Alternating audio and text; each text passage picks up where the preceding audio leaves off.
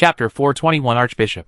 The top of the Durham government meeting room is a transparent crystal structure, through which one can directly see the deep purple sky of Seguras. The dome shrouded in twilight extends above Augustus' head, and two huge moons stacked on top of each other, and stars dot the deep night sky. Sometimes, a few bright purple flashes emerge from the curtain of the night sky, which come from the thunderclouds above Seguras. The hazy Seguras has no obvious distinction between day and night, nor spring, autumn, winter and summer. This dim planet in the eternal twilight also has its colorful beauty. The cold long river nourishes different biological groups, and the many ancient Zelnada ruins surrounded by purple crystal clusters are like a mysterious veil. Under the stars, around a conference table that seemed to be made of platinum, sat an equal number of Ire Protoss and Shakura's Protoss. Senior Executive Tassadar and Matriarch Razigal sat in two opposite seats. Augustus was the only human who was able to sit at the conference table, and his followers could only wait outside the hall.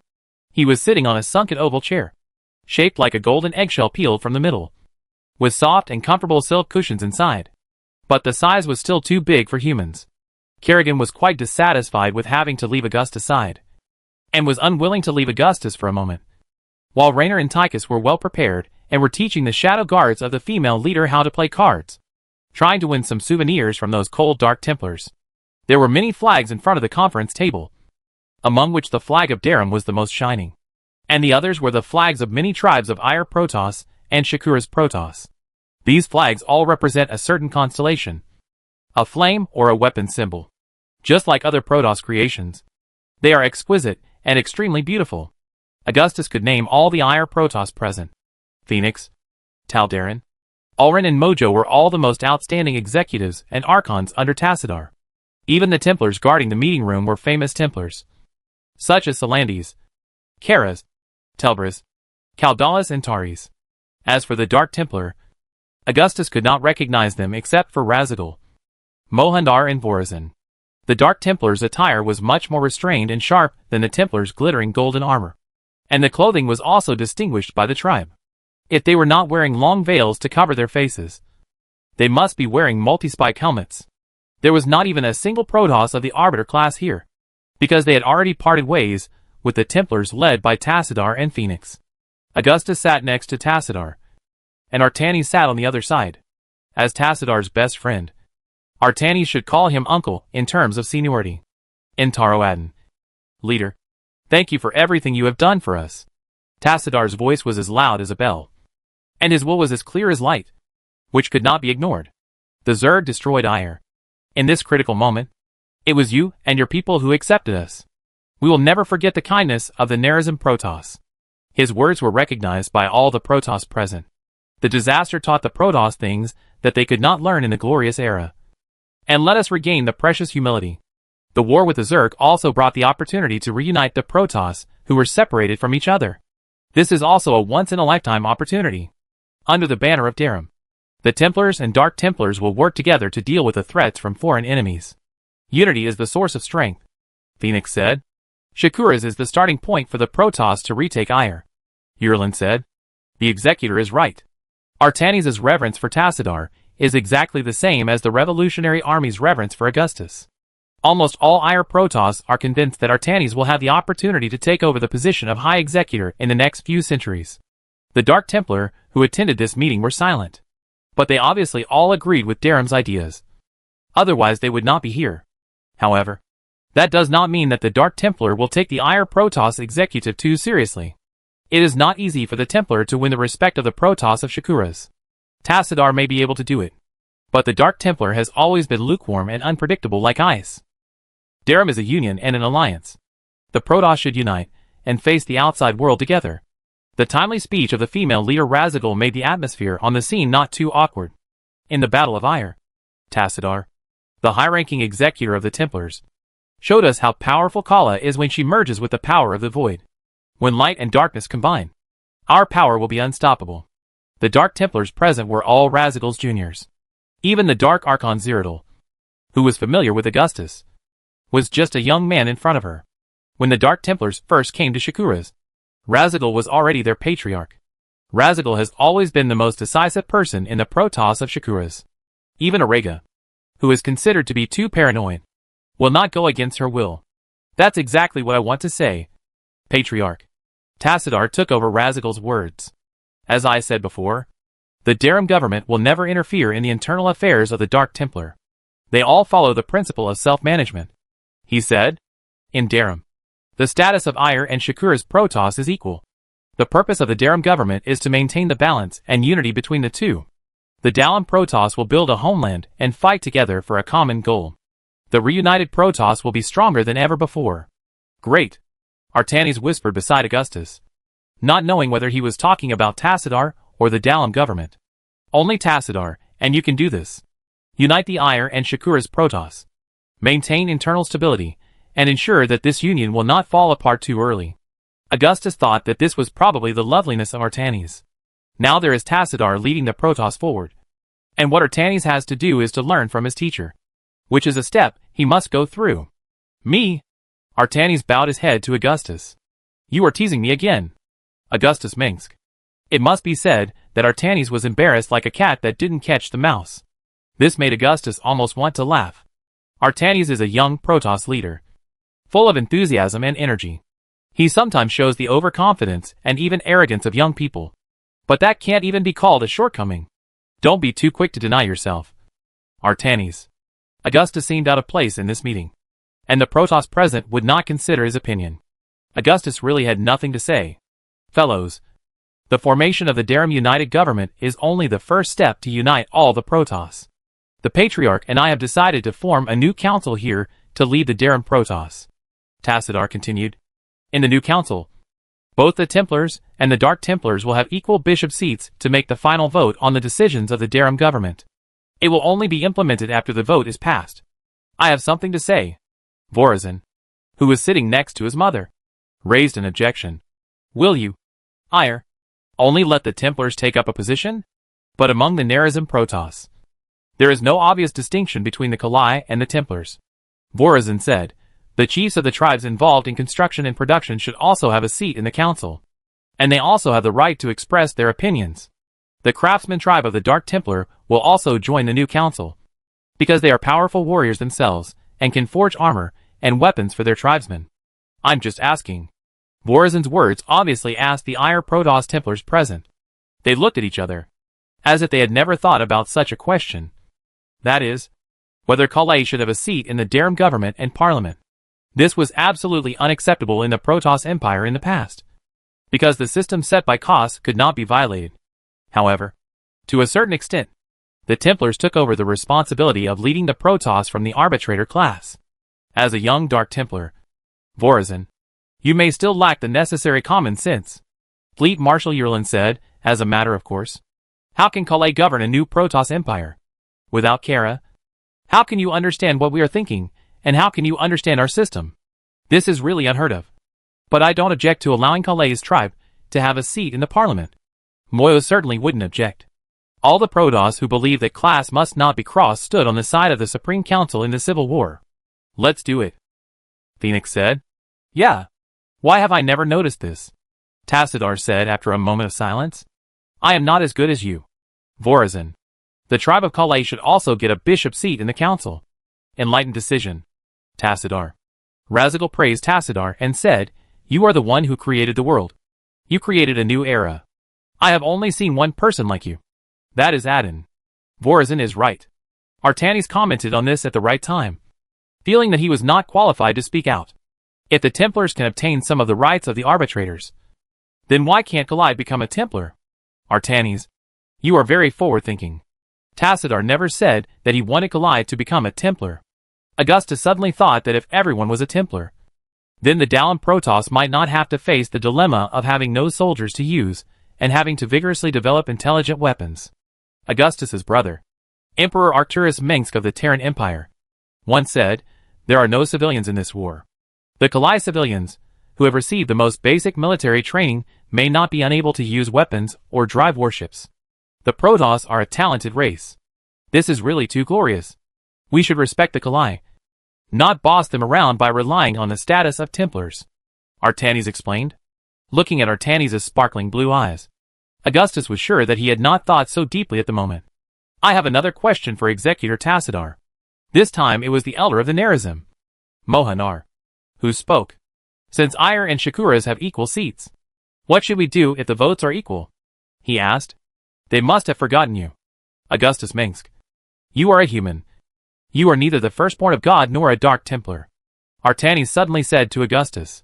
You want me to be a bishop of the Protoss Council? Augustus was sure that Artanis was not joking. This young executor had no sense of humor at all. Thank you, Artanis. But don't expect me to come all the way to Shakuras for a meeting.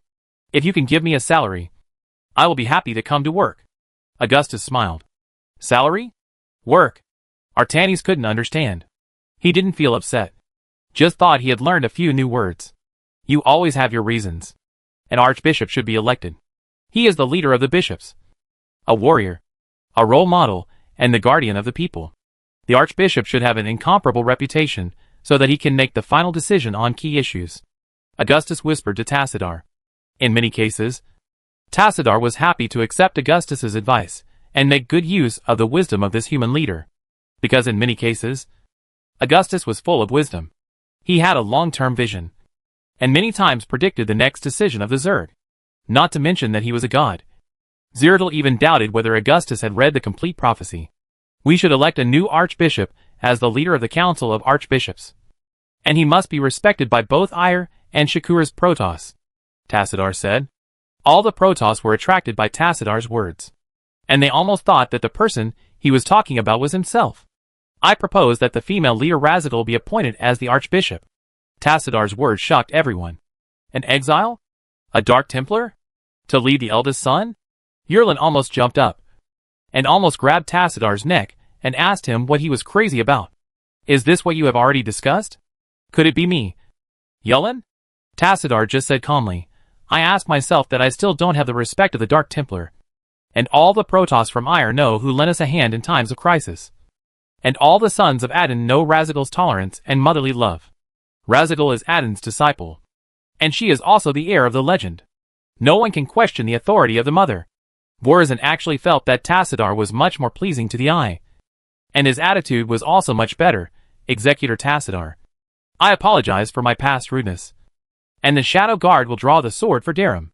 I said. This is the legendary hero who killed the Overmind. His demeanor is beyond the reach of the Dark Templar. The Dark Archon Asma stood up. I am ashamed of my narrow-mindedness and ignorance. The Dark Templars all paid tribute to Tassadar. Normally, they could not be expected to say a word in front of the Ire Protoss. The matriarch is respectable. No eldest son would say anything bad about her. Artani said. What can I say? Watch carefully and learn well. Augustus shrugged. Chapter 422 Little Overlord. Archbishop Darum has a great responsibility. He must be impartial, balance internal differences, and shoulder the mission of leading the Protoss to revival. When Augustus noticed that all the Protoss eyes were focused on the female leader Razigal at this moment, the Dark Templar leader, who had gone through 1,000 years, but seemed to be in her prime, stood up. Razigal's words resounded through the power of psychic energy and spirit. And Her Majesty did not need to be handed over to others. I accept the appointment of the Archbishop only because fate and circumstances require me to stand in this position. 1,000 years ago, I knew that without someone to lead the people, my race would perish. But I want to reiterate that I am only temporarily serving as Archbishop of Darum, and this position should be replaced periodically. I will be loyal to my duties, and will not favor any Protoss. Matriarch, who else can take on this important task besides you? Tassadar said. I am already dying. Like a candle in the wind. Razigal said, this era belongs to the younger Protoss. To Tassadar. To you. Augustus quietly watched a group of Protoss, who were hundreds of years old, receiving Razigal's teachings as a younger generation, and felt strange in his heart. I remember Angus Minx said something similar to me. But he can't throw all the mess he made to me before his hair falls out. Never. Augustus said to Artanis. Your father? Artanis saw Angus Minx's appearance from Augustus's superficial thoughts. What a great man he must be to teach you. No. You're totally wrong. Augustus shrugged, unconsciously recalling the time when he was confronted by Angus during his school days. Maybe you just lack more communication and understanding. Artanis held it in for a long time, and finally blurted out this sentence. As an Ale Protoss, he could not understand the endless conflicts and disputes among his people. While Augustus and Artanis were talking, All the Templars and Dark Templars present had stood up and listened to Razigel's announcement of the final appointment. The bishops of the Light and Shadow Council will be selected from many tribes in the near future, and the candidates will be decided by the first Son of God and the Nerazim. Tassadar will be appointed as the senior executive of Darum, commanding the fleet. In order to recapture Ire, Shakuras needs to allocate more resources to build a new fleet. The Ire Protoss must respect the traditions of the Nerazim. No more Protoss questioned it, and everything went smoothly. Augustus was also ready to say goodbye to Artanis and return to Heji. This meeting is over. All the priests, executives and archons, go and finish your unfinished work. Some of the Dark Templars who participated in the meeting also left the meeting hall. They showed little interest in the content of the meeting from beginning to end, and only paid attention when Razigel spoke, as if no one except the female leader could attract the attention of these Dark Templar masters. Executors and archons also stood up one after another, without any reluctance. The Protoss of Darum still has a lot of urgent work and tasks to do, and they have a heavy burden on their shoulders. See, Artanis, don't be blinded by this harmonious appearance. It seems good to unite the power of the Dark Templar and the Templar, but there has never been any conflict within the Protoss Empire in the past, and now Darum is full of contradictions. Augustus said to Artanis, maintaining internal harmony and unity is not an easy task. The Protoss Empire has never had any conflict. Augustus, a rebellion from the ancient purifiers once brought about a protracted war, Artanis said, but we have never had experience dealing with internal divisions. In Kala, all Protoss are united, and there is no contradiction. This is exactly what you should try your best to solve. The best way to resolve internal conflicts is to establish a common enemy, Augustus said to Artanis, in the final analysis. The sources of conflict come from many aspects. Kala is the most fundamental reason. Your race does not believe in Protoss without Kala, but the Dark Templar hate this deeply. The Dark Templar of Shakuras have removed the neural bundles that every Protoss is born with, unless our scientists find a way to reconnect them. Why don't you try to emulate the Dark Templar? They can live well without Kala. Augustus looked at Artanis. Why do you think so? The neural bundle is our second life. Losing it will cause an eldest son of a god to fall into unimaginable depression. This terrible depression and sadness will eventually take the life of the Protoss. Artanis was shocked by what Augustus said, and was deeply displeased. If the arbitrators heard this, they would purify you and your thoughts with a purification beam. Artanis believed that Augustus did not want to be an enemy of him and his people. But this proposal was still unreasonable in his eyes. Like telling a person that he must give up the right to speak and even communicate for the rest of his life in order to survive in society. So you are not an arbitrator, Artanis, Augustus said to Artanis. If one day, if you have to give up Kara, then please do not hesitate at all. What do we have after losing Kara? Artanis asked involuntarily. We humans have a saying, live free or die, Augustus said. Augustus Minsk. If you still have time, I hope you can stay here for a while. At this time, Tassadar walked towards Augustus from the side of the female leader Razigel.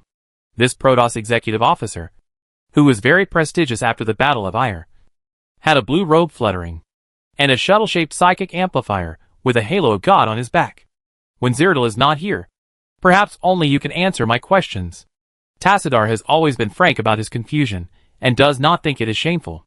I heard that you will return to the core world of the Copperless sector soon, and then we will not have so many opportunities to discuss philosophy. Master Executor.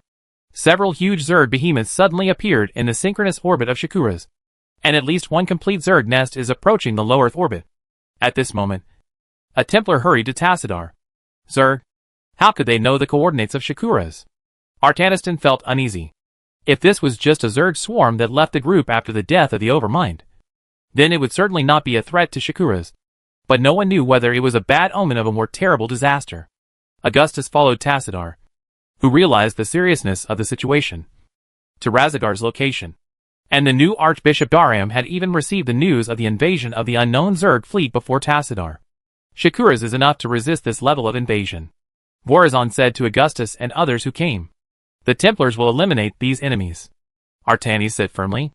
It's not that simple. Augustus had already thought of many possibilities at this moment. Which Zerg nest is this? Chief, the newly emerged behemoth does not seem to carry a large number of Zerg, and the wrinkles and cavities on its skin are empty. A Dark Templar brought a Protoss projection device made of void crystal and dark metal. According to Augustus's understanding of this Protoss device, it is probably equivalent to the tactical control console on the battlecruiser. The console can obtain the military strength deployed by the local fleet through space radar scanning and sensor arrays. But the Protoss technology is obviously much more advanced. In just a blink of an eye, a Titan beast composed of countless reddish-brown wrinkles, vesicles, chitin armor, insect eyes and tentacles appeared on the rising psychic projection. Millions of king insects and dragons flew around the behemoths like a dark cloud. The shells of these insect creatures were thicker and had more spikes than those Augustus had seen. And some of the rare special individuals were surrounded by dark red light. This is a hive that has never appeared before. Tassadar came to a conclusion after just one look. The largest of them is a Zerg Leviathan, and its main brain wall is trying to contact us with more than 3 different psychic signal frequencies. The Dark Templar said. What are they here for? Show weakness to the enemy. But the first Son of God will not take it lightly. Artanis couldn't figure out the intentions of these Zerg. I'm more curious about who the brain of this Zerg fleet is. Augustus looked at it steadily. Although the most powerful type of Cerebrate, Dagoth, ruled most of the Cerebrates after the death of the Overmind, some still refused to obey the orders of anyone other than the Overmind. At least one swarm left Ire, and searched for a way to revive the swarm on its own. Establish a psychic communication link with this Leviathan, Razigal said. The famous Marshal Augustus Minsk. I am not surprised to see you among the Protoss. What all the Protoss did not expect was that the person in the Leviathan was actually a humanoid alien monster. Augustus was only standing at the edge, but the monster recognized him at first sight. He had a sturdy and strong body, with well-defined chest and abdominal muscles covered with solid organic armor, and an exoskeleton with spikes. His golden eyes and terrifying green face were chilling, with spots like seal skin on it. Snake-like spikes extended from his head, like living insects, and the sickle-shaped appendages extending from his back were like the multi-segmented appendages of a spider. Augustus also recognized him. It was Gabriel Tosh, who had escaped from him many times and resurrected from the dead. A hedgy man trapped in a twisted and abominable body. A child whose body was forcibly promoted to this place. Hello, Tosh. Augustus looked at him and said slowly, I tried to save you, but failed in the end. The boy from Hedgie is dead. He has become a hideous, bloodthirsty monster. And what I have to do is to bury him with my own hands. I don't need you to save me. Tosh's eyes were filled with golden light. You are a hero of mankind. And I am just a hateful monster. Don't stand in my way. Augustus Minsk. My enemy is the Terran Federation, not you. The death of my grandmother must be paid with the blood of millions of Terrans. Although Tosh has completely turned into a monster, he still retains human emotions, and more than Augustus originally thought. Protoss. I am the great Prince of Blades. Tosh proudly declared his existence to the Protoss. What a name, Vorazin said. I come to form an alliance with you. Augustus could see Tosh's brow twitch under the exoskeleton. I bring you news of great significance. The Cerebrate Dagoth has ordered several Cerebrates to merge into a new Overmind on Char. Once they succeed, the swarm will once again sweep across the universe and destroy your home. A new Overmind? The Protoss Templars led by Tassadar almost gasped for air if they had trachea. They had just paid a huge price to kill the Overmind. But now someone told him that a new Overmind was about to be reborn in Char. Augustus had learned this news from his own pet brain worm Alpha. Although humans still couldn't figure out how brain worms could communicate across such a long distance. And humans had not yet told the Protoss this news, because this information must be further confirmed. As we all know, the Cerebrate Alpha is a despicable worm who lies all the time. It is very likely that all this is fabricated by it. I came here to seek the power of the Protoss Dark Templar to help me kill the new Overmind. Tosh continued. If what you said is true, Prince of Blades, Tassadar said, then why did you tell us this news? Once the new Overmind is revived, I will become its slave again. Tosh laughed creakingly. God and the Goddess of Death will give me guidance. Not just the immature little Overmind. You don't obey the orders of the Overlord? Augustus thought to himself that even at this point, Tosh still believed in God. And God and the native gods of Hedgie were not from the same pantheon. I only obey the orders of the past Overlord, Tosh said with a smile. Alliance.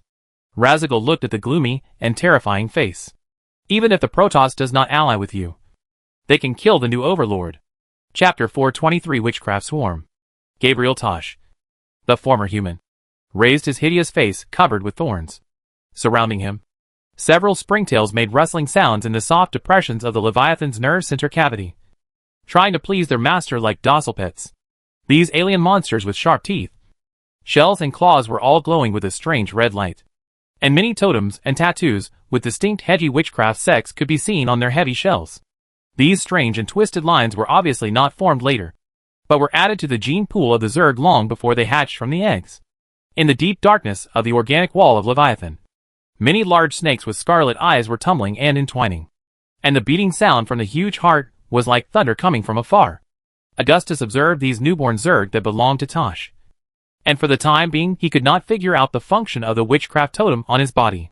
Maybe it was useless. As you said, the Protoss can kill the new Overmind even without an alliance with me. Tosh was speaking directly in telepathic language, but he still spoke habitually. But how many Dark Templar lives will it cost? Hee. Chief, you don't want all your people to die in a cruel ash world like Char, right? The Protoss are never afraid of sacrifice. Tassadar said loudly, don't try to use fear to drive the Protoss. If my help can reduce unnecessary sacrifices, will you be tempted? Tosh thought he had a sure win. I know the terrain of Char very well, and I know that those intricate terrain tunnels will eventually lead to the hatchery, wormhole, or main nest. I can hear the whispers of the brain worms through the special mental connection network, so I know their plans very well. He said, I know that you will never sit idly by and watch a new Overmind rise again in Char. In this matter, we have the same goal. Mother, the Shadow Guard can kill the Overmind even without the help of this monster. Dark death and illusions are originally the tempering of the will of the Dark Templar. Vorazin, who was standing next to his mother, said, Matriarch, perhaps we do need an ally who is familiar with Char and the Zerg.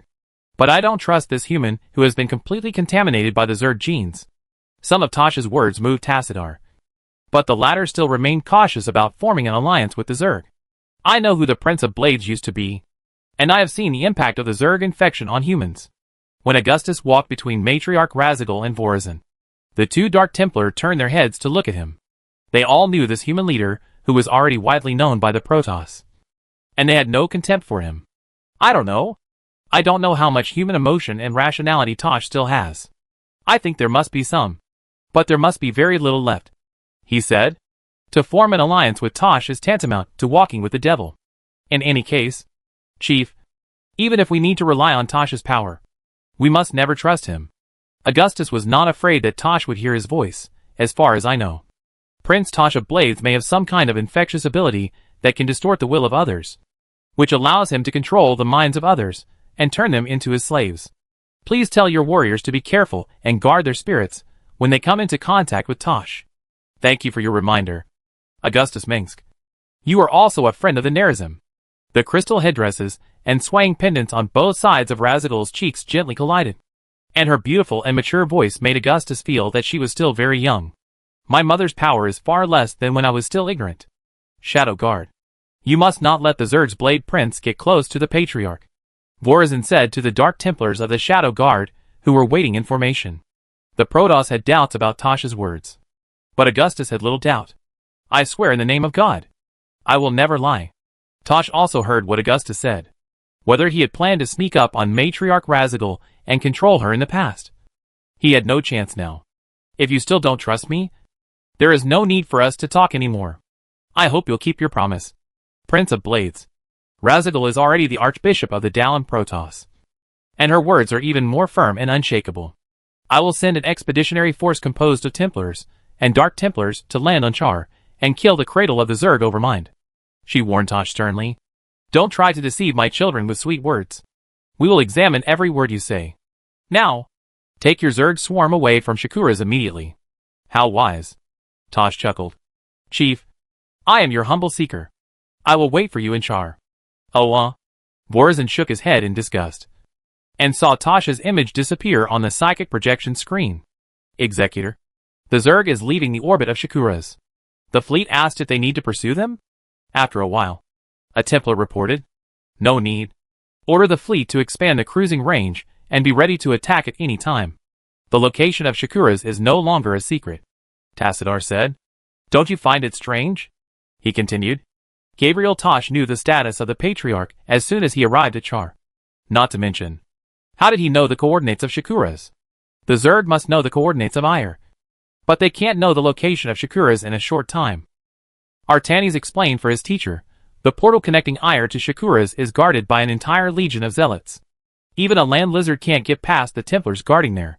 In the past, many expeditions sailing in the universe have been looking for the home of the Dark Templar, but have never found anything.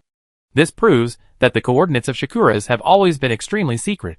Why are you looking for Shakuras? Humph! Borazin snorted coldly. Templar. Despicable and shameless. Artanis' pale blue face turned redder visibly. And he stammered and couldn't speak. He couldn't say that these expeditions left Ire with the purpose of exterminating the Dark Templar. Some of these expeditions have been away from Ire for decades, while others have been sailing since ancient times. And their history can even be traced back to the golden age of the Protoss Empire. Even now, it is still dangerous to order the Protoss Empire's expeditions and colonies from all over the universe to gather on Shakuras, because some of the Protoss expeditions have arbiter crews who supervise the executors. There is no guarantee that they will not order the destruction of this dirty little planet in a fit of anger. Someone must have leaked the coordinates to Tosh, Augustus said, stroking the non-existent beard on his chin. It must have been done by the Templar. Dark Priest Soraya had been protecting Razagul like her shadow, so that few people had noticed his existence before. Impossible. Tassadar immediately rejected it. It must have been Aurega, Augustus speculated. Aurega loved his homeland deeply. How could he tell this secret to the enemy? Razagul knows each of her children, but that is the past of Aurega. Aurega would never betray his people. He must have been used. Aurega is one of the coldest and most intelligent Dark Templars I have ever seen. He may also be using the power of the Dark Existence we don't know. But I am afraid that it will only backfire, Tassadar said. Whoever leaked the coordinates of Shakuras. No enemy will dare to pay attention to Shakuras for the time being. The Zerg are busy guarding the new Overmind. And our enemies are also recuperating. Tell all the Terran Protoss that I need to speed up the process of selecting the Bishops of the Light and Shadow Council, and pass the vote to send an expedition to Char as quickly as possible. Razagul did not discuss the issue of leaks and Aurega. We must not allow the Zerg Overmind, which is still in the process of fusion, to mature mentally and become another terrible enemy. As you said, the Dark Archbishop Zoraya left the meeting room of the Terran government like a moving shadow. Cyrodiil. Where is Cyrodiil? Razagul suddenly said. Cyrodiil is chasing Aurega. But they disappeared together. Borazin carefully reminded his mother. How long has he been back? Is the land of Shakuras too hot? Razagul sat back at the main seat at the conference table like an angry old mother. It seems that we need a new Dark Archon to lead the Dark Templar. She looked at the Dark Archons and her daughter next to her and felt helpless. Mohanar was too old to hold the warp blade again. And Borazin was too young. The other Dark Priests were too busy with important duties to get away.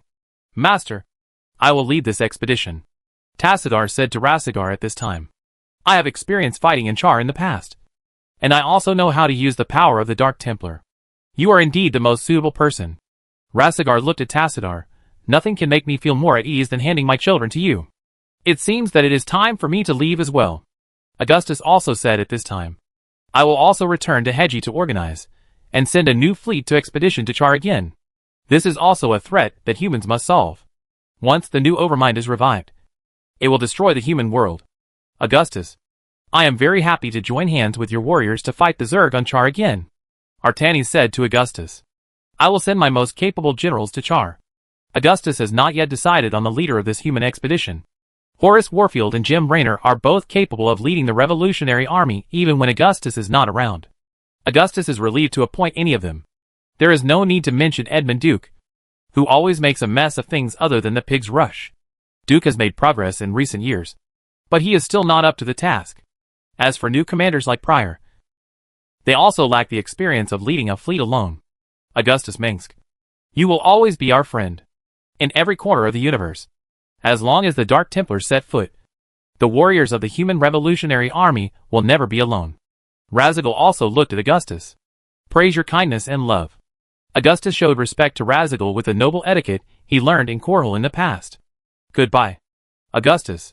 Tassadar obviously wanted to say a few more words to Augustus. Move aside. Move aside. Friends. I'm Jim Raynor. We need to see Augustus urgently. What are you worried about? Can a man without a gun kill a Protoss with his butt? Augustus looked in the direction of the voice, and saw Kerrigan and others, who were stopped outside the meeting room by the Dark Templar. Let them in. The integrity and reliability of these humans have been confirmed by the Void. Razigal signaled the shadow guards at the door to let all the humans in. Wait a minute. The human named Tychus Finley can't come in yet. Borazin then emphasized. Hey, what do you damn Protoss have against old Tychus? Even the strongest bank in the galaxy can't stop me. Tychus was immediately furious. Just as he was about to lose his temper, he was controlled in place by a powerful Dark Templar using the power of void confinement. Tychus, who had just drunk a little wine, had no place to use his brute force. Leave that guy alone. Augustus put his hands behind his back. He's not just talking nonsense. My old friend has always been sharp-tongued but kind-hearted. Just teach Tychus a lesson. Don't hurt him. The difference between humans is really huge. Borazin looked at Augustus and then at Tychus. Shara, what happened? Augustus knew that only the most urgent situation he had warned could force Kerrigan to break in. Hello, Chief. Executor. Please forgive my rudeness. I have something urgent to tell Marshal Augustus. Kerrigan apologized to Razigal and the others first, and then handed a document printed out by a microprinter to Augustus. Augustus is the leader of the Human Revolutionary Army. What kind of important matter must be reported to him immediately? Tassadar asked speculatively. Are those federal humans causing trouble for you again? You told me that I must tell you immediately if there is any news about the Black Sis. Kerrigan stared into Augustus' eyes. Whether you are having a meal or flirting with a woman, I don't know. Marshal, the investigation team we sent to the Terran Federation's marginal world of Black Sis 2 weeks ago reported back that an unidentified powerful military force occupied the planet's capital city in a very short time on May 19th. The Earth United Council sent an expeditionary force and announced that they had conquered the entire Black Sis in the name of humanity. The UD's Iron Fist will flatten the Copperless sector to ensure. She paused here. Ensure that it is humans, not Zerg or Protoss, who continue to dominate the galaxy. Chapter 424 UD. To ensure that it is humans, not Zerg or Protoss, who continue to dominate the galaxy. When Augustus returned to the governor's office in Hyge's colony, documents from the Revolutionary Army and the Umojan United States Intelligence Agency had already filled his desk. Our intelligence comes from 3 weeks or more ago, when the United Earth Directorate UD fleet had already occupied the entire Black Sis planet. The convection heater in the governor's office of the colony was delivering warm air. Amid the subtle hum of the fan, Augustus leaned back in his chair with his fingers folded on his chest, looking at the documents on the table that had been flipped many times. Considering the long distance between Black Sis and Hyge, the delay in information is unavoidable. He said, Jimmy, if you were the commander of these Earthlings, your mission would be to defeat the Terran Federation as quickly as possible with the least loss, and take control of its subordinate colonies. Tell me, how should you command this battle? Augustus sat up straight, picked up an electromagnetic pistol on the desk, disassembled and reassembled the electromagnetic accelerator and battery components of the pistol, and loaded the magazine with heavy bullets. We are the rebels. Augustus, this is just like asking me how to change a diaper for a child. The Revolutionary General Jim Raynor was standing opposite the desk. He was wearing dark gray power armor, and seemed ready to step onto the battlefield at any time. Raynor's power armor has white free wings, and the Devil of Heaven logo, and the right shoulder armor has a snake-like texture of rattlesnake skull vertebrae, which makes this rebel officer look more deterrent. If I have a fleet and equipment like the Earthlings, why waste time on the Edge world? I can just go to Tarsonis and kill the Federation Parliament and those nobles, and everything will be solved. Raynor replied. Then our work will be very simple. The Revolutionary Army will transform into the legitimate government of the Terran Federation. The rest of the work is to recover the colonies that lost contact in the First Total War, and completely quell the counterattack from the Old Party and pawns of the Federation. I think if the Earth United Council has the same goal as us, then the process will be similar. Jimmy, we don't know how many warships and ships full of Earth soldiers the Earth Expeditionary Force has. And of course, we have no way of knowing the true strength and strategy of this Earth fleet. Augustus said to Raynor, if the Earth Expeditionary Force really has the Iron Fist that you think can destroy everything, then they can really smash it directly on Tarsonis. But now it seems that the Earthlings did not do so. Augustus found a highlighted document from a pile of documents and handed it to Raynor.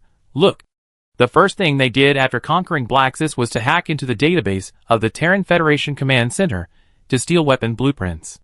Then, in less than 48 standard hours, they took over the Dalarian orbital shipyard on Dela 4. There are many Umoyan agents in the Dalarian shipyard. The last message they sent back to Umoyan main star showed that this shipyard has at least 35 Behemoth-class battlecruisers under construction, and an unknown number of new warship prototypes. He stared into Raynor's eyes and asked, I once announced to the staff that the next target of the Earth Expeditionary Force must be the Dalarian shipyard. Now they all regard me as a military god. They are right. I think so too. Renault shrugged. God knows how you did it. Remember this place? The military leaders of the Earth Expeditionary Force must be well aware of the principle of speed. Augustus smiled.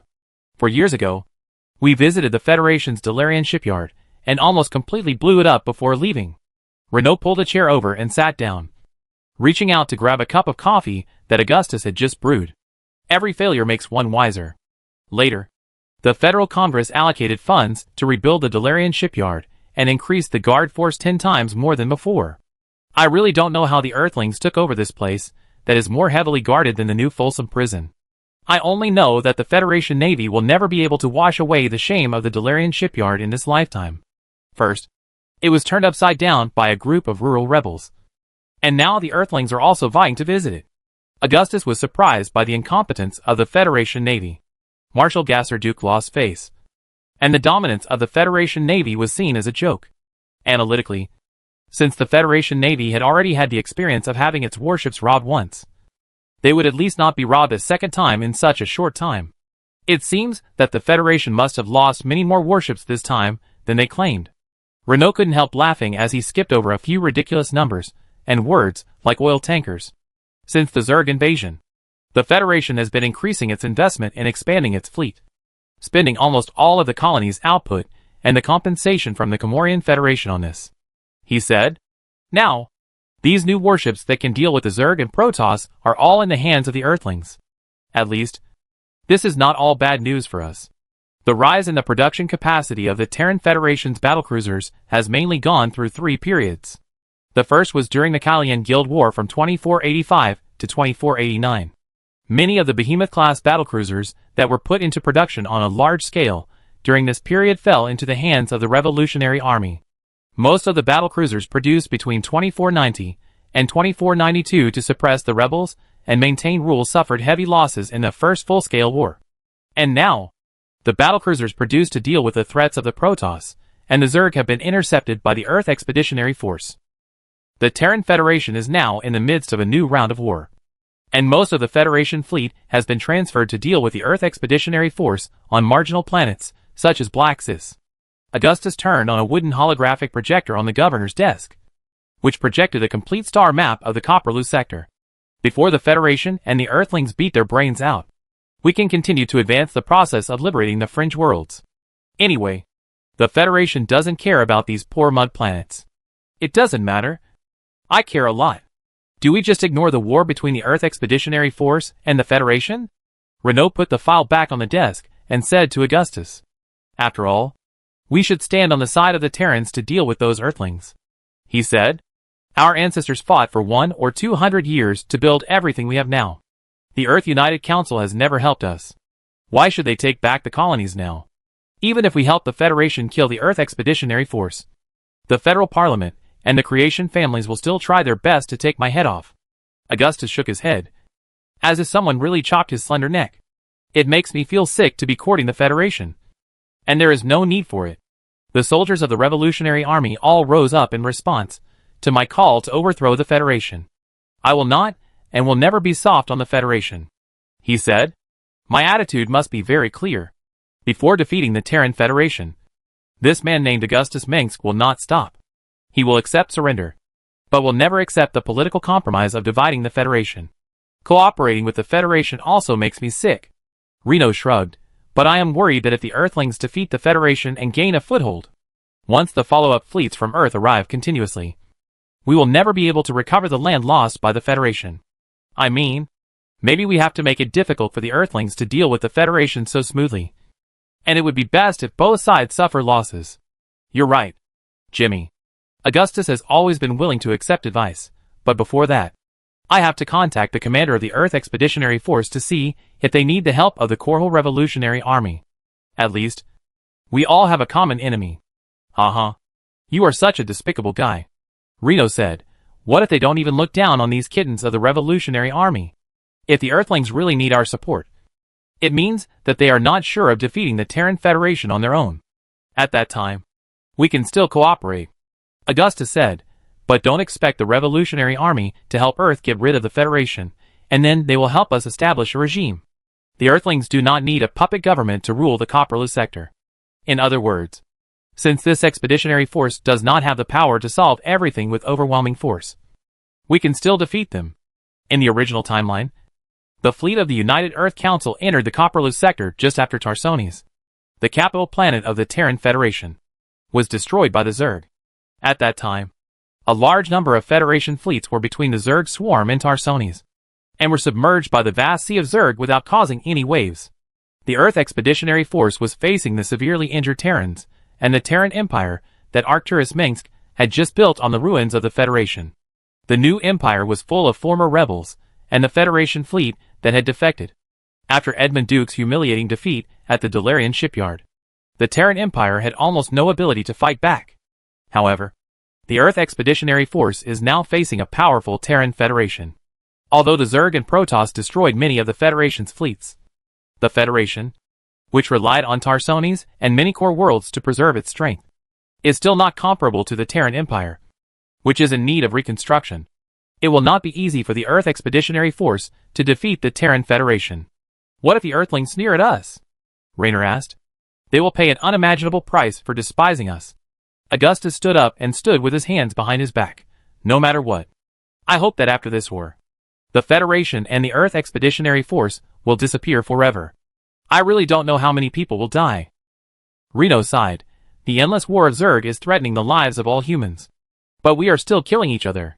Unless everyone obeys a leader and an order, this kind of chaos will never end. He said, I had planned to go back to Umoyan to see my wife and children. But now it's not possible. I have a feeling, Jimmy, you'll be able to take a long vacation after this is over. Augustus turned the holographic projector upside down and showed Raynor the Battlestar map on it. Now, I need you to take a fleet to Char and the Protoss to deal with the new Overmind. He told Raynor, I will give you the NORAD too, Ragnarok, Jotun, and the Victory and Son of Anaga, which were just built in the Anaga Starport dockyard. And you will also be in charge of Ward and Jocko's forces. Most of the fleet is made up of veterans who have experienced the war in far air. After you arrive in Char, the first thing you should do is to seize Char's high-altitude orbital platform and build a base, and prepare for a long-term battle in Char. Augustus said, I have a feeling that the brainworm Dagos will do his best to protect the new Overmind. And this will be an extremely difficult battle. I know. The more capable you are, the more work you will do. Renault accepted the appointment with full confidence, thinking that this would not be more unbearable than the brutal battles he had experienced in the past. I'm looking for someone. Tychus? Sure. Augustus nodded. Oh, not that guy. It's Colonel Pryor of the Sarah System Assault Division. Reno shook his head. No. I have a mission to assign to him. Augustus said, I'll give you Tychus. He alone is as good as a thunder beast. No Tychus. He can't even clean the deck properly. Reno emphasized the degree to which Tychus was hated by people. What do you dislike about Tychus? Augustus frowned. I knew you had bad intentions. Renault patted his butt and prepared to leave. Oh, good afternoon, Lieutenant Kerrigan. Augustus is here. Renault was about to leave when he ran into Kerrigan, who was walking into the governor's office. General, I just received a letter from Lady Elizabeth from Umoyan. Kerrigan took out a pile of letter paper from her briefcase, including one for Renault. This is the best news I heard today. Renault took the letter and couldn't wait to open it and read it. When he saw the photos of his parents, wife and son, the corners of his mouth couldn't help but curl up slightly. This is for you. From Lady Catherine and Dorothy. And your brother Arcturus has also written to ask why his brother hasn't written to him in a while. Kerrigan put another stack of letters on the desk. I'm sorry, Arcturus. I completely forgot about you. Augustus seemed to think for a moment. Opened the letters from his mother and sister. and put Arcturuses aside. Any more news about the Earth Council? Some. We have learned that the Earth Expeditionary Force that landed on the fringe world of Braxis is loyal to the United Earth Council. Umojan military analysts and historians point out that this is likely a huge bureaucracy that actually controls Earth and its sister colony worlds. Kerrigan replied. After all, before the 4 colony carriers from Earth arrived in the Copperless sector, the Earth people had already established colonies in the Earth solar system. Umojan scholars who advocate the power of the United Earth Council see this as an opportunity to obtain advanced technology from Earth, humanity's ancient home, and believe that Earth is the hope of mankind. The more they praise the United Earth Council, the more funds they will get from the Umojan Senate. Augustus commented. Chapter 425. This person is definitely not an ordinary person. Blaxis, located on the border of the Terran Federation, is a world of ice and snow. 60% of its land is covered with ice and snow, and the continent-wide ice sheet is raging with winds of more than 150 miles per hour caused by downdrafts. If Char is a purgatory on Earth with a sea of magma, volcanic ash, and the smell of sulfur, then Blaxis is the other extreme. The glacial continent. Blizzards and biting cold give this planet other meanings. A cone of ice etched by pain in the universe. A white hell that even freezes the sky. When the first batch of immigrants from the Terran Federation set foot on Blaxis and its surrounding planets, the hungry and cold people went through hardships to take root in this icy world where the average temperature is always minus 60 degrees Celsius. The lack of high-energy gas resources in Blaxis forced the immigrants to find other heat sources to maintain the most basic life and resist the extreme natural climate that could destroy the immigrants' homes. Therefore, the immigrant settlements in Blaxis are mainly concentrated in several settlements built on high-energy gas refineries, mining facilities, and polar research stations. Polaris is the largest settlement in Blaxis, and a steel city standing in the snow. It is built on a vast plain, located between the rugged and winding glacial cliffs and deep valleys of the planet. On the edge of Polaris's regular city stands the immigrant floor houses covered with layers of white snow, and the refined gas field boilers burning into golden copper supply heat and electricity to the buildings throughout the city and the street lights on the narrow roads. The governor's palace built by the federal governor of Blaxis in the center of Polaris is a silver tower. The lights and antennas on the top of the tower can provide communication guarantee for transport ships sailing between various settlements. Once upon a time, there was a red and blue star flag of the Terran Federation on the governor's mansion in the settlement, which indicated that Blaxis was still loyal to the Federation as in the past, and did not waver in the revolutionary fervor of Augustus Minsk's uprising that swept across many marginal colonies. However, at this moment, a black and red flag was fluttering in the biting cold wind on the governor's mansion. On this fluttering flag, a golden eagle with 5 stars on its head stood proudly above the earth.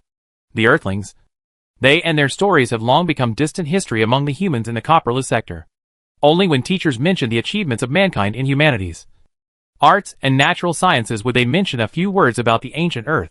Even Admiral Gerard Dugard the Hand of Man, the supreme commander of the expeditionary force, who had fought for many years, had to admit that, apart from the freezing temperatures and endless polar storms, the glaciers and frosty skies outside Polaris were surprisingly charming.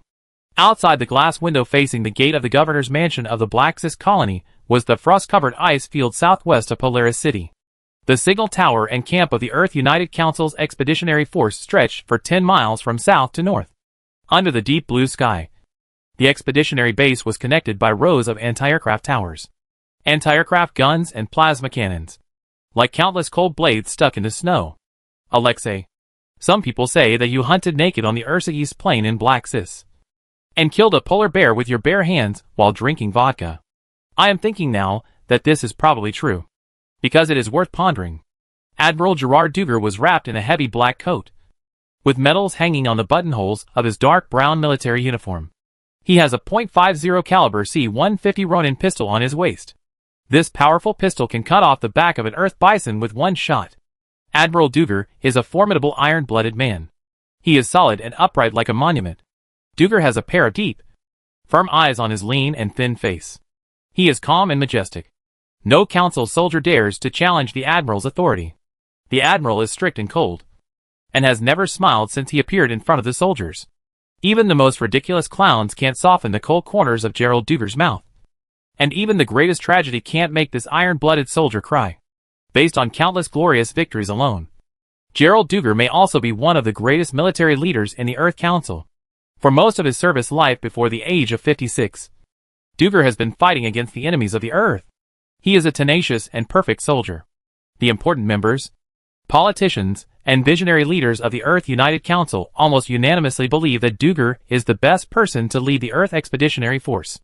When the alien threat first appeared in front of the predecessor of the Earth Council, they quickly reorganized into a strong and powerful government. Earth attaches great importance to the purity of human genes. They believe in the concept of human supremacy and hate all genetic modifications and alien creatures. As Earth continues to expand its solar system empire in the galaxy, the threat from aliens and colonial rebellions has never been able to defeat the Earth government. Since the emergence of the Zerg and Protoss threats, the Earth government has summoned their most outstanding soldiers with its usual iron fist and force, vowing to eliminate Earth's enemies outside the Earth. Gerald, what I should have told you is that our fleet is advancing straight in. The illegal government army of the Terran Federation has thrown away its armor and weapons, and the descendants of the exiles in Tarsones, who claim to be noble, are in a state of panic. Lieutenant General Alexei Stukov had just opened the door of the governor's office, and a few crystal snowflakes fell on the edge of his thick leather boots. Alexei Stukov is much younger than Admiral Dougal, and is more easygoing. The soldiers of the Earth Expeditionary Force can more or less see the humor in the conversation of this bearded man, and his unrestrained demeanor of being in control of everything. The soldiers all admire him, and are impressed by Stukov's foresight and military wisdom. No one will despise this man who always holds a tall red wine glass and vodka. The bronze gamma shield badge he received is a proof of his courage. Stukov was a wise general. He always smoked when he was calculating the battle situation. When the ash fell, the leader of the rebels was hanged in front of the council headquarters in Cairo. Stukov was gentle and easygoing. He was more inclined to think that this was because he was the father of 4 children. But I didn't kill the Black Cis Beartooth beast, and I don't have any good news to tell you. Stukov lit a cigarette by himself, not paying much attention to the frown on his old friend. The Terran Federation government responded quickly. They mobilized at least 40 battlecruisers and countless fighters to recapture the Delarian shipyard.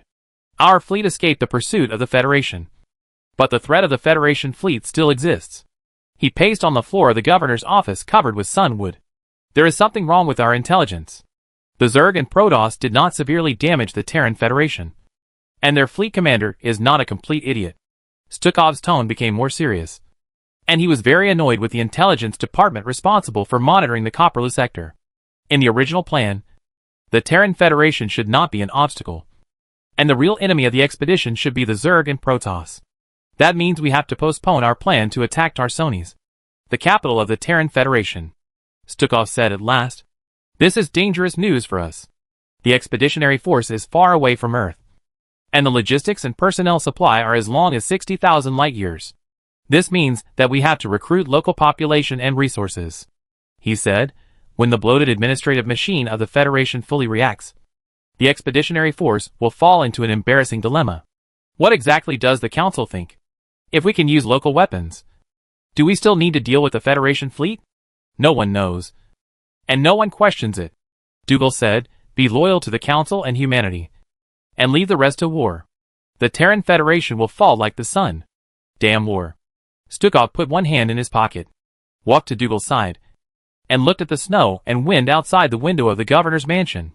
In the distance, there were mountains piled with ice and snow, as if they were made of snow. The wind mixed with ice, and snow blew in gusts. The dim horizon was covered with a layer of black clouds, and several shocking blue lightning flashed across the sky. Anyone who has lived in Black Cis long enough knows that a storm is about to hit. On the horizon, you can vaguely see several towering pyramid-shaped buildings, which are all ancient buildings of the Protoss colony. This is an icy blue-white planet, not suitable for most life forms known to humans. But mysterious and ancient ruins are buried under the glaciers. The Protoss may have tried to change the climate of Black Cis, but they eventually left. In the sky, Varvrii frigates are passing through dense storm clouds, and the blue flames of the thrusters pierce the frozen sky. War is an evil, and we are the ones who unleash it, he said. Do the Terrans think we will still hang around in such a remote place? This is just misleading. Braxis is a strategic place for us to dominate the Copperloo sector, and these fortifications are proof of that. But if our warp drive is more advanced and faster than the Terrans, then we can seize the initiative. Stukov smiled. If everything goes well, when the Federation fleet attacks Braxis, they will suddenly realize that our fleet has arrived in Tarsones. We have a huge fleet, much larger than the Terran Federation imagined. Dougal stood with his hands behind his back. Char and AI are our ultimate goals, and the Black Flag plan to control the new Overmind must be launched on time. To be honest, I don't think much of the plan to control the Zerg to fight for humans. Our understanding of this race only stays on the dissection table. It is a wise man's way to drive the beast, Stukov said to Dougal. Sir, Dr. Nerid wants to see you. At this time, a soldier in a dark military uniform came in, with a winged emblem on his shoulder indicating that he was a soldier of the Kronos League. Oh, Dr. Nerid, the genius scientist? Stukov said immediately. Let him in. I said that if we want to deal with the Zerg and the Protoss, such outstanding local scientists are indispensable. As soon as the voice fell, a white old man in a suit and tie, with his hair neatly combed back, came in. Of course, there is no need to wear thick warm clothes in the governor's mansion, but this kind of dress is not common in the headquarters of Marshal Duger, who is full of soldiers. Dr. Nerid is said to be an expert in Zelnaga technology and Zerg physiology. Although Dr. Nerid is now a slow-moving old man, he still has a heart to resist the tyranny of the Terran Federation. When Duger's Earth Expeditionary Force first met Nerid, he was commanding a Federation resistance army. Since Dr. Nerid is also a local and senior military expert who knows the Terran Federation well, he was also hired as a tactical advisor to Admiral Duger. We have basically completed the research on the Zelnaga and Protoss architectural ruins in Black Sis, and the research results can definitely be used in warships and weapons. Dr. Nerid is a staunch anti-Federation. When the Earth Expeditionary Force set foot on Black Sis, Nerid, who happened to meet the Expeditionary Force, almost shouted the King's army has finally arrived, and couldn't wait to join the Earth Alliance army. Also, I have some information about the Terran Federation psionic transmitters and psionic jammers. It is reported that they are blocked under the main city of Tarsones. You did a great job, Duger said to Dr. Nerid, although I hate deserters who turn against their own side. You are obviously not one of them. You have proved your loyalty to the Council, and loyalty will be rewarded. Psychic disruptors and psychic emitters are crucial if the Terran Federation uses them against us. Just as Stukov was about to say something, the holographic projector on the desk lit up. A communication request? Oh, that's from the Korhal Revolutionary Army. A few days ago, their people contacted me and claimed that their leader, Marshal Augustus, wanted to talk to me. Duger shook his head when he mentioned the word Marshal. This is the largest and most powerful rebel organization known in the Terran Federation. Due to its remote location, Blaxis was never affected by the Guild War, the Korhal Rebellion, and the first full-scale war with aliens. Even pirates rarely visited this extremely cold planet. However, considering that Blaxis always needs to trade with other surrounding colonies, and the core world of the Terran Federation in exchange for necessary supplies, it is not isolated from the world and out of touch with the news. Blaxis was not completely ignorant of the rebellious Korhal Rebellion and Augustus Minsk. Hello, Admiral Gerard Duger. I am Augustus Minsk. When the screen lit up, a handsome man with gray hair and gray eyes appeared. His eyes were as sharp as an eagle, and his momentum was far superior to that of the federal governor of Blaxis. Sorry, did you forget to add respected before this? Marshal Augustus Minsk. Stukov looked at the gray-haired man behind the screen and thought that this self-proclaimed ridiculous marshal actually looked extraordinary. I think the humble and polite earthlings should not impose the red tape of the civilized world on uncivilized savages. Sir. Augustus looked at Stukov. Ha. I like you. Stukov looked at Augustus seriously and determined that this man was no ordinary person. Dr. Nerid smiled awkwardly and said to Dougal, this is a confidential meeting. I think I should leave for a while. Chapter 426, Nerid, the Fire King. The leather-edged wooden holographic projector on the table has been with Augustus for 4 years. The golden wolf head emblem on its dust cover has also left tiny cracks like scars when it has been fighting on various planets. This durable instrument was given to him by Augustus's brother Arcturus, and it has stood the test of time just like the latter's vision. At this time, the holographic projector was flashing a clear three-dimensional image, in which stood 2 soldiers of the Earth United Council in neat dark uniforms, and another white-haired old man stood at the edge of the image. seeming to be in a state of panic. Dr. Emil Nerid, you are our highly paid special military advisor for the Koperlu sector, and you have the right to know more confidential information. Lieutenant General Stukov looked elegant and easygoing, and the initial impression he gave Augustus was at least acceptable. I don't want our advisor to ask me after the war is over, General. Should we set off? I'm honored. So, the doctor named Nerid didn't look so scared anymore, and even raised his head inadvertently to get a better look at Augustus's appearance.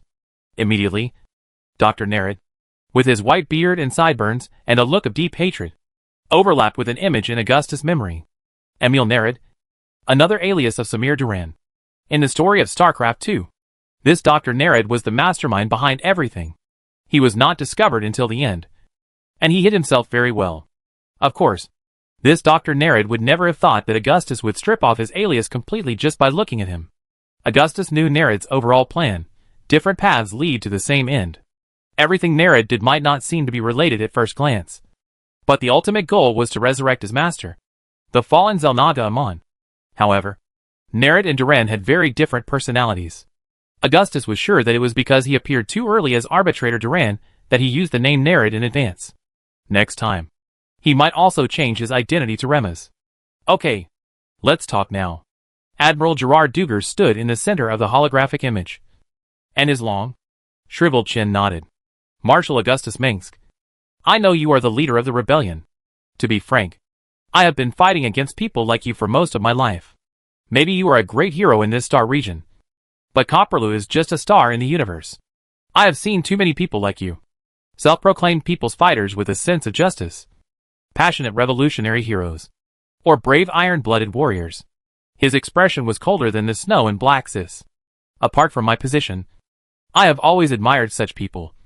But I hope you are not a liar who only wants the halo of a revolutionary leader to seek power and money for yourself. It is people like that who bring meaningless turmoil, and they are only pursuing their own desires. In Gerard Duggar's eyes, Augustus is too young.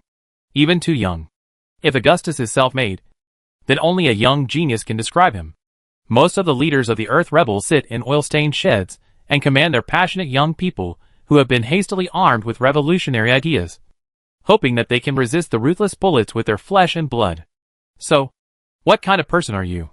Are you worth wasting our time here? Stukov took over Admiral Duggar's words.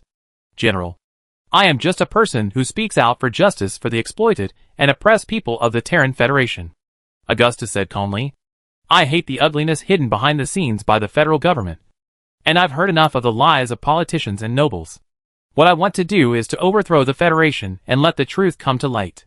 Lieutenant General, as a local, I must say a few words from my heart about Marshal Augustus Minsk. At this time, Dr. Nerid, who was listening nearby, spoke. What surprised Augustus was that the words were all praises. Augustus Minsk is the greatest revolutionary, thinker, philosopher, and military strategist of this century. He is the king among us, a fighter for freedom, and the savior of the people. He is also the spiritual pillar of our Federal Resistance Army.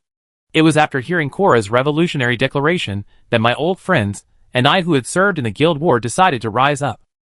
Thank you, Dr. Nerid. I have also heard about your outstanding contributions to the scientific community. Augustus thought to himself that Nerid, you bastard, don't expect to make me feel proud with a few rainbow words. These words are definitely ulterior motives.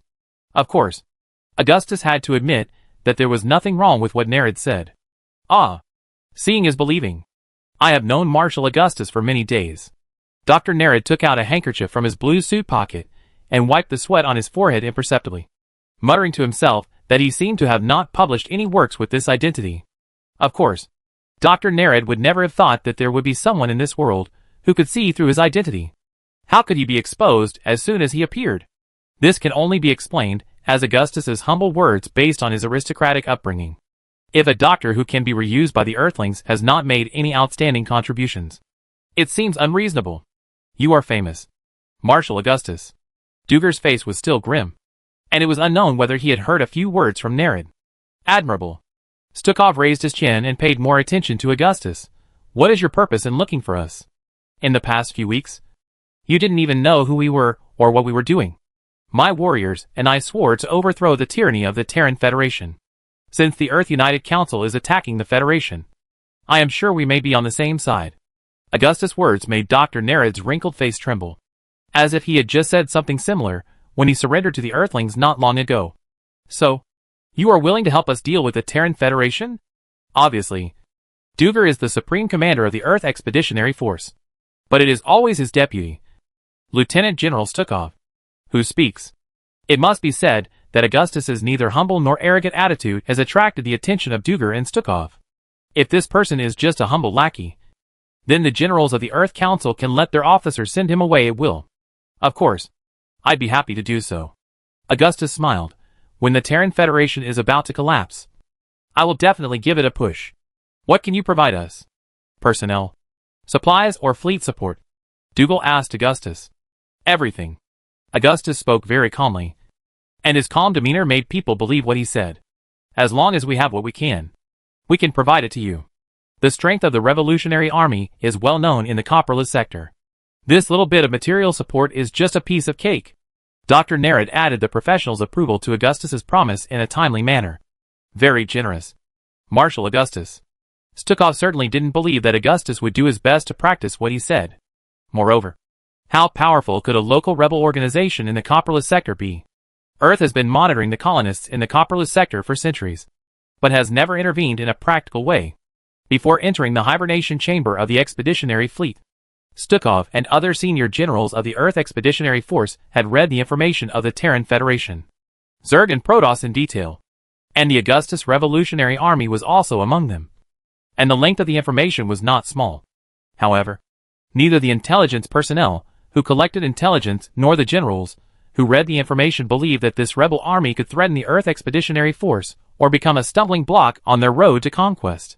The Augustus Revolutionary Army is indeed the largest rebel army in the territory of the Terran Federation.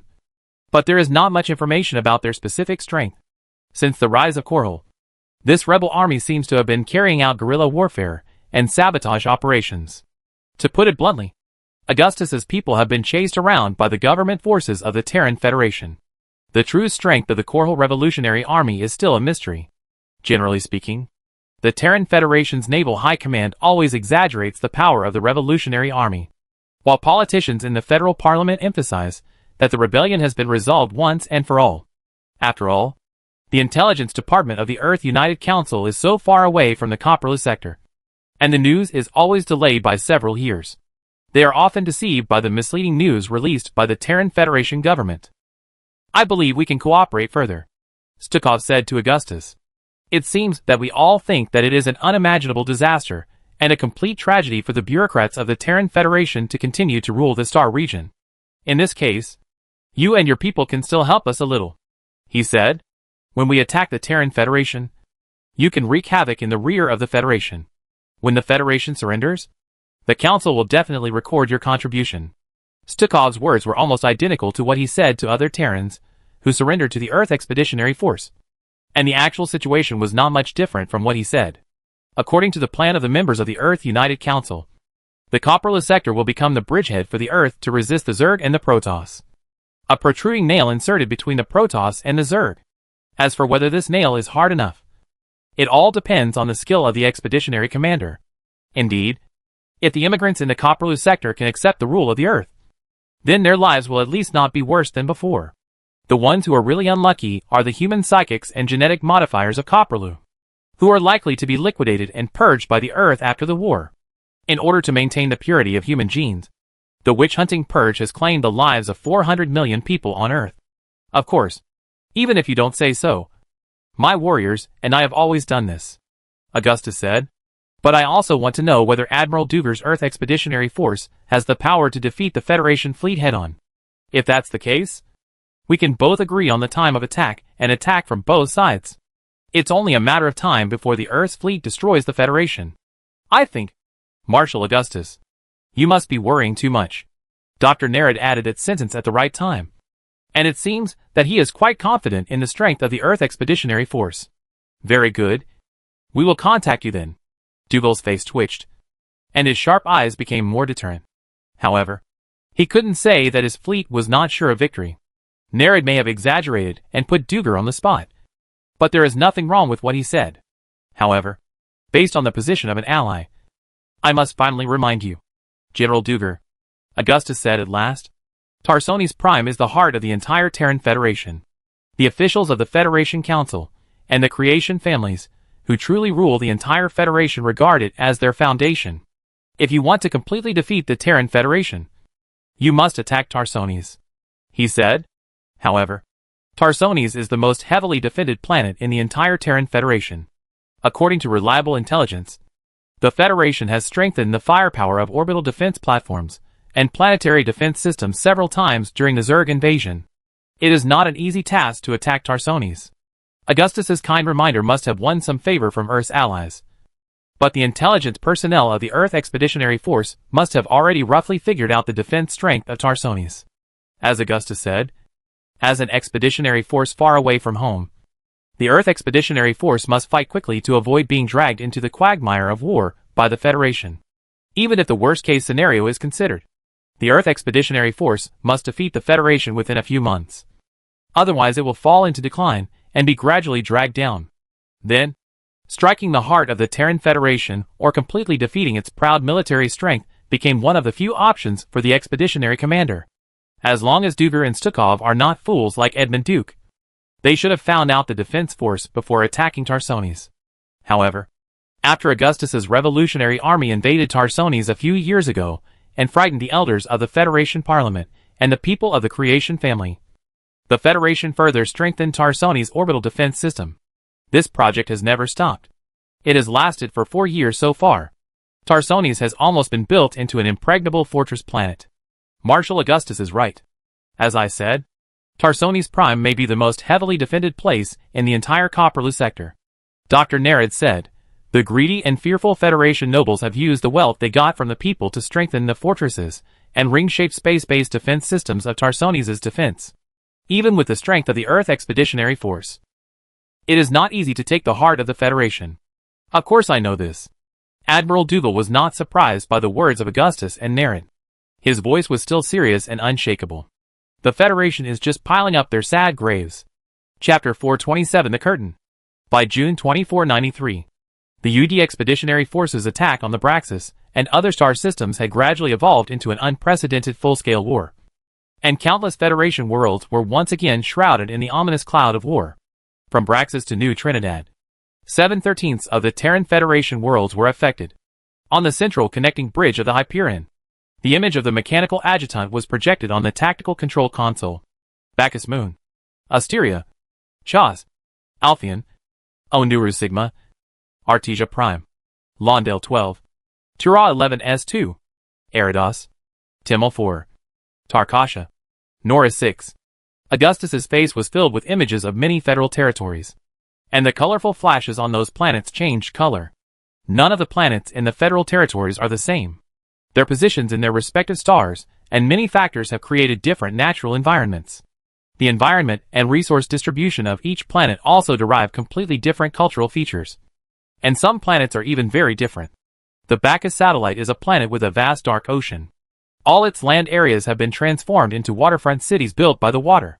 The lights of countless ports, holiday hotels, and commercial streets create one flash after another on the deep blue surface of the planet. Joss is a desert planet with continuous high mountains. The residents there came to this planet during the last wave of colonization. The vast and sparsely populated natural environment makes each town far apart. The residents there are more similar to Mexico in the era of Earth countries. Many of these planets survived the invasion of the Zerg in the First Total War. But the war seems to have never stopped. Augustus can touch the planet on the holographic screen with just his hand, and click it to see the detailed values. Some celestial systems orbiting their stars or planets are flashing red lights, which means they are on the UD expeditionary route. Of course, most of these planets may not even see the shadow of Earthling spacecraft. But the planetary governor still announced that he was attacked. These attacks may come from local federal rebel forces, pirates, or a few drunks holding beer bottles. Just like in the first full-scale war, the Terran Federation Navy does not have enough troops to guard the colonies that are far apart. The people of the colonies all hoped that the Federation fleet would be nearby when their homes were attacked. So they had to ask Tarsones for help. The turmoil caused by the invasion of the UD Expeditionary Force was no less than that of the Zerg. And the Terran Federation also realized that this was another full-scale war that could overthrow its rule. From the perspective of the Augustus Revolutionary Army, they could not help the Edge Worlds fight against the UD fleet at this time. After all, the destruction caused by the Earth Expeditionary Force was far less than that of the Zerg. They didn't care about the gains and losses of a place at all. And they didn't have much time to plunder the people in the occupied areas. We have intercepted distress signals from multiple colonies. And the farthest of these colonies is more than 8,000 light-years away, the mechanical adjutant finally said. Even Seleucid reported that they were under full-scale attack by the Earthlings. A deep voice came from behind Augustus, and the sound of power armor combat boots stepping on the bridge deck was extremely heavy. That planet is far away on the other side of the Copperless sector. I think that even if the Earthlings really have billions of troops, they don't need to rush to attack that barren land. Even if the Earthlings have 1,000 warships, they can't deploy them on so many worlds. They must have used classic psychological warfare and deception tactics to cause chaos in the multiple worlds of the Terran Federation. As far as we know, the scale of the Earth UD Expeditionary Force is definitely not as large as they claim. Long time no see. Lieutenant General Horace Warfield. Augustus turned his head and looked at his old friend behind him. Now even we can't figure out where the Earthling fleet is. Horace Warfield wore a heavy gray-white power armor, with golden capricorns cast on the broad shoulder armor on both sides, which was the symbol of the Warfield army. Compared with the past, Warfield's skin had obviously become much darker.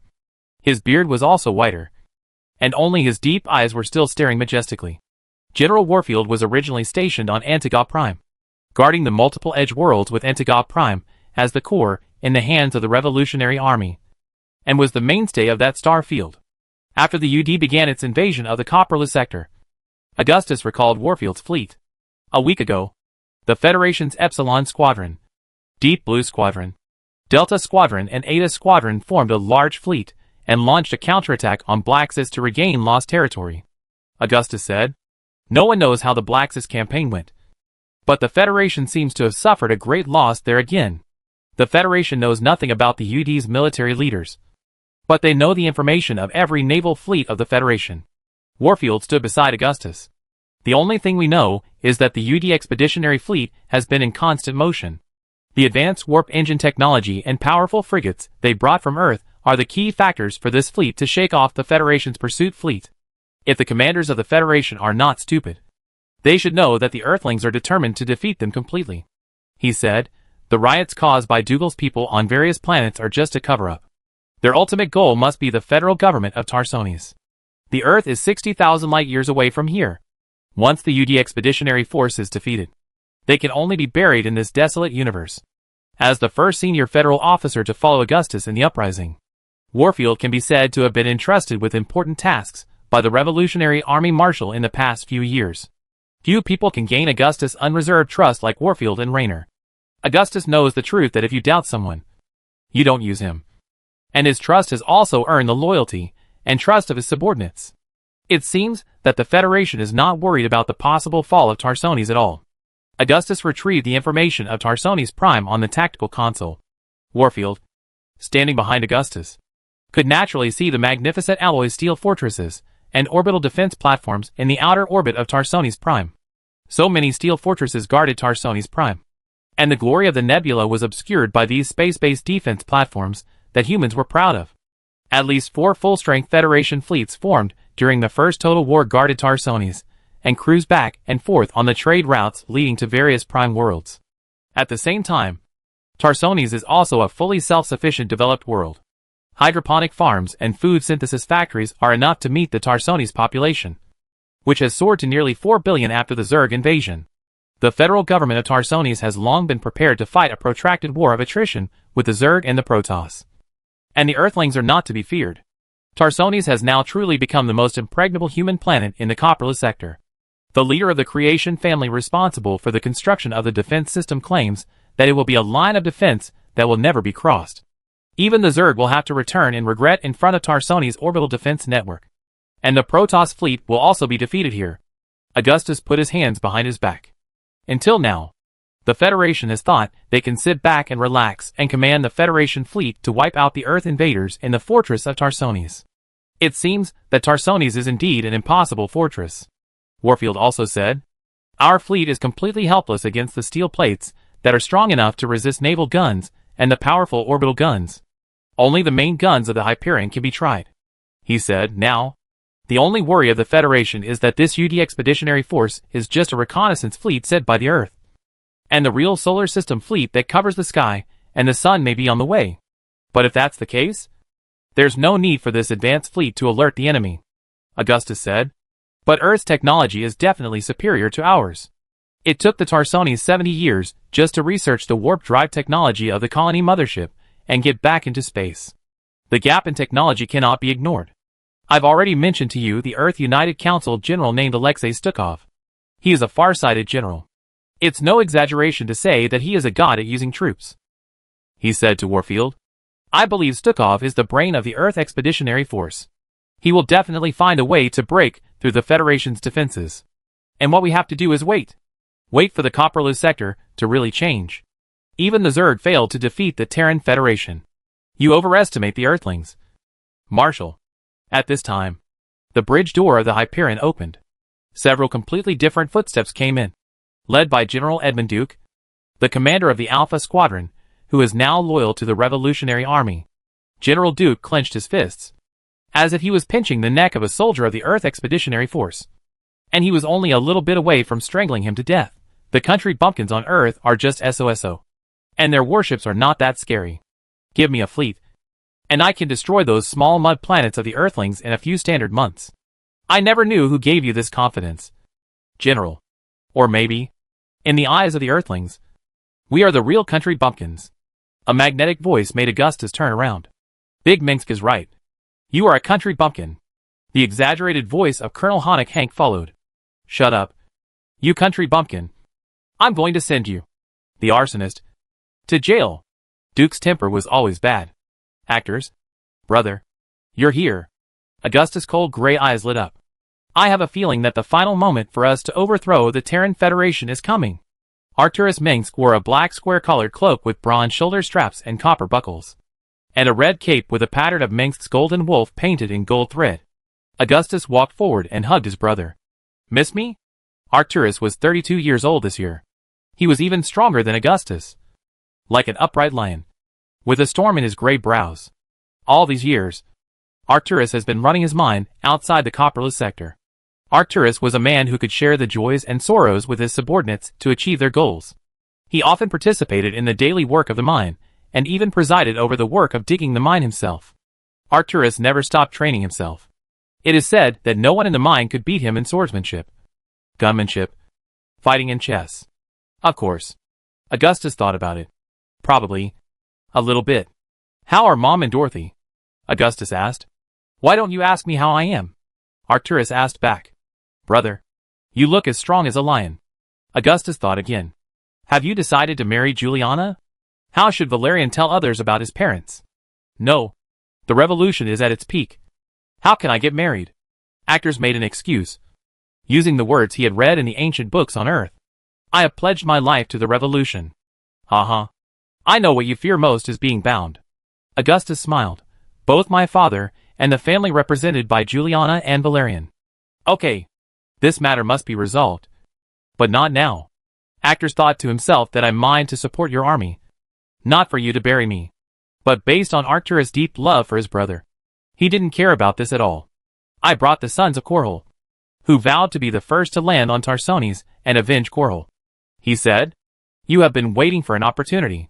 It is neither the Protoss nor the Zerg, but the Earthlings. Now, the Earthlings are here.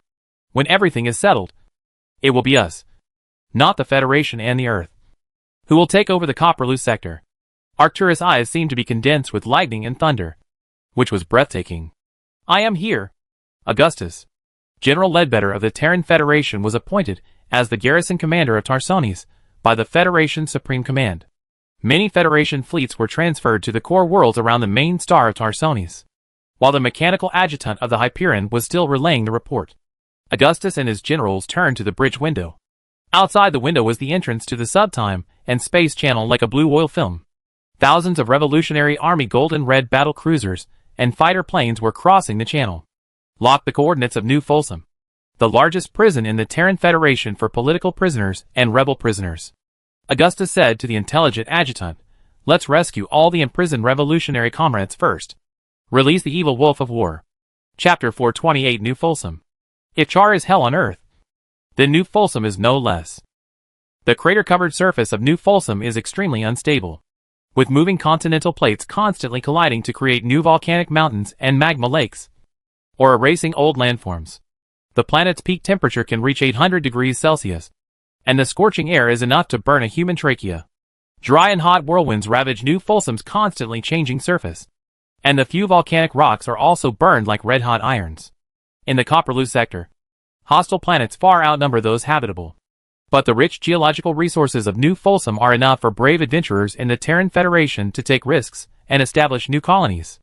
Despite the lack of a place to live in New Folsom, the Terran Federation has hired the most daring and skilled experts, materials specialists and terraforming engineers to build a vast, transformable steel mobile platform on the rolling magma lake of New Folsom.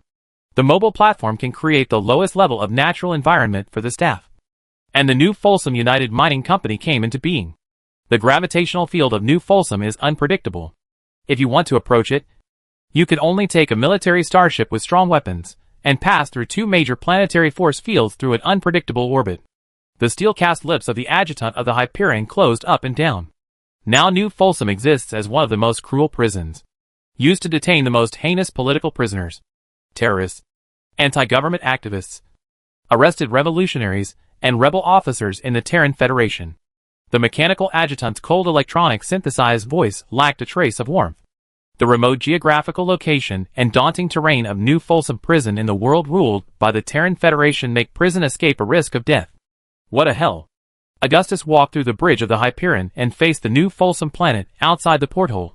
Unless the prisoners inside can fly, they will only be dried by the hot magma of New Folsom even if they escape from the prison. Outside the porthole, New Folsom seemed to be within reach, and several Federation space stations and dock weapon systems were continuously firing at the Revolutionary Army's Wraith fighters approaching at high speed.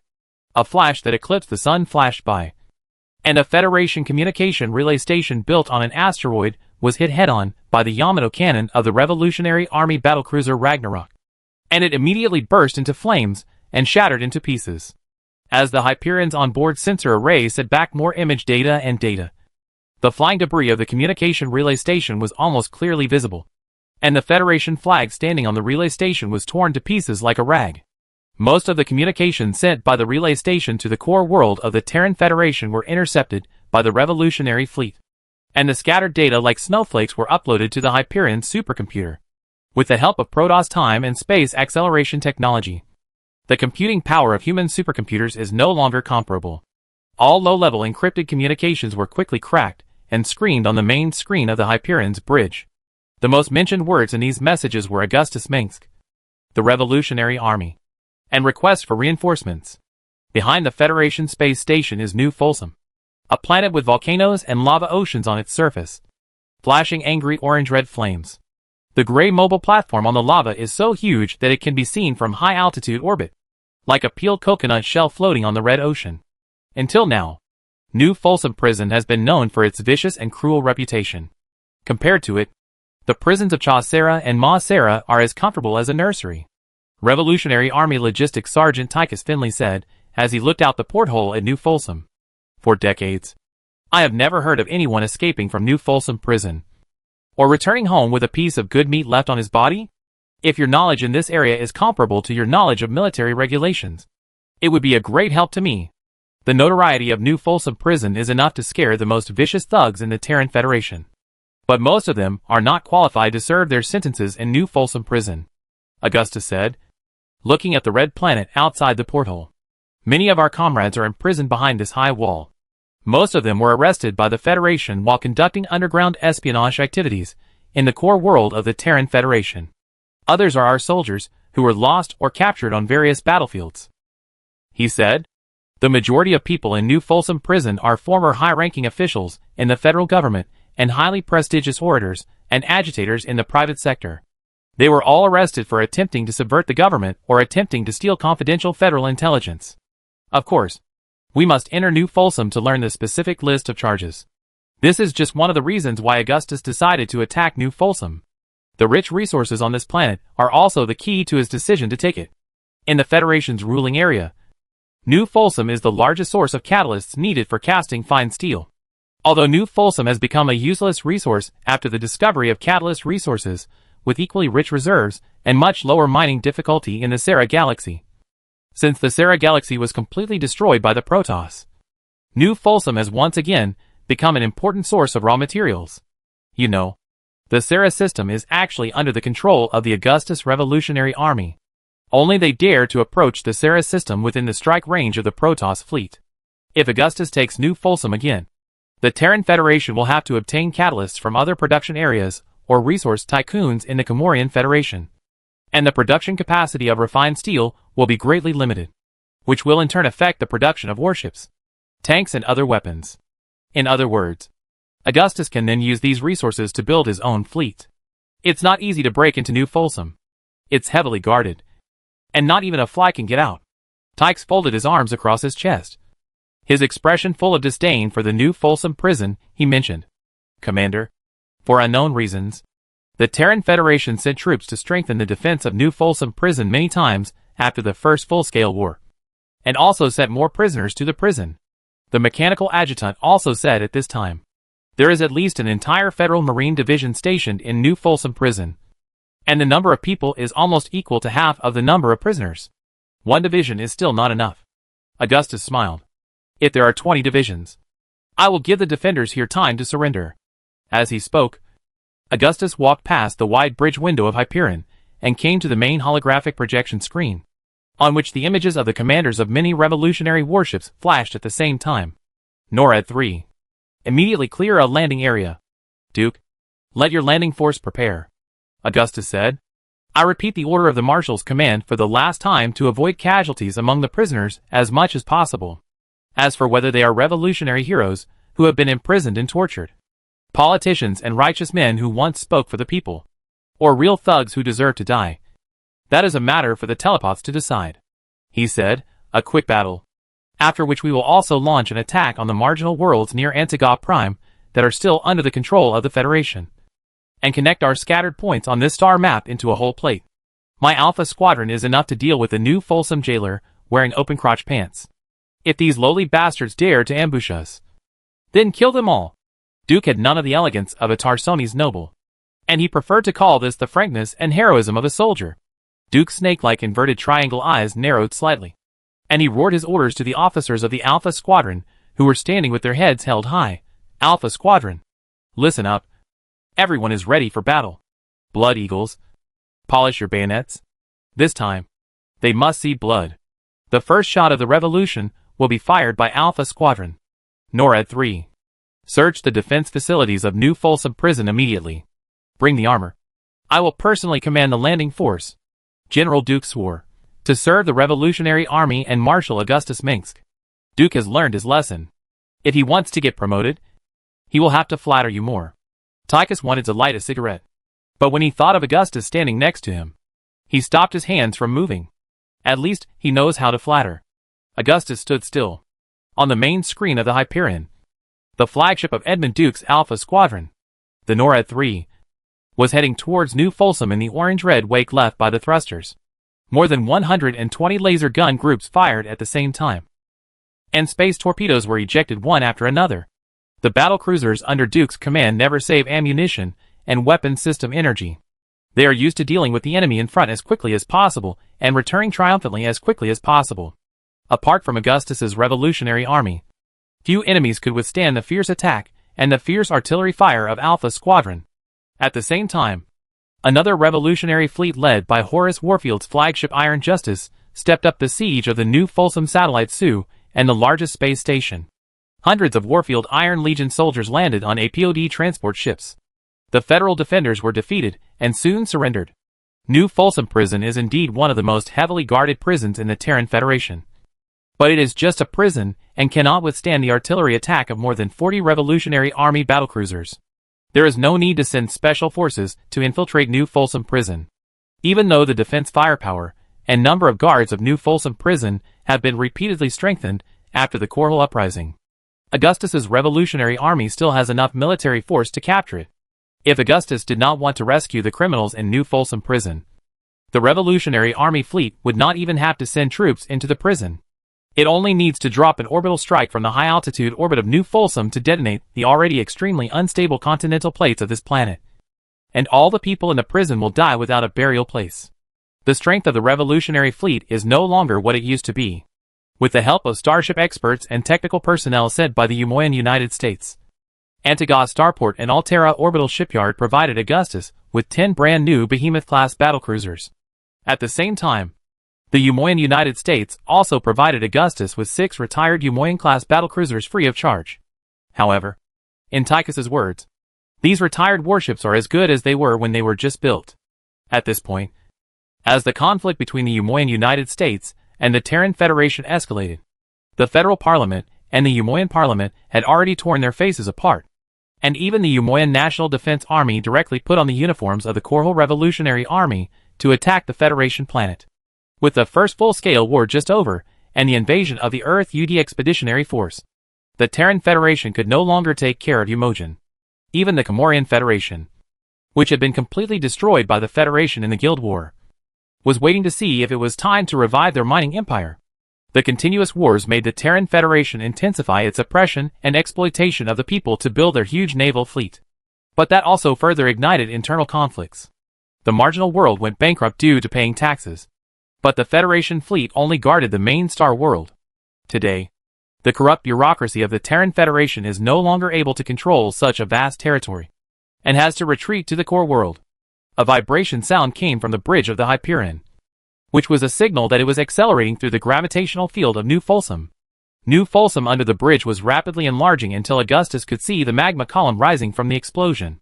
Augustus, next we should march to Onuru Sigma, where my former 33rd Assault Division of the Federation is still stationed. At this time, Augustus's brother Arcturus Mengsk walked into the bridge, wearing a power armor that he didn't know where he got from. Arcturus' power armor was made by the Heavenly Demon's armor technician Hiram Fike and Chief Engineer Rory Swan. The former was the inventor of the Firebat power armor, and the latter led the team to develop the more sturdy Marauder power armor. This dark red power armor with gold trim is painted with the emblem of the Golden Wolf and the whip ring of the Sons of Korhal. The meticulous craftsmanship makes this armor look much more gorgeous, comparable to the ceremonial armor used by the Kelmorian Combine to worship their ancestors. Because of me, many of them are not living well. Even if they have made many military achievements, they cannot be promoted. They are even persecuted by the federal secret police and agents. Actor said, but as long as I return to Onuru Sigma, they will definitely rise up. The people there have long been fed up with the brutal rule of the Terran Federation. Of course, this planet is also on my battle map. Augustus looked at Arcturus and said, since the beginning of the Guild War, Onuru Sigma has always been the focus of competition between the Terran Federation and the Comorian Federation. It is a vital strategic location, which can be used for attack or defense. A full-scale counterattack is about to begin.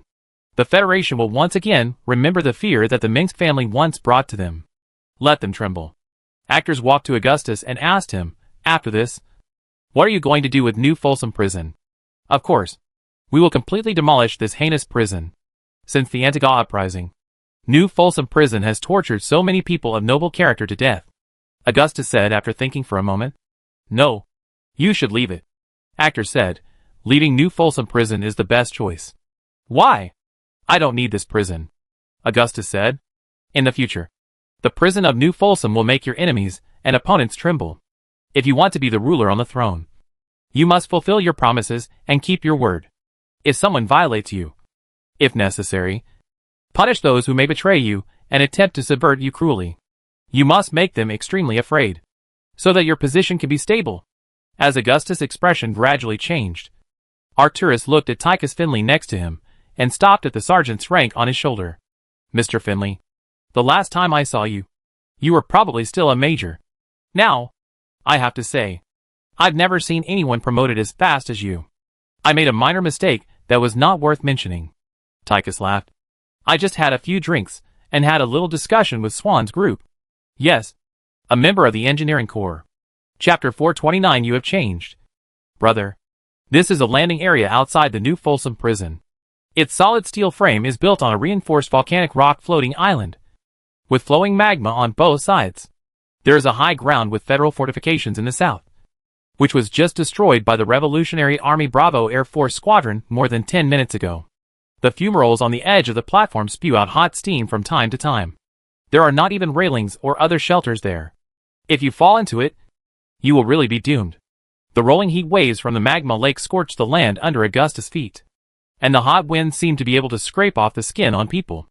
On a section of fine steel bridge leading to the depths of the prison, several Federal Arc Siege tanks that had been completely destroyed by Alpha Squadron were parked crookedly, and the bright red flag of the Revolutionary Army fluttered in the wind on the opposite side of the bridge. Across the steel bridge was the solid high wall of the new Folsom prison, which was manufactured by the Federal Hoff Enterprise, and was strong enough to withstand the bombardment of 80mm tank guns. For many years, this towering prison wall has been a symbol of terror. There seems to be no sunlight behind it, and the chilly air seems to freeze even the magma. Explosions and flashes can still be heard from behind the prison wall. Thick smoke rises from it. The sound of fierce gunfire accompanied by explosions again and again shakes the large blocks of rock with steel structures under Augustus' feet. The fully armed soldiers of the Revolutionary Army Alpha Squadron are marching forward with the Goliath armed robots. Vulture vehicles and golden red painted Revolutionary Army tanks pass by the flanks of the team, and the low roar is like dull thunder and drum beats. Shells whistled through the sky above New Folsom Prison. When the Goliath armed robot opened its missile bay, the dense hissing sound of rockets locked onto enemy aerial targets was exciting, as the sound of electromagnetic rifles and violent explosions were getting farther and farther away from Augustus. More Alpha Squadron soldiers rushed into New Folsom Prison. This war, which had little suspense from the beginning, had come to an end. The Federal garrison guarding New Folsom was crushed by Edmund Duke's swift and merciless punch. Alpha Squadron's ability to suppress the front battlefield is completely unreasonable. Their attacks are always direct, precise and brutal. This elite division, which gave the Comorian Union a painful memory in the Guild War, is like a mountain-like hammer, crushing all enemies, whether they are strong or weak. Although Augustus sometimes doubts whether Edmund Duke's intelligence is at the passing line, this person is still worth mentioning. New Folsom Prison is closely connected to the mine and gas extraction facility. Be careful that the Federal defenders inside will be killed and wounded. If the equipment inside can still work, we don't have to waste money. Arcturus Mengsk stood on Augustus' right-hand side and looked at the New Folsom Prison on the other side of the bridge corridor. He also managed to get a position as Chief of Staff in Augustus's Marshal's headquarters. And it was not an empty title. As long as Arcturus Mengsk wanted, there was nothing that this talented descendant of the Mengsk family could not do. He was proficient in the mysteries of war and fighting in officialdom, and was also a brave adventurer and a shrewd and capable mine owner. So far, Arcturus has only admitted that he made one mistake. That is, he went to bed with the daughter of Aaron Bodder of Umagen too early. This is all money. Augustus wholeheartedly agrees with his brother Arcturus's opinion, at least in this regard. Tell Duke that the mining equipment and reactors in New Folsom are better than his 100 metals. I need a complete New Folsom instead of a ruin that is about to collapse. I hope that pig Duke can figure it out. Tall and burly Tychus Finley is Augustus's personal guard. Augustus has reason to suspect that Tychus' fight with Swan was partly due to personal grudges, and partly because this villain, who likes to slack off, does not like to command the army, although the power of office can bring many benefits to Tychus. After serving in the Revolutionary Army for several years, the biggest change in Tychus is that he has a bit of dignity. It is not easy to let go and steal in the Revolutionary Army with a large number of passionate young people and people of lofty ideals. When I was still in the Federal Army, I heard about Edmund Duke's notorious reputation. He inherited the Duke family's consistent tough style in the military. Actor's expression did not seem to be teasing. Duke is a resolute commander who never gives up. In his bones, he is still a Federal nobleman, the daughter of Nobi. His praise ends here. But considering that Duke has fought for the Federation for so many years, handing him a powerful army means many risks. Duke will betray the Terran Federation, and one day he will betray you. You must monitor Duke's every move, and when everything is settled, you can transfer Duke away and keep him away from the real power center. If he becomes our enemy, Duke will definitely be a threat unless you can keep this person firmly under your control," he said. "Usually, it is easiest to use both kindness and force. If you want to establish a dynasty of the Mengsk family, you cannot miss any opportunity to strengthen yourself and weaken the enemy. Before overthrowing the Terran Federation, Arcturus had already planned everything for Augustus. In Arcturus's view, once Augustus's rebels overthrew the Terran Federation, he would not be able to give up everything and leave. And even if he did, the enemies of the Mengsk family would not let them go. What the Mengsk family can do is to hold power firmly in their hands and eliminate all opponents. Just like the Terran Federation is doing. Augustus's cause is also the cause of the Mengsk family. Then, this revolution must end with the crown of the king who is truly popular. To become the new ruler of the Copperless sector, an army is indispensable. Augustus has already completed this step. The next step is to eliminate their enemies step by step until power is as solid as a mountain. At this time, Arcturus was not yet saturated with hatred. He was more afraid that his family would be hurt. Arcturus's sense of justice and ambition in his youth had not been extinguished by the cruel reality.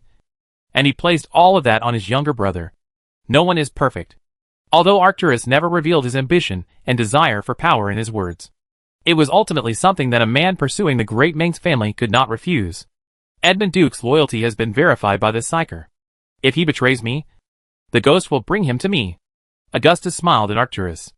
Augustus knew that Edmund Duke's loyalty was quite reliable.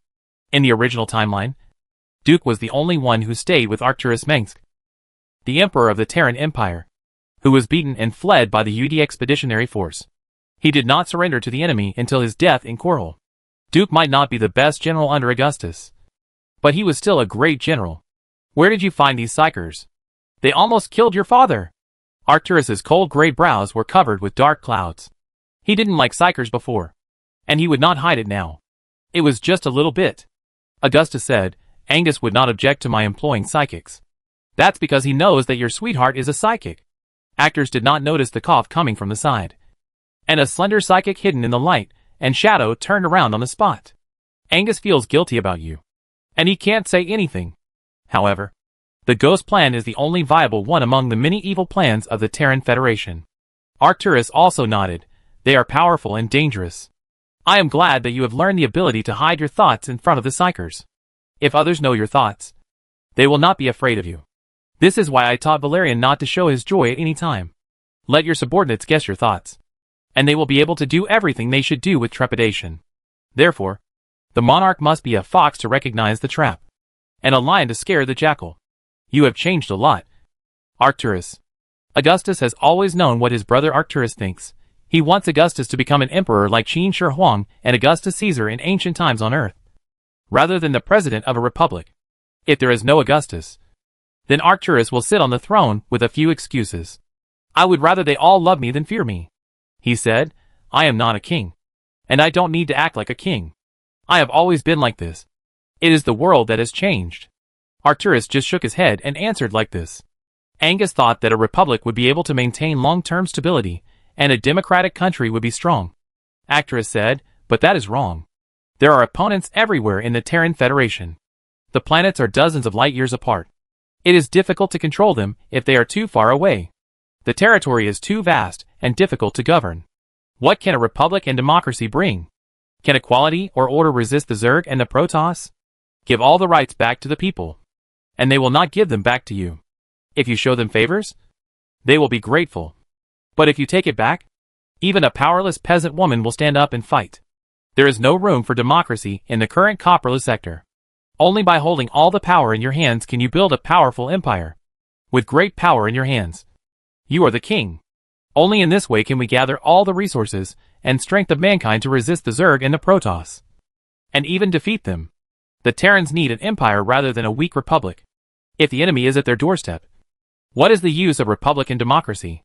Look at the Umoyan people. The king rules the people, and under the king the people rule. Would you rather be a king or something else? Arcturus said, if the Terrans must have an autocratic leader to resist the enemy, then it can only be you.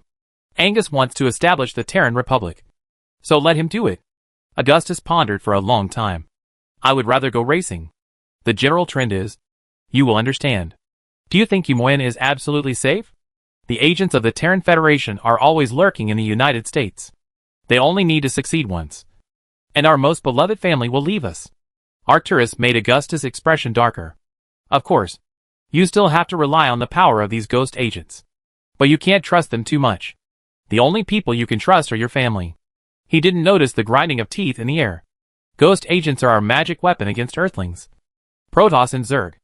Earthlings also have ghost agents. Augustus sighed. But their ghost agents don't have psychic powers. They rely on advanced equipment and years of brutal training to reach superhuman levels. Arcturus said, the Earthling Expeditionary Force will also recruit surrendered Terran Federation ghost agents, although they are almost impossible to surrender voluntarily. Marshal, Alpha Squadron has taken over the last military control area in New Folsom Prison, where war criminals are held. At this time, a signalman from Augustus came over to report to him. This notorious prison is in your hands. That's a bit hot, Tychus said. Let's go in and take a look, Augustus said to the people around him.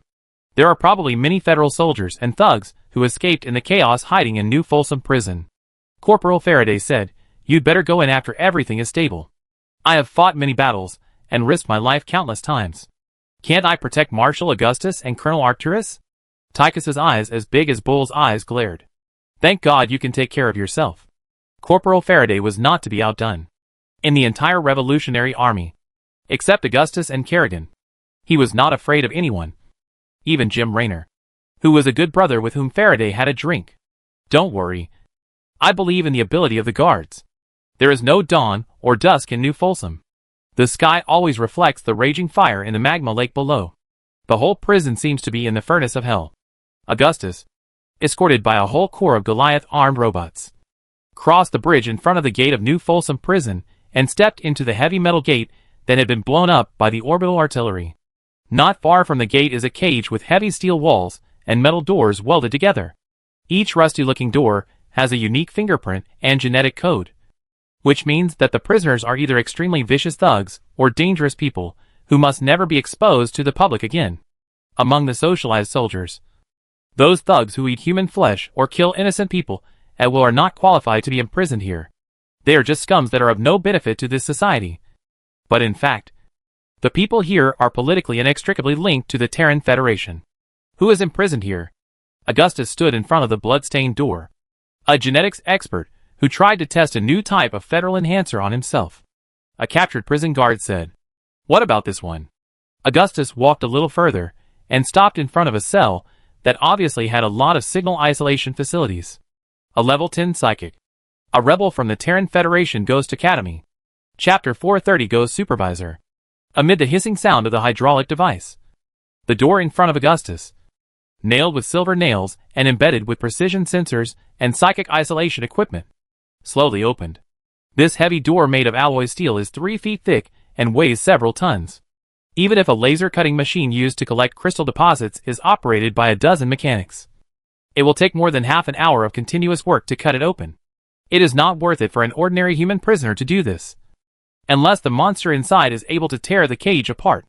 When the gate was about to open, with the order of Corporal Faraday, the commander of the Marshal's Guard, a team of guards in gold and red power armor stood in front of Augustus, with AGR-14 electromagnetic rifles in hand. This powerful electromagnetic weapon can smash a person into pieces with just one volley. In the rising white steam, a man sitting on the toilet reading a newspaper with his pants pulled down to his ankles suddenly appeared in front of Augustus. This prison cell is not small. There is only a steel bed, a table and chair, and a toilet facing the gate in the huge space. This strange layout may be the result of multiple expansions and reinforcements of the cell. At the beginning, it should have been only a quarter of the current area. The man raised his face from behind the newspaper, his messy light blonde hair hiding a pair of sharp cobalt blue pupils. The impressive eyes turned around and finally stopped at a row of martial guards in front of Augustus. Hey, brothers, it's a bit early at this time today. Sit there and don't move. If you dare to move a finger, I will let you eat bullets. Tychus Finley took out a EP421 electromagnetic pistol and completed the steps of loading the bullet and opening the safety neatly. His scarred face trembled with his movements. Okay, don't shoot. One of us, the man sitting on the toilet said, glancing at Tychus. Sarko Angelini, a level 10 psyker. Augustus stared into those cobalt blue eyes, not giving in. I am Augustus Minsk, the leader of the Korhal Revolution. Now, my men have just stormed into New Folsom Prison, and you have been freed. The Terran Confederation has fallen. That's worth a drink to celebrate. The man named Sarko Angelini looked at Augustus. and there was a hint of joy in his voice. So, you are the new ruler of the Terran Federation? Augustus Minsk. Are you here today to put the whole world under your feet? For 2 minutes, Augustus remained silent, as if he was thinking about something. Seeing him like this, the people around him also stopped talking. However, Angelini, who was sitting opposite him, had a strong psychological quality, and was still sitting on the toilet waiting for Augustus' answer. The Terran Federation is still alive, but it is just lingering on. Finally, Augustus seemed to have already thought about how to deal with the man in front of him. I want to know why you are imprisoned here. Augustus continued, I have checked the information about you in the new Folsom prison. It is level 7 top secret. And even the Zerg invasion of Chaucera is only level 5. Strangely, your criminal record is almost as untraceable as your experience in entering the Tarsoni's Ghost Academy. It is all empty. It's very simple. The nobles of Tarsoni's think that such an unstable factor in the Ghost Academy is too dangerous. After all, the Ghost Academy is right under their noses. Angelini didn't mind answering Augustus' question. According to the current situation, New Folsom has completely fallen into Augustus' hands. Angelini was not sure of escaping from Augustus's men. There were at least 2 psychic reactions nearby that he could not ignore, and one of them was even stronger than himself. He thought about it, and realized that this was probably the only person in the world. Besides, I don't want to help the Federation kill people. Later, the Ghost Project wanted to use my ability to help them figure out the abilities of the new students in the Academy. Most of them were children, whose parents were forced to send their children to the Ghost Academy by the federal government's deception, intimidation, and all means of extortion. These children are not mentally mature, and are afraid of their own abilities. At this time, the people in the Ghost Project can select the suitable candidates for the Academy through unethical experiments, and the rest will have their brains cut out and cancer cells implanted in them to observe the changes in the children, or be disassembled and reused like lambs in a slaughterhouse. There was almost no emotional fluctuation when he spoke, and I was one of these children. So I once again refused to work for the Federation. They wanted to control me with a psychic inhibitor, but in the end, they were just asking for trouble. Finally, I beat up the instructor of Ghost Academy, Major Rum, and they sent me here. Indeed, New Folsom is the only place in the universe that can hold me. What he said is true. I can testify. At this time, Sarah Kerrigan removed the working state of her simulated environment refraction clothing and appeared on Augustus' left-hand side. Hello, Kerrigan, the best student in the history of Tarsoni's Ghost Academy. Sacco Angelini smiled. Do you know him? Augustus asked Kerrigan. No, but I know Instructor Rum. It was that demon who trained me to be the most brutal killer in the world. I swear to kill him for revenge, Kerrigan replied. He trained me too well, she said almost through gritted teeth. Wait until I capture Tarsoni's, and he will be at your disposal, Augustus said. Well, you have got the answer you wanted.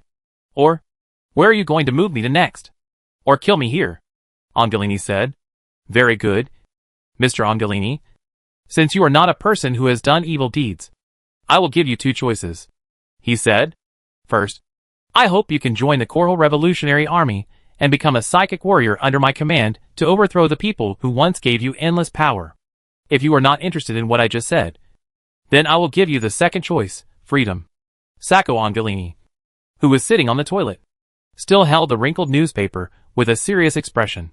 Today, paper newspapers have long been in decline under the impact of electronic readings, but they still firmly occupy a place in the market. You mean, I don't need to stay in New Folsom anymore?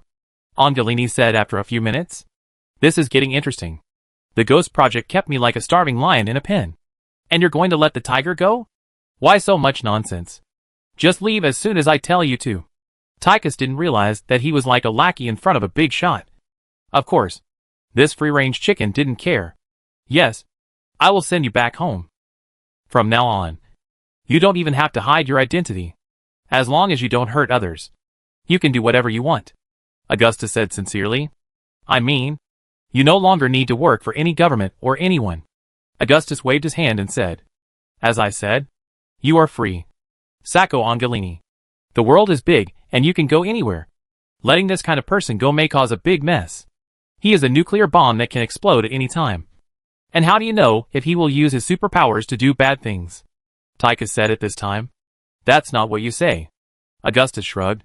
You're such an interesting person. To be honest, I can't tell whether you are being hypocritical, trying to win people over, or just being kind. Angelini laughed at himself. No one has ever been so kind to psychics.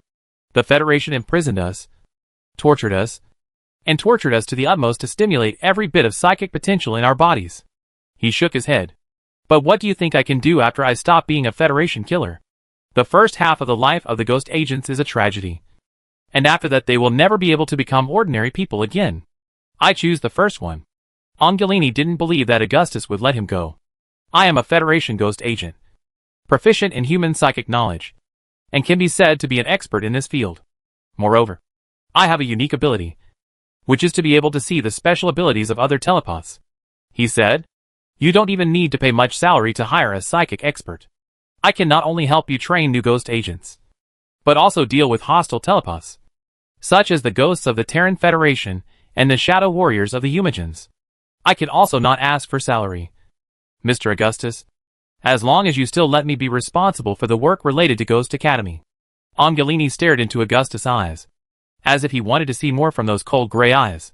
But there was a bottomless abyss in it, and ordinary people would only sink deeper and deeper into it. But I have to say, this is too dark. You really don't want to regain your freedom and go to the copperless sector to wander around, or settle down, build a family, try to be a husband and father, and take root on a planet with soil like a dandelion seed. To be honest, Augustus wanted to recruit Angelini. Just as Angelini said, he could train powerful psychic warriors for Augustus in the future. Augustus had planned to build a ghost academy in Corhole 4, and Angelini was almost the most suitable candidate for the headmaster of the Ghost Academy. An extremely rare level 10 psychic, the last of the only 3 top psychics among humans besides Nova and Kerrigan. Sacco Angelini was also an instructor of the Terran Empire Ghost Academy in the original timeline, responsible for training future ghost agents for the Emperor of the Empire. As a top psychic, Angelini is extremely powerful and dangerous, but he is the kind of person who still has a conscience and will follow the rules and regulations, and is definitely not one of those poor people who are driven crazy by the abuse of the Federation. Are you serious? Angelini's blue eyes seemed to be shining. Generally speaking, few people can resist the mind exploration of a telepath without carrying a psychic shielding device. However, when Angelini almost counted the number of Augustus' eyelashes, he still didn't understand what this deep-minded man was thinking. No, no, no, no. I won't be fooled by you. Angelini thought he had figured out Augustus. If I choose the second one, you will kill me from behind. I can't understand your tolerance for these Federation ghost agents. They are dangerous. Actor Mengsk came to Augustus' side at this time, in a place that others could not see. His throat under the helmet moved. Ever since his father Angus Mengsk was almost beheaded by the Federation ghost agent, Arcturus has always been afraid of this terrible super psychic warrior.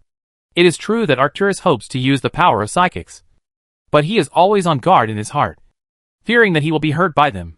A level 10 psychic? It is said that this freak can lift a 60-ton tank with his mental power and smash it on you. Or, he can order an entire company to turn their guns around and shoot at his head and his superiors in an instant. Actors tried to pull Augustus behind him, just like he protected the Corhole Hound behind him when he was a child. But soon, Arcturus realized that his brother was no longer a little boy who needed his protection. He was strong and brave, the leader of the Revolutionary Army, and the ruler of more than 6 colonies. Arcturus would proudly say that Augustus Mengsk was a better man than himself. In other words, if this top psyker attacked at this moment, Arcturus could only hope that Augustus' ghosts hiding in the shadows could control this monster. If it were me, I would kill all the Federation ghost agents and then train my own. Actor said, that would be a pity. Augustus shook his head. The latest intelligence about the Earth Expeditionary Force is that they have just appeared on Bronte Prime, less than 24 light-years away from Tarsonis. The Federal Parliament of the Terran Federation has just issued an order to summon the Federation fleet of the entire Copperless sector to defend Tarsonis. A communication soldier walked up to Augustus and said at this time, it seems that the Earthlings are advancing incredibly fast. I really want to know their detailed battle plan. Augustus hummed and looked at Angelini in the prison. We can't delay. Get up, Mr. Angelini. Let my people arrange a place for you on the Hyperion. Angelini immediately stood up and walked towards Augustus. and the soldiers guarding Augustus unconsciously stepped back a few steps. He was surprisingly handsome, with cobalt blue pupils like the deep sea, a high nose bridge, and the contours of his cheeks seemed to be carved from bronze and cut with a knife and an axe. The seemingly decadent beard only added to this perfection. Angelini could definitely be on the cover of Tarsoni's Terran Lover Weekly. I wonder how many Federation ladies and noble ladies would scream for him all night. Wait, why are you still using your psychic power? Kerrigan is a psychic master taught by Zyrtl and Tassadar. Her subtle perception of psychic power has surpassed all known humans. That is far beyond the peak energy that psychic perception should use. Stop. You can only stay where you are until you explain it clearly. Well, this Angelini seemed to have never thought that Kerrigan would ask this question. Angelini was sure that he had never stuttered so badly in his life. The lies he made up in the past were far less inferior than this one. I have an ability that ordinary telepaths don't have. That is, I can change my appearance. As he said this, Angelini touched his light golden hair unnaturally. It sounds like this ability is completely useless now. Tycho said. What's so shameful about you? Or do you look exactly like a murderer? Let me see, he said. Otherwise I can't let you get close to Augustus. You understand? Or I'll shoot. Go. Kill me. Angelini swallowed. He's bald. Kerrigan whispered to Augustus. Okay. Don't ask him anymore. Tychus. Augustus looked at Angelini's hairy bare legs and added, Mr. Angelini, you'd better put your pants on. Chapter 431 Comrades. Besides you, who else is imprisoned here? Augustus walked along the narrow corridor of the prison, followed by Arcturus and the guards. The corridor was dim and depressing, with heavy doors at intervals on both sides. Only a few small four-wheeled cleaning robots like forklifts walked around like shining beetles. Psychopaths, lunatics, traitorous federal soldiers, leaders of the rebels and the marginal world, federal government officials who collaborated with the enemy, businessmen who stole federal property, and some engineers and scientists in the top fields. After being arrested and imprisoned, all their research results and property belonged to certain Tarsoni's founding families. Sacco Angelini, who had just pulled up his pants, followed Augustus quickly, ignoring the vigilant eyes of the surrounding soldiers. Sacco Angelini is an extremely powerful psychic, as well as an outstanding psychic agent and combat expert. It is no exaggeration to say that he is a rare master in the field of psychic power. With his powerful psychic power, Angelini can crush a person's brain tissue in an instant. And there are also many Korhal rebels imprisoned here. Augustus stopped and stood in the middle of the corridor. Several Alpha Squadron sergeants in white power armor dragged a prison guard covered in blood from the other end of the corridor. The Blood Eagle logo on their helmets and wide shoulder armor was particularly eye-catching. Then, one of the captains of the Alpha Squadron grabbed the head of the new Folsom prison guard with his large hands, wearing alloy steel gloves, and brought him to the front of the cell. He opened his eyelids and waited until the retina and gene lock scans were completed before walking to another cell.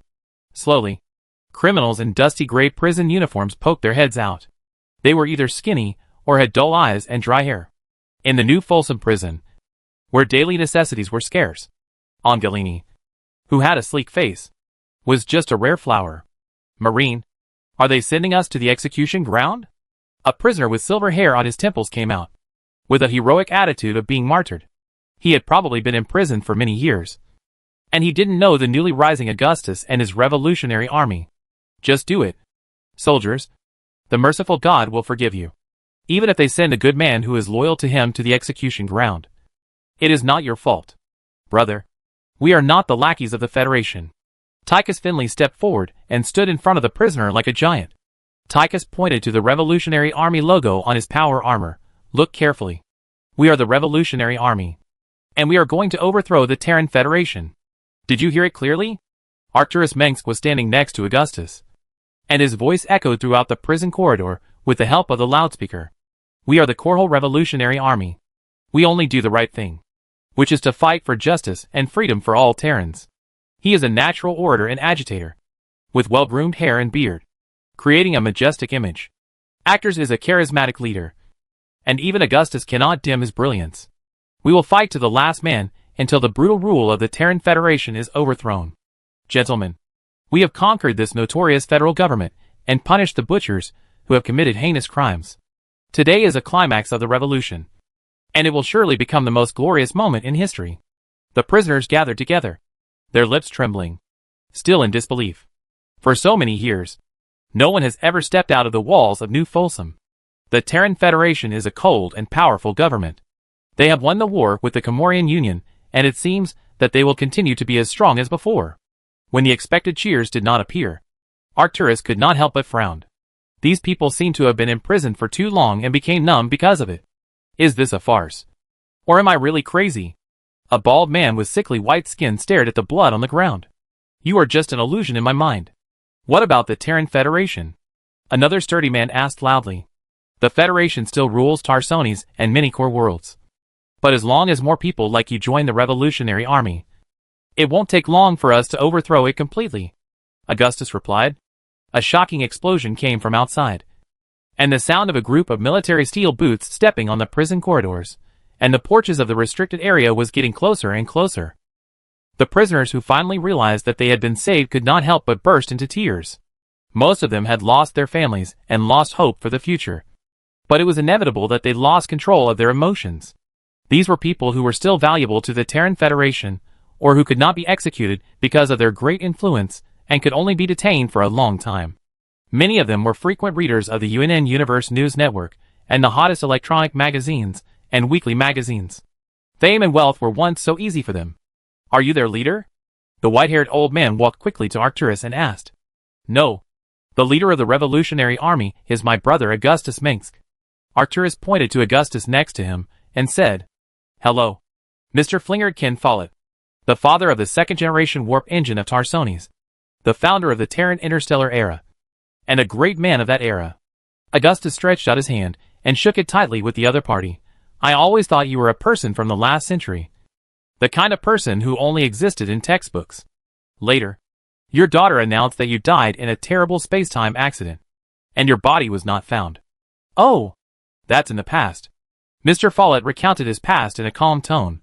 The Cassini's family came to me and wanted me to work for them. I was arrogant at that time and didn't take the people of the Creation family seriously. I have no grudges with the Terran Federation. But if you are willing to hire me, then I would rather devote the remaining time of my life to my unfinished third-generation warp engine business. Of course, that's exactly what I'm going to do, Augustus said. Hello, Master. I've read your works. You are undoubtedly a treasure bestowed by the galaxy to mankind. Arcturus put his arm around Follett's shoulders and handed him over to a medic. If any of these people are released, the Terran Federation will be shaken. Angelini raised his hand in a roundabout way, suggesting that he was also a great figure. Mr. Philip, the last time I saw you was on the UNN News column. They said you had some strange disease and had to give up your medical laboratory in Tarsones and go to the sanatorium in Helsin to recuperate. Augustus came to a man with thin cheeks but bright blue eyes. If they call New Folsom Prison a sanatorium, Mr. Phillips's public image has always been a cheerful and humorous medical expert. But now the thin lines on his nose and cheeks make him look much more gloomy. The next time UNN gets close to the truth will be the first time he touches the truth, he said to Augustus. I'll tell you what happened at that time. In Tarsones, I developed a new military stimulant to replace the endorphin mixture in the current version, which reduces the side effects to the minimum, Philip said. In order to better observe this stimulant, I used it on myself, and it felt surprisingly good. Later, my apprentice betrayed me. Then the federal government declared my experiment to be anti-human. They sent people to plunder my laboratory, and finally kicked me to New Folsom. Those idiots are short-sighted. Finally, Philip laughed. They didn't know that the stimulant had defects. And the best idea. Always the next one. Very good, Mr. Philip. If you want to return home, then we will send you back. Augustus and Arcturus looked at each other. If you want to stay, then I will arrange a position for you in the Revolutionary Army's biological and alien laboratories. No, I used to have a home in Tarsones, but it was destroyed by the Federation. Philip was an arrogant man, and he never bowed his head to those in power. He was always mean and sarcastic to his subordinates, friends, and even people around him. But he would laugh and leave after they were trembling with anger. Wait until you conquer Tarsones. It's no wonder why no one ever asked about Philip's real whereabouts after he was imprisoned. Are your laboratory equipments complete? As the ancients said, a good cook cannot cook without rice. Mr. Philip obviously still doubted the level of technology of the Revolutionary Army. It's not Philip's fault. In the eyes of the public of the Terran Federation, the rebels in the past have always been clowns holding fire sticks. Absolutely enough. There are some of Korhal's most brilliant scientists inside, as well as Protoss and Zerg for you to study. I'm sure you'll find some inspiration in them. Augustus thought to himself that there was also a noisy domesticated cerebrate inside, whose ambitions once encompassed the entire galaxy, but now only had the size of a bedroom. Cerebrates are one of the most brilliant creations of the Zerg overlords, and their secrets are enough for humans to study for centuries. Well, at least that makes sense. Philip closed one eye and said, I'm not working in your lab just to thank you for saving me. He's extremely grateful to you. Angelini whispered. Stop showing off your telepathic abilities. Kerrigan rolled her eyes. Kerrigan could only be thankful that Sarko Angelini was a man. Otherwise, with Augustus's unique fetish for psychics, he might not be shaken. I thought Marshal Augustus wanted to know what others thought. Angelini shrugged, not daring to provoke the best senior student in the eyes of the Ghost Academy instructor. Angelini was a psychic with aspirations, and he preferred to teach rather than waste his time as a federal executioner. At the same time, as a smart man, Angelini knew not to talk back to his unreasonable boss at any time, unless he couldn't help it. The Marshal doesn't need to know what others think, Kerrigan said. After Augustus sent Philip away, he turned to others. The rest of them couldn't wait to tell him about their ups and downs in life, hoping that the leader of the Revolutionary Army would accept them, or at least not leave them to die in New Folsom. One person was a hot figure in Tarsoni's political arena 1 year ago, or 5 years ago. In a corruption case, he mistakenly ignored the hint of a member of the Creation family, and refused the huge bribe that the other party was willing to pay, and was determined to investigate it to the end. Soon, this honest and upright official was discredited for molesting children. And then, he was knocked to the ground by a series of political tactics. Some of them were leaders of the Andagar Rebellion. In a battle many years ago, a company of federal marines easily defeated thousands of local rebels, and killed almost everyone without mercy. As Angelini said, the prisoners here are all the top enemies of the Terran Federation, and they themselves are also a kind of political bargaining chip. There are about 60 people imprisoned in this area of New Folsom, and more than 20 of them have been imprisoned for angering powerful people in the Terran Federation or being used as scapegoats. The other 12 are engineers, scientists, experts in genetic engineering, limb modification, psychic technology, and other cutting-edge fields. Terrans have touched all the research fields that are forbidden by the Earthlings. The rest are more complicated. Among them is a war criminal during the Guild War. His crime is to hand over a mining world of the Terran Federation. That was when the Comorian Union was approaching in large numbers. Defending that world that was destined to be helpless was a sure death. In order to save the lives of his soldiers, the federal general disobeyed the orders of the Supreme Command. But every blade of grass and every tree on that mining world actually belonged to a huge Tarsoni's Creation family. But no matter what, these people are rare talents, and they are exactly what Augustus needs most. If Augustus wants to establish a new regime on the ruins of the Terran Federation, he cannot do without the help of these people. There are not many truly vicious thugs in New Folsom Prison, because the Terran Federation does not care about the lives of these social scums at all. And the most hated enemy of the Terran Federation is Augustus's loyal friends. The Federation believes that New Folsom is impregnable, and even the most daring and reckless jailbreakers can't get a hair out of New Folsom Prison. But Augustus's Revolutionary Army directly destroyed it. Finally, Augustus walked through them, and came to a bewildered young man with a pair of melancholy light blue eyes. Compared with the white-haired prisoners, he was as young as a child. The scars left by torture made him unrecognizable, and there were even scars left on his head from memory-reading surgery. Marshal Augustus. I'm sorry. He obviously knew Augustus. I was captured during the Battle of Atticus the Younger. I didn't say a word when the Federation interrogated me, but then they knocked my head open. Sergeant Borghoff, Warfield's personal guard. You were captured to protect a family of 6 of little Atticus. Augustus' words made the revolutionary soldier burst into tears. Your company regards you as a hero, and your hometown Antigua is proud of you.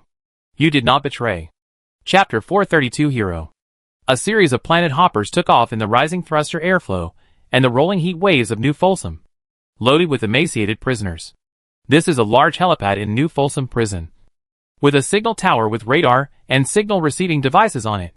The transport ships, and fighter planes parked on the helipad were naturally taken over by the Revolutionary Army. At this moment, the long queue of prisoners in the prison were quickly boarding the ships to evacuate. The only and largest transport ship of the Revolutionary Army, the Zelnaga ship Eldridge, is parked in the twisted and dangerous synchronous orbit of New Folsom. It is as large as a swarm behemoth, which is a ship that cannot be built with the current achievements of human engineering and materials science. Today, the Eldridge serves as a super mothership and carrier-based aircraft platform to provide supplies for the entire Revolutionary Army fleet, and it can also absorb tons of firepower when necessary. Warriors, no matter where you go, no matter when, don't forget that you are a hero. Augustus stood beside a small galaxy flea that was about to retract its ladder, and spoke to the closing porthole of the spacecraft. In Antigua, in Amoyan, in Mossera, in the lands you once fought and protected, there are 1,000 triumphal arches waiting for you, where flowers are blooming and flags are planted, where girls wear silver and white dresses, and where people will welcome you like heroes. In the porthole, Sergeant Borkhoff and other imprisoned revolutionary soldiers and revolutionaries were looking at Augustus. All of these warriors were subjected to inhumane torture by the interrogators of the Terran Federation in the prison of New Folsom, in order to make these young warriors surrender and betray their beliefs. However, they did not lower their heads until they were tortured like skeletons covered with skin and souls crying silently. Now these warriors are wearing the brand new revolutionary uniforms brought to them by Augustus, with several medals on their coats. Their hair has also been carefully groomed, so that the respectable revolutionary soldiers can regain the dignity they once lost in the New Folsom prison. Some of them were crew members of the revolutionary fleet. Their ships were destroyed in the fleet battle, and the lifeboats they were on were captured by the Federation warships. Some were agents who infiltrated the core world of the Terran Federation or the backbone of the Revolutionary Party, who propagated revolutionary ideas in the vast Federation territory. Their fate after their identities were ruined would not be much better than that of the captured Umoyan spies. When the spaceship took off, Augustus clenched his right fist and placed it flat on his chest. This was not a military etiquette, but a fist salute from the son of Korra, which symbolized respect for the warriors. At this moment, everyone on the spaceship and the revolutionary soldiers standing around made the same fist salute, including Arcturus Mengsk. In Umojan, the best hospitals have prepared all the beds, and the most famous doctors and experts are present. But even they cannot heal both physical and mental injuries at the same time. As the transport ship flew higher and higher, Arcturus said to Augustus with his usual calmness, "Actors is a quiet and serious person. When he smiles, people feel like spring breeze. But no one has ever seen this man, with a body of steel, cry." The tears he mentioned had already dried up when Korhal 4 was destroyed by the Terran Federation, and there would be no more tears in the future. That's the best outcome. Augustus nodded, feeling heavy-hearted. Augustus learned that the prisoners in New Folsom prison were only those who survived the torture, usually less than 100 out of every 1,000. Not all captured revolutionary soldiers had a steely will. They were also ordinary people with flesh and blood, and faith could not suffer for them after all. Many people surrendered, only hoping that the Federation would give them a quick death. Some even surrendered to the government, betrayed their former comrades, and inflicted on them 1,000 times the pain that the Federation had inflicted on them. Many more people could survive for a few days. They were either crazy or stupid, or just wanted to die. After that, the Terran Federation would send these people to the resocialization factory to be transformed into federal soldiers, who obeyed orders, and ordered them to raise their guns against their own people. No one except the Protoss can reverse the resocialization process, and the damage caused by this cruel brain transformation is permanent. The transformed revolutionary soldiers lost all their memories of the past, and believed in the false past. They could not question any order issued by the federal officers, and they would not hesitate to shoot their former best friends. Those who persisted to the end were sent to New Folsom prison for detention, waiting to be used as bargaining chips for negotiations with the Revolutionary Army one day. Most of these people were officers, staunch Pan-Terran revolutionaries, combat heroes, and unyielding fighters. More and more shuttles and transport ships flew into the planet's atmosphere in the hot air rising from New Folsom, disappearing in the almost invisible starlight. Augustus sighed softly, blaming himself for not coming earlier. Although at that time, the fleet that attacked New Folsom would most likely be besieged by a large number of federal fleets that jumped in, and more people would be killed. At this time, Duke asked Augustus through radio communication whether he wanted to destroy New Folsom Prison. His Alpha Squadron was ready to destroy the main fusion reactor, so that most of the platforms carrying the prison would sink under the magma. This was no surprise, and earned Augustus a scolding. Therefore, General Duke, who thought he understood the thoughts of the Revolutionary Army Marshal, had to order his soldiers to continue cleaning up the battlefield.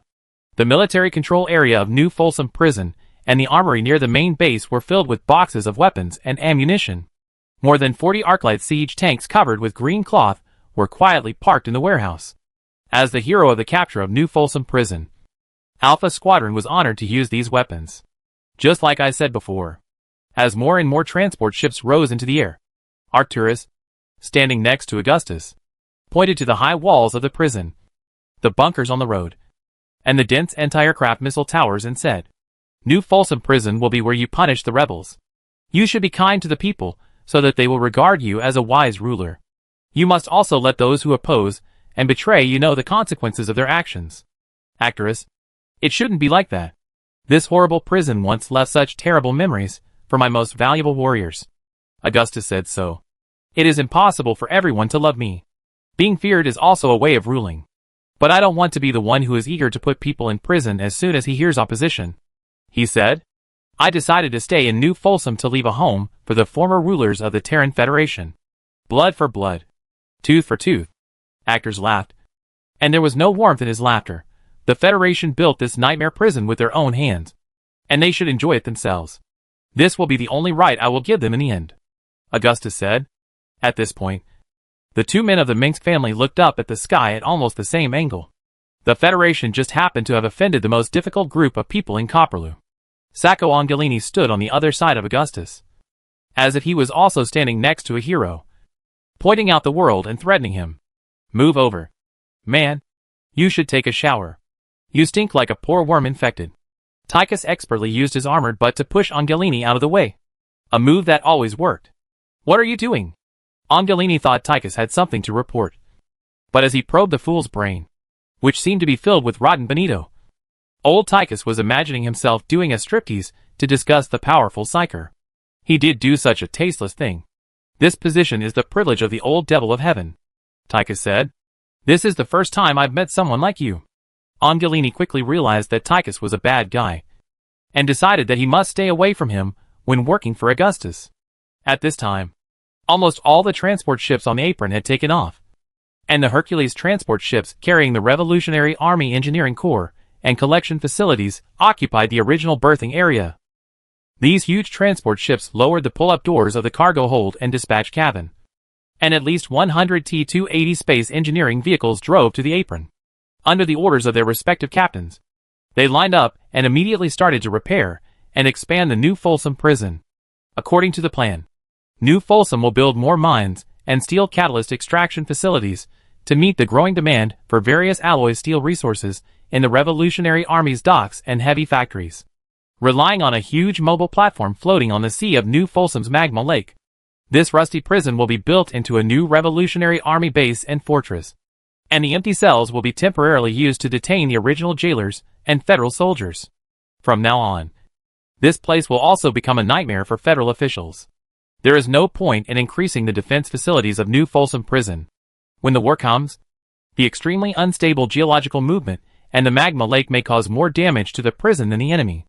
The main task of the Revolutionary Army Engineering Corps is to build an orbital defense system, hollow out the only satellite of New Folsom to build an unprecedented super shipyard, and directly use the abundant resources of New Folsom to build battlecruisers. Considering the huge scale of this project, it will take 5 years to build even at the fastest speed, which means it will not be put into production until 2499. Augustus did not intend to use the heinous torture instruments in the New Folsom prison to torture the federal soldiers, but the prison guards and federal intelligence officers who had tortured the revolutionary soldiers were not so lucky. Many federal soldiers guarding the prison turned to us at the last minute, claiming that they knew nothing about the tragedy inside the prison. A signalman walked up to Augustus and reported, "Lieutenant Colonel Nolan asked you how to deal with these federal soldiers. If they are willing to join the Revolutionary Army, I swear I will treat them the same way I treat all the Revolutionary Army soldiers." Augustus thought for a moment and said, Both treatment and equipment will be in accordance with the standards of their respective units. And there will be no deductions. I guarantee with the honor of the Minx family that I will never let any former federal soldier serve as cannon fodder to attract fire. When all the wars are over, I will let them return home. However, I must pass a mind-reading test to confirm whether they are pretending to surrender. Yes, sir, the signalman said. With the outbreak of the first full-scale war, the continuous war caused the death rate of the Federal Army to rise sharply. Even with the support of patriotic enthusiasm, the number of volunteers was not enough to support the Federal Army to protect the huge colonial world. In such a situation, the Federal Conscription Department could only bite the bullet and forcibly recruit soldiers. Fraud was no longer effective. So they forced adult men of appropriate age to go to the battlefield. This naturally caused an uproar in the Terran Federation. Because although the Terran Federation treated everyone equally on the surface, they would not recruit the prosperous core world population on a large scale to avoid shaking the economy, which would cause the wealth of the creation family to shrink on a large scale. When the war was the most intense, the Terran Federation even sent the entire colony population destroyed by the Zerg to the resocialization factory, and then announced that the population of this world had died in the protracted war.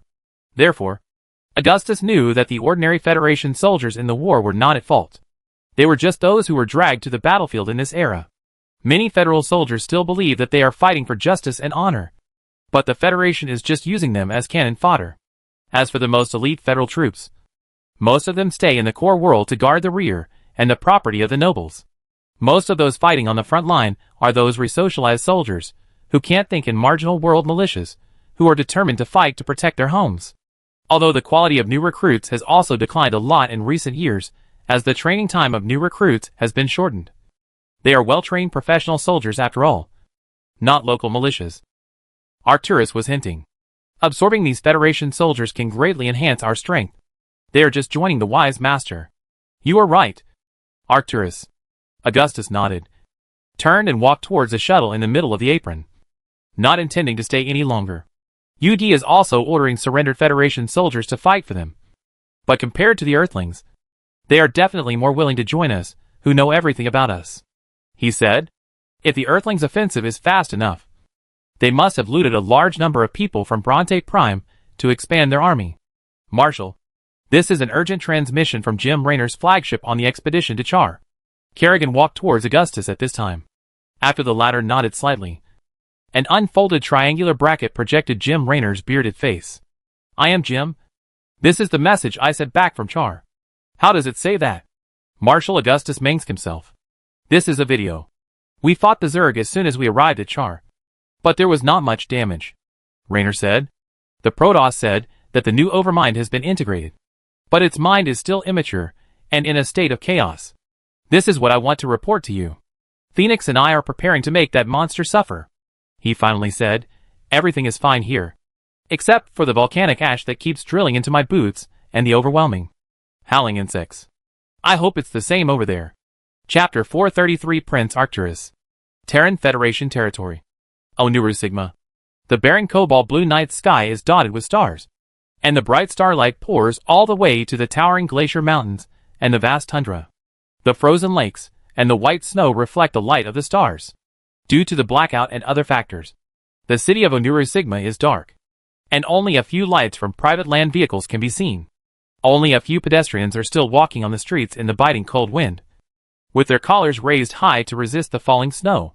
The series of wars between the Kelmorian Union and the Terran Federation on Onuru Sigma were the fuse of the Guild War. Before that, this cold and desolate world was unknown. Like other planets with resource exports as the pillar industry, Onuru Sigma is also a planet rich in minerals. There are a large amount of high-energy gas under its glaciers, and the reserves are quite amazing. At the beginning, the Kelmorians built a number of high-energy gas extraction facilities made of alloy steel on Onuru Sigma. But after the Guild War ended, these buildings and the entire galaxy belonged to the Terran Federation as compensation for the damage caused by the war. Most people on the planet Onuru Sigma have experienced that terrible war, and now people are reluctant to mention the painful memories of the past.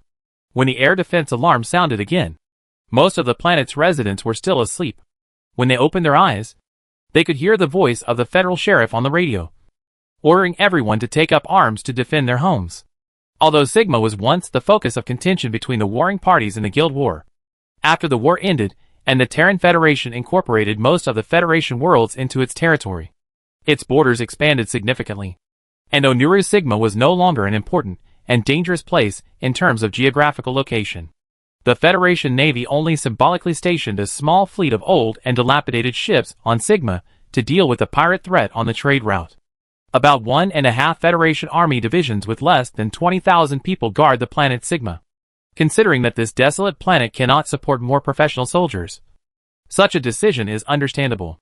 During the First Total War, since Onuru Sigma was not on the Zerg's advanced path, the Federation Armed Forces Supreme Command did not increase the defense of the planet, but instead withdrew the last batch of elite troops. Now is the time when the Earth UD Expeditionary Force is invading in large numbers, and the Federation, which is overwhelmed, has no time to care about this planet. That is not surprising. After all, it is said that at least 2 UD fleets have appeared near Tarsones. However, today's sudden war ended unexpectedly quickly. It took only 3 hours from the outbreak to the occupation of Sigma Governor's Palace by a rebel armed force, when the air defense alarm just sounded. Sporadic gunshots and explosions caused by small-scale exchanges of fire were heard in many cities. In the quiet night, some city residents saw soldiers wearing power armor and holding red flags passing through the fast streets, followed by a large number of Vulture hover bikes and ARC tanks driving towards the city center one after another. The lax federal defenders gave up almost all the military bases and government agencies without much resistance. The rebels chose the right time to attack. It was late at night in the hemisphere with the most cities and the largest military camps, and the night in Onuru Sigma was freezing cold. When the day dawned, the residents of Sigma were informed by armed soldiers and the propaganda department of the Revolutionary Party that everything would be normal today. All public places, schools, mines and office buildings were open as usual, and people could sit in bars and talk about what happened last night. The only difference was that all the federal flags were replaced with black-red and gold-red revolutionary flags, and almost every street sign was posted with notices from the new government and propaganda posters with governing philosophies. A heroic and extraordinary man occupied all the screens. I am Augustus Minsk, resident of Onuru Sigma. I want to tell you that this planet has been liberated by the Korhal Revolutionary Army. From today on this great land that once nurtured great people, people will live their own lives in a freer and happier way according to their own wishes. In the name of all secular and theocratic powers, in the name of Augustus Minsk, Onuru Sigma will be incorporated into the Korhal Autonomous Region, the Antiga Autonomous Region, and the joint territory of the above 6 planets, becoming a part of the Republic of Terran, which cannot be violated or changed forever. Augustus read out his oath, which he had memorized by heart, in the control room of a radio tower that looked a little old but still durable. Arcturus Minsk stood with his hands behind his back until Augustus finished speaking. And then he said, "This is just the beginning. There are so many planets waiting for us to conquer and rule. One day we will build a peaceful and stable country with our own hands." Yes. Augustus took off the device he was wearing on his head, but I call this liberation. Liberating the freedom of the people of a place, so that they and their children no longer have to live a life of humiliation and oppression in the past, instead of conquering and ruling. It's not a conflict, Arcturus said to Augustus. If you have any concerns, let me do the things you can't do. Augustus sighed, and the blue-white light reflected on his pale face. This is a communication tower located in the Federal Military Base. Hastings Camp faces the Noranda Glacier. During the Guild War, this federal military camp was once destroyed by the Comorian Union, but it was rebuilt and expanded many times until it became the largest federal military camp on the planet. After a while, Augustus turned and shouted, "Lieutenant Sarah Angelini, tell General Duke that I will review all the surrendered Terran Federation Sigma Legion soldiers in Hastings Camp in 15 minutes. I know. Marshal." Angelini left as soon as she appeared. Angelini is a powerful level 10 psychic with superhuman strength. But he is convinced by Augustus. Telepaths understand human hearts. And the more they know, the more they hate the ugliness of human nature. And the more they know, the more they understand that people like Augustus are worth following for a lifetime. Onuru Sigma is rich in resources. Most importantly, although the mining facilities of the Comorians are crude, they are easy to repair, and the output is quite amazing. If the Comorians still rule this planet, They will be able to mine all the resources here in less than 10 years. Arcturus walked through the porch of the control room of the broadcast tower, wearing a black winter-long windbreaker, and walking outside in the cold wind and snow of Sigma. What a group of locusts. The broadcast has ended, and Augustus and Arcturus have no need to stay here any longer. They walked together through the military barracks buildings and the supply stations distributed in a grid pattern in the Hastings camp. The ground in the center of the spacious camp was illuminated by the lights. Nearly 6,000 federal soldiers were standing in the heavy snow, shivering in the cold wind, wearing only thin shirts. The revolutionary soldiers stood at the outermost edge with Gauss rifles, and saluted when they saw Augustus and Arcturus. Let them run. Lieutenant Colonel Fox. They won't feel cold if they run, Augustus shouted to a young revolutionary sergeant. With Augustus's order, the dark crowd quickly moved, and they began to run around the playground. And the momentum was quite amazing. The temperature in the Hastings camp was always around -10 degrees. It was a deadly thing for the soldiers to sweat in this situation, because the sweat that wetted their clothes would cause terrible frostbite when it stuck to their skin. But it didn't matter. They would be sent to the Zelnaga transport ship Eldritch soon. The interior of that magical spaceship was always warm like spring. And Rory Swan still couldn't figure out the principle. Tell them that in 5 minutes they will be able to drink hot milk soup, hot coffee, and eat canned beef from Umoyan. Augustus said again. So, let me see if the Sigma Legion, which once defeated the cunning Comorians, has been lax and neglected training during this period. In the shadow of the wind and snow, Kerrigan, wearing an environmental mimicry combat suit and in a stealth posture, dutifully put the headset next to Augustus so that the latter's voice could be transmitted through the broadcasting facilities of the Hastings camp. Soldiers, you probably don't know what just happened. And now I'm going to tell you. In less than 20 minutes, only a battalion of the Revolutionary Army's 7th Division took over the camp. And many of you didn't know the enemy had arrived until you were dragged out of the tent. What's going on? You have served in the Federal Army for at least 6 years. And my soldiers were students, workers, farmers, and even piano musicians 2 or 3 years ago. Augustus shouted. Run! Nearly 1/3 of the Sigma Legion came from the former 33rd Ground Assault Division. In the past, they were all my subordinates. Arcturus was filled with emotion. I have led them to many victories, and the honors we have achieved are unique, he said. After I retired, the 33rd Ground Assault Division is still the elite of the elite. They belong to the Sigma Legion and have fought on many planets. They are an army forged in the cold polar regions, barren deserts, endless grasslands, and dangerous primeval forests. When my old boss, General Fowler, was still alive, the 33rd Ground Assault Division still maintained a strong combat effectiveness. But then he died, and died when the war was about to end. After that, the person who took over the Sigma Legion was obviously a fool. No, he was a funny animal trainer and a pathetic beast, who trained my lion into a plump, fat orange cat. Or rather, they didn't train much after the war. Augustus also felt sorry. I got a report that after you left the Federal Army, that is, on the eve of the end of the Guild War, most of the officers in the Sigma Legion who had made outstanding military achievements were transferred away, and replaced by some children of the Creation family and other relatives who came in. He said, these people were quickly promoted to generals based on their military achievements, which was what you and your men deserved. Later, a group of officers who only wanted to get promoted and make money took over here. They were busy reselling supplies and weapons, looking for scapegoats, and making arrangements, making the military camp a mess. No one expected to win a battle anymore. What is that man doing? Augustus suddenly pointed to a Federal soldier who was lying on the ground gasping for breath and said, let him stand up. Don't stop. As soon as the words fell, several revolutionary soldiers walked over under the command of a sergeant. But the Federal soldier said that he would never stand up again. And when he was taken away, he said something like, I am not good at running. What a shame. Actor shook his head. Give the Sigma Legion to me. In less than 3 months, I can turn them into a lion again. You want to paint a ginger cat with black stripes? Augustus smiled.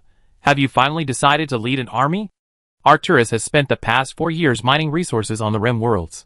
Now, he is clearly tired of the mines.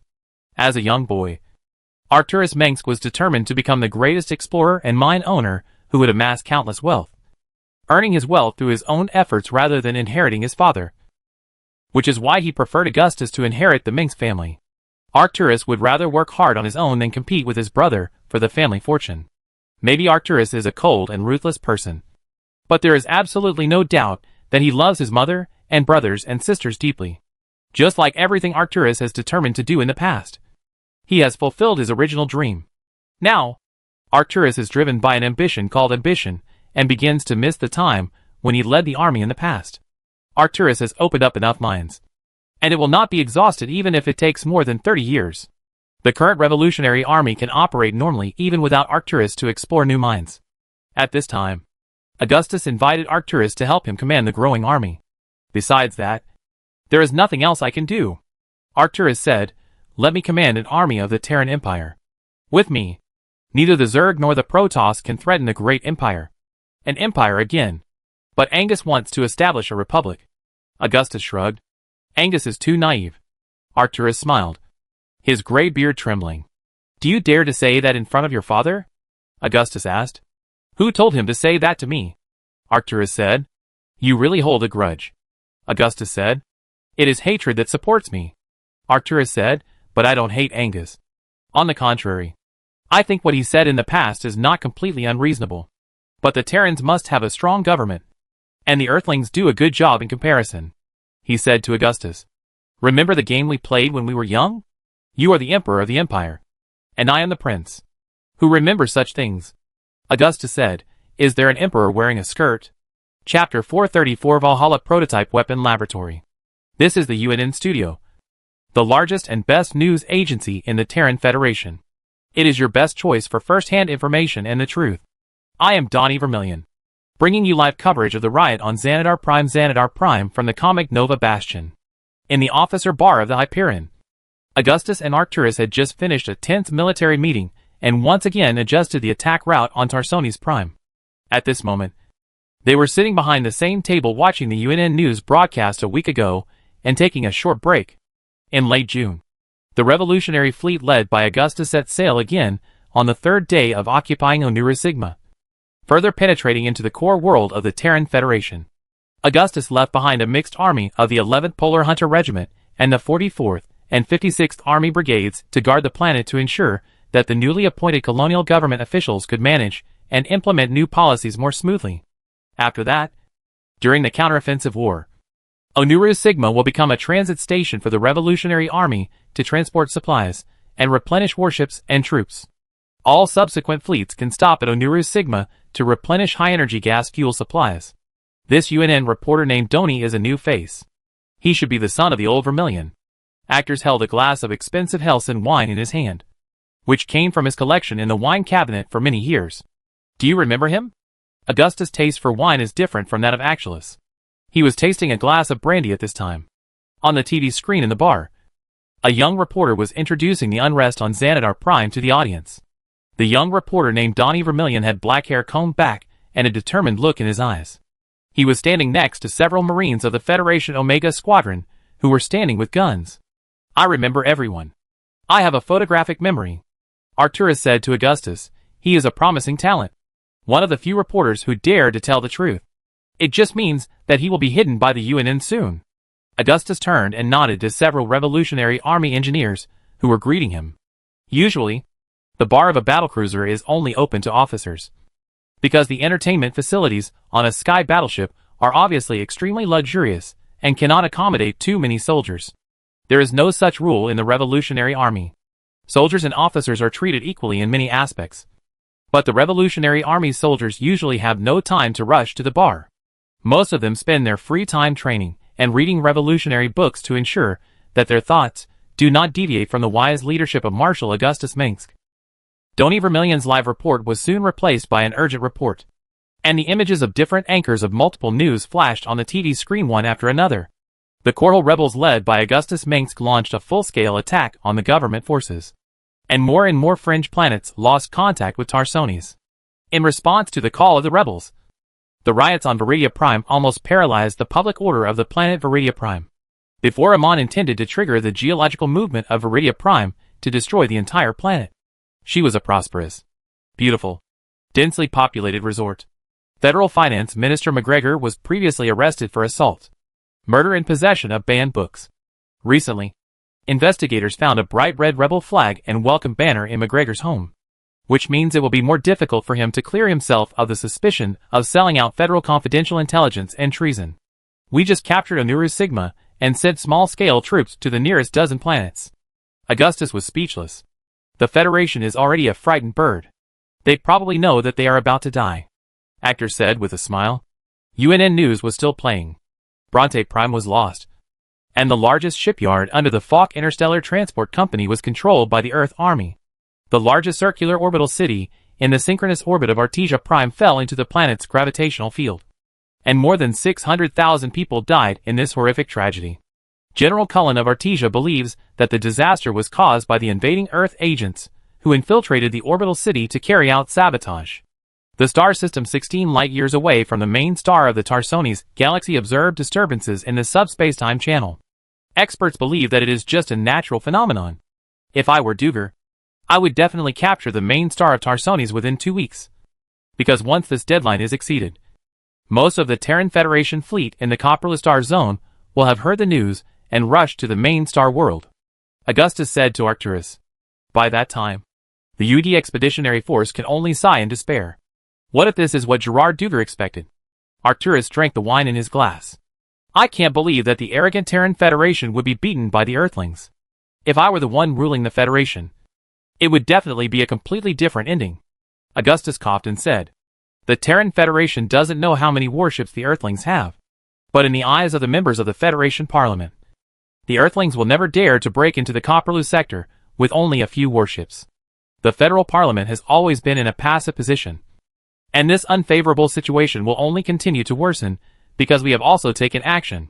The Hyperion is about to exit the hyperspace jump state, and all crew members are ready.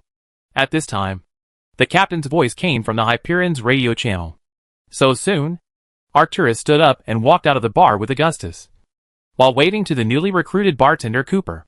Sigmaris Prime is located on the periphery of the Terran Federation's core world. In comparison, it is far less famous than other prosperous and populous core planets.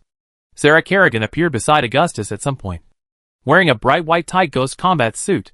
Sacco Angelini appeared on the other side of Augustus, wearing a slim gray Revolutionary Army uniform with a shining golden lion on his belt. Apparently, Augustus assigned this level 10 psychic to the Revolutionary Army's intelligence organization OGB as an agent. It was the agents of Umogen who first discovered the secret military base of the Federation on Valhalla, the satellite of Sigmaris Prime. They sacrificed many agents who had been trained for many years to find this place. Kerrigan shook her long red ponytail tied behind her waist neatly. But according to intelligence, Valhalla is just an ordinary military base. The scientists of the Terran Federation must be conducting some unknown experiments again. Hope to turn the tide of the war with some earth-shattering new weapons. When Augustus stood on the vertical ladder of the Hyperion, Kerrigan helped him straighten his collar while reporting, which made Arcturus next to him cast a scrutinizing look. As Augustus's adjutant, Kerrigan not only has access to the core military secrets of the Revolutionary Army and related places, but she also takes care of his daily life. Kerrigan does the work of many people alone without getting tired, because she has superhuman physical fitness and does not want others to be closer to Augustus than herself. Nothing special, Arcturus said. If it weren't for Augustus's insistence, I don't think we would have needed to stay on this satellite for longer. Time is running out. We can only conquer the most important and valuable planets first. Trust me, it's not wrong. Augustus spread his hands. Do you want me to use your childhood embarrassment to prove that you are a reckless person? Arcturus laughed. Damn it, Arcturus, I'm not a child anymore. We should look forward. Augustus looked at Angelini, who was expressionless next to him, and his sharp eyes made the powerful psychic shiver. I don't remember my childhood, and I don't want to hear it again. There are times when you look back at yourself from more than a decade ago and find that you are a completely different person. I agree. When the elevator stopped, Arcturus said, you have changed so much that I can hardly see the shadow of the little kid in you. This reminds me that I am old. You are only 33 years old, Augustus said. Alexander the Great died at this time. Actuus regained the feeling of getting along with Augustus when he was a child, compared with now, when they met in the Federal Army camp in the past. He always taught Augustus seriously how to face his life. It's different now. Augustus no longer needs Arcturus's teaching. Don't say that. You can live to be 48. Augustus said. I will live many more years. May I live a long life. Arcturus smiled. Marshal. The ship is moving smoothly. The Hyperion has left the subtime and space navigation state and is ready to enter the synchronous orbit of Sigmaris Prime. Hyperion's navigator Mosley saluted Augustus. Augustus did not find Matt Horner in the Hyperion, because the UD invasion disrupted Matt's plan to study at Imogen University. He had been temporarily transferred to another revolutionary flagship, Artemis, as the second officer. The fleet will launch an assault immediately, and Duke's Alpha Squadron will carry out the landing mission, Augustus ordered. The only thing Duke is good at is this kind of mission, where he is clearly told what to break and what not to break. I can see that he always wants to make achievements, whether in the Federal Army or the Revolutionary Army, Actor said. So I give these battles that require quick decisions to Alpha Squadron. Augustus said. The old guy has been very happy recently. Outside the bridge of the Hyperion, a huge dark blue planet almost occupied the entire porthole, and a satellite of the same color was rotating around it. With Augustus's order, several battlecruisers accelerated towards the satellite named Valhalla, and the Hyperion was surrounded by flashes of thruster acceleration and fleeting gorgeous trails. Multiple orange-red flashes flashed on the Valhalla satellite in an instant, like sand drifting with the waves, which came from the laser cannons of the Federation military base. In a few minutes, the firepower points of the Federation military bases that had fired were quickly destroyed by the Revolutionary Army fleet's artillery fire, and the Federation fighters parked on the starport runway and launch port were bombed into scrap metal before they could take off. After several rounds of overwhelming fire suppression, Alpha Squadron forcibly landed on Valhalla. Augustus only needed to drink a glass of wine before all the defenders of Valhalla surrendered. The military research facilities on this satellite can be reused. Arcturus looked at the copperless star map for a long time, and seemed to finally understand Augustus's intention to attack the Valhalla satellite. Its location is quite secret, and the Sigmaris system is relatively closer to Korhal 4. This planet can become a barrier for it, and no one can come and go freely in the Korhal system. Actor still misses his former hometown Korhal 4. Whenever he sees the scene after Korhal was destroyed by a nuclear bomb, his heart will once again be filled with hatred for the Terran Federation. The Hyperion's main screen flashed the current image of Korhal 4. Just like Arcturus, Augustus had never given up on Korhal. He sent a research team every year to investigate Korhal's environment after the nuclear explosion. The tragic defense of Korhal did work after all. The number of Apocalypse-class nuclear bombs that actually landed on the planet was less than 400 instead of 1,000. This allowed those areas that were not within the Federation's main strike range to recover again 4 years later. This is one of the reasons why I came here. Augustus looked at the picture sent back by the scientific expedition team in the past year on the screen. Stilling, once the most prosperous city in Korhal, has become a charred ruin.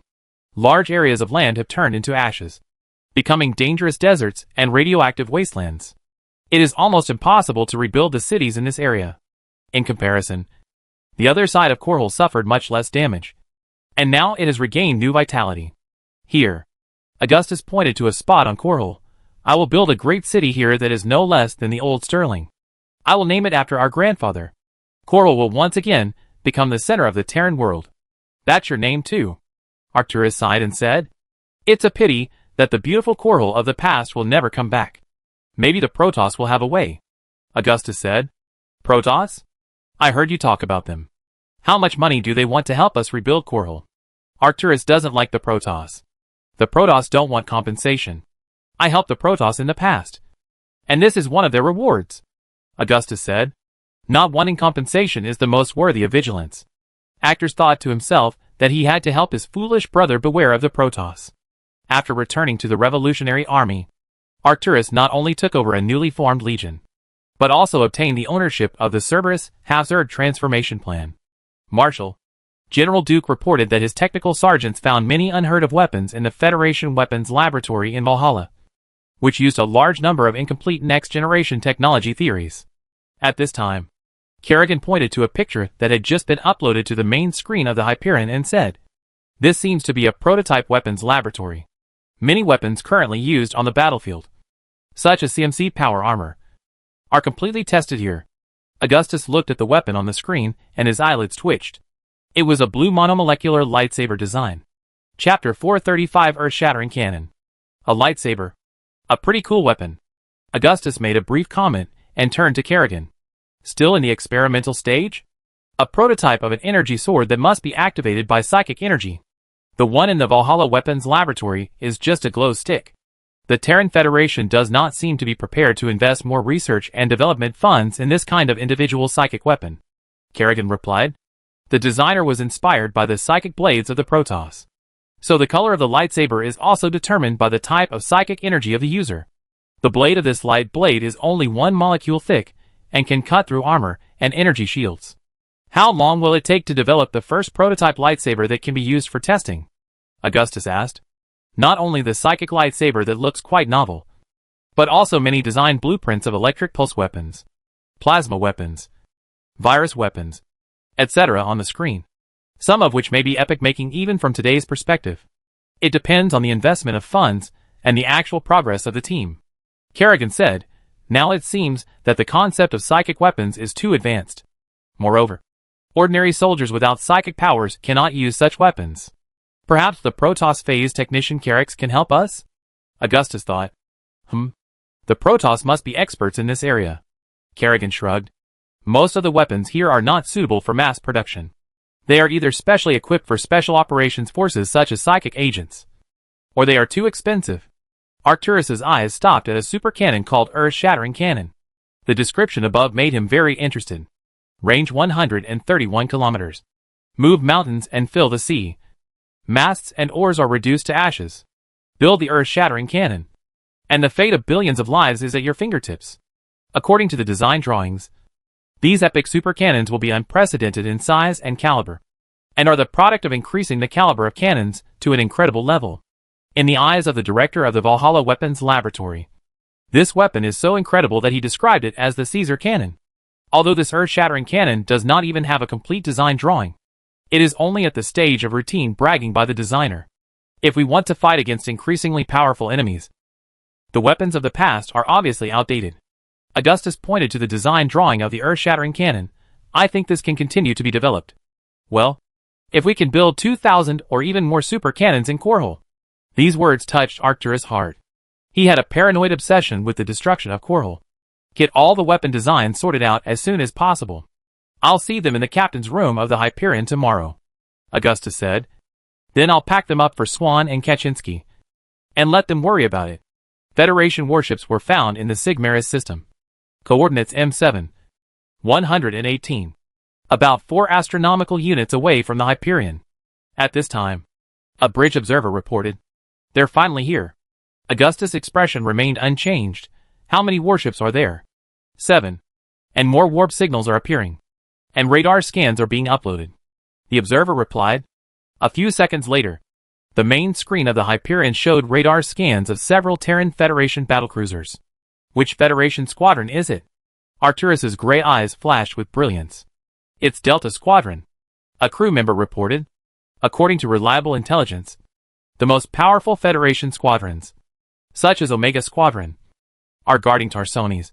But a considerable number of naval fleets are also cruising outside the Federation core star field, Augustus said. This means we are going deep into the core world of the Federation. Just in time. The portraits of generals such as Horace Warfield, Edmund Duke and Jackson Holler appeared on the main screen. My Hyperion is in front, and the entire fleet is in assault formation. Augustus was wearing a slender dark gray military uniform, and even the corners of his trousers were iron straight. Destroy Delta from the front.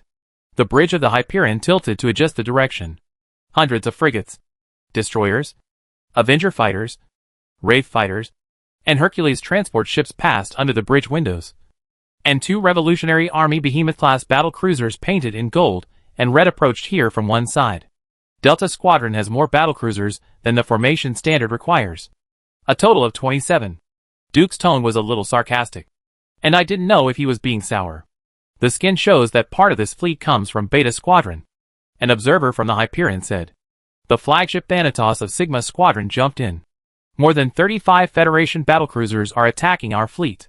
Turn on the shield and move forward at full speed, Augustus ordered. This is probably the largest fleet of the Terran Federation, except for the one guarding Tarsones, Kerrigan said. The Federation did not deploy this fleet to fight us. Actors speculated, I suspect they may have encountered the Earth fleet before. And such a messy organization is proof of that. It will take us some time to find out which star system the Terran Federation and UD just fought in, Augustus said, and what we have to do is to take this opportunity to completely destroy this fleet. But the Federation's fleet is almost equal to ours. And their battlecruisers are obviously more advanced, Kerrigan said worriedly. Lieutenant Kerrigan, you can't judge whether a war is evenly matched by numbers. Arcturus' tone to Kerrigan was obviously more friendly than to other Ghost agents. If we are playing a game of chess with the naval commander of the Terran Federation, then you don't have to follow the rules at all. You can take back your moves. You can add a few more pieces. Or you can flip the entire chessboard. After all, this young woman is likely to give birth to a powerful heir for Augustus. Even considering this alone, Kerrigan should be a hero to the Minsk family. Of course, if Kerrigan's belly is not good, then Arcturus does not mind finding a suitable wife for his brother. At the same time, Arcturus also has doubts about the possibility that Augustus's heir may be a psyker, which makes him often waver between Kerrigan and other candidates. Half of the fleet's Behemoth-class battlecruisers have now been equipped with Yamato guns and shields, with only a few Leviathan-class and overly old warships not having been installed. Augustus said to Kerrigan, we need an inspiring victory to convince the supporters of the Revolutionary Army that the dawn of victory is coming. The new warships built by the Revolutionary Army shipyards are now equipped with Yamato guns during the construction process. After Augustus borrowed from Tassadar, and the Protoss Calais phase technicians led by Carrax comprehensively upgraded the shield technology and related production lines of the Revolutionary Army warships. The combat effectiveness of the Revolutionary Army warships will be much higher than that of the Terran Federation. The Federation Navy still did not have a large number of Yamato guns, because the Yamato guns they mainly imitated from the Revolutionary Army were not yet mature and difficult to transform on a large scale. The Federation also built too many new warships, and did not have enough docks to transform their old warships, which were produced in astonishing numbers. The battle between nearly 80 battlecruisers and thousands of fighter warships was magnificent. It was a spectacular scene. The steel warships that humans were most proud of fought in the most brutal and tyrannical form in the center of the Sigmaris galaxy. Augustus' flagship, the Hyperion, was at the forefront of all the Revolutionary Army warships, and was naturally fired upon by at least 8 Federation warships. But all the attacks were fully absorbed by the Hyperion's raised golden shield, and the warship even shuddered as if it had a burp. Without any warning, several Revolutionary Army battlecruisers, led by the Hyperion, began to charge their Yamato guns. In less than a few minutes, like orange-red lightning tearing through the dark space, the Revolutionary Army fleet's first round of salvos hit 11 Federation battlecruisers. The first salvo of Yamato guns kicked 7 Federation warships out of the battlefield, and the rest were severely damaged. The main gun fire of the Hyperion destroyed a Delta Squadron battlecruiser in one fell swoop, and almost wiped out its bow. When the commander of this Federation fleet realized that their chances of winning this battle were getting lower and lower, they were already deeply mired in the quagmire of war, and could not get out. Dense bright orange laser beams swept across the entire battlefield, and a large number of wreckages were thrown to the edge of the galaxy. Hundreds of fleet soldiers may be buried in each twisted, burning black scrap metal. At the most intense moment of the battle, the Revolutionary Army flagship Hyperion was facing the Delta Squadron Nemesis under the broadside fire of more than 5 Federation battlecruisers. Its blue steel armor was covered with a blazing energy shield, like the surface of a burning star, powered by the core of a Protoss arc sun. The Hyperion was like a blazing phoenix, and the Federation Navy soldiers, who had never seen such a scene, were stunned. When the laser cannons of the Federation battlecruiser fired at the Hyperion, it was as if they were hitting a star that could absorb all energy. All attacks were ineffective. Once those powerful laser cannons landed on the Hyperion's sun-shining shield, it was like a fish entering the water, as if it was completely erased by an eraser. I remember when the Amoyans and I just salvaged the Hyperion from that desolate planet.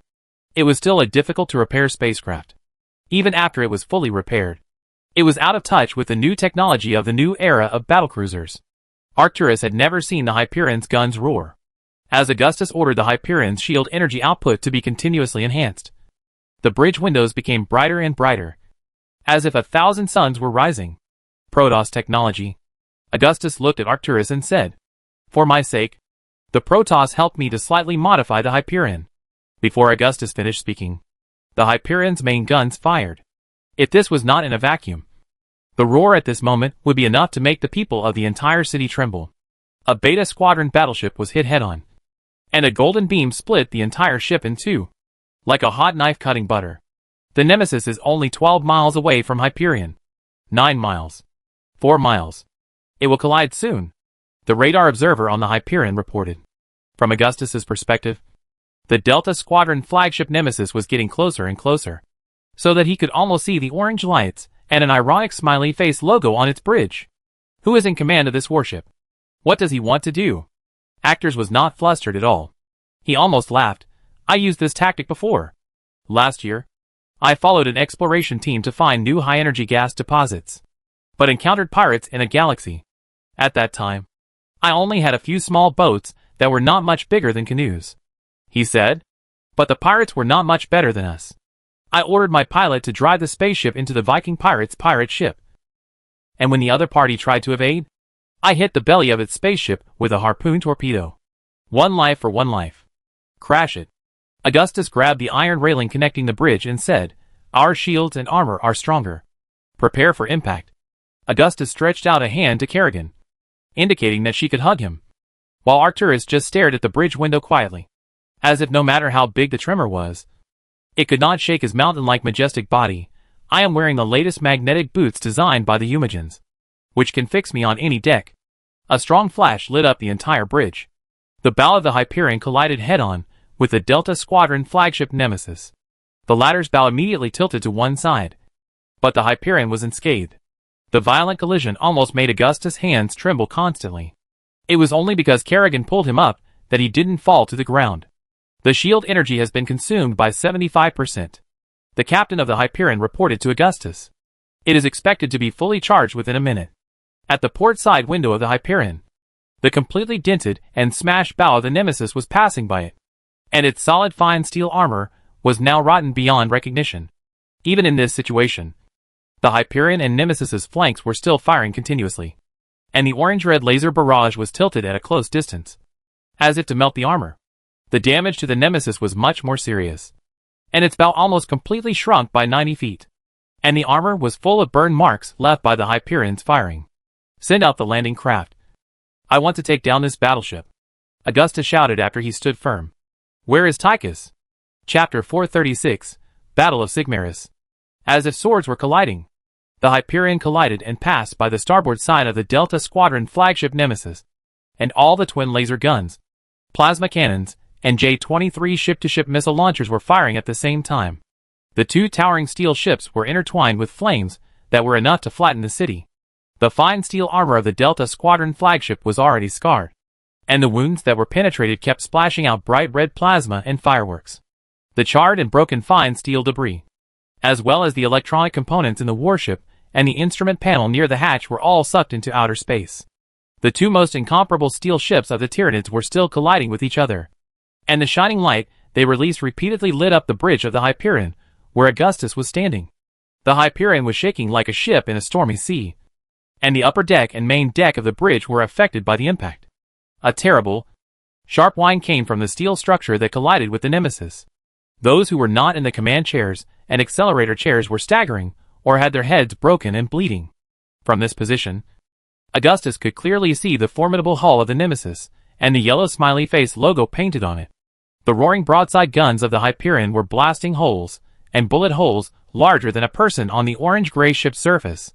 The flagship of the Delta Squadron had obviously been severely damaged by the powerful impact of the Hyperion, and the solid steel armor fell off like burnt scales. "Tychus, you can set off when you are ready." Augustus supported himself on the railing next to the tactical console with both hands, so as not to fall down in the constant collision and even the shock caused by the two ships. "I'm tired of waiting. Boys, draw your guns and load your guns to board the ship. And it's time to kick the Delta Squadron's ass. They chased us like dogs in Marcera and Antigua." Tychus Finley stood on a launch bay of the Hyperion with an unlit cigar in his mouth, and a row of boarding ships parked behind him. These boarding ships were built by the Kelmorian Combine during the Guild War. The head of the boarding ship has a multi-layer foam layer and shock-absorbing structure to cushion the impact. It has a magnetic suction device and laser melting gun used to nail on the enemy ship's armor to forcibly break the ship's armor. This type of ship was originally a detection ship used by the Combine's mining guild to be sent to a rich asteroid to determine its mineral reserves. As a standard Kelmorian spacecraft, it is cheap and has a simple and reliable system. Of course, its thin armor is absolutely unable to withstand the gunfire of a battlecruiser. Generally speaking, even during the Guild War, boarding ships driven by fanatical Union Guild guards would have a hard time approaching Federation warships even when their own fleet had an absolute firepower advantage. Even in the best of circumstances, no more than 1/3 of Comorian ships could successfully approach enemy ships. Behind Tychus, elite Revolutionary Army soldiers with battlefield porcupine logos on their power armor, and special forces of the Nova Squadron in bright purple armor were ready to go. Some of the boarding ships also carry ghost agents, engineers and pilots. Their mission is to take over the entire Nemesis after the boarding battle. As the flagship of a veteran Federal naval squadron, Nemesis is superior to other Federal warships produced and built in the same period in all aspects. The commander of Delta Squadron is also commanding the entire fleet on the bridge of Nemesis. If he is not killed in the first collision, then capturing him is enough to make the Federal fleet lose its fighting spirit. Navigator, half-speed thrusters, keep distance from Nemesis, Augustus ordered. Shields are full. His order was quickly passed down. Defense shields are full. A bridge crew member replied. Continue. Augustus said firmly. Continue to increase shield energy output. Yes, sir. Under Augustus's order, the shield energy value of the Hyperion continued to soar, and the temperature inside the ship was also rising. The energy released from the sun core in the engine room flows through the energy pipes embedded deep in the decks of the Hyperion, and the shields covering its surface are shining brighter and brighter. This means that the energy transmission system in the Hyperion is operating at double overload. If it were its original old pipes instead of the Protoss energy transportation circuits and pipelines newly laid by the Protoss Karai phase technician Carrix, many systems of this battleship would be melted by this terrible energy. Deploy shields. When the progress bar on the main screen stopped at 1000%, Augustus could feel that the warship was already overwhelmed. The sun core in the engine room that once powered the Arc Nesson memory emitted a dazzling flash, and the Hyperion was almost completely covered by golden light, with an unprecedented peak energy output far exceeding any type of Terran engine. Any Federation fighter that tried to approach the Hyperion's shields melted immediately like a candle in a fire, and even the ship of the Nemesis was burned black. Shield deployment. A technician shouted and entered the command into the console. It was like the power of the sun god. The shield of the Hyperion suddenly expanded, like a golden bubble that suddenly expanded and wrapped the Nemesis in it. In an instant, the edge of the shield composed of the actual energy of the sun's core spread, like a spread light wing, and the shock wave that swept across the Nemesis continued to spread, quickly affecting many surrounding Federation warships. And a golden ripple was created in the universe. The spreading shield turned into a shock wave composed of energy that swept across the surrounding Federation fighters, turning them into a ball of burning flames and overflowing electricity. The two Delta Squadron warships that were about to come to support the flagship were the first to bear the brunt of the attack. Since they were old warships, they were still using fine steel armor instead of defense matrix to provide protection for themselves. The spreading energy shock wave was like a whip that hit its outer shell hard, and violent explosions immediately spread across the surface. The armor of the Delta Squadron's flagship, the Nemesis, which was closest to the Hyperion, was burned black in an instant, and it kept falling off its hull like burnt scales. All weapon systems were misfired at this time, and explosions and flames filled every part of its hull, and the flowing flames seemed to be splashing blood. Tychus, Augustus shouted. Ha. Watch it. When it comes to fighting, the Federation people have to step back a little. Tychus lit his cigar, closed his mask, and walked towards one of the boarding ships. Large numbers of revolutionary boarding ships sailed out of the Hyperion's docking launch port and flew to the Nemesis docking port and spacecraft docking bay. And the defense facilities of these cabins were all useless under the attack of the Hyperion. Full speed ahead. Get rid of the Nemesis, Augustus ordered as he watched hundreds of boarding ships full of revolutionary soldiers rushing towards the wounded Nemesis. We still have an entire Terran Federation fleet to deal with. With Augustus's order, the Hyperion accelerated away from the Nemesis. When Augustus looked at the rapidly receding Nemesis, he happened to see several Federation Navy soldiers floating out of the cracks in the ship's hull, like grains of sand spit out by an oyster. Some of them were obviously still alive, while the rest were corpses that had been blown to pieces in the explosion. If Hyperion continued to attack the battleship, it would inevitably be destroyed. The Hyperion, which accelerated away from the Nemesis, once again jumped into the battlefield intertwined with bright orange bullets, and fell into the dense firepower network of more than a dozen Federation battlecruisers. In this magnificent encounter, the Hyperion faced the firepower of half of the Federation fleet and continued to penetrate its lines. With the previous experience of the Nemesis, even though the remaining Federation warships could completely surround the Hyperion, most of the captains still tacitly chose to give in and make way for it to continue moving forward. In fact, this might be a rare opportunity for them to destroy the Hyperion, because its shield had obviously dimmed. The Hyperion, which broke into the center of the Federation fleet, caused chaos in the enemy's formation.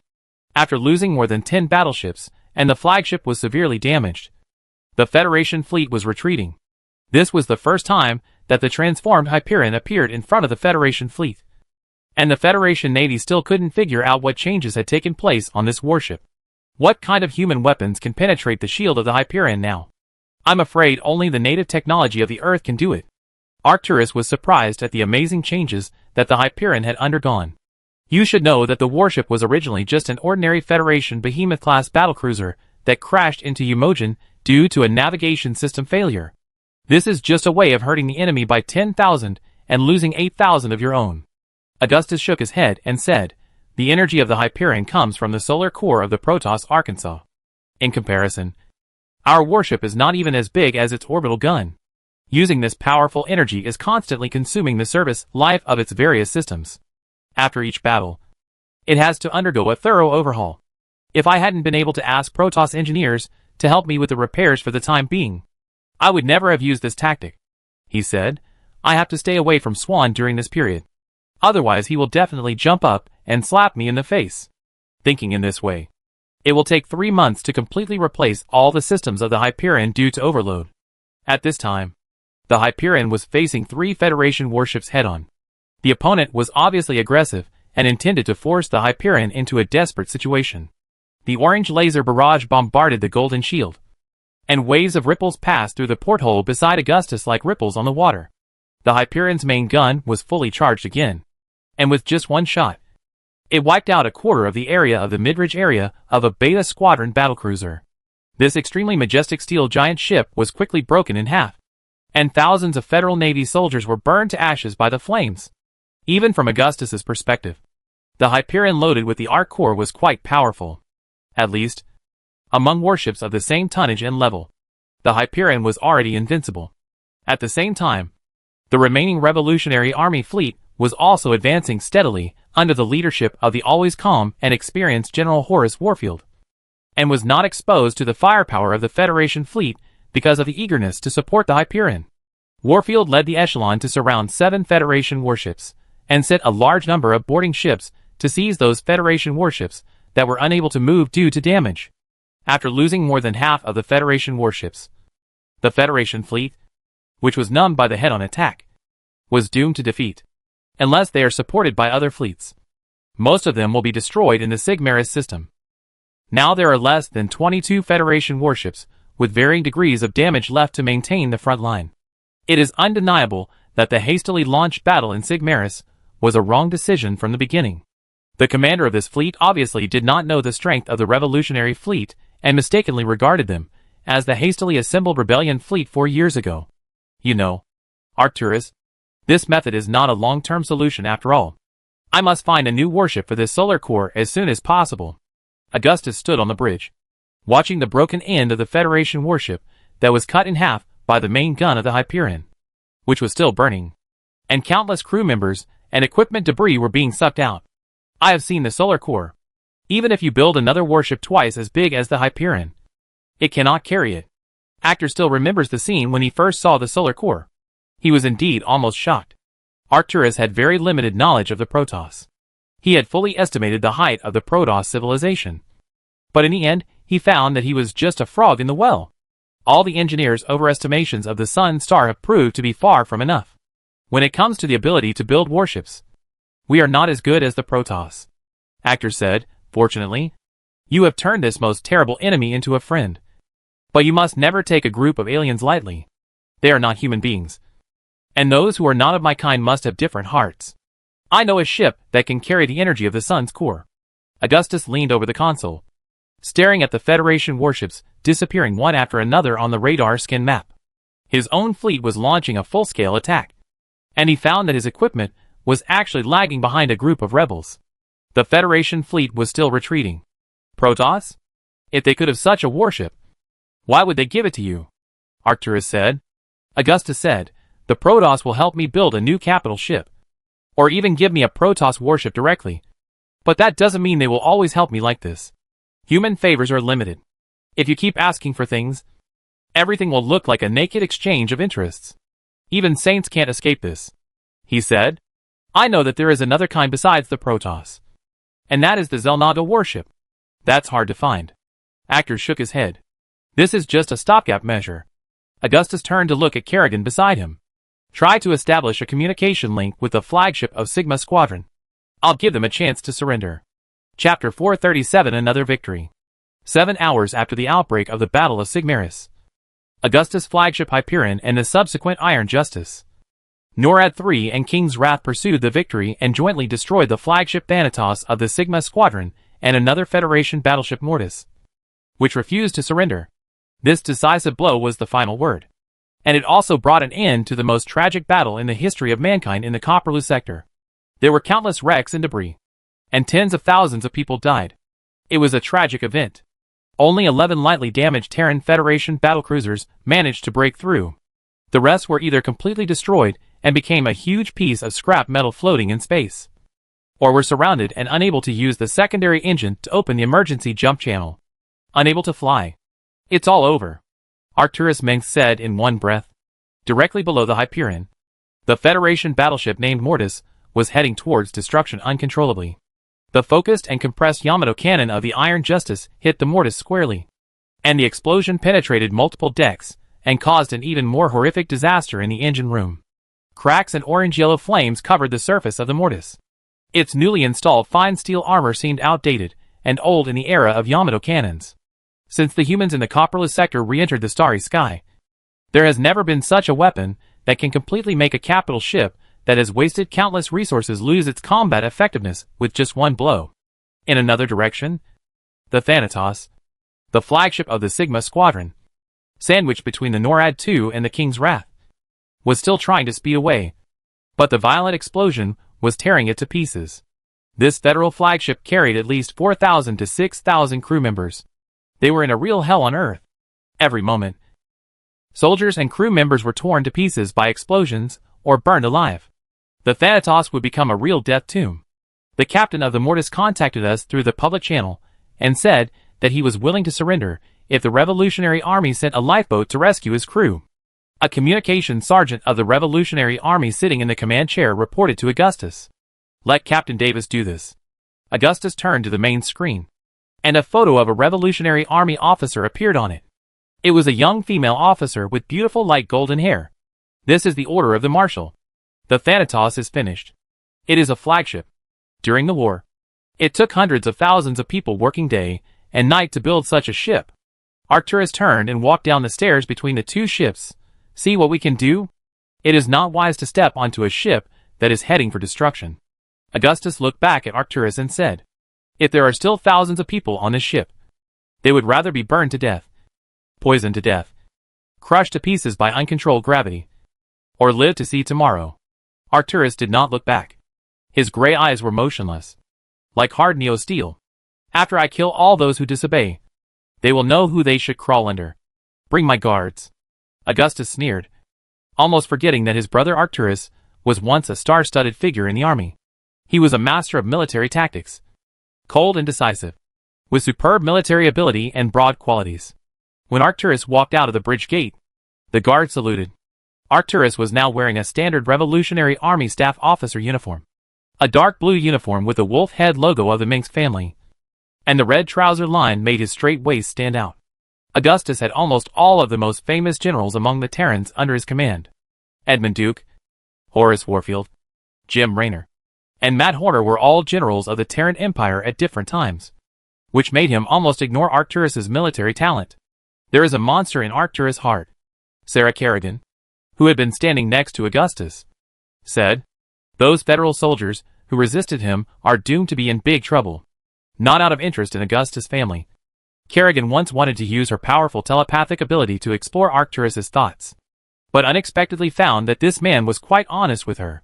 Of course, Arcturus Mensk's mind is like an endless maze, and even the most powerful ghost agent only has a partial understanding of his ambitions.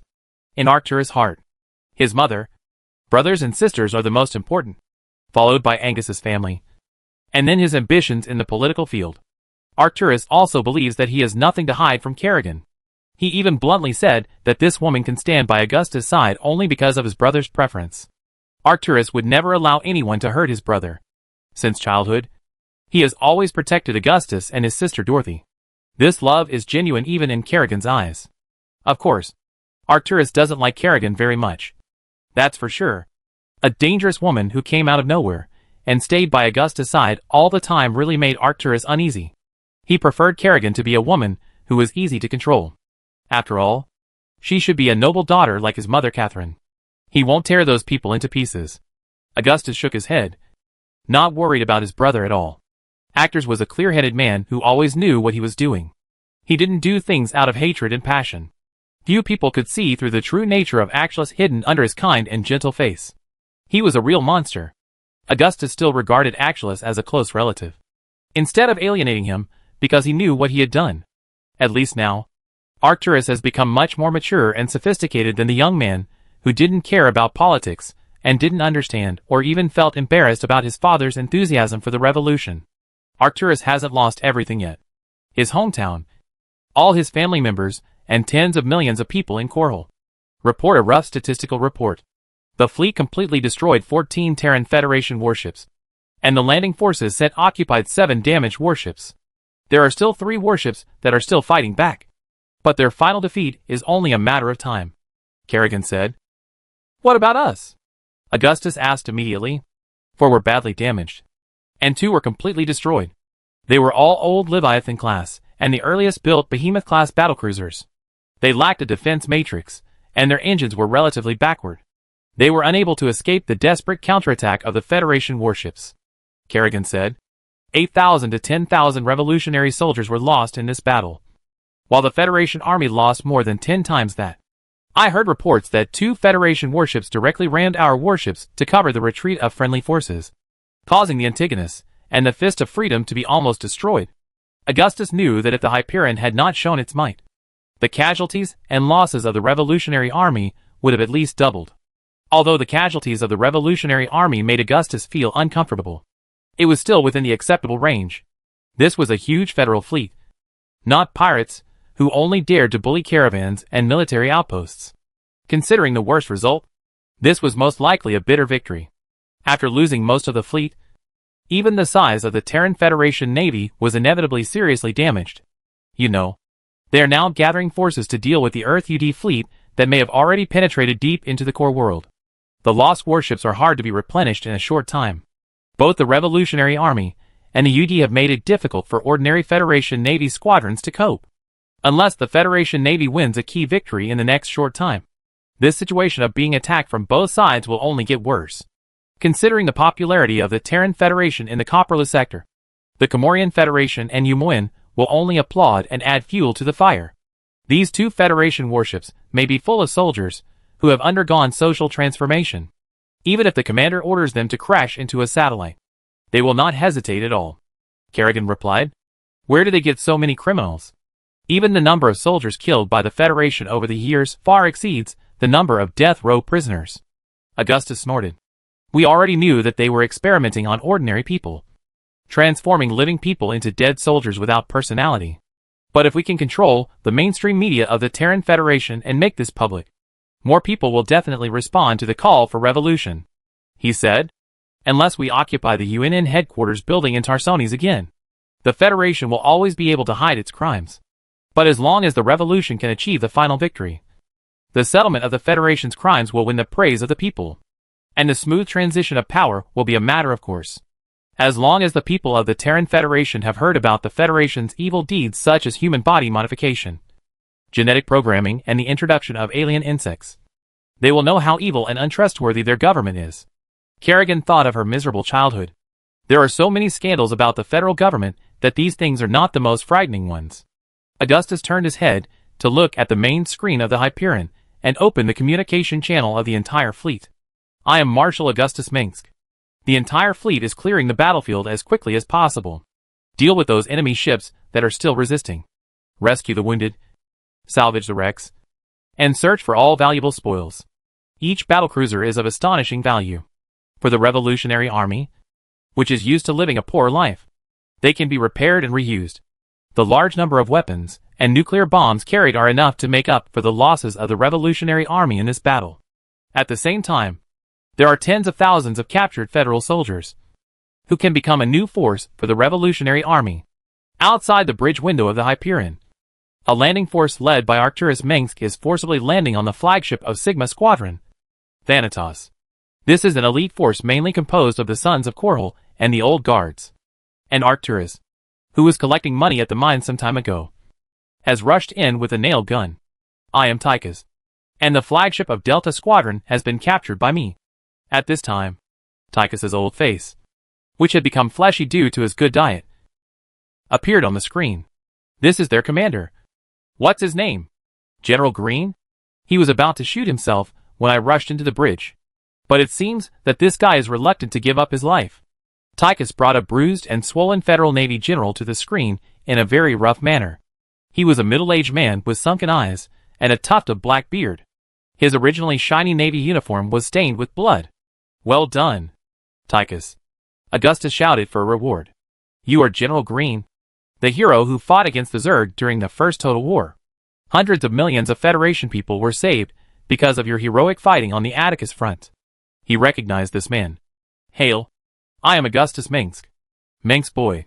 While we were fighting the Zerg, you and your people were wreaking havoc in the Federation territory and letting the wolf in. General Green spat at Augustus and immediately received a slap from Tychus. Mr. Tychus doesn't care about heroes or not, and it has nothing to do with him. Admittedly, Tychus admires heroes in his heart, but in his opinion, the only heroes in the world are him, Jim Raynor and Augustus Minsk. And Hanukkah Hank barely counts as half a hero. The others are really nothing. Tychus, respect the general. In response to General Green's accusation, Augustus just kept smiling. Do you want me to tell you about the story of us facing billions of Zerg swarms and Protoss fleets in the Sera and Antigos systems and rescuing millions of people? My warriors and I have set foot on the main nest world of the Zerg, as far as the Protoss home planet Ire. He said, I have personally witnessed wars from the surface of a planet to the synchronous orbit, which lasted for months and resulted in countless casualties. I have also seen the destruction of the Zerg overlord in front of me. General, if you believe what you want to believe, then there is nothing to talk about between us. Augustus put his hands behind his back, and the black cloak he was wearing cast a long shadow on the bridge of the Hyperion. I will only give you one chance. Surrender or not. When General Green lowered his proud head, the picture ended. Our victory in Sigmaris must be spread. After a moment, Augustus said, the media narrative is still firmly in the hands of the Federation. Any regime determined to establish a strong control over the people will not hand it over to others. With the control of the UNN, they will always slander the Revolutionary Army faster than we can clarify it. Kerrigan shook his head. Our achievements on the Edge worlds and our efforts to subvert the Federation have been downplayed. Then find a way to spread it through other channels, or make this war more intense. A map of the Copperloo sector flashed across the main screen in front of Augustus, with many planets on it. Norris Guard 6, one of the largest resocialized soldier manufacturing factories in the Terran Federation. Next, as long as we take that place, the Federation will have no soldiers to use. Chapter 438 Norris Resocialization Factory. The work of cleaning the battlefield, recovering spacecraft, and detaining prisoners of war has been basically completed. Only a few Federation battlecruisers that cannot be towed back to the dock are still floating on the battlefield in the synchronous orbit of Sigmaris. In the narrow T-shaped corridor of Hyperion, Sarah Kerrigan caught up with Augustus, who was walking out of the crew cabin where the soldiers lived. At this time, Kerrigan was wearing a slim dark blue navy gown and military skirt. The waist-hugging design outlined her exquisite body to the fullest. Her long fiery red hair was piled high behind her head, and two strands of hair on both sides of her cheeks were braided into pigtails and intertwined with the ends of the piled hair. Kerrigan's hair in front of her forehead was also neatly combed to one side, which made her gem-like green eyes more prominent. In addition to the 6 captured Federation warships that have been added to our fleet after simple repairs, the other 3 battlecruisers that were too seriously damaged are heading to the nearest Umojan Fortress starport in the Sigmaris system for a year of repair work, Kerrigan said. The crews of these former Federation warships were dispersed to various transport ships and supply ships, and those Federation soldiers who would rather die than join the Revolutionary Army were temporarily detained in a temporary prison on the Valhalla satellite. How is the reconstruction work on Valhalla going? Augustus had just arrived at Hyperion to see the soldiers in the crew cabin. When the young warriors, who had entrusted their lives to the revolution, saw him, they all showed respectful shyness. The Hyperion had left the Sigmaris system a week ago and was in a stable hyperspace navigation state. It was extremely difficult to fall asleep in this state. In addition to endlessly analyzing the star map and guessing the combat intentions of the UED and the Federation, Augustus simply spent more time patrolling his precious warship. After the Battle of Sigmaris, the captured Federation warships and soldiers greatly compensated for the losses of the Revolutionary Army fleet in this battle. Under the command of Augustus, this fleet still has extremely strong combat effectiveness and deterrence. However, the Hyperion's internal facilities were severely damaged in this battle, and even most of the lines were burned. The energy released by the sun's core during the battle almost melted the entire engine compartment of the Hyperion, and its internal temperature once reached nearly 1,000 degrees Celsius, which evaporated 4 cooling tower facilities at once. This almost caused the Hyperion to completely lose power, and had to activate the backup transmission line. According to your order, Major Marcus urgently appointed a large number of shipboard engineers and Federal Engineering Corps from the former Federal Delta Squadron, Beta Squadron and Sigma Squadron. At the current speed, the newly established Valhalla Weapons Laboratory will be able to resume the development of new weapons by next month at the latest, Kerrigan reported to Augustus. Valhalla Prototype Weapon Laboratory. It will become the cradle of new technology. I am satisfied. Augustus has already envisioned the scene of the Odin Thor, Minotaur-class Gorgon-class battlecruiser coming out. What he has to do after that is to continue to send personnel and funds to the Valhalla Laboratory. As long as new weapons become more and more powerful, our soldiers will no longer have to make as great sacrifices as in the past to achieve the final victory. Good evening, Marshal. At this time, 2 Revolutionary Army engineers, carrying coils of cables on their shoulders, walked past Augustus and Kerrigan. Lieutenant Kerrigan, you are getting more and more charming, Annabelle Thatcher said. Oh, little cutie. Kerrigan blinked her bright green eyes and said to Annabella, Good evening. Otto, where are you going? Augustus put his hands on his waist. It's the cold storage room.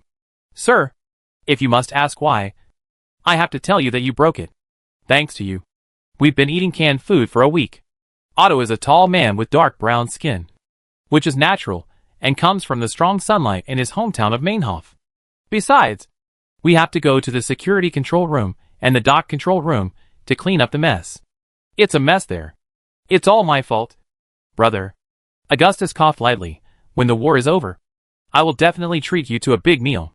Okay. My son has always wanted to try Tarsoni's Pentati raspberry pastry and cream cheese, Otto said before turning a corner. I think it will take about a year before I finish the work. Anything is fine, Augustus said. How about it? Don't forget to buy a drink for the beautiful lady. Gentlemen? Even though Annabelle was wearing heavy work clothes and smelled of sweat and engine oil, she still looked young and beautiful. You have to thank us, don't you? It's a deal. Augustus made a promise and vowed that he would remember this. Augustus was not always strict. He was kind and respectable, but still dignified. In any case, as long as the revolutionaries dared to talk to Augustus, they would find that the marshal was not scary at all. He was neither a moody person nor a commander who was intimidating without anger. If he had not joined the revolution, Augustus might be a manor owner in a remote and unknown beautiful world. He must be an interesting and respectable man. If it were Arcturus, he could also be approachable and amiable, and everyone who met him was impressed by him. Most of the Minx family members are like this, but Arcturus is much colder than Augustus. At least, he will never chat with his subordinates. The engineering team complains a lot about you. The Hyperion was almost torn apart by you, Kerrigan said with a smile. I can only say that I hope they live a fulfilling life. Augustus sighed. knowing that if the Hyperion was repaired, he would do the same as last time if he had the chance. Engineers wearing work clothes for the external environment walked through the corridor from time to time, hurriedly running to the cabin that the chief engineer of the engineering group, Rory Swan, asked them to go to repair the pipelines and electronic systems damaged by the overload of the solar core. This is a huge project, and all the engineers have been exhausted by the heavy work during this period, because almost all of the Hyperion is now faulty. If the jump engine has not been affected, even completing a regular space-time jump will be a problem. Even so, the engineers still have to worry about whether this old ship, which is almost falling apart, will have any other problems. Augustus can maintain such a large fleet thanks to the magical Revolutionary Army Engineering Corps. In this regard, the angry Rory Swan and Victor Kaczynski did not jump up and slap Augustus' face. Although in the words of the former, "When my people and I handed this baby to you, it was in good condition, with beautiful curves, and the sound of the engine was as pleasant as a whistle. You idiot! You messed up the whole thing." But Swan's curse words stopped there. He had no time to complain about his extravagant boss. There was still a lot of work waiting for him to do. It is true that Augustus paid a lot of salary to recruit Swan and his men to work for him, but the value they created was 10 times or 100 times the salary. Swan was a hot-tempered boss who was happy to work hard. Since working non-stop in the machinery was Swan's hobby, he almost never stopped. Thank God. Swan understands my difficulties. Augustus spread his hands and said, "That's why I say that Swan is the best engineer of this century. No doubt about it. As long as you praise him like this, Swan will immediately stop complaining." Kerrigan said, "Tychus is right. The boss who understands people's hearts is the most terrifying. Is it time?" Augustus raised his hand and looked at his watch at this time. "The subtime and space channel should be opened. Let's go to the bridge." He turned on the Hyperion's internal communication channel. The 9th and 11th battalions of the Guards Division are gathering in the dispatch cabin on the lower deck of the Hyperion. Check your power armor and Gauss rifles for the last time. That is your second life. Damn it. Where is the Tychus? I haven't seen him for 20 hours. Where is he fooling around again? 20 minutes later, the Hyperion jumped out of the subtime and space channel, and more than 45 Revolutionary Army battlecruisers followed closely, arranging in a neat formation to protect the central flagship.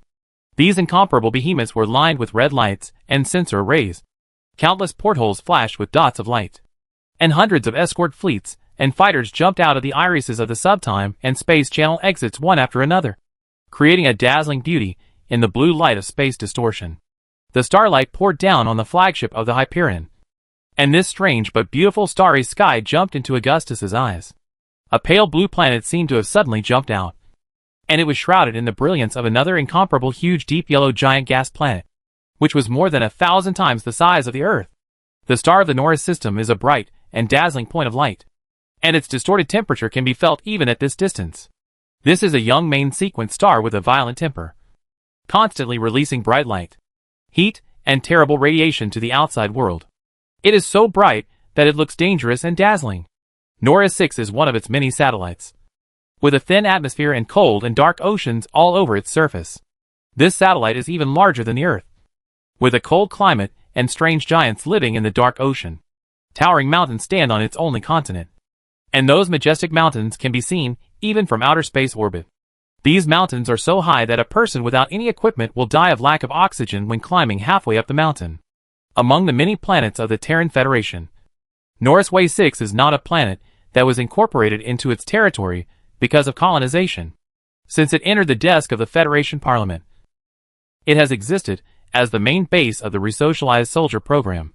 As expected, the soldiers produced by Norris Guard 6 are not only enough to make up for the huge losses of the Terran Federation in the first full-scale war, but also provide a good place for refugees who are homeless and causing riots in the core world of the Federation.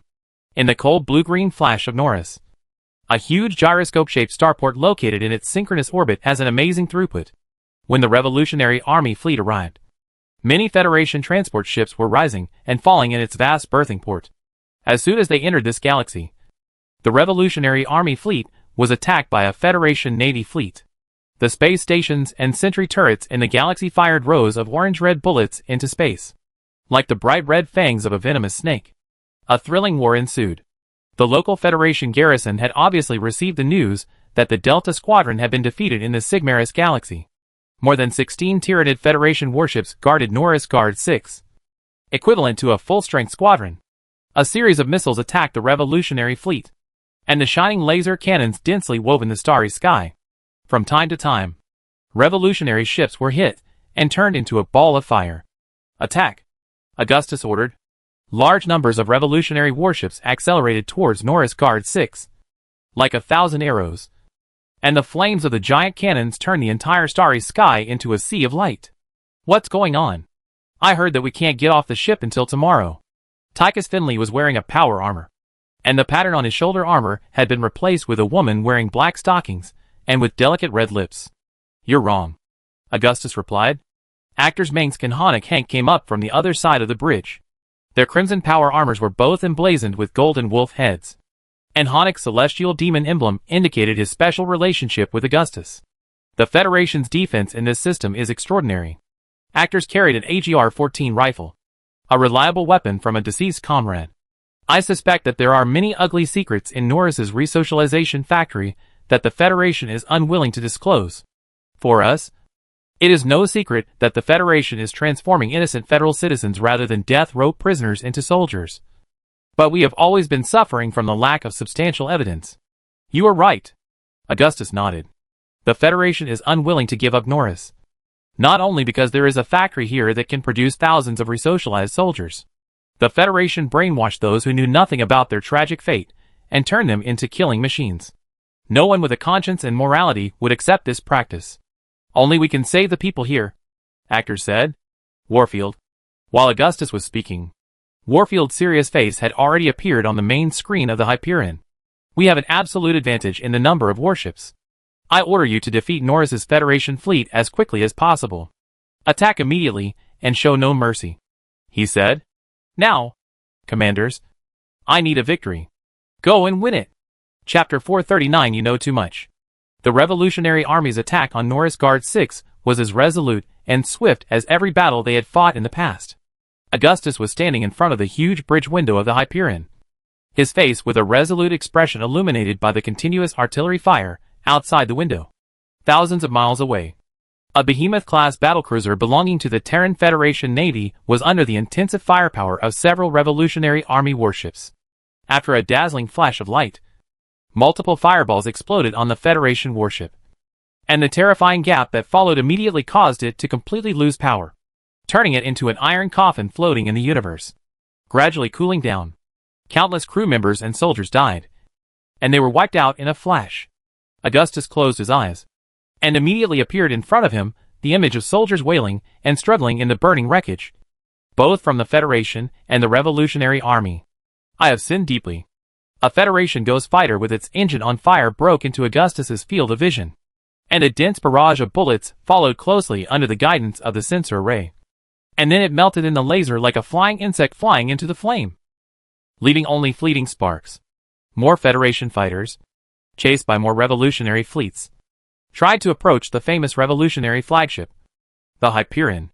The Federation pilots of these fighters no longer had any hope of returning to the hangar safely. Blast them all into slag and burn them to ashes. Actors tried to give orders to the Hyperion's intelligent fire control system, but he actually did not have such authority. Crush bones and ashes and smoke. Then, before being shot one by the Hyperion's twin laser cannons, the swarming Federation ghost fleets fired multiple air-to-air twin missiles, but that only caused ripples on the defense matrix shield emitting a light golden color. Another war. Augustus said, I always hope this will be the last time. Where does your desire for destruction come from? Augustus's eyes passed through the power armor on Arcturus's body and fell on the sword at his waist. Actors can skillfully use most of the firearms in the army, but he is also accustomed to cold weapons. According to him, that is when he uses firearms. It comes from when I want to end the enemy the most. Arcturus looked at Augustus and said, War is never the ultimate goal of the revolution, but the means by which we accomplish this great cause. This is war. While you are on the bridge enjoying the symphony and drinking hot coffee, the soldiers have already brought victory. He said, Isn't that what you did? And you started 1,000 wars just to prevent the final war that is likely to destroy everyone. It's not so simple to summarize. Augustus suddenly said, "Actors, maybe you are the one who is really suitable to lead the Revolutionary Army. I am not the one that everyone expects. They only recognize you now. The Revolutionary Army, the Umoyan Council, and those who have been oppressed by the Terran Federation. There are thousands of them." Actors patted Augustus' shoulder with his armored iron gloves, feeling the burden and pressure on him. "If you want to unload the heavy responsibility, now is not the time.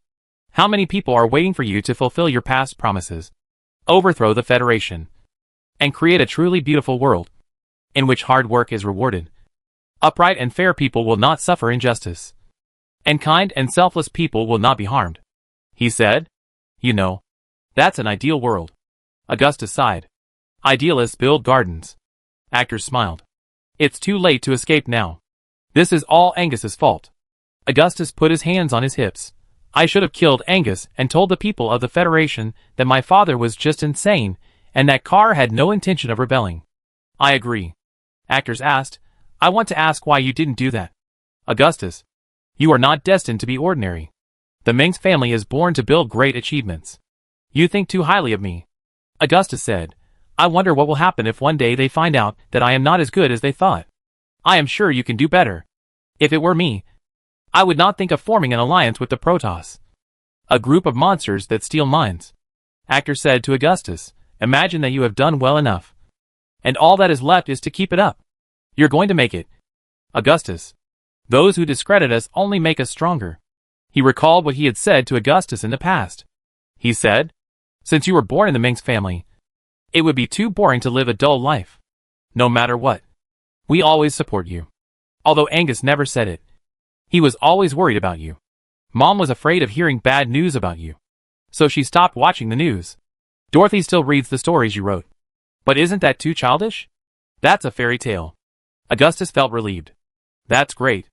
Harnack had been standing behind Augustus, his head lowered. "Nothing is better than knowing that your family is waiting for you to return after a war. I have to say, Dorothy Mengsk is really beautiful. She looks a lot like you. You know, I admire people who look like you the most. Sometimes I am also very curious.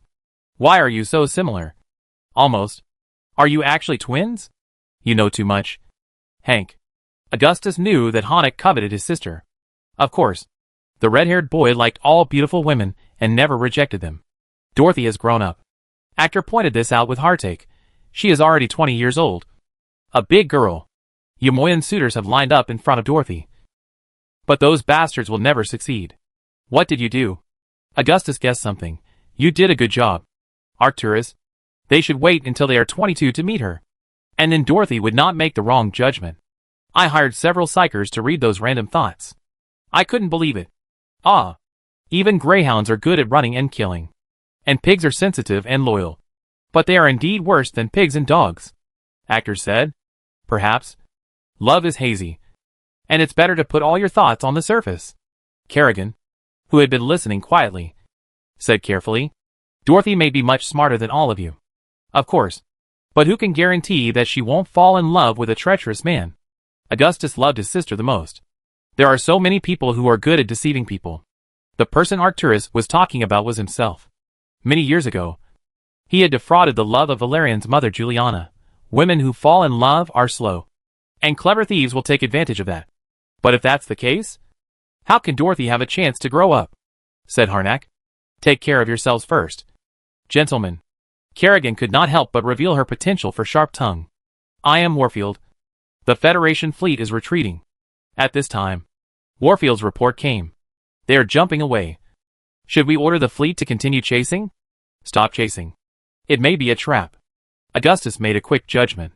The naval generals of the Terran Federation are not all unqualified people who are just filling in the numbers. Even people like Edmund Duke know the tactics of pretending to retreat to lure the enemy into an encirclement. "This is Duke. Alpha Squadron requests support. We encountered enemy forces at the landing site of the Métis Mountains in Norris. Their number is several times that of the landing force." "Repeat." Duke's voice came from the side of the bridge at this time. "Detail the situation at the landing site." Augustus knew that there must be something wrong with the battle plan. After all, the battlefield is changing rapidly. He immediately walked to the star map table with Arcturus and drove Tychus Finley, who was standing next to him and browsing the custom shop review website. Aside. Generally speaking, the ambitious Edmund Duke always refused to ask for help from friendly forces unless he was sure that he would be doomed on his own. In the Norris landing, Edmund Duke's Alpha Squadron was the first to break through the alien orbital defense firepower network. And victory should have been easy. The damn federal bastards have been waiting for us. The fortifications were buried deep underground. And those machines and cannons actually emerged from the ground. Duke was leaning on the edge of a huge crater, his white beard trembling. And he shouted at Alpha Squadron to hold their ground. Soldiers in white power armor kept jumping by. There are federal soldiers everywhere. If you remember the scene when we were fighting bugs in Ire, it's now. There are federal soldiers carrying flags and rifles everywhere. Oh, I have to say, I am the crowd. The brainworm in the laboratory always says so, Tychus complained. Augustus' pet, the domesticated brainworm, is indeed placed in the laboratory of the Hyperion, and is fed by Egon Stepman. The brainworm can control the Zerg that tend to be wild after the death of the Overlord, and is extremely valuable to Augustus.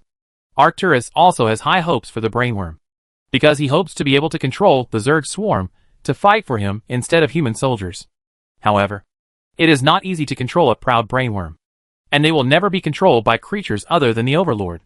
But in the final analysis, the brainworm is also a highly intelligent creature with thoughts and even personality, and its personality is often closely related to the combat methods and functions of its exclusive group. As long as it has thoughts, then Arcturus has the confidence to drive a brainworm to fight for him. If it doesn't work, he still has the Cerberus plan that can control the alien insects through neural transformation and machinery.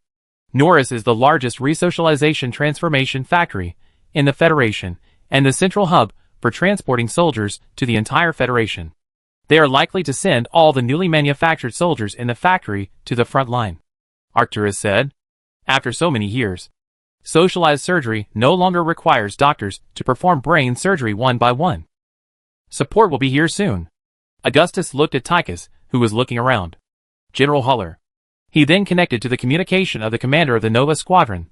I want you to lead your troops to provide fire support to Duke's ground forces immediately. Don't be stingy with ammunition. I don't want prisoners. Just Norris. Colonel Pryor. Lead your assault division to the location immediately. Lundstein. Prepare your 3rd and 4th Infantry divisions for combat. Augustus said. Milahan. I know you were on the largest space station in Norris. Augustus said. What? You want me to smash it into Norris' atmosphere right now? Oh, you are a genius. You almost stole my heart, although it will always belong to the handsome and suave pony. Stop talking nonsense. I want you to use the uplink code of the space station to cut off Norris's connection with the Federation. Immediately, Augustus turned to Tychus. Tychus, I have a mission for you. There are Federation soldiers everywhere down there. Why do I always have to rescue that bastard Duke? Tychus's expression changed immediately. Think about it. Being rescued by the villain he hates the most is what Duke is most ashamed of. Actor said, what he can't let go of the most is that insignificant pride. You're right. Tychus thought for a moment. I'm going to give you a group of elite soldiers, and we'll land here at another scheduled landing point. Augustus opened the satellite scan of Norris 6 and placed his finger on a marked shadow. It's 100 miles from the location of Duke's venomous snake. Tychus also knew a little about military affairs, but it's in the other direction of the Federation's resocialized factory. In the ocean? Yes, that's where you're going to land. Augustus said, I will assign you to command about a company of Reaper troops, all of whom are equipped with the most advanced jetpacks and oxygen masks, and can directly break into the factory. Norris's federal commander must have focused most of his attention on the Alpha Squadron in the front. And you are the god sent from heaven. No wonder you insisted on letting me try those new equipment that can go up to the sky and into the ground. But that is indeed the job of this type of soldiers.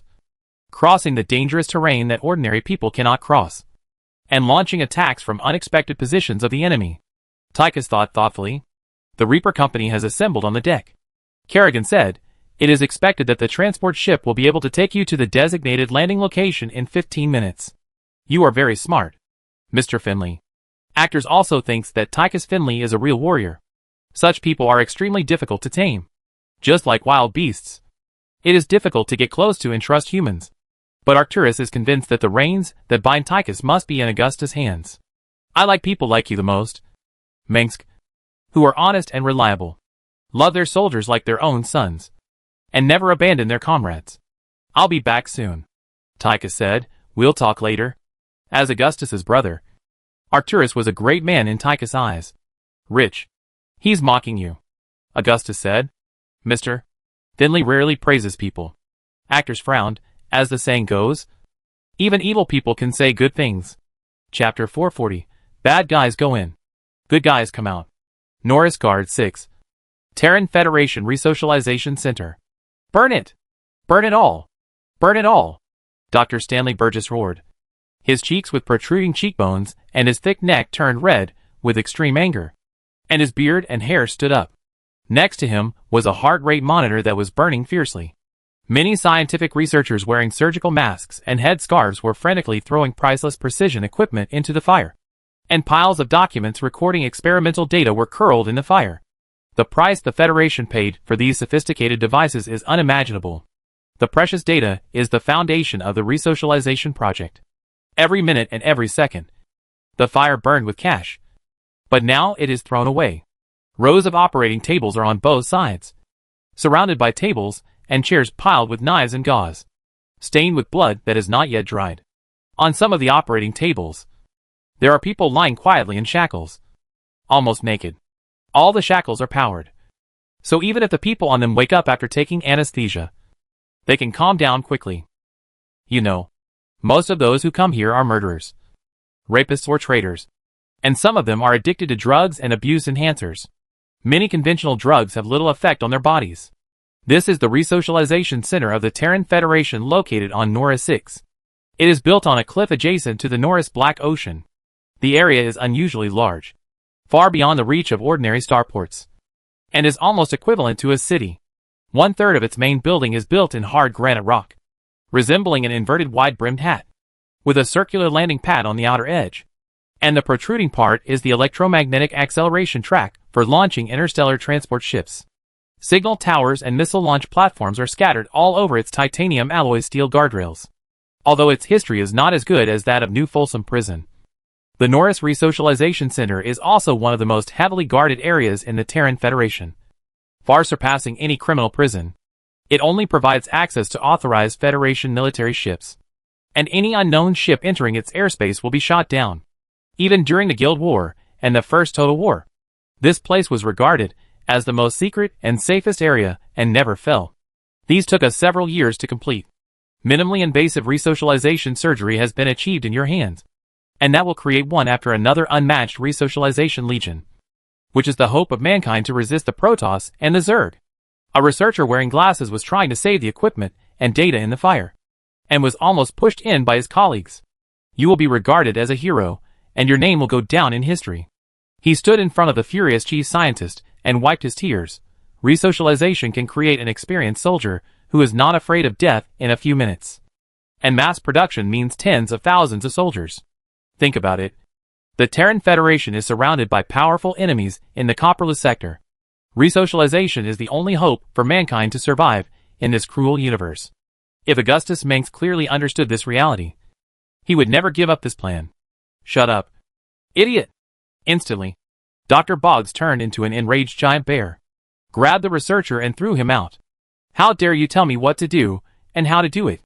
If I had gone there, I would have opened your skull. He will throw us in prison and sentence us to death for that stupid and ridiculous justice? The doctor roared at the researcher. We can't leave this to the rebels and the Earthlings. The rebels have landed in the Métis Mountains. A guard in power armor rushed into the transformation center. His voice was like a machine. His words were clear, but there was not much emotion. One of Dr. Boggs' masterpieces.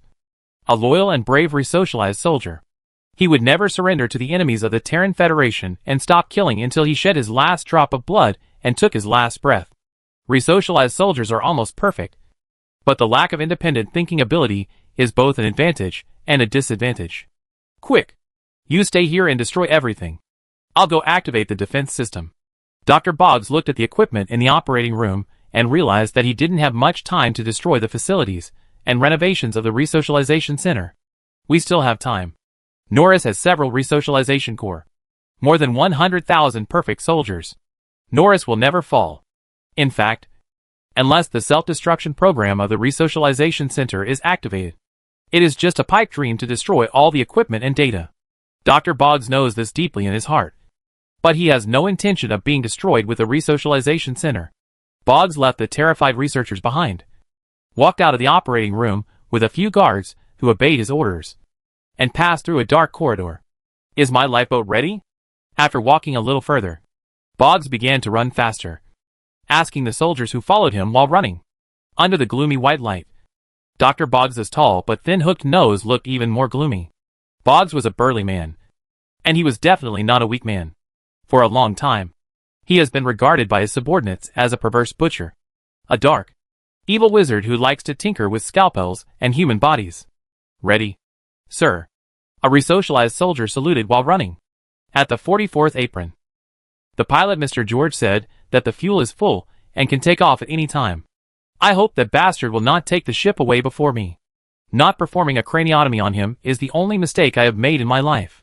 Boggs' running speed is even faster than the resocialized soldiers, who are generally strong and have power armor. The chief scientist does not mind using a little dose of enhancer when necessary. Of course, as a genius scientist, Dr. Boggs will never die in such a small place before saving all mankind and becoming famous. Norris has several legions composed entirely of resocialized soldiers with more than 100,000 people. But they can never be the opponent of Augustus Minsk. Over the years, few people in the Terran Federation have been able to gain any benefit from the legendary rebel leader. Even those Terran Federation Navy generals, who had already been famous more than a decade ago, were humiliated in front of Augustus.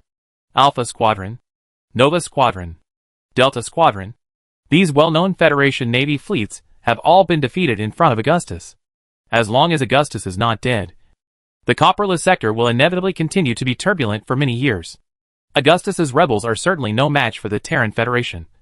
But a group of brainless modified soldiers are not qualified to defeat the rebels. Wait, is the cage reconstruction area closed? Boggs stopped at an L-shaped intersection. Sergeant Jones? Huh? What is that? The resocialized soldier smiled gently. A smile that could be called innocent. Follow me. Boggs realized that he shouldn't ask such a difficult question to a resocialized soldier. But at this moment, he had already left his assistant behind. For a socialized soldier who has undergone neural reconstruction, all they think about is selflessness, loyalty, and responsibility. Resocialized soldiers only process the things implanted in their memories. Like old computers, the current resocialization technology is much more advanced than the Guild War 8 years ago. And this operation is not as harmful to people as before. At least there is no need to leave a conspicuous scar on the back of the head. Recently, Stanley Boggs and his team, as well as other top scientists in the Federation's resocialization project, are working hard to improve the transformation technology. The purpose is to preserve the original personality and thinking ability of the resocialized soldiers while transforming them, and to ensure that they will never betray. The psychic suppressor of the ghost agent is a good example. This external implant facility implanted in the ghost agent's brain can not only ensure the original thinking ability of the implanted person, but also ensure their loyalty, so that they will not have the idea of betrayal.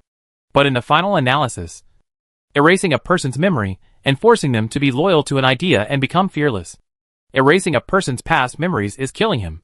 Obviously, resocialized soldiers like John still have great flaws. Boggs turned the corner of the corridor and came to a heavy door.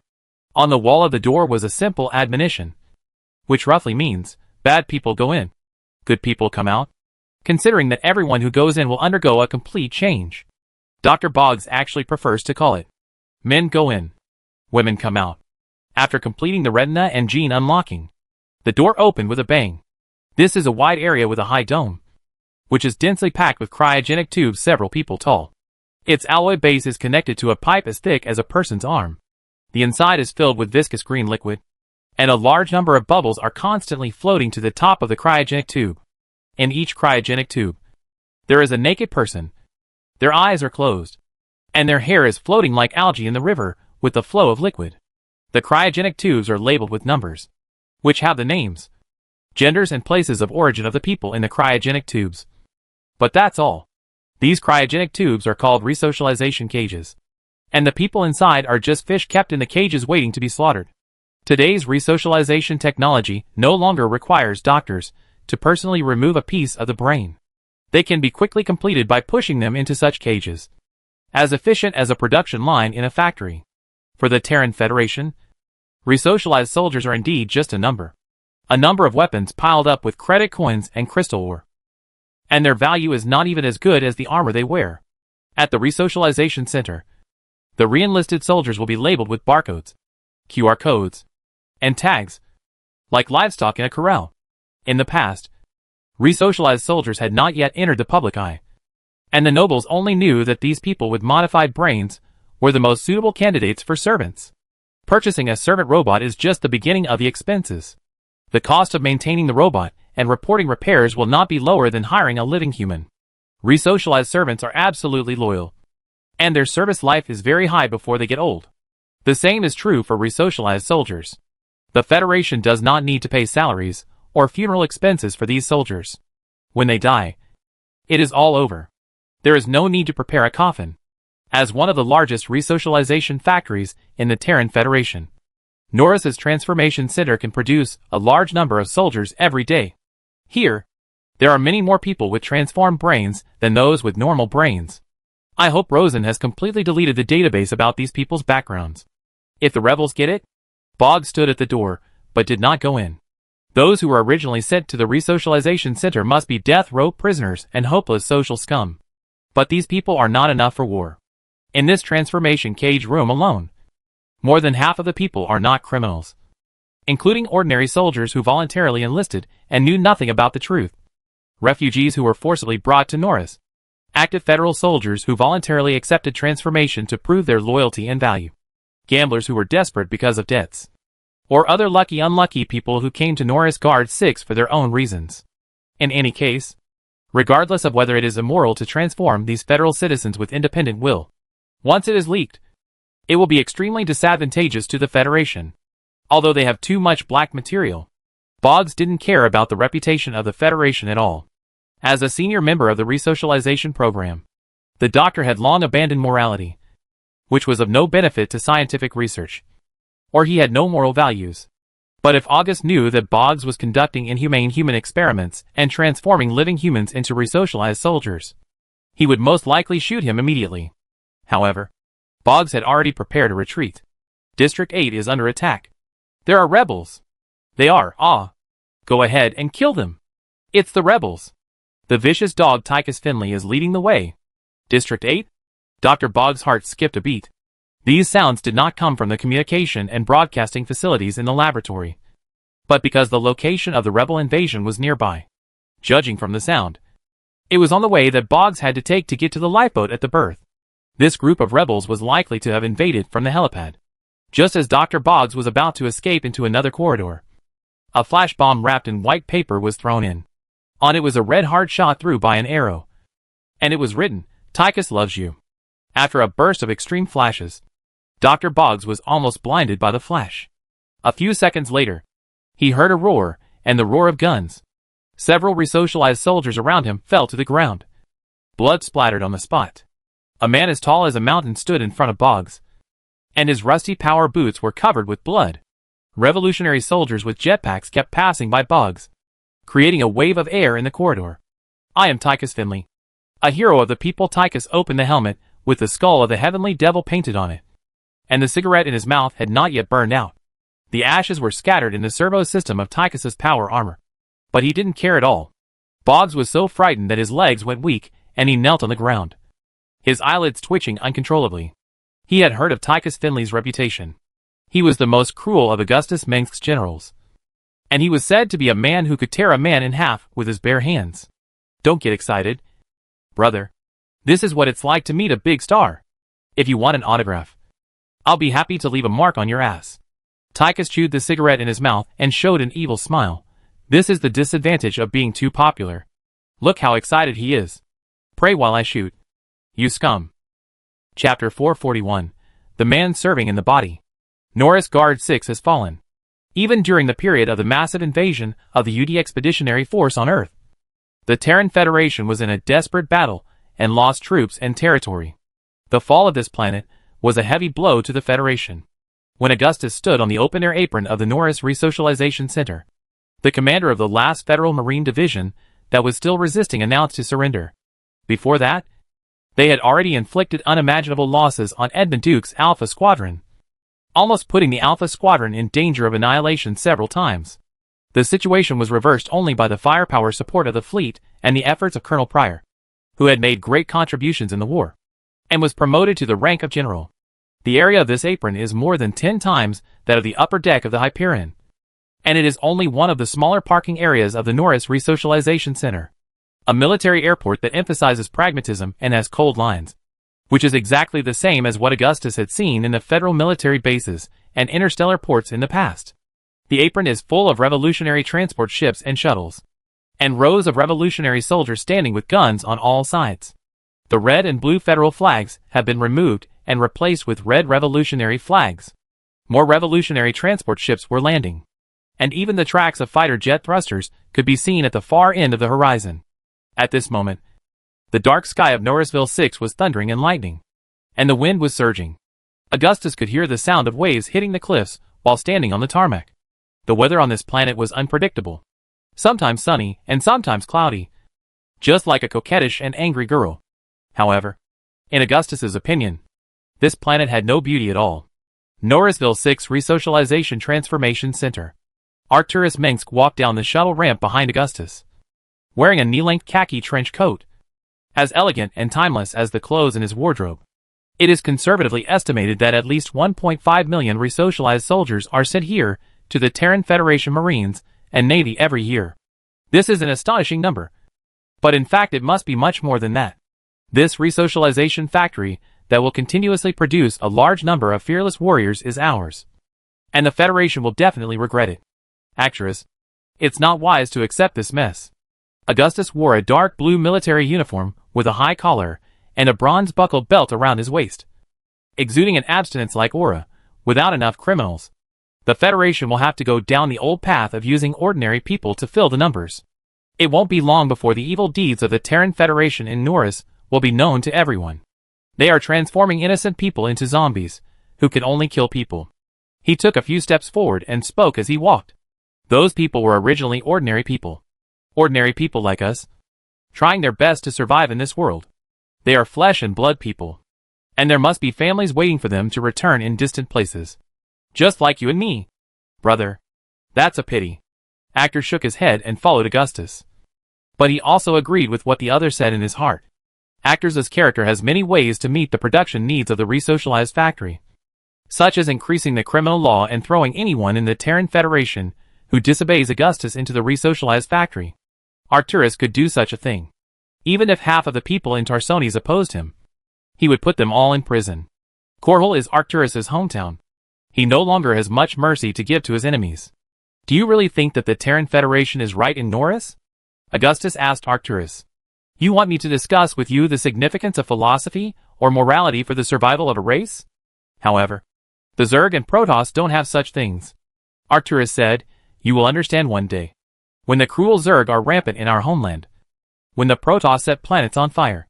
When our soldiers are killed and wounded and new soldiers have no time to train.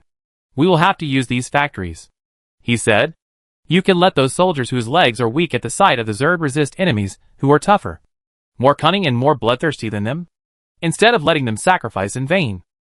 It is better to let resocialization give them the experience and courage to fight.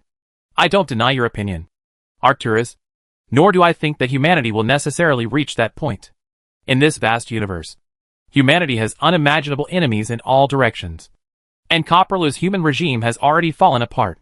If we want to retain humanity's hope, we must use force to establish an efficient and authoritarian government, and then use whatever means to deal with our enemies.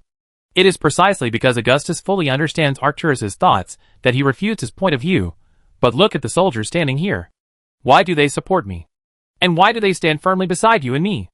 That is because they believe that the people who lead them can bring real changes. I didn't come here to build a Terran Federation that was no different from the past. Then let me see. Actor smiled and shook his head. You always knew what to do. Yes, he always knew. Kerrigan usually didn't interrupt Augustus and Arcturus' conversation. Augustus walked through the flashing docking area and came to an elevator entrance that led down to the interior of the Resocialization Transformation Center. There stood a squad of martial guard soldiers and 2 Goliath-armed robots, guarding them tightly. The elevator slowly went down, and a few minutes later Augustus' eyes suddenly opened up. The interior of the socialization center is a different world. Through the transparent glass curtain wall outside the elevator, Augustus can see the layers of separated experimental areas, monitoring areas, and restricted areas. The walls inside are all gray and white steel. These simple, cold steel structures seem to be condensed with a layer of frost under the blue and white lights. The upper and middle floors are laboratories and conveyor belts loaded with huge cryogenic tubes. Each cryogenic tube is numbered with a laser, and then the next operation is completed by a robotic arm, just like a real factory. When Augustus looked at these devices, they had already stopped running. But Augustus could also imagine the scene in its heyday, when young people of different classes and identities, whether they were male or female, murderers or children of local nobles, were roughly stuffed into such huge jars one after another to welcome their new life. If Augustus had joined the army not at the end of the Guild War, but now under the rule of the Terran Federation, he would most likely face the same fate as these people.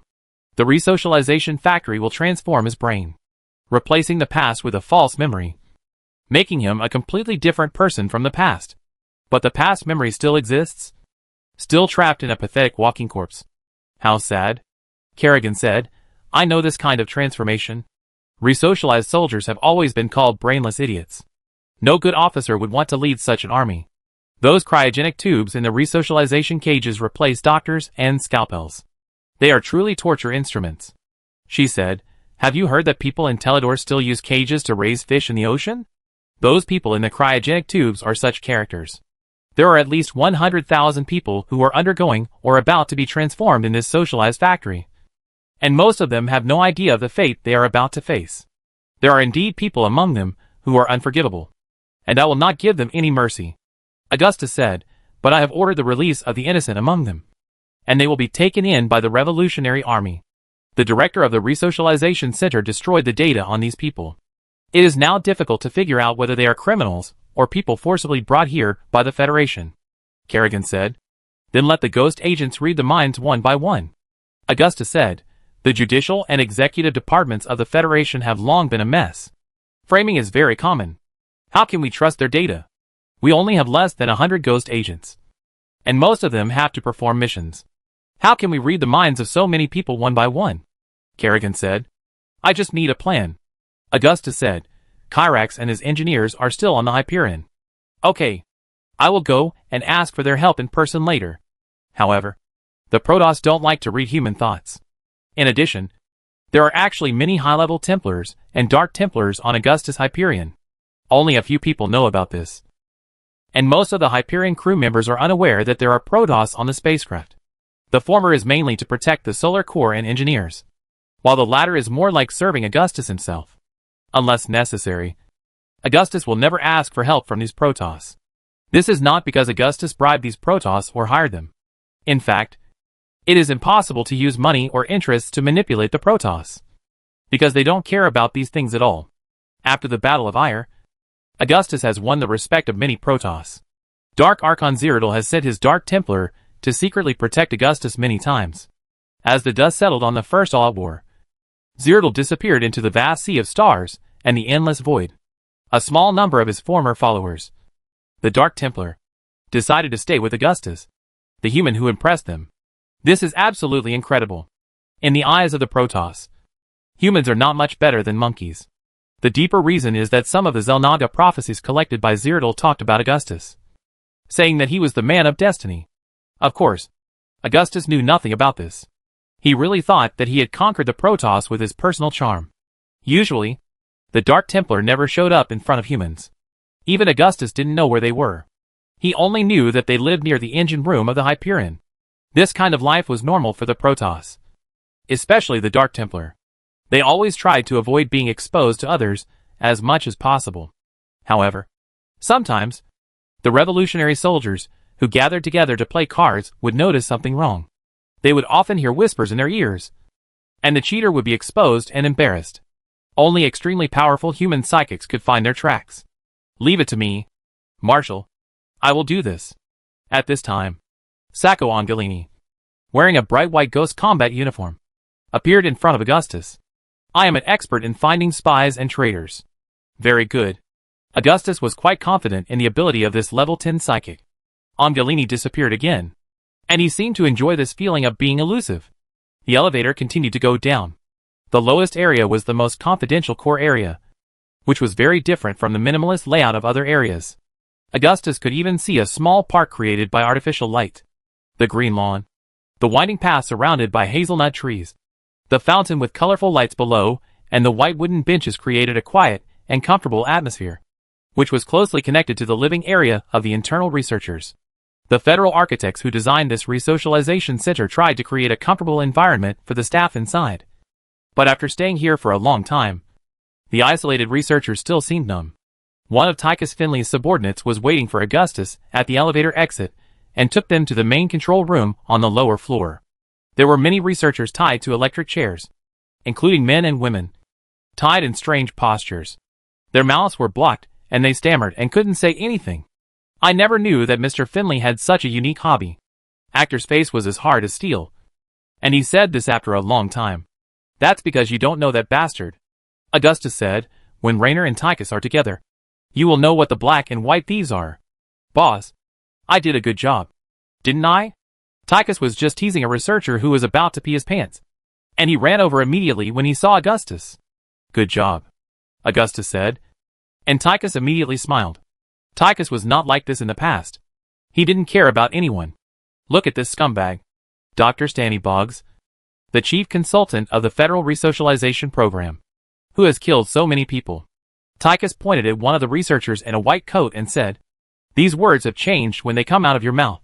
Augustus glanced at Boggs, and the other party immediately struggled violently, as if he had something to say to him. After rising up with you, I can only say that I can be regarded as a revolutionary fighter. Tychus smiled. I used to think I was a bad guy, but now I know there is always someone better. Compared to them, I am just a kind female college student. Then, since you know this man is guilty of a serious crime, why don't you kill him? Augustus asked. He said he knew a lot of secrets of the Federal Resocialization Program, which would be of great use to you. Tychus said, if he didn't say that, I would have put a grenade in his ass. Let him talk, Augustus ordered. Dr. Boggs, you have 5 minutes to tell me your secrets. Give me a reason not to kill you. Chapter 442. I'm not crazy. Cry? Crying counts? Tychus Finley roughly untied Dr. Stanley Boggs, who was tied to the electric chair. His face was full of flesh and had an unpretentious, ferocious expression. If Tychus were to play a villain, it would definitely be a true portrayal. Go ahead. Augustus sat down on a chair and put his left leg on his right leg. Actors with sharp eyes and Kerrigan with expressionless face stood on both sides. Dr. Stanley Boggs, I'm listening. Faraday gave the order, and the marshal's guards, fully armed in golden and red power armor, stood on both sides. Ahem. When Tychus removed the unknown obstruction from Boggs' mouth, he opened his light blue eyes and coughed violently. Augustus Minsk. Augustus, you finally came to see me. I knew. Ha. The wise and mighty Augustus Minsk would never turn a deaf ear to a talent like me. Dr. Boggs placed his shaking hands on his knees, shaking violently, unable to imagine how scared Tychus had been. Doctor, do you know me? Augustus tilted his head to look at Kerrigan. 20 seconds. Kerrigan raised her hand to check the time. Of course. Who doesn't know the famous Augustus Minsk? The hero of the people. Even the master at the Tarsoni's water baths has heard of your name, and is fascinated by your heroic figure in the portrait. Boggs said so. It's incredible that humans living in the Terran Federation don't know your name. Half a minute. Faraday raised his hand, and 2 martial guards walked to Boggs' side and pointed the black muzzle of their guns at his head. Marshal Augustus, I have long wanted to join the revolution. Boggs' forehead broke out in a few drops of sweat, and he hurriedly explained that he was still very afraid of death. I look forward to your arrival day and night, but there is no way to get out of this quagmire. So that's how it is. Thank you for your support. Augustus thought for a moment. You still have 2 minutes. Isn't it 5 minutes? Boggs was shocked. I have the most confidential information and technology of the Terran Federation's resocialization plan, which can bring you a powerful resocialization army. With this army, no enemy is to be feared. Although he was shocked, the chief scientist of the Federation still spoke clearly. The Comorian Federation and the United States of Humoing both covet this technology, but have no way to obtain it. You know everything about resocialization technology? Augustus asked. Everything. Boggs nodded hurriedly. Exaggerating for the sake of his life, I can make a whole resocialization army out of you. Tens of millions of people. He is a rare talent. At this time, Arcturus said to Augustus, the resocialization project has obvious flaws, but its value in an interstellar war cannot be ignored. However, even if the Comorians and Omoyans get the resocialization technology, they will probably not use it, based on their system and traditions. Very good. Go on. Augustus motioned for Boggs to continue. But the timer did not stop there. I can make you warriors who are stronger than ordinary soldiers. They are soldiers based on biological gene reprogramming and enhancement. They are all resocialized soldiers who can endure transformations that ordinary people cannot endure. Boggs kept emphasizing his value to Augustus. They will be the hope of mankind against the Zerg and the Protoss. It sounds like a super soldier. A mass-produced ghost agent. Tychus walked to Augustus' side. Sure enough, the Terran Federation has been secretly conducting these taboo experiments that cross the moral bottom line, using humans as test materials and tampering with genes at will. Actress's cold face showed disgust. This is something that cannot be seen in the light, and the Federation will never make it public. Scum. Kerrigan remembered the bad memories she had in the Ghost Academy. That's just because humans are not strong enough. Boggs suddenly interrupted Arcturus. His eyes suddenly widened. Gene modification. Adjustment and modification at the genetic level will benefit all mankind. Marshal Augustus. You must have heard of the Zerg and the Protoss? He said.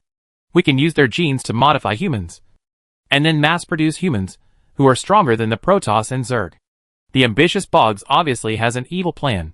You deserve to die. Kerrigan's beautiful green eyes glowed with a golden light. And if she wanted to, she could use her psychic power to crush Boggs' head in an instant. What the hell is that? Oh, that makes me sick. I already remember what I had for breakfast. Tychus shook his head. How powerful can it be? Arcturus nodded and said, but I think no one would voluntarily accept such a transformation. If a person is no longer a human being, he is no longer accepted by human society. What will he become then? What will he become if he can't be controlled by us? Resocialization and neurostats will keep them firmly under control. There will be no problem, Boggs assured. Usually, when someone says it can never go wrong, it will go wrong. Actors pointed this out calmly. How do you tame a beast? Do you think I would approve of your plan to transform humans into monsters? Augustus was shocked, and he immediately thought of hybrids. This is too evil. Humans are human because of their own self-awareness, he said. To be more precise, you want to create a completely new race that is different from humans. You are right. Stanley Boggs chuckled, and then laughed out loud, which was very different from his previous cowering and fearful expression, making people wonder if he was in a trance because of the stimulation. A completely new race. They will have human wisdom, the powerful psychic power of the Protoss, and the body of the Zerg that can continue to evolve. They will have super dense skin that is harder than fine steel armor, and psychic power that can crush everything. They can cut enemies with razor-like tentacles and limbs, and can reshape their twisted bodies at any time. They can summon flames. They will bring death. They are demons in the world and messengers of hell walking in the world. The crazy doctor laughed. Humanity will evolve. His tears flowed. Humanity will become a new race. And me. And me. I am the creator. You are crazy, Actor said coldly. No. I am not. I am not crazy. Boggs returned to normal, but his face full of ravines was still trembling and shaking. The time has come, Kerrigan said to Augustus. You don't have to die. Augustus originally thought that he was just the person in charge of the resocialization plan, but the reality was far beyond his expectations. Even if it was just the crazy talk of a madman, Augustus, who knew the truth, took it seriously. Augustus couldn't help wondering if this man named Boggs was from Terran. In a sense, Boggs was indeed a genius. I knew it. I knew it. No one would abandon this great plan. Marshal Augustus. How wise. Boggs was pardoned. Boggs knew what he had done. Although he was ordered by the Federation to do it, he had indeed personally transformed living people into resocialized soldiers. He had also been exposed to more outrageous experiments, turning people into monsters and monsters into people. Any scientist with a conscience would not enjoy it as much as Boggs, trampling on human genes at will. If the people of the Earth United Council heard about this, they would have sharpened their knives long ago. You should execute him. Kerrigan lost his temper. You know how many people he has killed. No. It would be too easy to execute him like this. Augustus nodded. How can you give up such a great plan? Boggs' heart skipped a beat, and he suddenly realized that his nightmare had just begun. Dr. Stanley Boggs, I must expose your crimes at the Norris Resocialization Center. Augustus stood up and said, You have already committed many crimes. Resocializing civilians who knew nothing about the truth and conducting human experiments recklessly. All of this broke the bottom line of morality. There is more than one such house of horrors in the Terran Federation, where men, women, the elderly and children are all experimental subjects of a group of crazy scientists in the Federation. The unknown horrors and outrageous acts are enough to drive adults crazy. The people in the Terran Federation will eventually know all the truth. And then, they will all stand firmly on Augustus' side. Crime? Everything I did was to ensure that humans can continue to survive in the universe. Boggs tried to defend himself. You want to restrain me with moral values? In this cruel universe, the weak are the prey of the strong. And morality is not worth mentioning at all. A race or a civilization. If it loses the war, it will be doomed. You will be judged by the law, not morality. Augustus said. Do you think I will let you go if you don't talk about what you did in Norris? I have seen the photos of the laboratory here. How terrible the experiments you have imposed on those poor people are. Force-grafted limbs, organs from monsters, brains spliced randomly. Blood flows in every cage, and the souls of the dead are bound in every dark room. But like I said, I will not kill you. Take him away. Augustus said finally. Put him in New Folsom Prison. He said. Dr. Stanley Boggs will serve his sentence there forever. Until one day I remember him and bring him to the people for trial. You can't do that. You have wasted a genius and given up the opportunity to create a new era. You will regret it. Augustus Minsk. You short-sighted despicable villain. Dr. Boggs was still roaring angrily before being taken away by several revolutionary soldiers. Very sick, Tyka said with pity. Although he was bad, he was not crazy. He didn't really think that we had to fight him. What kind of idiot would expect to defeat the enemy with a group of monsters? What about the remaining people? Arcturus pointed to the remaining researchers in the room. And his opinion was clear. The resocialization plan is not completely useless to us. These people are scientists trained by the Federation for many years. Maybe they can still be put to use. This world is not black and white. Augustus glanced at the terrified researchers. Only those who were forced to join the resocialization program and still have a conscience in their hearts can be released. The rest of the people, don't they like resocialization? Let them try it too, he said. When implanting the memory, just implant the memory of loyalty to the Revolutionary Army. As soon as he finished speaking, a researcher fainted due to extreme fear. I am loyal to you. Actors corrected. Do as you like. Arcturus, I leave it to you. Augustus rubbed his forehead and said, I am tired. At least, I saved many people today at the cost of killing more people. Do you want to keep the resocialization factory of Norris Way 6? Arcturus asked. It would be a pity to blow it up. You can make a lot of money by reselling old equipment and scrap metal. Augustus joked. That's all you can do. Actors smiled. Keep it. The Federation's idea is good. This is how criminals who have committed unforgivable crimes should be treated. Resocialized soldiers are the best candidates for suicide missions. Augustus turned and prepared to leave. However, the neural remodeling technology of the resocialization program can help heal the psychological trauma of our soldiers.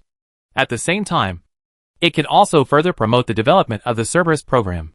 He said, I can't turn all my soldiers or ordinary people into resocialized soldiers like the Federation does. One truly well-trained and battle-hardened elite soldier is better than 100 resocialized soldiers, because they can never become officers, people who make decisions and give orders. What about cloning technology? Arcturus walked beside Augustus. Cloning technology must be strictly restricted. We cannot set this precedent. Augustus' attitude was clear and firm. You know, cloning technology was no longer popular more than a century ago. But that doesn't mean it doesn't exist. Actor shook his head. If that's the case, why don't I just drive the Zerd to fight? Augustus looked at Arcturus. You don't want someone to treat you as a clone. That's it. Norris 6 will become one of our satellite worlds. This resocialization center will be transformed into a new scientific research center to study the beneficial effects of genetic modification on humans. My territory has expanded again. Chapter 443 Viriltia Main Star. Viriltia Main Star is a pearl in the crown world of the Terran Federation. This is a prosperous and beautiful world with lush forests, steep and beautiful mountains and rivers, and magnificent blue oceans. From the ground to the orbital habitation stations and satellites in outer space, there are highly modern cities with tall buildings and brilliant lights. Viriltia has a very complete education system and sound infrastructure. Ambitious local intergalactic enterprises, leading scientific research institutions, and developed tourism and other pillar industries provide the vast majority of jobs. The employment rate in Viriltia is stable, and the happiness index of the immigrants has always been at a very high level among the many worlds of the Terran Federation. Just a few weeks ago, an unprecedented riot swept across the entire Viriltia Prime, from large cities on the surface to orbital living stations. The initial strikes, suspensions of classes, and demonstrations quickly evolved into a terrifying armed riot. When those young and enthusiastic youths, college students, progressive people and workers took the lead in attacking factories and government management departments, a large number of police intervened in the riot, which evolved into a bloody conflict between the people and the security forces within a few days. People began throwing bombs at riot police and even armored vehicles, and beat to death lone federal police officers. Groups of unemployed vagrants attacked pedestrians and robbed the property of the elite. The initially extremely restrained security forces of Viriltia had to fight back, exchanging fire with armed rioters in the city center and even in the streets. In a few weeks, the riots in Viriltia have killed thousands of people and injured many more. Some people were dragged into the streets and beaten simply because they were wearing federal uniforms. By the end, the crazy anti-government activists and radicals had gone crazy, and the people who started the riots in the first place were nowhere to be found. During the invasion of the Earth-UD Expeditionary Force, the Coral rebels successively captured several important outer worlds and key hubs. The incompetent Viriltia government actually hoped that the riots would be quelled on their own, resulting in countless casualties and economic losses of up to 100 billion. Viriltia Prime was in ruins, and the insurgents and security forces fought in the streets. The city burned, and order and economy declined rapidly. In the end, even the mobilization of the Federation Marine Corps was only a last resort. And in the third week of the riots on Viriltia Prime, the riots had not stopped. On July 4, 2493, a large number of jump signals suddenly appeared in the Viriltia system in the bright starry sky. Thousands of warships and spacecrafts jumped out of the vortex of blue arcs, and the fierce battle extended from the synchronous orbit to the surface. Who is the leader of the underground revolutionary organization in Viriltia? Augustus was not on his flagship Hyperion at the moment, but in a forest outside the Victoria Administrative District in the southern hemisphere of Viriltia. This is a forest of giants, with eucalyptus trees standing straight and tall, with the tallest tree reaching 600 feet. In a quickly built modular supply station and satellite orbital station, a towering command center stood in the sun. The sky was a clean blue curtain, and the sunlight gilded the rolling clouds with a layer of golden light, which was beautiful. Karen Shaw. He once studied at the Central University of Cornwall in Umojan. He is a very good young man, thoughtful, loyal and reliable. Kerrigan stood next to Augustus. I don't remember ever giving him an order to cause unrest in Viriltia. Augustus was dressed in a neat straw-gray military uniform, and his power armor was leaning on the supply rack next to him. That was not done by Shao. It was the leader of a federal resistance organization named Castor Mezzo. He planned uprisings in many places, including the Viriltia Starport and the Neriferan Administrative District. Kerrigan reported to Augustus. In Viriltia, there may be hundreds of thousands of people following this man named Mezzo. Before we arrived, it was also people from this organization who were fighting against the federal government of Viriltia.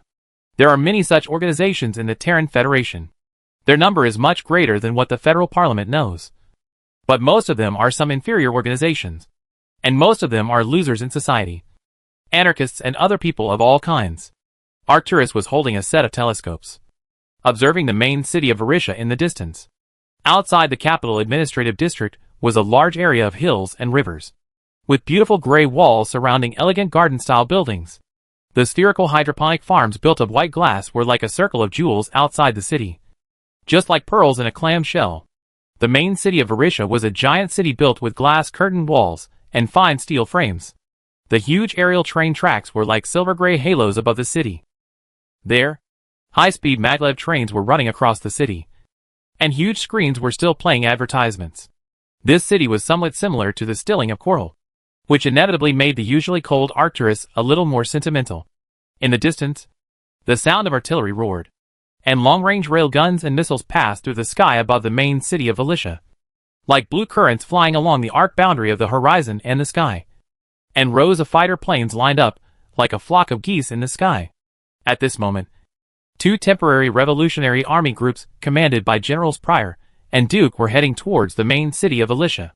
The former is mainly a mixed force of the Sarah Assault Division and the Antigone Marine Division, with 6 divisions and more than 80,000 people under its command, while the latter leads 2 Alpha divisions with about 30,000 people. After the Battle of Norris Guard 6, the Alpha Squadron, which suffered heavy casualties, was able to replenish a large number of soldiers from the Norris resocialization factory. The Alpha Squadron was originally composed mainly of resocialized soldiers, and Duke was more willing to leave resocialized soldiers rather than those revolutionary officers who might disobey his orders. In the Revolutionary Army, only Alpha Squadron and Nova Squadron have a large number of resocialized soldiers, and their acceptance of such soldiers is obviously higher. I have heard of this man, Castor Wanzo. He is a famous leader of the Resistance Army. As the leader of the Revolutionary Army, Augustus is also paying attention to potential allies and other federal resistance forces in the Copperloo sector. Where is he? He asked Kerrigan. More than a dozen hours ago, Castor Wanzo appeared in public, calling on the people of Viridia not to give up the struggle, and vowed that victory is just around the corner. Kerrigan blinked his jade-green eyes. Where is he now? This man has always been very cautious. He disappears completely every once in a while. It is said that he is used to using a double to attract attention. Kerrigan replied, in the past few years, the Terran Federation has been hunting him. Angelini. Bring him to me. Augustus raised his head. I need more information to locate him. Angelini was also wearing a blue and white Ghost combat uniform. The muscles under the tights were as hard as steel. Unlike Kerrigan, Angelini wore a helmet equipped with cutting-edge equipment such as mechanical-assisted prosthetic eyes and level testers instead of goggles. I am uploading to the microcomputer in your helmet. The target information and mission briefing are already displayed on your HUD display. Kerrigan said immediately. Our agents and intelligence personnel on the main star of Varisha have been keeping a close eye on this person. I have a suggestion, Actor said at this time, Lieutenant Angelini. You can start from the main starport of Varisha. That's a good idea, Angelini said before disappearing. Sacco Angelini has proven himself in many missions and emergencies. He is not only a powerful psychic agent, but also a leader with excellent leadership skills. As a powerful psychic who understands people's hearts, Angelini also knows how to gain the trust of his subordinates and command them to work for him. It is worth mentioning that Angelini refused to kill for the Terran Federation, but was willing to work for Augustus. This is a lonely but extremely proud man who only does what he thinks is right. If this man is smart enough, he should have escaped long ago. Actors twisted his neck gently. At this time, there are many opportunists like him. If he really wants to save the people, why doesn't he come to us? Don't think the sign of the Revolutionary Army is too valuable. Augustus doesn't think so. There are many people who want to work alone. They think they are the one who will eventually overthrow the Federation. And I am just a lucky unknown person. I've watched Castor Wanzo's speeches and even read his books. But Wanzo gives me a sense of unreality. He turned to Arcturus and said, This man has been shouting at the top of his lungs, constantly criticizing the atrocities of the federal government. But he never tells his followers what to do specifically. He tells people to fight the federal government with violence and achieve their goals through destruction, but disappears without a trace after inciting a riot. I want to see what kind of person he is, he said. Augustus. The uprising led by Castor Wanzo was a complete disaster. Even if he really wanted to save and liberate Varisha, he must be a complete fool. Since joining the Revolutionary Army, Arcturus, like Augustus, has become fond of summarizing the war they launched with liberation. But look at what he did.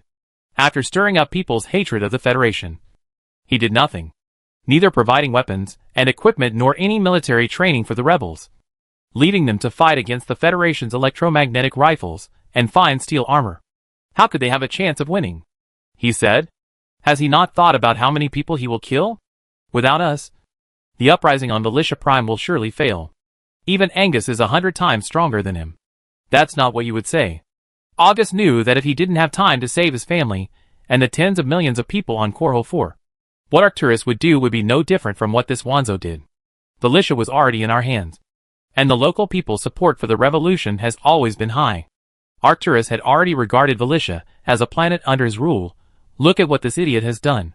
He is withdrawing money from my bank card. Augustus couldn't help laughing when he heard Arcturus' words, and sighed again. The uprising of Ma Sera has taught me many lessons. At this time, the sound of artillery fire from the main city of Valicia was even more deafening. According to the report from the front line, the Revolutionary Army has entered the city. As long as we take this place, it will only be a matter of time before we capture the entire main planet of Valicia. Castor Wanzo's uprising was still very useful. There were rumors a few weeks ago that the Revolutionary Army was about to reach Valicia. As one of the main planets of the Terran Federation, the defense of the main planet of Valicia is not weak. Augustus's Revolutionary Army also experienced a hard battle of dozens of hours before landing on the surface of Valicia. The combat effectiveness of the Valicia Federation garrison is not even inferior to the elite troops of Tarsones. Valicia Prime is a core world that Augustus must capture. It is closer to Bronte Prime, and is near the attack route of the UD Expeditionary Force. A few hundred light years away is Tarsones. In Valicia, Augustus can closely monitor the every move of the UD Expeditionary Force and formulate strategies in time. As long as the commander of the UED is not crazy, he will not attack the Revolutionary Army. This time, Augustus will not leave easily once he occupies Valicia. The planet's economic level and large number of factories can provide weapons and supplies for the Revolutionary Army, and there is a large population that can be recruited. However, the relatively advanced and wealthy core worlds in the Terran Federation do not look forward to the arrival of the Revolutionary Army. If their worlds are the main battlefields in the war between the Revolutionary Army and the Federation Army, they may suffer the same fate as Korhal 4. Valicia is within the range of Tarsones' nuclear deterrence. Prior's headquarters has entered the main city of Valicia, and his troops are still advancing. The defenders of Valicia are retreating. Kerrigan said to Augustus at this time. Duke's men also defeated the two main federal divisions guarding the city. This general named Prior is really good at fighting. Actor said, I heard that he was the governor of Mar Sera. I never thought that you would let a governor serve as a military commander. The governor is a rare talent who can do both civil and military. Augustus thought that in the game, the only invincible human player character, except for Mar Sera of the Terran Federation, is the captain of the UD Expeditionary Force. Chapter 444. You can't learn it. Valicia Main Star. Capital Administrative Area. This magnificent city is like a chessboard between forest and ocean. The black and white transportation network and the elevator that goes straight to the sky divide the main city of Valicia into exquisite grids. Numerous towering high-rise buildings stretch endlessly. The steel and glass curtain walls reflect the crystal-like light under the bright sunshine, like an inverted crystal, rising from the ground at the earliest landing point of the immigrants. The main city of Valicia is both solemn, with densely packed high-rise buildings, and a developed transportation and railway network that tightly connects the two ends of the city 300 miles apart. At the same time, the main city of Valicia has also captured the hearts of many travelers with its stunning beauty. Countless trams across the city shuttle over the city. Travelers only need to take a slow-moving train to see the beautiful scenery of Valicia across the straight and golden beaches, as well as the colorful bubbles rising in the sun. Valicia is the best gift God has given to the Federation. The geology and temperature of each dimension are quite stable, and there have been almost no major natural disasters and extreme weather. The star at the right distance nourishes everything here, and the warm sunshine is selfless, giving whatever is asked. This beautiful planet is just like a gentle and mature woman, whose warm arms are the paradise for human survival. And the gold scattered on the blue ocean is her long hair. Valicia's anger and laughter are just the cloudy and sunny days of the sky. It's so beautiful. Valicia, will this beautiful scenery continue? Or will it suddenly disappear one day?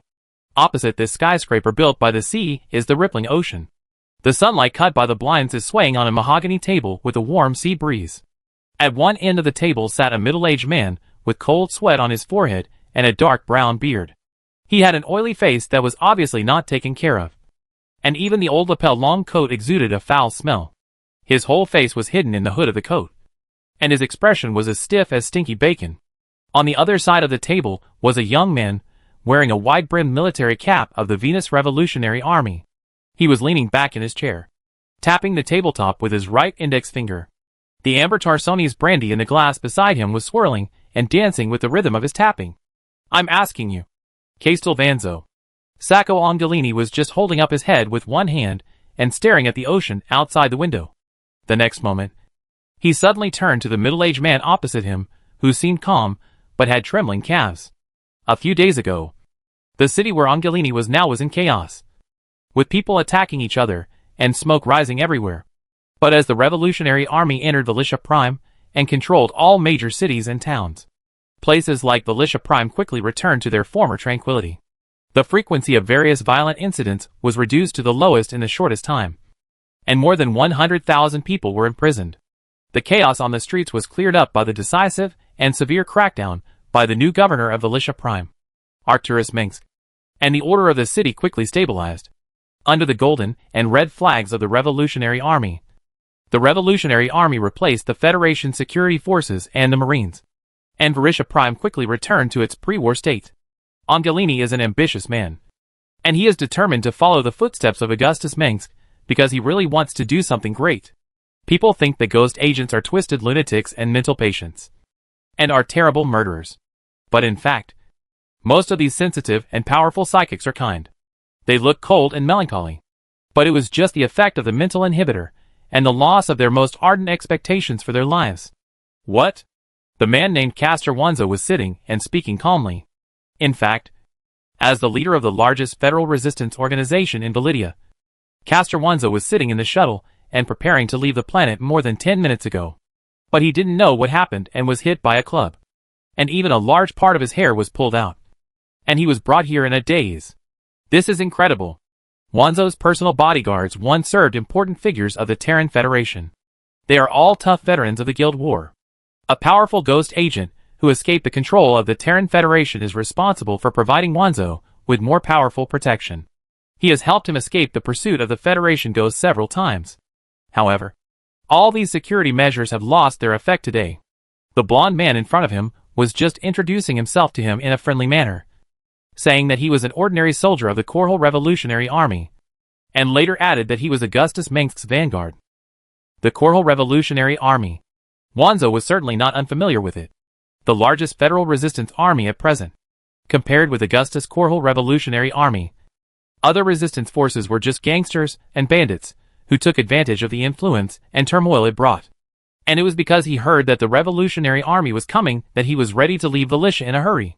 He said that he was leaving at the most appropriate time and just gave the credit to the Revolutionary Army who came to pick peaches. It is said that the Revolutionary Army Marshal Augustus Minsk has 6 million fully armed soldiers and a huge fleet that can't be seen at a glance. When such a person really stands in front of Castelvanzo, he is only worthy of kneeling. I'm asking you, why were you about to leave the main starport of Velitia on a private shuttle when I caught you? Angelini lifted his blonde hair that was covering his eyes, his cobalt blue eyes unblinking. 20 minutes before that, you had just promised the workers and students who followed you to fight against the Velitia federal government that you would fight with them until the last moment. So, this is how you fight? His eye was like a crystal clear gem, and a mocking smile appeared at the corner of his mouth. A long time ago, Angelini had almost forgotten how a person should laugh. But Augustus joked that Sarko should laugh more, because ghost agents who love to laugh will never have bad luck. Run away? Like a stray dog. When you leave, you can take away the property you looted from the house of the noble lord of Velitia. It can't be running away. How can you say that? Vanzo emphasized firmly, as if he also believed in this explanation. The reason why Wanzo was in a hurry to flee when he heard the news that the Revolutionary Army had arrived in Velitia was because he had raised the banner of Augustus Minsk when he started the uprising before. Otherwise, he would not have received so many responses. The situation on Velitia Prime is very similar to that on Korhal 4. The people here identify much more with the Revolutionary Army than the Federation Army. During the Korhal Rebellion, many Velitians hid their identities and joined the Umojan Volunteer Army to fight in Korhal. Now that the real culprit has arrived, no matter how perfect the lie is, it can no longer be hidden. I just want to go to other planets to launch a new uprising towards freedom. The sense of mission to save all Terrans has always inspired me. Wanzo looked at Angelini, as if he had been inspired by his words. The revolution in Viridia has succeeded. Now I must retire. Otherwise those who admire me will definitely ask me to stay on this planet and continue to lead them. But I, Caster Wanzo, a wandering, lonely revolutionary and unyielding fighter, must not stop here. I do not belong to Valicia, nor to the people of any other region. I belong to the future. There are still so many planets waiting for my salvation. You know? In places like Shiloh and Jose, there is a lack of the first person to shout loudly. Ha ha ha! Angelini suddenly covered his mouth. He was laughing but looked like he was about to vomit. What are you laughing at? Wanzo's thick dark eyebrows frowned. Over the years, every time he preached his revolutionary ideas, no one was not listening attentively. Even those middle-level elites admired him.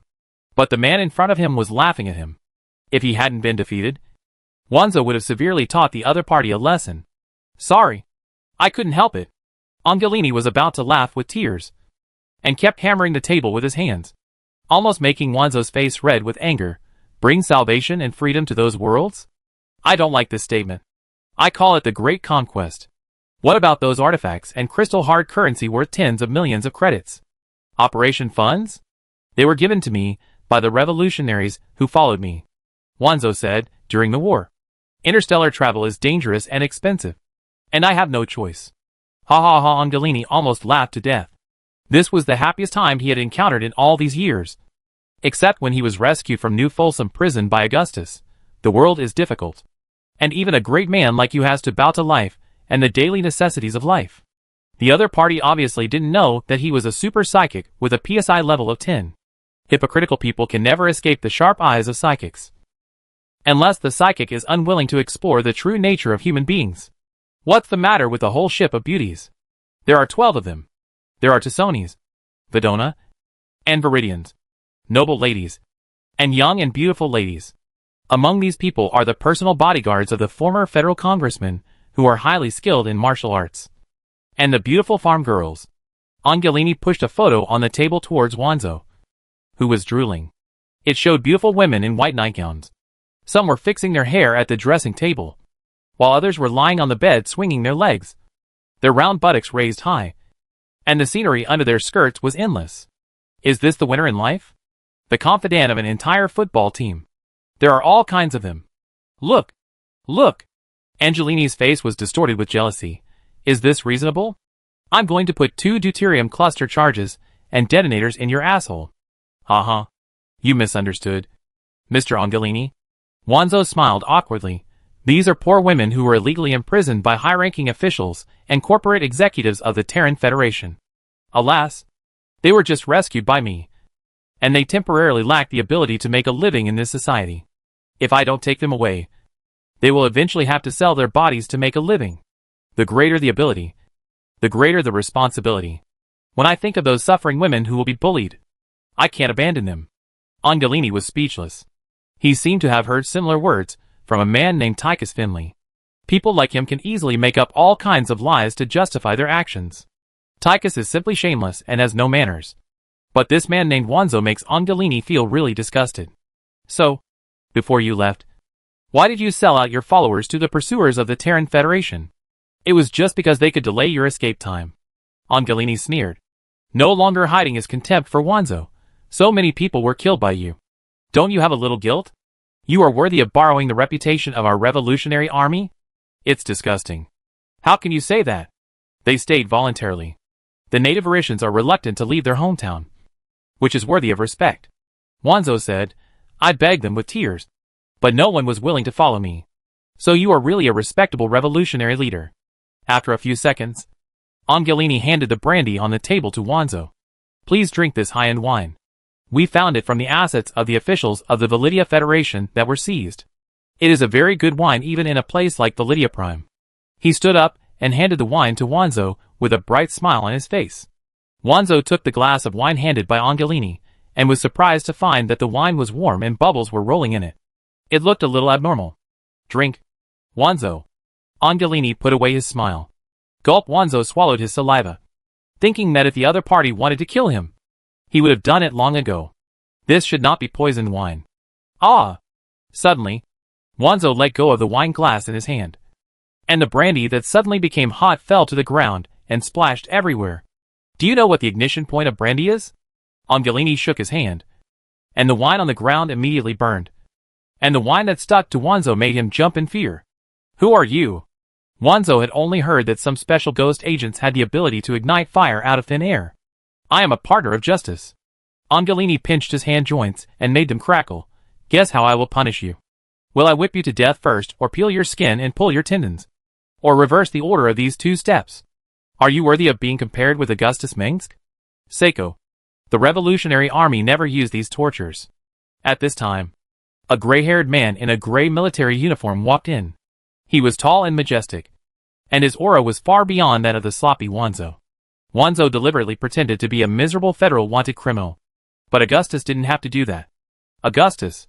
Wanzo was as surprised as if he had just discovered that he had not zipped up his crotch. Amazingly young. Amazingly handsome. Wanzo found that Augustus was young, promising and extraordinary. Compared with Augustus, Wanzo looked more like a revolutionary who had experienced hardships. But he was stunned by the other's words. He should have hugged Augustus immediately, saying that after many years of revolution, he finally met a comrade with the same ideals, which was so exciting that he burst into tears. What's going on? I didn't ask you to interrogate Castor Wanzo. Don't act on your own. Augustus walked straight to the soldier next to Angelini. It's my fault. Angelini immediately bowed and said. Augustus picked up the photo on the table, looked at the women in it, then looked at Wanzo, and couldn't help but tease when he saw the note on the photo. Are they all mistresses? Behind Augustus was a slender red-haired woman, who had a ponytail that was convenient for fighting and wore a military uniform. She was extremely beautiful, but the words she said made the serious-looking revolutionary marshal tremble.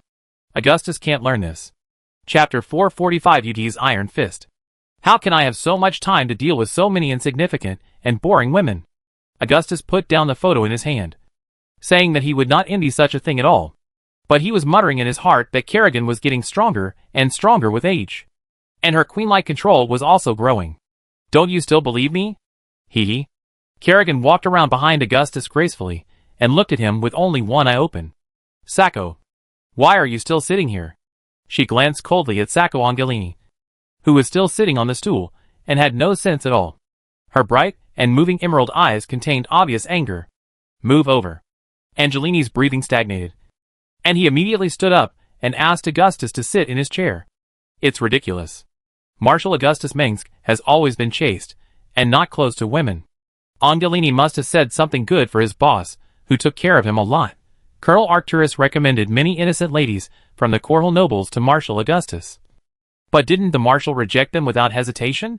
Ha. Will he dare to agree? Kerrigan put her hands on Augustus' shoulders and pressed him into the chair, brushing the long hair off her cheeks. This kind-hearted woman was walking behind Augustus with a smile. And the brighter her smile, the more Angelini trembled. That man is still as annoying as ever. Arcturus Minsk. You will die. Marshal. I remembered that there is another matter to deal with. There are still stubborn federal officials in the federal prison in Valicia who want me to interrogate them. Angelini made up an excuse and fled.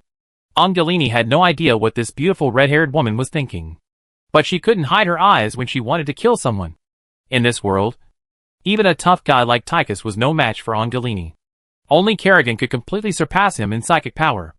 Not long after joining the Revolutionary Army, Angelini found that there were people everywhere that he couldn't afford to offend and had to be wary of. Augustus had a group of heroes under his command. And the emergence of heroes was not just talk. Actors also has good intentions. Marrying a daughter of a Corhel noble is an effective way to win people's hearts. Augustus originally thought that Kerrigan and Arcturus would get along better this time. But the tense atmosphere between them inexplicably returned to the original development track. Although Arcturus and Kerrigan still maintained a superficial harmony, the former still introduced to Augustus the person he thought was most suitable for his brother's marriage without scruples while ignoring Kerrigan. Which of course made Kerrigan feel that her position was threatened unprecedentedly. Arcturus is a man who is good at rhetoric and disguise. He can be friendly to his enemies, and play the most likable role when necessary. But for Arcturus, if he doesn't like it, he doesn't like it. Few people can change his mind. Of course, Arcturus does not think that Kerrigan is not qualified to be Augustus' wife. But he does not want to put his brother's life on a woman. This has never been his style. Augustus's brother is such a person. Even if this person seems to be listening to your ideas and agreeing with them, he has already decided how to deal with the matter in his heart. And other people's opinions are not important at all. Anyone who is an enemy of Arcturus will find that he is an extremely difficult person to deal with. And Kerrigan has experienced this deeply. This is also the reason why Kerrigan has become so irritable during this period. She has gradually realized that Arcturus Mengsk, Augustus's biological brother, will be her greatest enemy in this life. Why doesn't he just marry those flirtatious women? The scum who abandoned his wife and children. Kerrigan walked behind Augustus and put her slender and soft hands into Augustus's open collar. Look at them. Just wearing inappropriate clothes and saying inappropriate things. And pretending to be frantic when they are 100 yards away from you. It's been more than a month. Why are you still thinking about this matter? Augustus collapsed in the chair. Distressed. He really didn't know what kind of person this woman was jealous of. It seems that Lisa Cassidy, who had argued with Kerrigan about this, had no idea how terrible the power of this powerful red-haired ghost was. The other party could tear off a person's limbs with bare hands. To be fair, Augustus hoped that his family could live in harmony, but let alone friction and quarrels. Kerrigan wanted to kill Arcturus recently, but she could only endure it. Kerrigan thought she had no right to blame Augustus' family for this matter. Given that Kerrigan had carried out the mission of assassinating the Mengsk family, her relationship with her future husband's family was a nightmare hell from the beginning. Actors Mengsk, don't push your luck. Kerrigan suddenly clenched her fists in Augustus' clothes, causing the latter to scream in pain. It turned out that after eliminating several extremely threatening women, Kerrigan thought her position was stable. And her biggest rival in love was Jim Raynor. Because Raynor still maintained the habit of mixed bathing in the army, and often bathed with Augustus. This made Kerrigan wonder if there was something ambiguous between them. Don't worry. I love you forever. Augustus felt the softness of the cushion on the back of his head. I've already told Arcturus that I can't live without you in my life. If he does this again, I will never talk to him again, he said softly. Then Arcturus immediately didn't dare to speak. Don't look at him like that. He is a very gentle person. I am very touched that Augustus Mengsk would say this. Kerrigan noticed Augustus's embarrassed face, and smiled, as she put her face against his cheek. This man is sometimes too calm. He always hides his emotions very well. But he is very good at expressing his true feelings. Those who respect Augustus love him more. And those who fear him more. Marshal Augustus Mengsk? Having been left aside all the time, Castor Wanzo watched Augustus and Kerrigan flirting in a daze. For a moment, he was at a loss, and felt like he didn't know where he was. If there is nothing else, I will take my leave. Oh! Castor Wanzo. Augustus then remembered that there was someone opposite him. He put his hands on the table, and looked directly into Wanzo's eyes. I have heard of you for a long time. You are the greatest revolutionary hero of this century, and the savior of Valicia Prime. You are not worthy of the title of hero. Now Valicia Prime is crawling at your feet. Augustus Mengsk. You are the one who really makes the Terran Federation tremble. Manzo opened his black robe, remaining calm and composed, even able to face Augustus's cold gaze without losing his composure. It was a sarcastic remark. No doubt. But that didn't matter. Manzo could take it as a compliment. They should tremble. Augustus pulled Kerrigan away from his face. And in an instant, he was as dangerous as a lion in front of Manzo. Validia Prime has been placed under the protection of the Revolutionary Army. And the people here will always have their freedom. He said, this planet is by no means the first Federation settlement I liberated. And it will never be the last. I want to thank you, Marshal Augustus. On behalf of the people of Varisha, you saved the people here and lifted the more than a century of oppression imposed on Varisha Prime by the brutal Tarsani's Federation government. People here will call you and your warriors heroes. Because you are freedom and justice. You are a rare talent. Mr. Castor Wanzo. You are very good at inciting people. Or you are an expert in this area. Augustus smiled and squeezed one of Kerrigan's hands.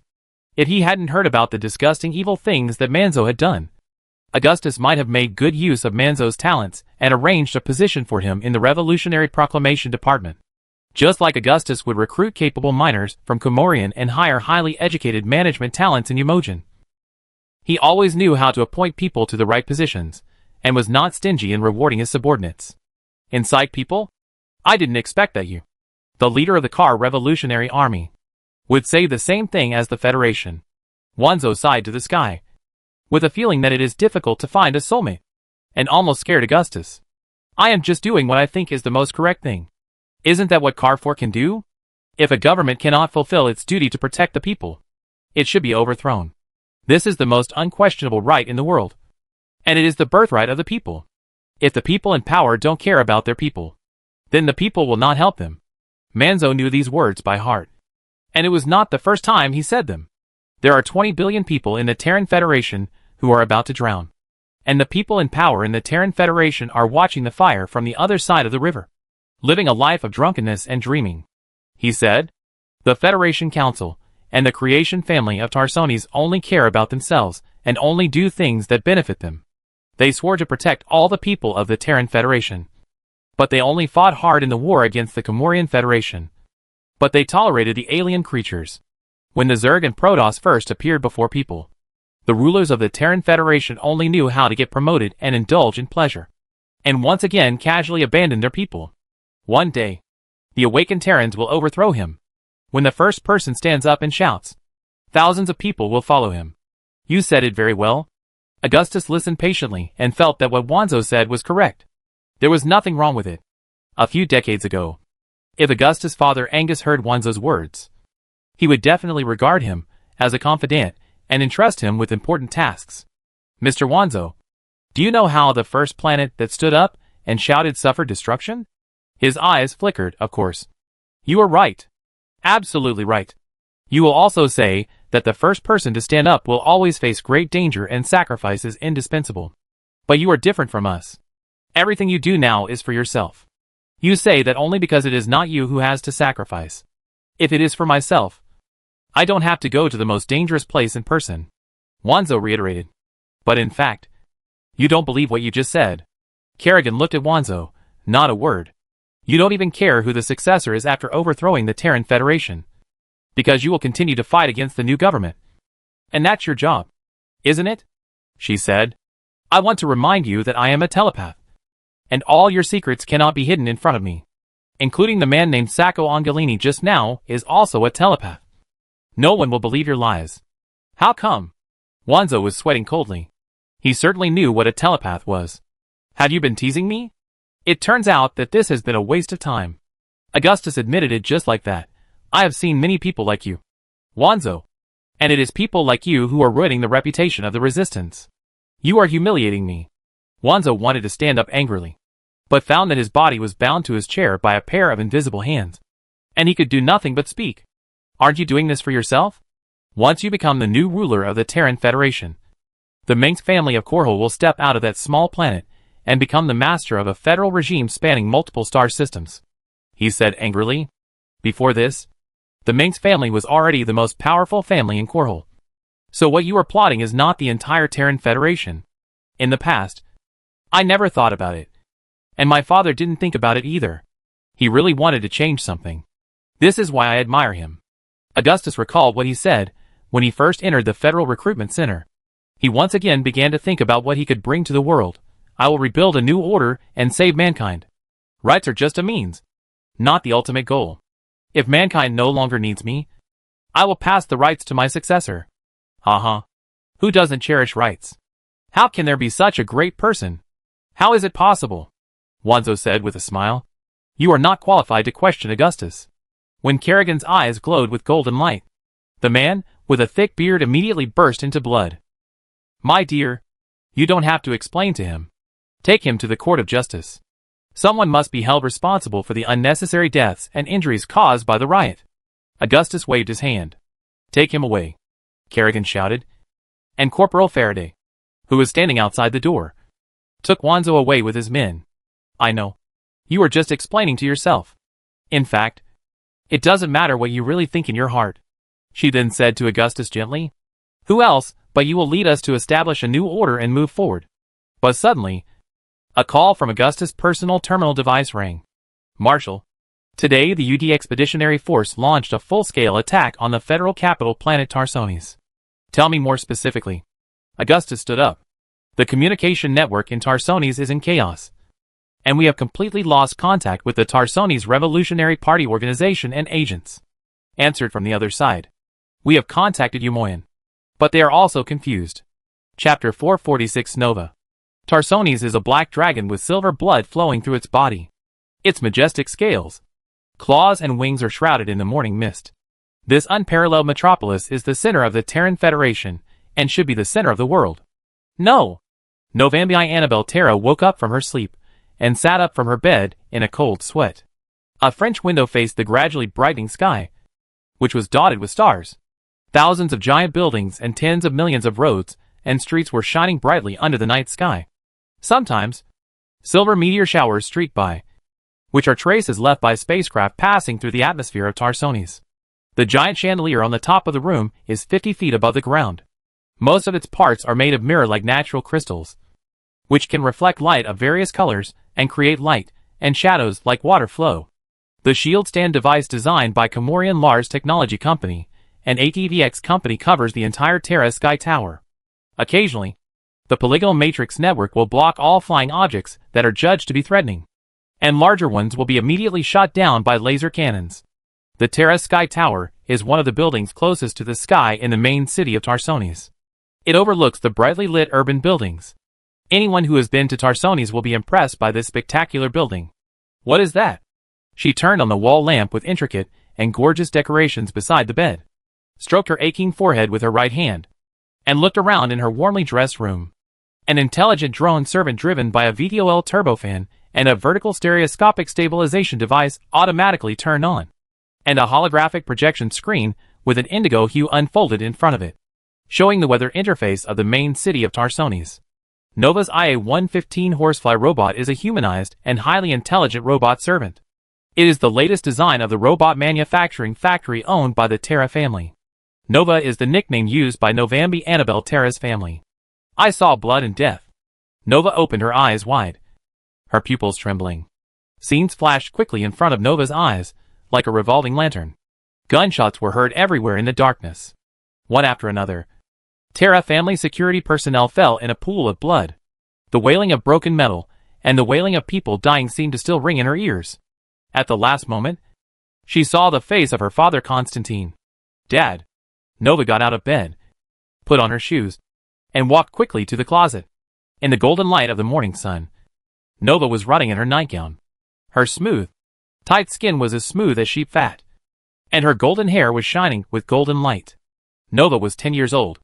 Her body had begun to develop, and the loose nightgown could not cover the hazy curves and beauty between a girl and a woman. The IA horsefly robot servant was still following Nova, and the humming sound of the turbine blades was extremely faint and inaudible. The Terra family mostly employs human servants, but robots still occupy a place in the family's daily life. Zebediah. Nova put on a beautiful wraparound sundress and walked out of the room to the door of her brother Zebediah Terra's room, ringing the doorbell at a speed of 2 times per second. What are you doing, kid?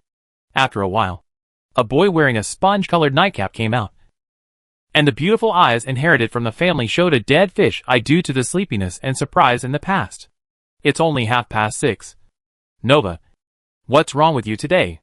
Zebediah stuck his head out, but was not ready to let his sister in. The bloodline of the Terra family gave Zebediah outstanding appearance and light golden hair. He was a few years older than Nova and much taller. In front of her brother, Nova was really a tiny thing, not even as high as the other's chest. Zebediah was Constantine Terra's second child and the only boy. If nothing unexpected happened, he would become the heir of the Terra family. Someone wants to kill Dad, Nova said to Zebediah.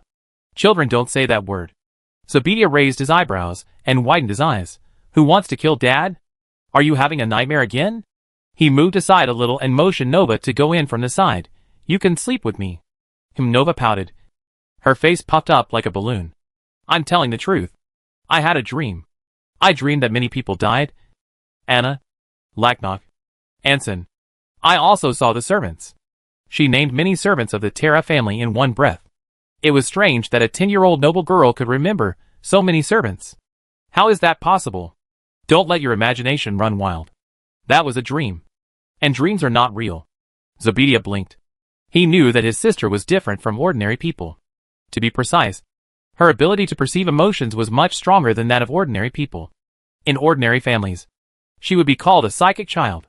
Generally speaking, children with such talents would suffer from exclusion and bullying during their childhood, even if they were not sent to the Ghost Academy of Tarsones by their parents.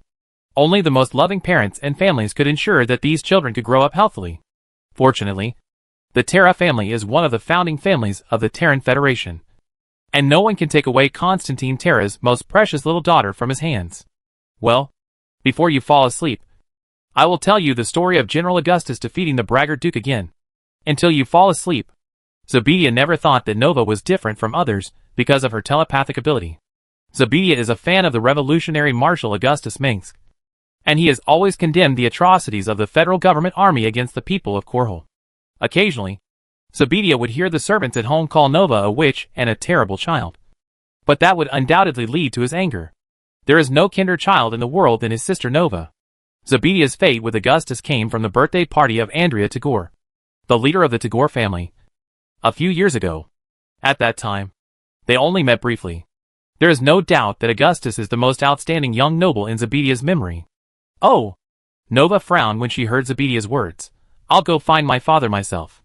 Nova didn't like Augustus Minsk. To be precise, Nova didn't like death. Even those who lived in pain could make her cry. And the scene of corpses everywhere was even more unbearable. Nova didn't like Augustus, the man who brought war. For years ago, Nova had met the man named Augustus once. Of course, Nova didn't have a deep impression of Augustus. What she remembered most was her mother Annabelle's imagination of Augustus. What good is that kind of person? Okay. Let's go find Dad.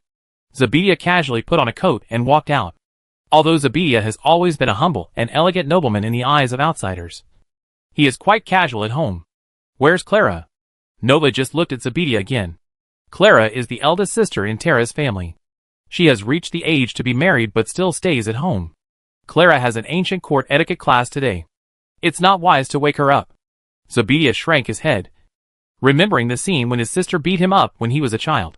Forget it. I swear I will never talk to her again in this life. He turned around coolly. Anyway, we will always make up, Nova said. Not this time. Zebedia raised his eyebrows. I misjudged her.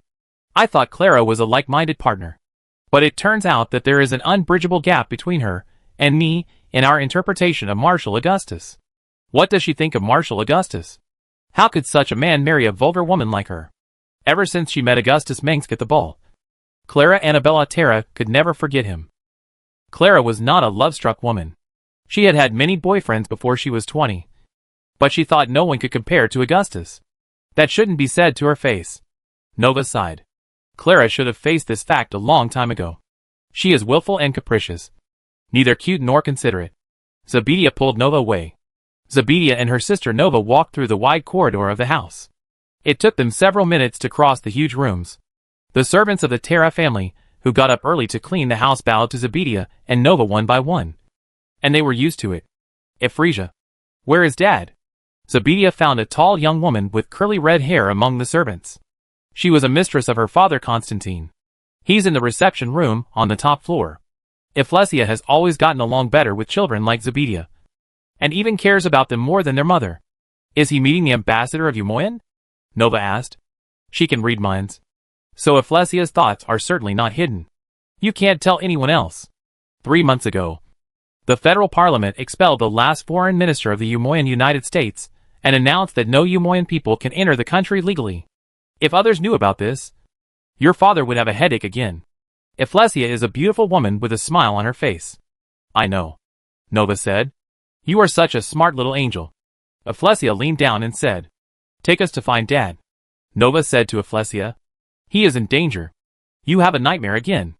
Ephlesia said with a smile. Yes, but many of my dreams come true. Nova said, But there are many more things that have not happened. Ephraxia put her finger to her rosy lips. You are just too scared. The news now is reporting that the Earthlings and the rebels are invading the Federation territory in a large scale. Many immigrant worlds have been affected. But Tarsones is absolutely safe. Nova, she said, as long as the moon is still shining, Tarsones will not fall. Please, Ephraxia, take me to him. Dad is in danger. Nova's eyes turned red. which made Afresia tremble. As long as this dream comes true once, the possibility of it happening again cannot be ignored. Zebedia looked at Afresia with green eyes. Afresia, when you meet your father, tell him that I asked you to do this. Okay. I'll take you to wait for him outside the meeting room. Afresia took Nova's little hand. But if the enemy really comes, you should worry about yourselves instead of your father. There are a lot of guards and agents on duty around him. Well, I want to know where Augustus' army has fought. Is there any news today? Zebedia asked Afresia on the way to the reception room. You don't have to ask every day. But I want to tell you that Pridewater Federation Edge World fell today. Afresia sighed softly. When will they come to Tarsones to take me away? Zebedia sighed. Your father is waiting for you to take charge of the Terra family. Avarexia said sternly. Do you want to piss him off to death? Why not let Clara be the heir? Zebedia didn't care. I want to be a hero like Augustus.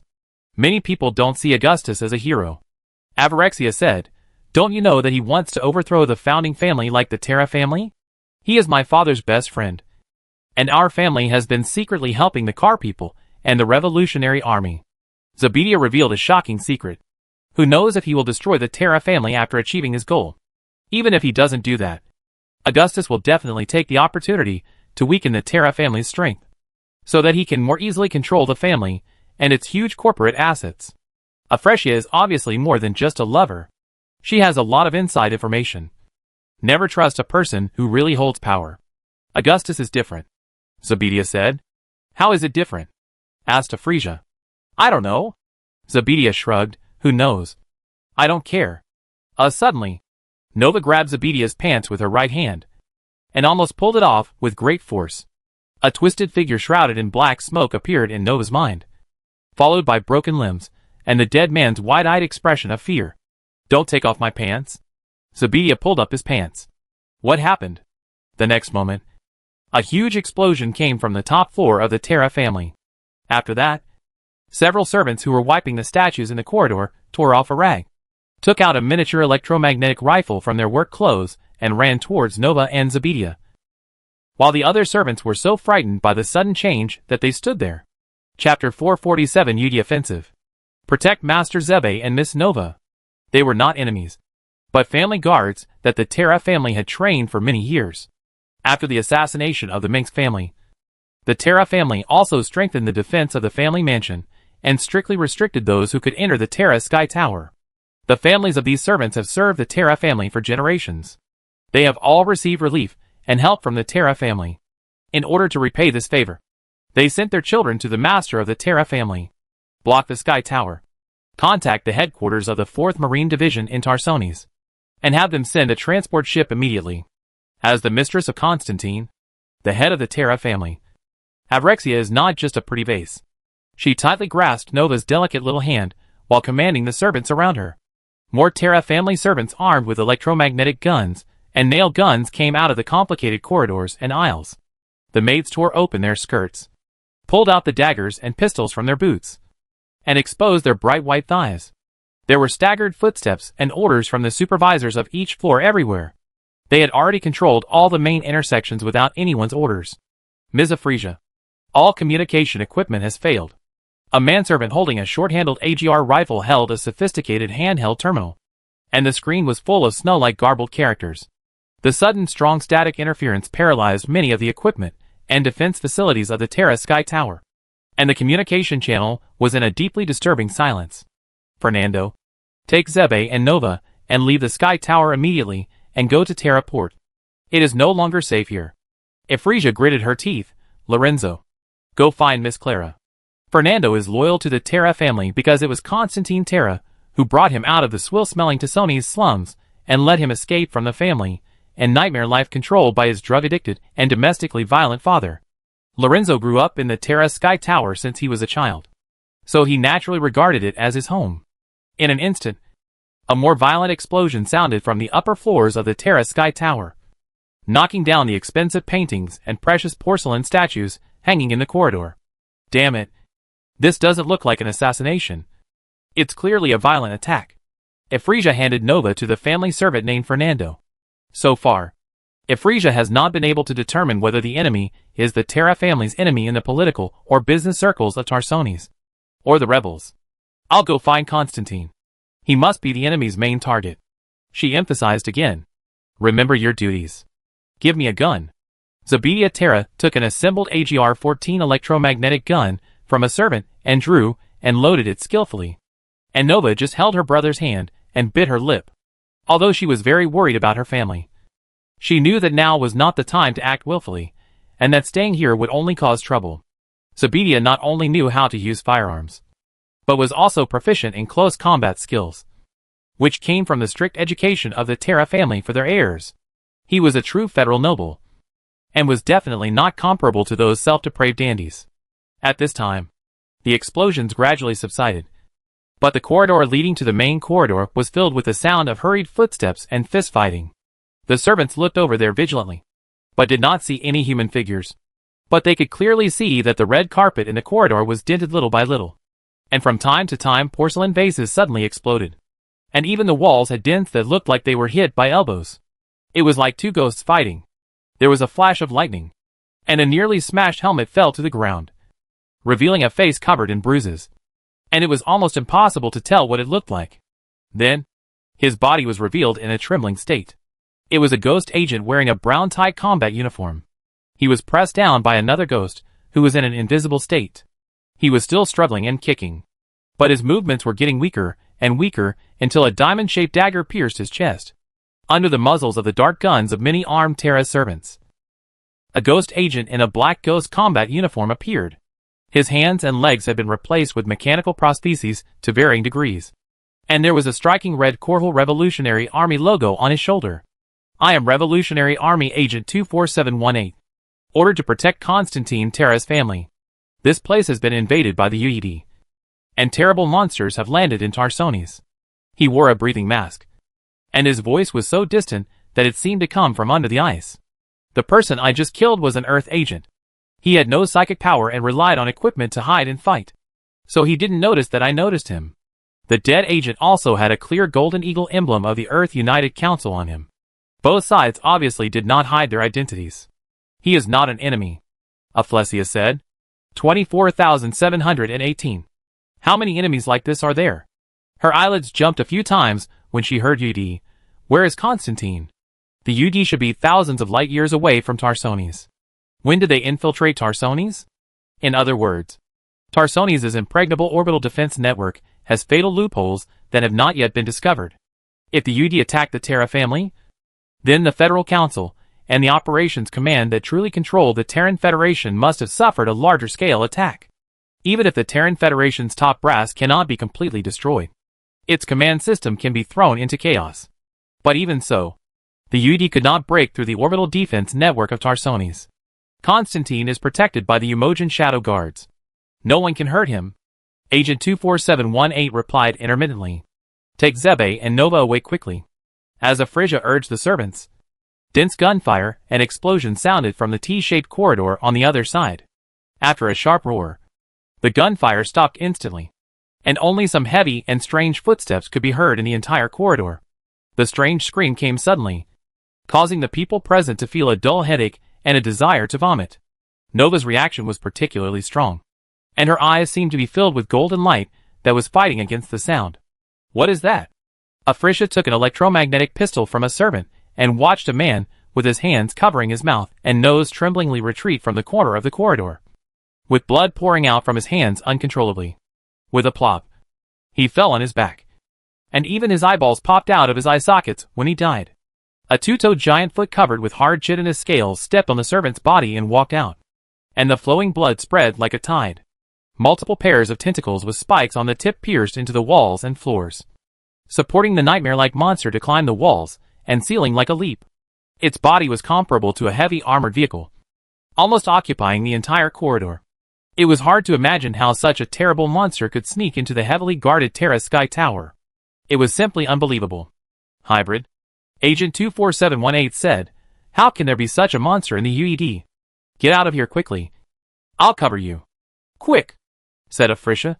Zabidia took Nova's hand and followed Fernando and others to the direction where Agent 24718 came from.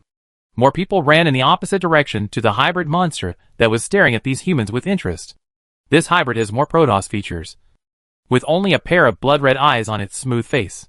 The parts that used to be nerve bundles are now tentacles with hooks, and the tentacles are as flexible as its limbs. Anyone who saw this monster would naturally feel fear in their hearts. Even the bravest people were no exception. What a powerful force. I have ascended. The hybrid laughed directly to the heart. Crushing a bug makes me feel happy. Come. Please me. Please a great ascender with your blood and death. The hybrid jumped up and jumped into the middle of a dozen Terra family servants with incredible agility and strength. The huge soles of its feet crushed the two servants and turned them into a bloody mist in the blink of an eye. Blood flowed under the feet of the hybrid, and the winding path of the blood flowed like a living snake, gradually converging into evil symbols with obvious malice. Bullets were useless to the hybrid. The large caliber weapons could only make it feel pleasant pain. It ran rampant among the crowd, crushing the Terra family servants and guards one after another. Fear, wailing, anger, pain. The hybrid laughed wildly. Why fight to the end? All resistance is meaningless. It could have used its powerful psychic power to kill everyone in an instant. But now it was just killing for fun. If the UD sent this hybrid to kill all members of the Terra family, then it obviously didn't care about these orders. In less than a minute, the hybrid killed more than 20 people. But more people emerged from the elevators and corridors. They were all former Federation Marines, wearing power armor, and now served the Terra family. You monster. Who let you out? Agent 24718 is not a psychic with strong psychic power. His power can only be said to barely reach the standard of becoming a ghost agent. Agent 24718 saw the hybrid for the first time today. Before that, he only knew about the existence of this creature from a small amount of Revolutionary Army data. This monster that combines the genes of the Protoss and the Zerg has unimaginable terrible power, and possesses the advantages of these two creatures. He knew that he could never be a match for this monster. But the Terra family was an important ally of the Revolutionary Army. In the eyes of Agent 24718, the mission assigned to him by the Revolutionary Army Marshal was the meaning of his existence. Augustus Mengsk once saved 24718 and told him that there were other possibilities in his life besides becoming a federal killer, and that there was something more important than life that was worth sacrificing his life for. How pathetic. So weak. So brave. The hybrid killed one Terra family servant and guard after another before turning its attention to Agent 24718.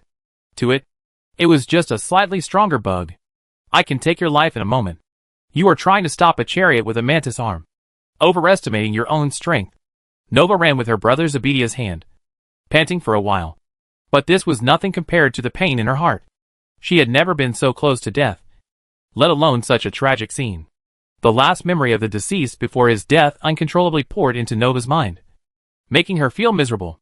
This further stimulated Nova's telepathic ability, and she could feel her psychic power rising under the suppression of pain. Hold me. Zebedia put the gun behind his back, leaned down, and held the petite Nova in his arms, and ran straight to the elevator with the family guards. Nova had just started to grow, and her weight was too light. So Zebedia, who never slacked off in physical exercise, could easily hold her. Brother, will Dad die? Nova cried in fear, tears falling from her beautiful eyes. No, Zebedia said, we will meet again alive. Many people died. Nova cried. Andrew was still thinking about his mother before he died. Rafi regretted not being able to see his child for the last time during the holiday. And Ramini died of pain. They died to protect us. They will not die in vain. Zebedia comforted his sister while walking through the corridor, always alert to whether there would be another monster as scary as before. When Zebedia walked through a corridor with a huge window, he was suddenly attracted by the scene outside and stopped in astonishment. At this moment, the main city of Tarsonis had ushered in dawn. But the scene in the sky was completely different from when Nova just woke up. In the prosperous main city of Tarsonis, the sound of anti-aircraft artillery fire came one after another, and thousands of missiles and red laser beams pierced the sky. Large numbers of fighter planes flew across the sky, and the roar of the fleet continued, casting large shadows on the ground. Thick smoke rose from all over the city, and even the prosperous commercial district became a mess. The streets were filled with the sound of suspended cars honking their horns, and the roar from electromagnetic rifles, city anti-aircraft turrets and railguns, like thunder exploding in the ears. Huge steel giants appeared on the train circular track and wide pedestrian bridge surrounding the entire main city of Tarsonis. and moved towards all the Federal Army bunkers and shelters they saw. The human army that landed in the main city of Tarsones at least cared about casualties, and would not fire at unarmed civilian targets at will. But when the terrifying monsters slaughtered without scruples in the densest crowds, the blood quickly dyed the streets red. There were thousands of high-speed moving, bright meteors in the sky of the main city of Tarsones. Like falling flames. There were so many of them, and the speed was so fast that the sky seemed to be spinning. One of the spots was particularly bright. It quickly expanded to the size and brightness of the sun and fell to the ground. What Zebedia didn't know was that it was part of the Theta Prime orbital defense platform. It was once a large orbital space station, but now it has been transformed into an indestructible fortress. The 15-year-old boy only thought, the Earthlings are coming. Chapter 448: The Death of Constantine. The elevator leading to the bottom floor of the Terra Sky Tower was smooth all the way, and no unexpected changes occurred. But the war outside still showed no signs of abating. Zebedia Terra, who was holding his sister Nova in his arms, came to the spacious private underground hangar under the protection of his family guards, and walked quickly through dozens of land-based hovercrafts, flying cars, private yachts and larger spaceships that cost tens of millions of federal credits. The launch channel of the spacecraft leads directly to the outside world, so even taking off quickly underground is not a problem. Among the many powerful founding families and big businessmen in Tarsones, such a hangar is just a small witch compared to a big witch. Constantine, the head of the Terra family, has little interest in luxury cars. The family business he owns is the manufacturer of these cars. The underground hangar is full of armed security personnel and armed servants, and a loyal butler Sander is commanding them. At the same time, more people were coming in. Master Zebe, thank God. You are safe. The butler was wearing a tuxedo and straight black trousers, and the snow-white shirt underneath was spotless. He stood straight, and even his hairstyle was as meticulous as he was. Jacob Sander, a thin black-haired man, carried a gun and a dagger behind him, and his shiny leather boots were shining. Any news about my father and mother? Zebedia put Nova down and wiped the tears from her eyes with the back of his hand. This 10-year-old girl, who was not very experienced in the world, was heartbroken and hiccuping.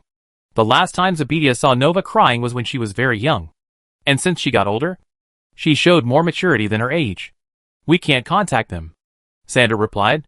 In the city center of Tarsones, especially near the Sky Tower of the Creation family, there are extremely advanced electromagnetic interference equipment, but the Earthlings easily paralyzed almost all communications. Master Constantine is meeting the distinguished guests from afar on the top floor. He is surrounded by the most trusted guards and agents. That is the top level of protection. No one can get close to him, he continued. Madame is far away in the Osborne automobile factory. She is protected by the most elite armed forces of the Terra family. Is this the Earthlings' attack method? Even Zebedia knew that this would be absolutely fatal to the command system of the Terra Federation Army. If the Federation Supreme Command cannot figure out the location of its own armies, then it is even more impossible for them to know where the enemy is. Please board the ship immediately. The loyal servants of the Terra family will escort you away at all costs. The butler bowed and said, taking the Galaxy Jumper is the fastest way to reach the Terra starport. But during the war, any civilian aircraft may become a target of the warring parties. The pilot is the best pilot, Andre. He has driven transport ships many times in the First Total War to engage in thrilling aerial competitions with the dragons, creating a miracle of survival. If we leave on this ship, what should Father and Clara do? Zebedia could not admit that his father and sister had been killed by the Earth assassins and hybrid monsters. You don't have to worry about that. We have enough manpower and ships, and the backup plans are enough to deal with all possible situations, the butler said. Is this situation expected? Zebedia's question made the other party speechless for a moment. The master said that if he died at the last moment, you would be the leader of the Terra family. The butler hesitated for a moment. What is he thinking? Zebedia's face changed. Constantine Terra, the leader of the Terra family, had anticipated the current situation early and was fully prepared. 10 years ago, if someone said that Tarsones might fall, Constantine would have thought it was a funny joke. About a month ago, when the UD Expeditionary Force first invaded, many founder families secretly sent some family members and heirs to the planets affiliated with the family to temporarily avoid the attack, while transferring and handing over property. preparing to bring them back once the situation stabilized and the war was clear. During the first full-scale war between the Zerg and Protoss invasion, the founder families of Tarsones did just that.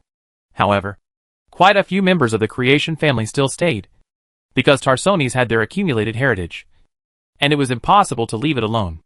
The Terra family was originally prepared to do so.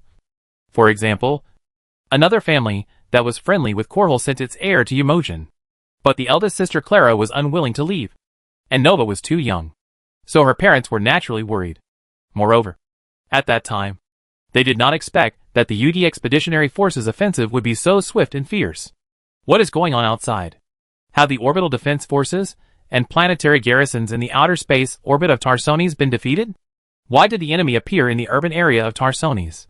Even before evacuating, Zobedia still believed that he had to find out what happened. He has always been a person who makes his own judgments and decisions, instead of leaving everything to his parents. Escape from here. If you rush to the center of the battlefield, it will really be a way to death. At only 15 years old, Zobedia is already helping his father manage the family business. He is both an elegant nobleman and a very capable and courageous heir. No one will treat him as an ignorant child. We can't contact anyone. The communication channels of the Federal Parliament, the Tarsones Police Department, the Federal Security Bureau, the Federal Bureau of Investigation, and the military have all been strongly interfered with.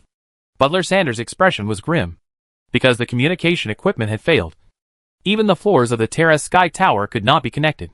But even with the naked eye, it's clear that no matter what the Federation's Tarsones defense forces are doing now, the Earthlings have already landed on the surface of Tarsones, and their troops and captive genetically modified monsters have appeared directly in the urban areas and even the city center of Tarsones. He said, "I'm afraid that no place in Tarsones is absolutely safe now. At this point, we can only hope that the Federation army can successfully repel the attack of the UD Expeditionary Force and defend Tarsones." Oh my god. Zobedia. Joe told me that the Earth assassins have infiltrated the Terra Sky Tower. Where's Dad? At this time, a young and beautiful blonde woman walked in through a heavily guarded door under the escort of servants, with an anxious and panicked expression on her face. She is Clara Terra, the eldest sister of Zobedia and Nova. Clara was wearing a creamy white boat collar silk shirt. The excess hem of the shirt was neatly tucked into the orange striped pencil pants, and the waist belt outlined a moving pear-shaped figure. Clara's high-heeled silver Oxford shoes were still clacking as she ran towards Zobedia, and her black woolen shawl was in a mess. It seemed that Clara had just dressed up to go to her private tutor's class, and was brought here by the anxious servants. Until now, Clara still didn't understand what happened. When the servants first told Clara that someone broke into the Terra Sky Tower and was about to assassinate her father, she just screamed and cried like an ordinary woman. "I don't know. We can't contact him yet." Zobedia breathed a sigh of relief when she saw her sister Clara. Although they often quarreled, they were still family after all. UD Expeditionary Forces are besieging Tarsones, and their troops have even appeared in the city center. "What should we do?" Clara asked in panic. "It's no longer possible to seek refuge in other families and federal military fortresses, and I'm worried that even running to the port will be useless." Zobedia thought for a moment and calmly pointed out this point. The military ports of Tarsones must be the priority target of the UD, and then the large civilian ports will soon fall. He said, "The Galaxy Jumpers have warp drives, and it is not a problem to escape from Tarsones directly, as long as they avoid the fleets that are fighting." "Then what are you waiting for?"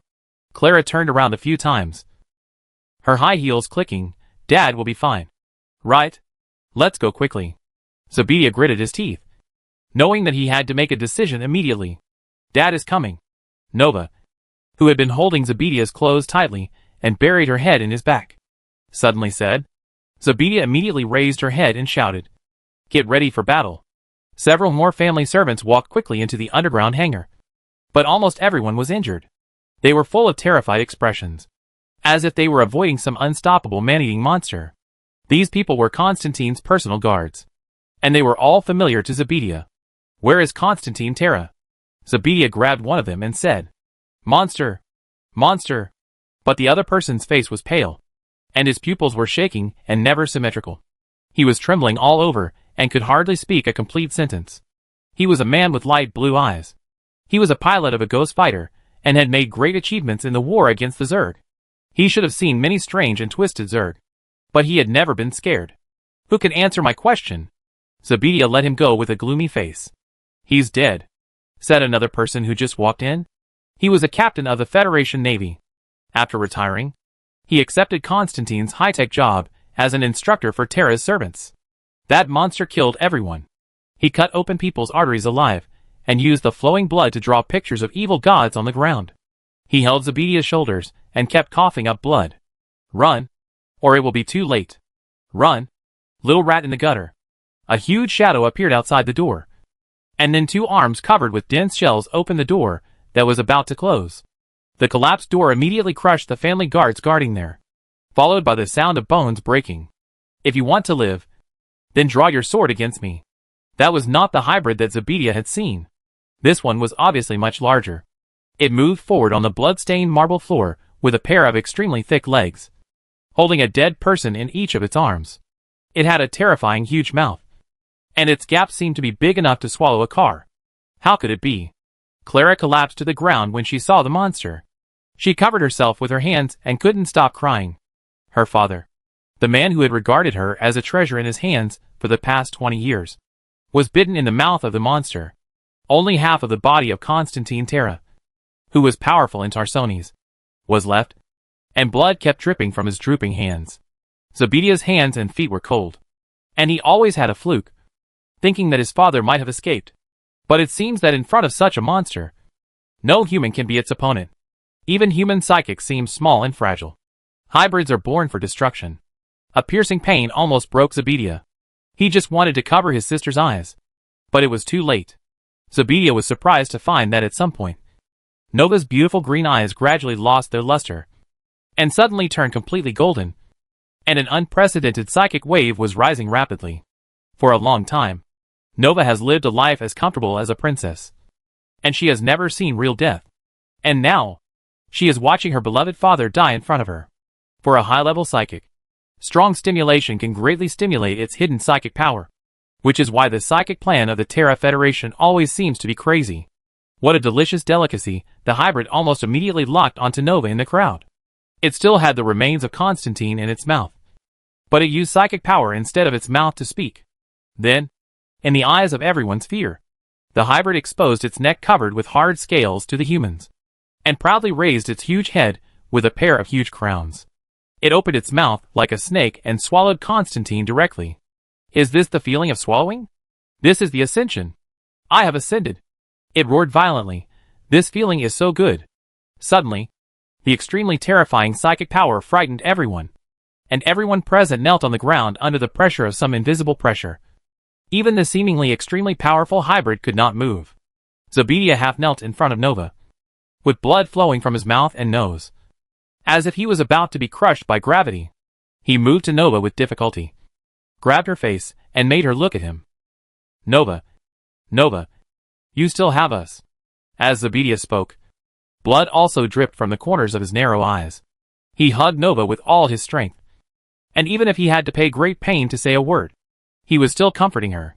Zebedia knew very little about psychics, and didn't know that a high-level psychic who lost control would release a terrible force comparable to a psychic storm, killing everyone here in an instant. However, the sense of responsibility as a brother still drove Zebedia to stay close to Nova instead of running away from her. Look at me, Nova. Chapter 449 Revolutionary Army. It's okay, Nova. No matter what happens, we will always be by your side. Zebedia half knelt and held Nova in his arms. Tears mixed with blood were rising up along his cheeks, like water drops in a vacuum. Out of protection for Nova, her parents never tested her potential psychic level, which is the PSI index of the ghost agent. Nova also did not receive the Ghost Project's telekinesis and mind control training to enhance the ability to control psychic power. And a 10-year-old girl's mind was obviously unable to control the 10th level of psychic power. One of the 3 level 10 psychics known to Terran humans so far, possessing the ability to destroy the heavens and the earth. Now Nova is in an extremely unstable state, and the psychic energy condensed in her body is enough to wipe out half of the lives in the Terra Sky Tower. Once Nova completely loses control, she will set off a terrible mental storm centered on herself, like a small human-shaped nuclear bomb. At this moment, Nova's overflowing psychic energy is raging in the huge Terra Sky Tower underground hangar like a storm. And the people around her are crawling on the ground as if they were crushed by gravity. And even the hybrid monster that has torn nearly 100 people to pieces can't move. Zobedia, who was closest to Nova, was undoubtedly under great pressure. Even his clothes were soaked with his own blood.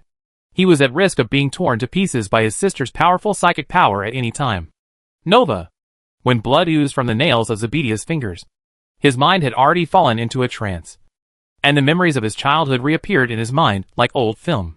Nova Terra was an unusual child since she was young. She could always quickly find other children in the game of hide and seek, or defeat her opponents without any waves when playing chess. Later, Nova realized that not everyone was born like her, and could read other people's inner thoughts.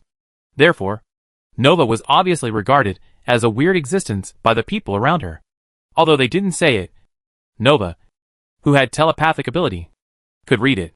People are always afraid of things they don't understand. In Zobedia's heart, Nova is no different from an ordinary child. Brother, when the molten gold light in Nova's eyes slowly faded, Zobedia's face slowly reflected in her eyes. It was almost a younger and more handsome Constantine Terra. I'm dying. Stop it. Although Zobedia's scalp was bleeding, he was relieved when he saw Nova regain consciousness. Seeing Zobedia's miserable appearance, Nova woke up as if from a dream. And the pressure from the power of the mind was also cleared. I did this? What did I do? Nova was terrified by what she had done. And her eyes were already blurred by blood. It's not your fault. Zobedia just said, you just can't control the innate power.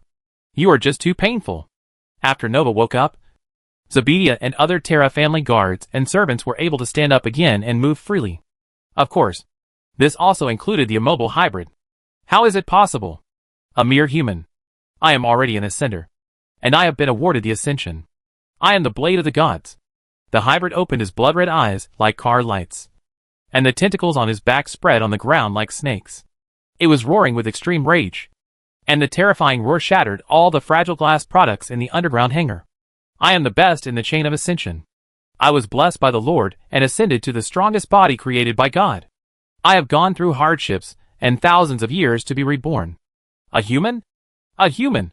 The genes of this hybrid are obviously more inclined to Zerg than Protoss. He may have been a Taldarum ascendant, but his psychic power did not improve much after the transformation.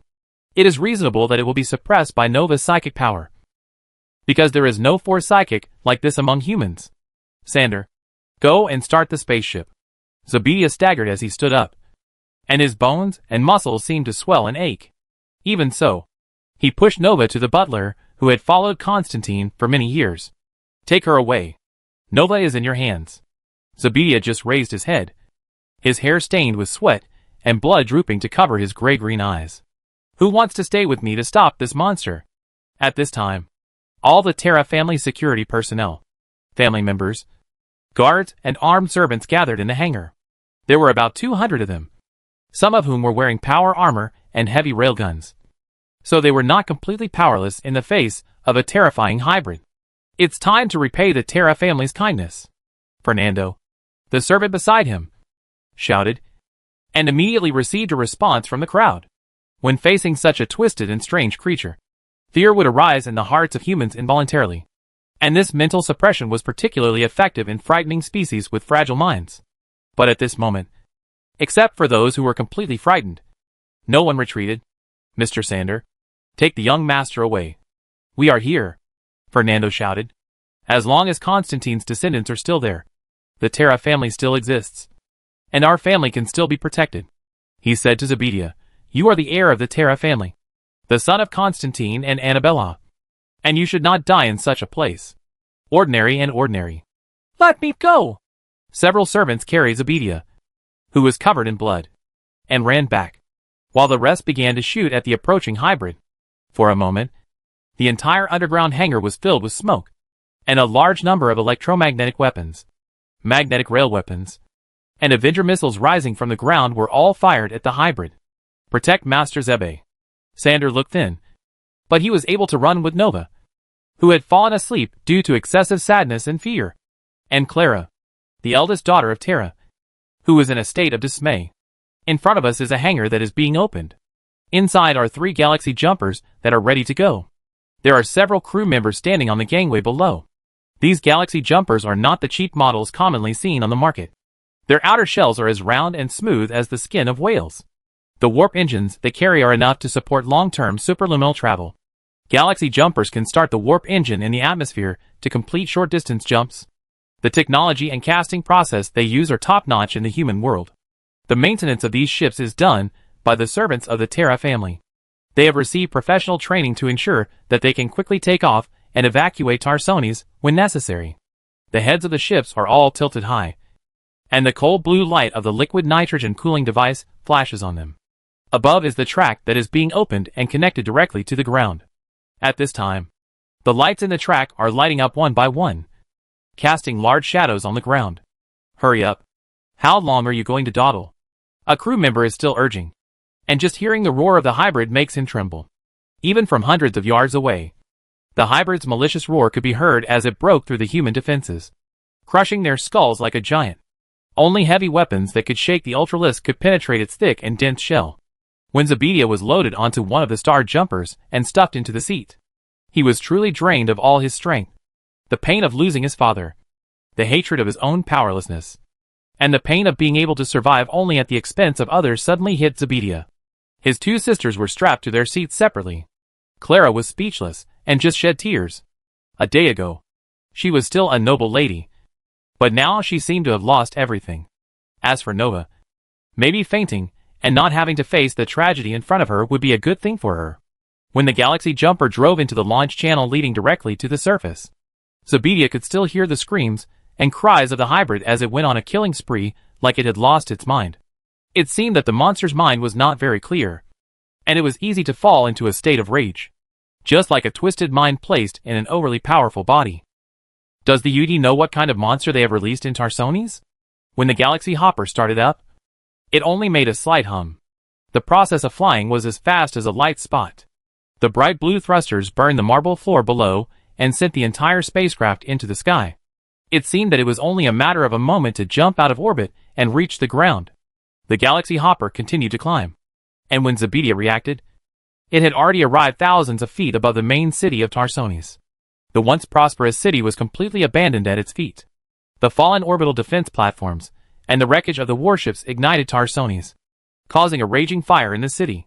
The skyscrapers lined up like dry straw were burning in the flames of war. Whole pieces of glass curtain walls were shattered in the roar, falling from hundreds of feet like deadly ice crystals. The great Tarsones was burning, just like the Avenger who once brought deep memories to the Federation, Augustus Minsk, did 4 years ago. It seems that there are more than just the Terra family ships taking off. All nobles and wealthy people want to escape from Tarsones as much as possible. The sky has completely become a battlefield between the Federation Air Force and the UD invaders. Rows of fighters are whizzing past the bottom of the Galaxy Jumper. The pilots of these fighters will not focus on locking and shooting down civilian ships. Zebedia can also see the eye-catching and majestic spire of the Terra Sky Tower through the porthole. The place he once called home has completely become a slaughterhouse for monsters. The blood of the people he knew was shed here, and they would never wake up again. Lock the jump coordinates again.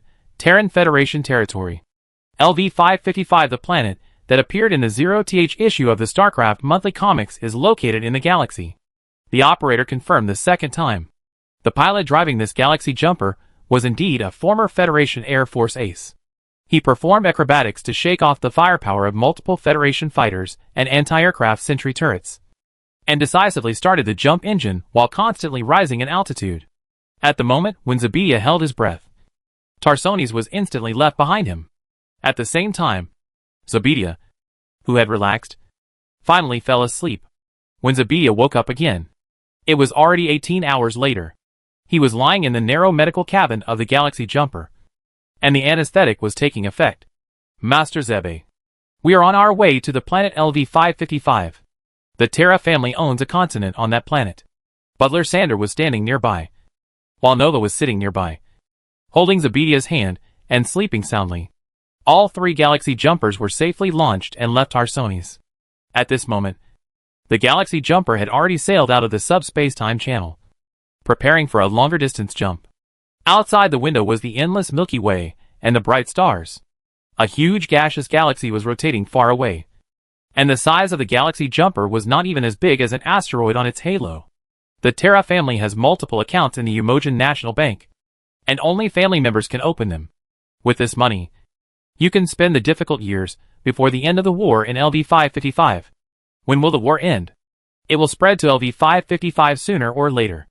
The sound of Zebedia's light cough made Nova open her eyes, and she didn't know what to say because of guilt. Don't worry. I won't die. He looked at Nova and said, then we will go to the Umojan territory. The butler had obviously planned an escape route. How long can you escape? Zebedia asked back. The master of this family is dead, and you are the future heir. Restore the glory of the Terra family, and then avenge your father. This is what you should do. Zebedia Terra. Xander thought Zebedia was still thinking too much. The revival of the Terra family depends entirely on you. After I settle Clara and Nova, I will go to join the Korhal Revolutionary Army. Zebedia said shockingly, all the wealth of the Terra family will be used to support Augustus's revolutionary army. As long as they can help me deal with the Earthlings. Those damn monsters. Those abominable freaks. I must eradicate them completely. It is conceivable that if the Terran Federation is severely damaged, the next target of the UD Expeditionary Force must be the Korhal Revolutionary Army that has occupied many Federation planets in the chaos. Unless Augustus Mengsk succumbs to the tyranny of the Earthlings, there will be a war between the two sides. And based on Zebedia's understanding of Augustus, the latter must not be the kind of person who is willing to be inferior to others. This is your choice. The housekeeper just said, I hope Miss Clara will not have any objections, because she should also have a part of the inheritance rights. Brother. Nova's voice immediately made Zebedia feel that all the pain was not in vain. When they were young, they always quarreled constantly, and it was not easy to hear a brother. Mom is not dead yet. Chapter 450 The Snipe and the Clam Fight. Cruces 3. New Babylon. Marshal Augustus Mengsk's breakfast today is a few slices of perfectly toasted bread, with butter and jam. At the same time, there are some eggs, bacon and cheese on the marshal's table, as well as a cup of hot coffee. These are all from the Bisgarden farm, less than 2 miles outside New Babylon. The owner of the farm drove them in person, and hoped that the respected revolutionary marshal would accept his own products. As usual, all of this was prepared by the family chef brought from Korhal 4 by Augustus's brother Arcturus Mengsk, because he had some complaints about Augustus's minimalist diet. However, no one knew that Augustus still missed the simple soy milk and fried dough sticks. Good morning. How do you like it? Sarah Kerrigan walked in from the airlock door of the command center. She was dressed in a blue-gray military uniform, with red hair draped over her shoulders, and looked heroic. Since Augustus first met Kerrigan, this arrogant girl has completely transformed into a sexy and mature woman, as sweet and fragrant as a ripe peach. The study and training at the Ghost Academy in Tarsoni shaped Kerrigan's strong and calm character, and the tempering of war also made her temperament more attractive. Today, Sarah Kerrigan is already an extremely outstanding revolutionary soldier. She can complete a difficult mission alone or take over a war in place of the commander. Very good. For Augustus, what he had in front of him was just a mediocre breakfast, which had no value except filling his stomach to continue working. Augustus would not complain about food, clothing, housing and transportation during the war. After a long time, he had already adapted to the twisted clothes and bad food. Augustus did not care whether his life was as hard and monotonous as an ascetic, because it was not the time to make higher demands on it. He believed that he must set an example among the officers in the Revolutionary Army, reminding those military backbones who were promoted from civilians rather than nobles to be strict with themselves. In Arcturus Mengsk's view, his brother always forgot his noble status and put himself on the same level as civilians. This is precisely one of Augustus's outstanding qualities, a noble character of a rebel leader. But to be fair, Arcturus did not want Augustus to really forget this matter, forgetting that he was once a great noble of Korhal. You say one thing and mean another. Kerrigan rolled her eyes at Augustus and took away all the dishes on the table. When Kerrigan turned and walked past Augustus, he found that this woman was becoming more and more attractive. Kerrigan had grown up, became more feminine, and was much more confident.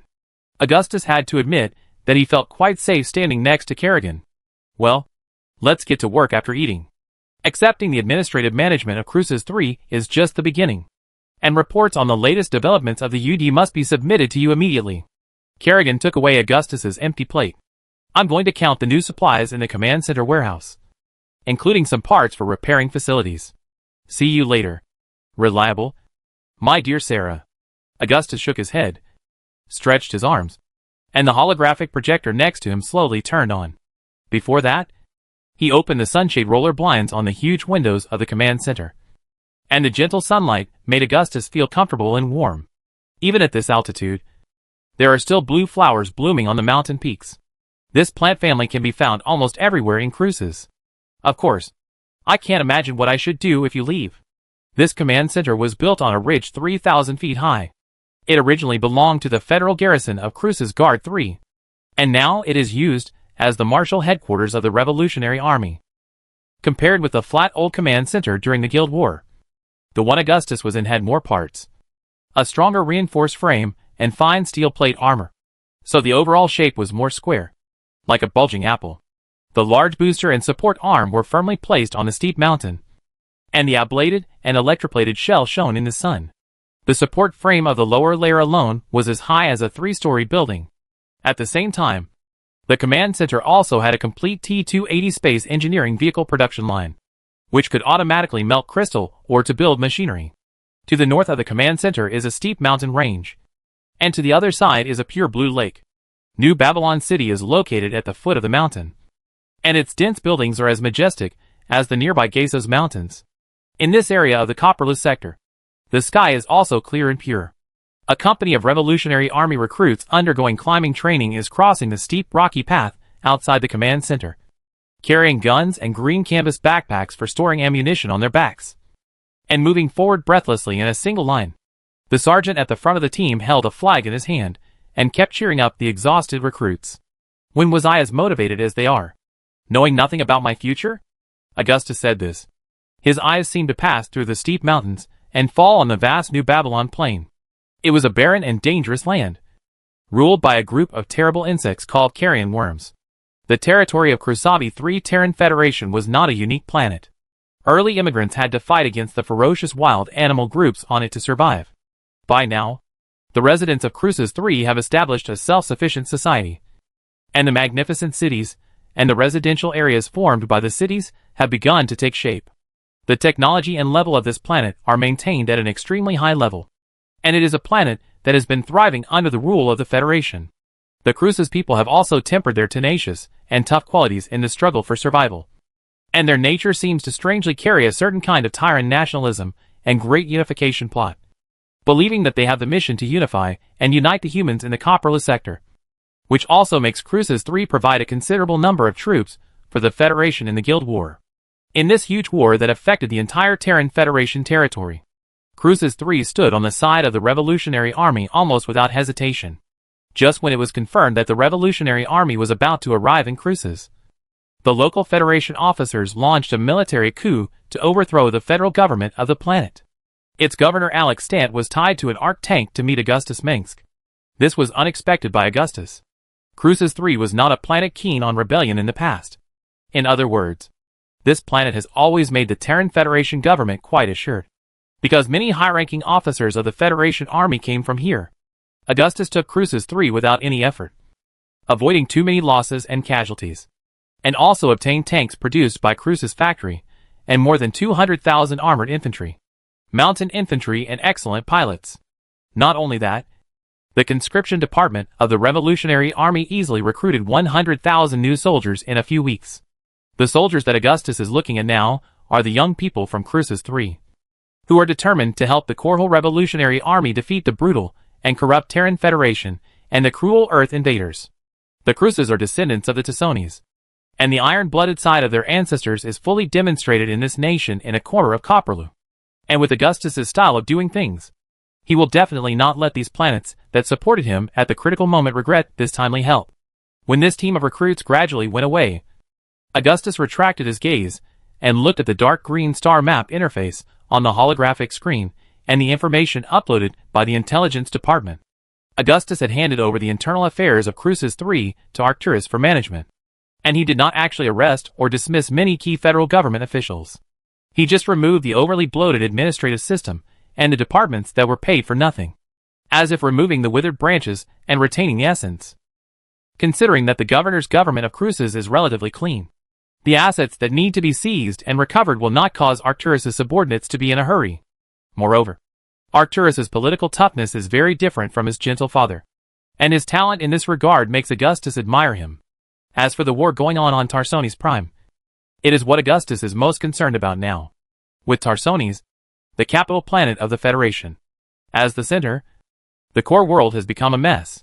The reason why the Cruces were so quick to side with Augustus was mainly because of the invasion of the United Earth Council, who completely regarded the Earthlings as more cruel abusers and tyrants. After a few centuries, the Earthlings wanted to rule their long-lost colonies without any effort, which was not so easy. Augustus first read the intelligence that his subordinates considered the most urgent, among which the latest situation of Tarsones was undoubtedly the top priority. Tarsones has completely become the main battlefield between the Federation Army and the UD Expeditionary Force.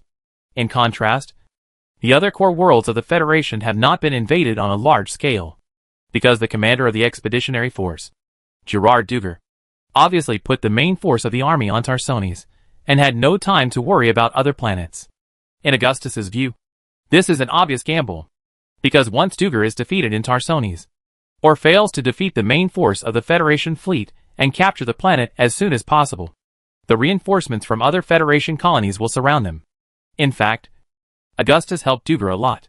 The chaos brought by the revolutionary army in the Federation world was quite beneficial to the UD's offensive tactics. But if the UD invasion had not brought huge pressure to the Federation, Augustus would not have had the opportunity to avoid the main force of the Federation and seize so many Federation worlds. It is difficult to say who has gained more benefits in this process, not counting the worlds conquered by Augustus himself. The revolutionary army has 23 planets in its hands, most of which are those with strong economic strength. Such a fast pace of conquest brought many problems. Even maintaining control of these planets has exhausted Augustus, who is short of manpower. With the support of these planets, Augustus' army is expanding rapidly. Arcturus Minsk is worthy of being the person who overthrew the Terran Federation and established the Terran Empire. At least his strong ability to recruit soldiers is unmatched by Augustus's men. Augustus read the information on the holographic screen over and over again. His brows sometimes furrowed and sometimes relaxed. Even 48 hours after the UD launched its attack on Tarsones, the flames of war were still spreading in the outer orbit and on the surface of the planet. Tarsones was, without a doubt, the most powerful of the Terran federations. Its population was more than 1/10 of the Federation settlements, and its economy was unmatched.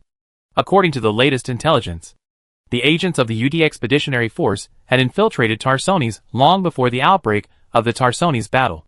They not only passed the sentries and checkpoints, but also did not arouse the vigilance of the Tarsones Federation government. UD hacked into the Federation's secure data network and completely destroyed the Federation's communication equipment, causing the defense platform sentry turrets and orbital defense artillery to aim at their own troops. The code and functions used by the Terran Federation computer came from the supercomputer Atlas on the colonial mothership pilot ship Najerfa 250 years ago, and it has been almost stagnant for so many years. It is precisely because of this that the Federation's computer system is completely an antique from 2 centuries ago in the eyes of Earthlings, full of loopholes and shattered at a single blow. In this way, the UD's previous military actions were just to delay time, and by time to crack the Federation's security network. If the Federation fleet was not stronger than expected, the Earthlings could have relied on the fleet's strength to take Tarsones directly after seizing the battlecruiser from the Delarian shipyard. That being said, it was just Augustus's guess, and he still couldn't figure out the UD's strategy. Vice Admiral Alexei Stukov was obviously the planner of these plans, because Augustus believed that Gerard might not have the brains to do so. If so, Nerid might also be giving advice to the Earthlings. Hybrid. But what Augustus didn't expect the most was the hybrid monster that appeared in Tarsones. Augustus will never forget the extremely evil image on the holographic screen. They are definitely not monsters that humans can easily deal with. A powerful hybrid can easily defeat an entire Tyranid company. They appeared too early. 10 years early. I didn't expect Nerid to let this thing appear on the front battlefield so quickly. This is unreasonable. Could it be that Nerid wanted to promote the horrible weapon of the hybrid? Or wanted to force the Protoss to take action against the UD? Report from the asteroid outpost in the L220 system. They found the Terra family ship mentioned in the mission briefing on Cruces 8. The holographic projection then cut to the screen of the staff in the command center. That's them. Augustus thought about it and remembered this incident. A few days ago, a man named Zebedia Terra contacted Augustus using his father Constantine's dedicated communication channel. He said he had just fled Tarsones and was going to join the Revolutionary Army. Even if we ignore the strength of the Terra family and the importance of their support to the Revolutionary Army, Augustus could not refuse Zebedia. After all, Augustus and Constantine have a good relationship that they can be called uncle and nephew. Constantine originally wanted Augustus to worship him as his elder brother, but the latter refused to agree. Adjutant, contact the Bravo Wraith Squadron of the Sons of Korhal stationed at the central starport of Cruces, and ask them to escort the distinguished guest from afar. Chapter 451 The Savior of the Terrans. Augustus met Zebedia Terra in the mayor's office of the City Hall of New Babylon. He is the son of Constantine and Annabella, and the designated heir of the Terra family, the founder of Tarsones. Zebedia has a young and calm face, knows social etiquette, has elegant manners, speaks modestly and politely, and is very measured. He is a typical Tarsones noble. Augustus was very satisfied with this because he didn't want to waste his time dealing with stupid guys at this critical moment. Please take a seat. Sarah Kerrigan, wearing the straw-gray uniform of the Revolutionary Army, held a wooden clipboard in her arms, and stood beside Augustus after she led Zebedia and his butler into the mayor's office. After they entered, two guards in dark gray uniforms immediately closed the door. The two soldiers with their rifles tilted and their bayonets in hand left a deep impression on the guests. The golden wolf emblem and silver wheat ears on their shoulder straps indicated that they were Augustus's personal guards. Hello, Marshal Augustus Minsk. I am your loyal admirer, and I grew up listening to your legendary stories in the Copperloo sector. Zebedia sat down on a row of chairs in front of Augustus. At that time, Zebedia was wearing a half-open dark blue tweed coat and a narrow-brimmed beret in the style of the Federation Army. His light-colored hair, which had been groomed, was hanging down from his haggard face. Even though he was very tired, his eyes were still bright. I am very happy to hear you say that. Augustus almost forgot whether he had seen Zebedia in Tarsones, or whether they met even longer ago. But it is obvious that Zebedia has grown up very fast. For years ago, Augustus had never heard of Zebedia Terra in Tarsones. But now, he has become the object of all girls' admiration. In contrast, Augustus actually has a much deeper impression of his sister Nova. Zebedia is completely a real-life version of the Prince of Tarsones, except that he is shorter. And Zebedia's butler is a shrewd and capable person, the kind of servant favored by the great nobles. Zebe, I feel very sorry for what happened to your father. Once upon a time, Constantine and I were so close. Augustus and Constantine were so close that Constantine would say, "You think the lady is pretty good? I would feel more at ease if you were her lover." Although the two of them had hardly met except for long-distance communication, Constantine was very optimistic about Augustus's talent and potential. So much so that he was willing to strongly support the Revolutionary Army despite being disappointed with the current federal government and the nobility. The friendship between Augustus and Constantine is complicated, with more considerations of interest than others. But in general, both of them admit that each other is a good friend. My father died at the hands of the hybrid monsters released by the Earthlings. I hope he didn't experience inhuman torture and unbearable pain before that, Zebedia said sadly. He is the best father I have ever seen. He always hopes to cultivate us into people with excellent character and strong will. Moral guidance is also an important course in the Terra family. I have lost a true friend forever, and a revolutionary with outstanding achievements passed away before dawn. Augustus was silent for a while, and asked Zebedia, "Is your mother okay? Any news about her?" If Annabella Terra also met with an accident in this war, then Zebedia would almost certainly become the next head of the Terra family. His eldest sister Clara was not trained as an heir, and Nova was too young. I just contacted my mother a few hours ago. She was in a factory far away from the city when the Earthlings attacked. So she escaped. Zebedia hesitated for a moment, and didn't ask any more questions. Zebedia has been attending high society banquets with her mother since she was very young. She appeared in public with a prominent status, so she naturally wouldn't panic and say anything inappropriate in front of Augustus. Now she has left Tarsones by shuttle, and is heading to the mining planet owned by her family. It's a blessing in disguise, Augustus said. The battle on Tarsones was much more intense than I expected. I originally thought that Tarsones' outer space orbital defense facilities could stop the Earthlings for at least 72 hours. Their attack was as fast as lightning. Zebedia recalled the scene he saw when he escaped from Tarsones. The orbital cannons that fell from the sky directly destroyed the orbital cannons and fortresses on the ground. And the Federation army just ran away in front of the Earthlings' unstoppable offensive. Faced with the monster weapons cultivated by the Earthlings, it is only a matter of time before the ground forces of Tarsones are defeated. Augustus placed his two hands on the table and clasped them together. Hybrids are not something that ordinary human armies can deal with. With them in the battle, the defeat of the Federation is understandable. From the current perspective, the Federation defenders of Tarsones are undoubtedly at a disadvantage. And once hybrids appear on the front battlefield, they can inflict fear on the human army opposite them, which is also a heavy blow to morale. If the main force of the Terran Federation is defeated in Tarsones, then the former rebels will become the light of Terran humanity.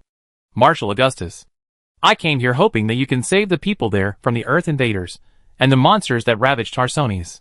Zebedia paused and said, Even if you don't say so, the Marshal will do it. Kerrigan stared at Zebedia, who was sitting upright with sharp eyes. In fact, she was more concerned about the relationship between Augustus and Constantine's wife. To be honest, the noble ladies of Tarsones are probably like Augustus. Young and handsome country nobles, full of energy and recklessness. Constantine and Annabelle are a true political marriage. Both parties have no feelings, and do not care whether the other party remains faithful in the marriage. Sarah is right. Augustus smiled, as if he had completely forgotten who almost blew up Tarsones 4 years ago. As a Terran human, how can I watch our home planet being poisoned by the Earthlings? He said. We can't just sit back and do nothing. No matter what. Augustus would not sit back and watch the Earthlings take control of the Terran Federation. Of course, Augustus would not intervene rashly when the Federation and the UD were in the midst of a fierce battle. He had been waiting for the right time. By then, you will be the savior that the Tarsones people are looking forward to. Zebedia couldn't help but show an expression of you are worthy of being the man I value. He stubbornly believed that Augustus was a true revolutionary. And I will continue the unfinished work of my father. He said, the Terra family's support for the revolutionary army will only increase. This is a wise choice. If Augustus wins, the Terra family's status and assets can be preserved. But the Earthlings will definitely purge Tarsones. And any nobles are not worth mentioning in front of them. Heroes are born young. Zebedia, you will definitely become a person as outstanding as your father. Augustus nodded and said, you can meet with my treasurer Pompey, who is responsible for liaison with Constantine. If Augustus only overthrew the Terran Federation and established a new regime, he would only be regarded as a successful revolutionary. The Tarsones might accept Augustus' rule, but they would never welcome him with joy. But if Augustus defeated and expelled the Earthlings before that, he would become a national hero of the Terrans. I seem to have seen the scene when that day comes. Augustus stood up and shook hands with Zebedia, put his hand on his shoulder, and walked out of the mayor's office together. Next, you can rest in the New Babylon suburban villa arranged by my people. It once belonged to a corrupt federal official. There are guards there, and it is quiet enough without being disturbed by anyone. He said to Zebedia, I won't stay in Cruces for long. If I'm not there, you can contact the Army General Staff in Cruces. Thank you for your help, Marshal. Zebedia said to Augustus. Do I have to stay there before the war? But I want to join the army. I want to kill the monster that ate my father with my own hands. At this time, Augustus was already standing in the corridor outside the mayor's office. There was a window next to him facing the downtown park of New Babylon. The beautiful park had lush lawns and wide boulevards leading to magnificent skyscrapers. I would not recommend a child as young as you to join the army, let alone set foot on the front line. Augustus put his hands on Zebedia's shoulders and looked into her eyes. Your minds are not mature enough, and your views on the world are not clear enough. I have seen many people who regretted their decision as soon as they stepped onto the battlefield. War is never a good thing, he said. The army is for such people. They are loyal patriots who are willing to sacrifice themselves for the collective. They should have a sense of responsibility that many people cannot understand, and are willing to sacrifice for a country and a nation. And I am such a person, Zebedia said seriously. After all, you are Constantine's son. I can't arrange you into the combat unit, even if you consider the training time as a new soldier. It is impossible to do it. Augustus had a headache. Anyway, Don't you need to deal with the affairs of the Terra family? Most of the Terra family's factories are in Tarsones, and the family affairs are all business issues. My mother is still dealing with this aspect. Zebedia said, I will not take over completely until she decides to hand over all the affairs to me. This makes it difficult for me. Augustus thought about it seriously. Please allow me to refuse. Let me participate in the training of the boot camp first. Marshal. The iron discipline of the army is also a kind of tempering for me. Zebedia knew that Augustus would refuse. Perhaps, by the time I become a qualified revolutionary soldier, the war will have ended long ago. Zebedia wanted to emulate Augustus' deeds of joining the army when he was young. Becoming the famous Devil of Heaven after 1 year of joining the army sounded exciting and fascinating. Although Zebedia had no idea how much Augustus wanted to strangle the young man in the past. This may not be a bad thing. Kerrigan, who was following Augustus, whispered, if an heir of a federal founding family joins the Revolutionary Army, it just shows how deeply rooted our revolution is in the hearts of the people. Okay. Augustus thought Kerrigan's words made sense. So he went with the flow. Don't expect my recruit instructor to give you a back door. The Cruces are brave and strong. And getting along with Cruces recruits is not something worth expecting. They have always disliked outsiders. Especially the Tarsones. Don't worry about me. I learned to use all kinds of guns when I was very young. And I have never missed any fighting and physical training. Zebedia said that he had been skilled in archery and horse riding since he was a child. So how could the Cruces take him seriously? You will suffer sooner or later. Augustus smiled. Thinking that Zebedia would definitely learn a lesson in the boot camp, I'll take you there. Augustus hugged Zebedia. As intimate as a brother. The new Babylon City Hall is a magnificent white Roman column-style building. Its classic design reflects the local culture and aesthetics of Cruces, which is fundamentally different from the gorgeous Tarsones architecture. The City Hall is full of revolutionary soldiers on duty.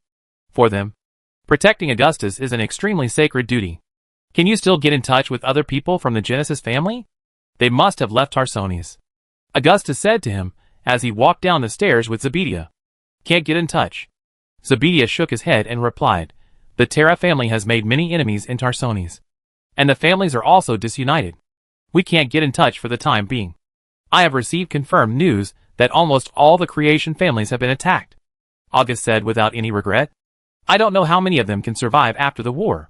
I know that before the war, many families sent their heirs to other planets. So I think they should not be affected. As long as Tarsones is still under the control of the federal government, they can return and take over the family again. Zebedia said. Really? Augustus' eyes seemed to have no light. While speaking, Augustus and Zebedia had already walked downstairs to the City Hall building. To Augustus' surprise, a blonde woman in a blue dress immediately ran towards him. But fortunately, she was stopped in time by the guards. Miss Terra. Augustus had a photographic memory. But he really couldn't remember the woman's name.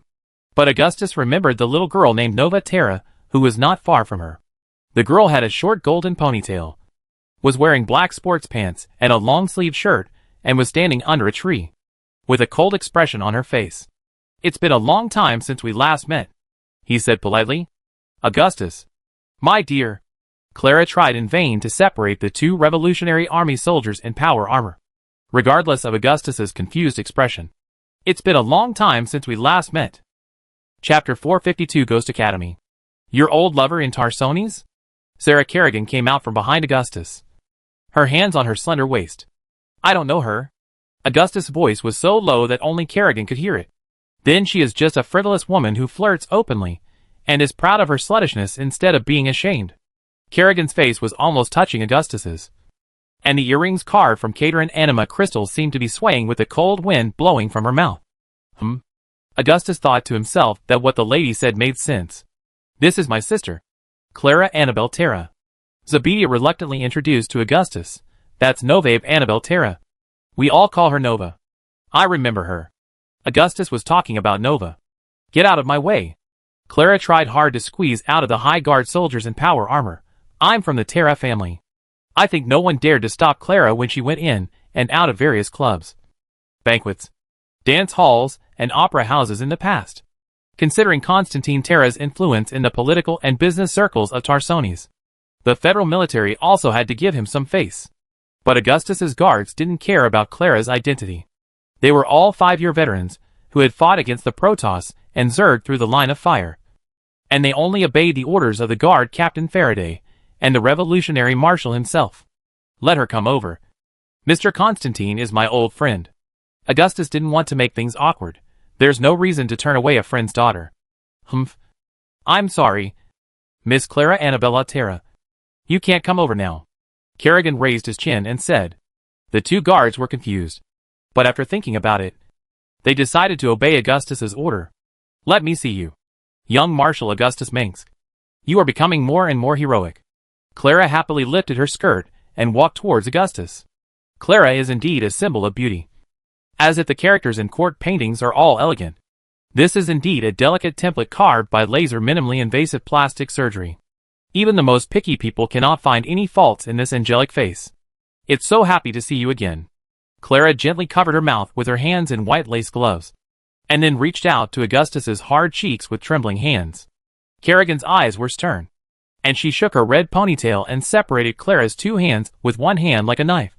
And then with some kind of foresight, she pushed Clara away when she wanted to throw herself into Augustus' arms. In the Ghost Academy, Kerrigan's telepathy subjects had always been full marks. But her instructors never dreamed that this perfect student would use this extraordinary ability for such a thing. Who are you? Clara just wanted to pretend to approach Augustus casually at first. But after Kerrigan repeatedly blocked her, she started playing a game of eagle and chicken with him. I am Sarah Kerrigan, the adjutant of Marshal Augustus. Kerrigan was unmoved. Kerrigan? I've heard of this surname. A noble of Korhal? Clara stopped panting and patted her dress in a calm manner.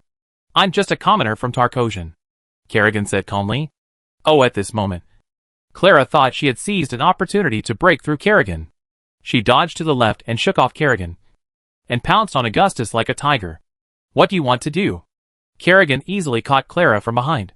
Her powerful hands passed under the arms of the eldest daughter of Terra, and pulled her towards herself, so that her back was tightly pressed against her chest. Let me go! Clara struggled for a while, and found that she was no match for Kerrigan at all.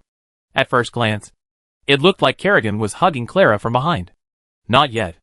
I am also Marshal Augustus's guard. I must not let a woman of unknown origin approach him. Kerrigan effortlessly clamped Clara tightly, but the latter was tired and flushed.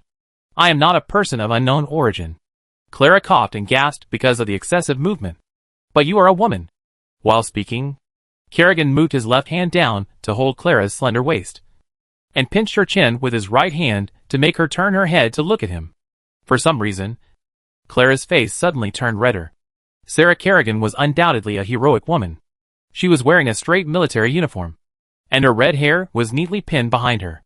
In the end, Kerrigan almost held Clara in his arms with one hand. Let me go! Clara seemed to be increasingly out of breath. Where are you going, girl? Kerrigan dragged Clara into the corner. It's so embarrassing. Zebedia covered her face and sighed. Let the ladies get along. Augustus patted Zebedia's shoulder and thought it was nothing. Zebedia's hover car was parked on the road between the New Babylon City Hall and the park, and several servants in black were guarding it. Crusaders 3 were not prohibited from using guns, so they could still hold pistols. Before sending Zebedia to the car, Nova Terra, who was leaning against a tree nearby, came over and bowed to Augustus. Good day, Mr. Augustus Mengsk. This is a polite little girl, dressed beautifully and neatly, and her manners are impeccable. You are Nova. As Augustus walked towards Nova with a smile on her face, she stepped back gracefully. Nova is a little shy, and she is not allowed to talk to anyone other than the family servants. Zebedia said to Augustus, I still remember seeing you at Andrea Tagore's birthday party a few years ago, when you were still a child. Augustus stopped in front of Nova. You have grown into a qualified lady now. You have a good memory. Nova also smiled. I don't remember much about that time. The things at that time really made Nova difficult to talk about, and she didn't want to recall them. After saying that, Nova lowered her head and retreated behind her brother Zebedia. Nova was wearing a black pleated skirt at this time, and her hair was tied with the same black ribbon. Ha. Augustus smiled, and the smile quickly faded. Marshal, Nova saw with her own eyes that hybrid monster swallowed our father. Zebedia sighed and said to Augustus, that brought us terrible memories and indelible pain. Especially Nova. Now I know that she almost lost control of her psychic power at that time, and was on the verge of losing control. This is not something such a young child can face alone.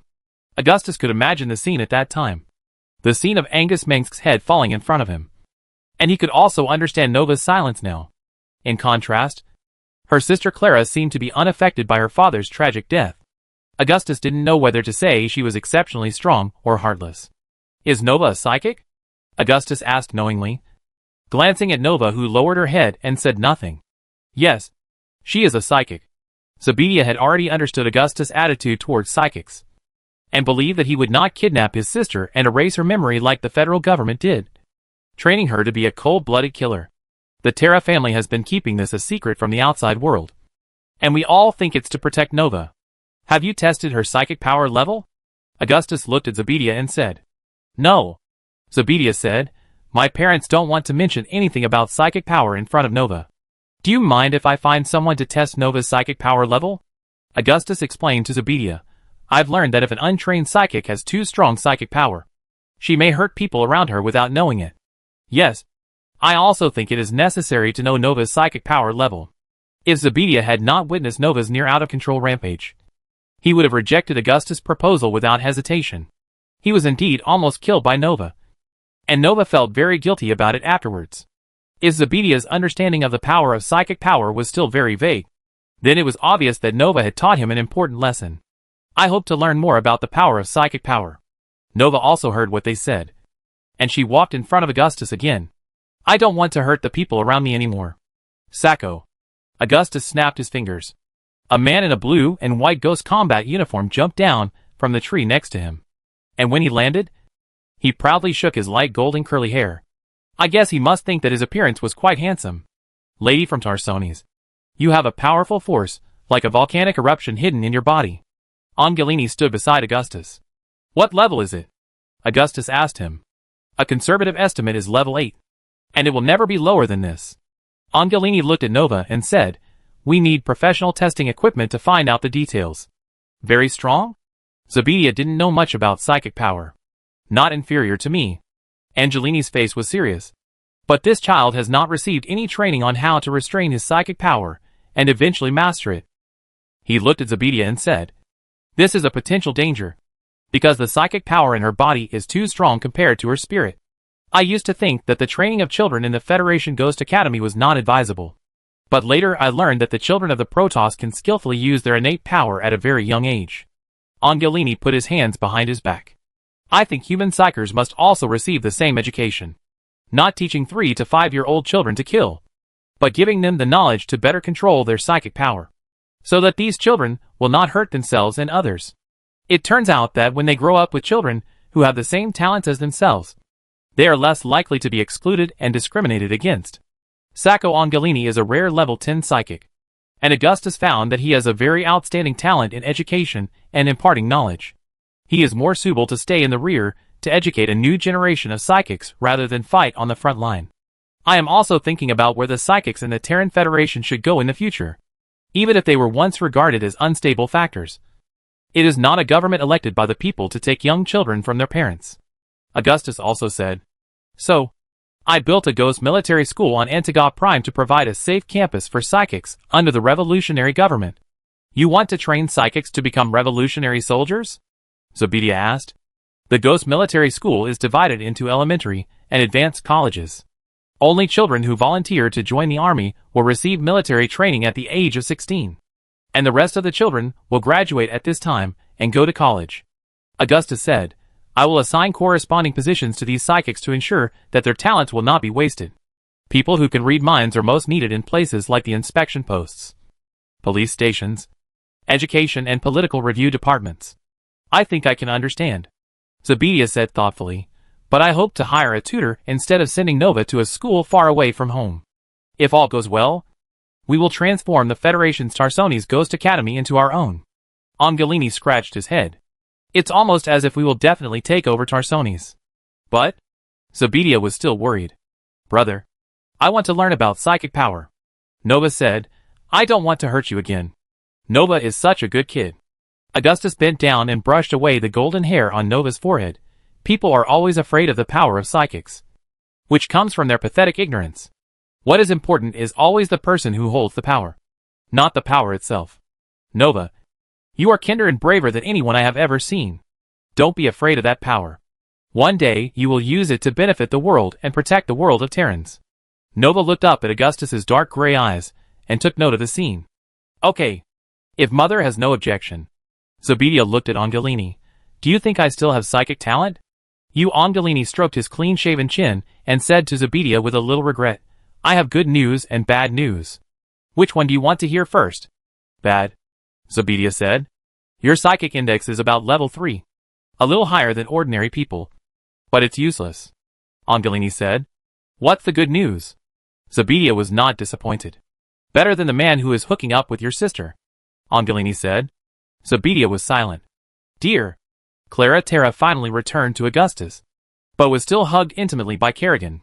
Kerrigan glanced at Nova, who was with Augustus, thinking that although this little girl was also a powerful psychic and a noble, she was a dozen years younger than Augustus, and should not be a threat. If you want to learn how to use psychic power, then I can teach you. If I have time. Kerrigan said to Nova.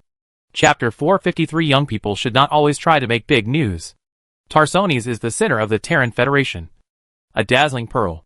A beacon of human civilization. In the past, Mike Liberty would hear his colleagues, who were keen on currying favor with the government, praise the land under their feet. But now, Mike would call what is happening in Tarsones, the pearl is covered in dust. No. The Earthlings are throwing this pearl into the ground, smashing it into pieces with hammers, and then grinding it into powder. Warships gathered in the sky above the main city of Tarsones, and the pedestrian viaducts and transportation hubs across the city became the dividing lines of the battlefield. The roar of sentry guns, anti-aircraft pulse guns, electromagnetic rail guns and cluster laser guns could be heard everywhere in the city. And the bright orange barges were spread out in the vast airspace of the city. Even in the daytime, the meteors in the sky were still unusually bright, like falling flames. They could be the unburned wreckage of the orbital space station that fell from the atmosphere of Tarsones. Or they could be giant UD landing ships. The last time Tarsones was in such turmoil was the year of the rebels. But at that time, the rebels only sent several landing troops to the ground to force the Federation fleet to come back for help. Now, the purpose of the Earthlings is obvious. They must take the capital planet of the Terran Federation, even at the cost of destroying it.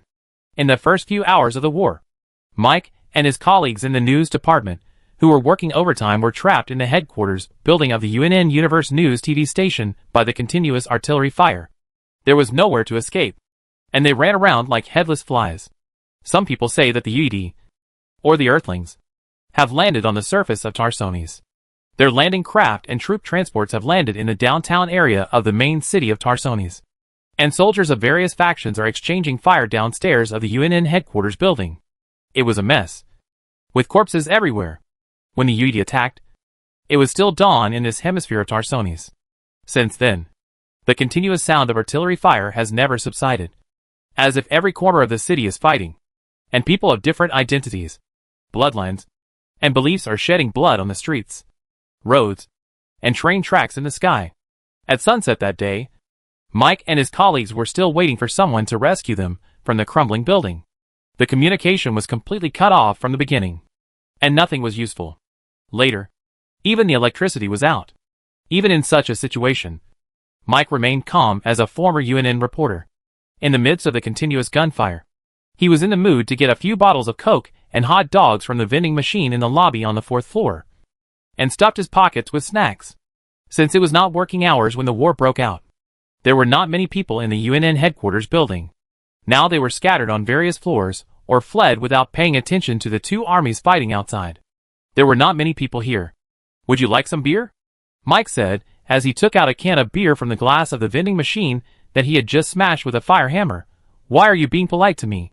Old Vermillion asked me to take good care of his proud son, Mr. Liberty. I'm not in the mood for beer for now. The young journalist Mr. Donnie Vermillion unbuttoned his uniform jacket and threw his blue tie aside. Despite this, Donnie still took the bottle of wine from Mike's hand. Mr. Mike Liberty was a senior whom he respected very much.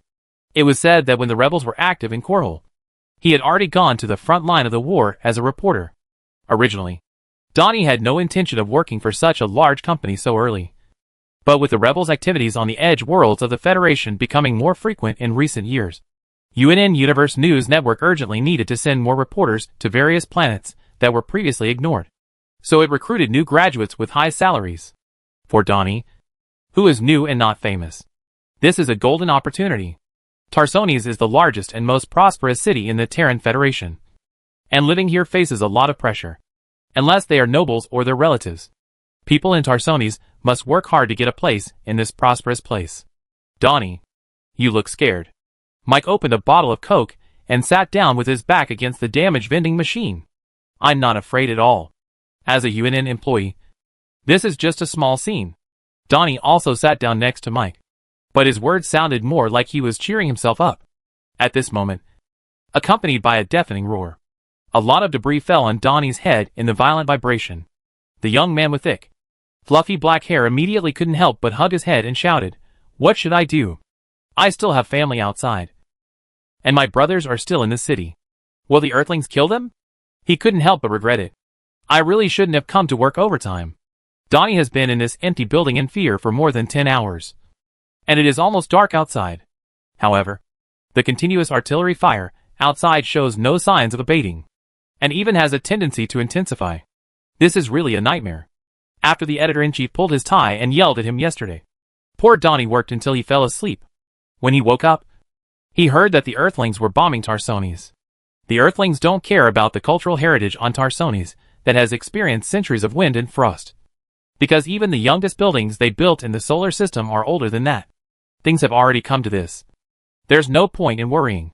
Mike patted Donnie on the shoulder and said with a smile, instead of worrying about others, you might as well worry about yourself. The Earthlings and the government's army are fighting next to our building. Did you hear that? I bet the nearest heavy fire support point is only about 1,200 yards away from the two of us horizontally. If you have experienced the Guild War and the Coral Rebellion, you should be able to hear the distinct sound of the Tarsones Defense Force's green machine gun. The Coke in Mike's hand collided with the beer bottle in Donnie's hand. This weapon is enough to deal with ordinary CMC power armor and can tear people apart. I can't imagine what would happen if it fell on civilians. For almost 10 minutes, they stopped talking to each other, and the only sound in the hall was the roar of the outside world. There was almost no sign of interruption in the sound of artillery fire, not to mention the other orbital defense cannons far outside the city of Tarsones. The intensity of this war can be imagined. In this city in the midst of war, two ordinary UNN employees sat in a dark corner, waiting for the war to end or something worse to happen. Don't scare me. After a flash of explosion outside the window, Donnie wiped his nose. Don't worry. It's absolutely safe here. Mike finished a whole bottle of Coke and felt much more comfortable. UNN headquarters is much safer than your home when no one rushes in. Stop whining. When I take the position of editor-in-chief, you will take over my position one day. You? Donnie's mood seemed to be more stable, and his expression was a little teasing. Does Anson know about this? Anson will be gone soon, and his position will be mine sooner or later, Mike said with a smile. You are right, Mr. Liberty. I have always believed that you have this talent. In any case, Donnie likes people who are ambitious and capable. Thank you. Mike handed Donnie a tissue and gestured for him to wipe his dirty face. I will definitely arrange a primetime TV program for you. I know your strengths. Donnie, no one is better at reading scripts than you. That sounds good. Donnie also opened his beer and didn't take it seriously. When the time comes, I must be like you, bravely exposing the inside story of the corrupt government and fighting against the darkness in the power structure. I advise you not to do such a thing. Mike chuckled and said, the dignitaries who were angered by me have tried to hire assassins to kill me more than once. And I am still alive because there are many people who protect and help me behind the scenes. What a fool you are. You don't care about these things at all. You just want to stand out, he said. You are destined to be different from me. You are right. Donnie drank half a bottle of beer in a short while. You always see things in this world too thoroughly, and everyone is standing in front of you as if they are naked. And there is no secret at all. As a person who can lie with his eyes open without changing his expression. Donnie Vermillion is definitely not a cynical and hot-blooded young man. Or rather, UNN needs talents like him, who can easily say that what is false is true, and what is true is false. I am the kind of thorn in the eyes of those in power. Mike said, I live to reveal the truth and show the shameful secrets of the Federation to the audience. But now it is the assets behind the shareholders that control UNN. The influence from the federal government and the creation family forces us to cover our eyes and speak against our conscience to survive. And we Tarsonis have this stupid nature. They say they never believe what they haven't seen with their own eyes. But they regard reports that have been screened, modified, added, deleted and released by the federal government as the only way to know the truth. He said, the Tarsonis are most concerned about the wars on the edge worlds, so that they can show off to their friends, relatives and colleagues as if they are at the center of the events. This day will not last much longer. As you can see, the Federation is about to end. Compared to the Earthlings, to be honest, I would rather Augustus Mengsk's Coral rebels take power. Although they are treasonous, they are at least Terrans, Donnie said as he leaned out of the window next to the vending machine. The sky was already dark, and the flashes of flares and tracers replaced the bright stars in the sky. He just raised his head and glanced, and he could see several meteors of different sizes passing over the city. In the past, these bright meteor showers were the ones that made up the dreamy night sky of Tarsonis, and were magnificent wonders that only people living in high-rise buildings could enjoy. Now they are the messengers of hell that really bring death.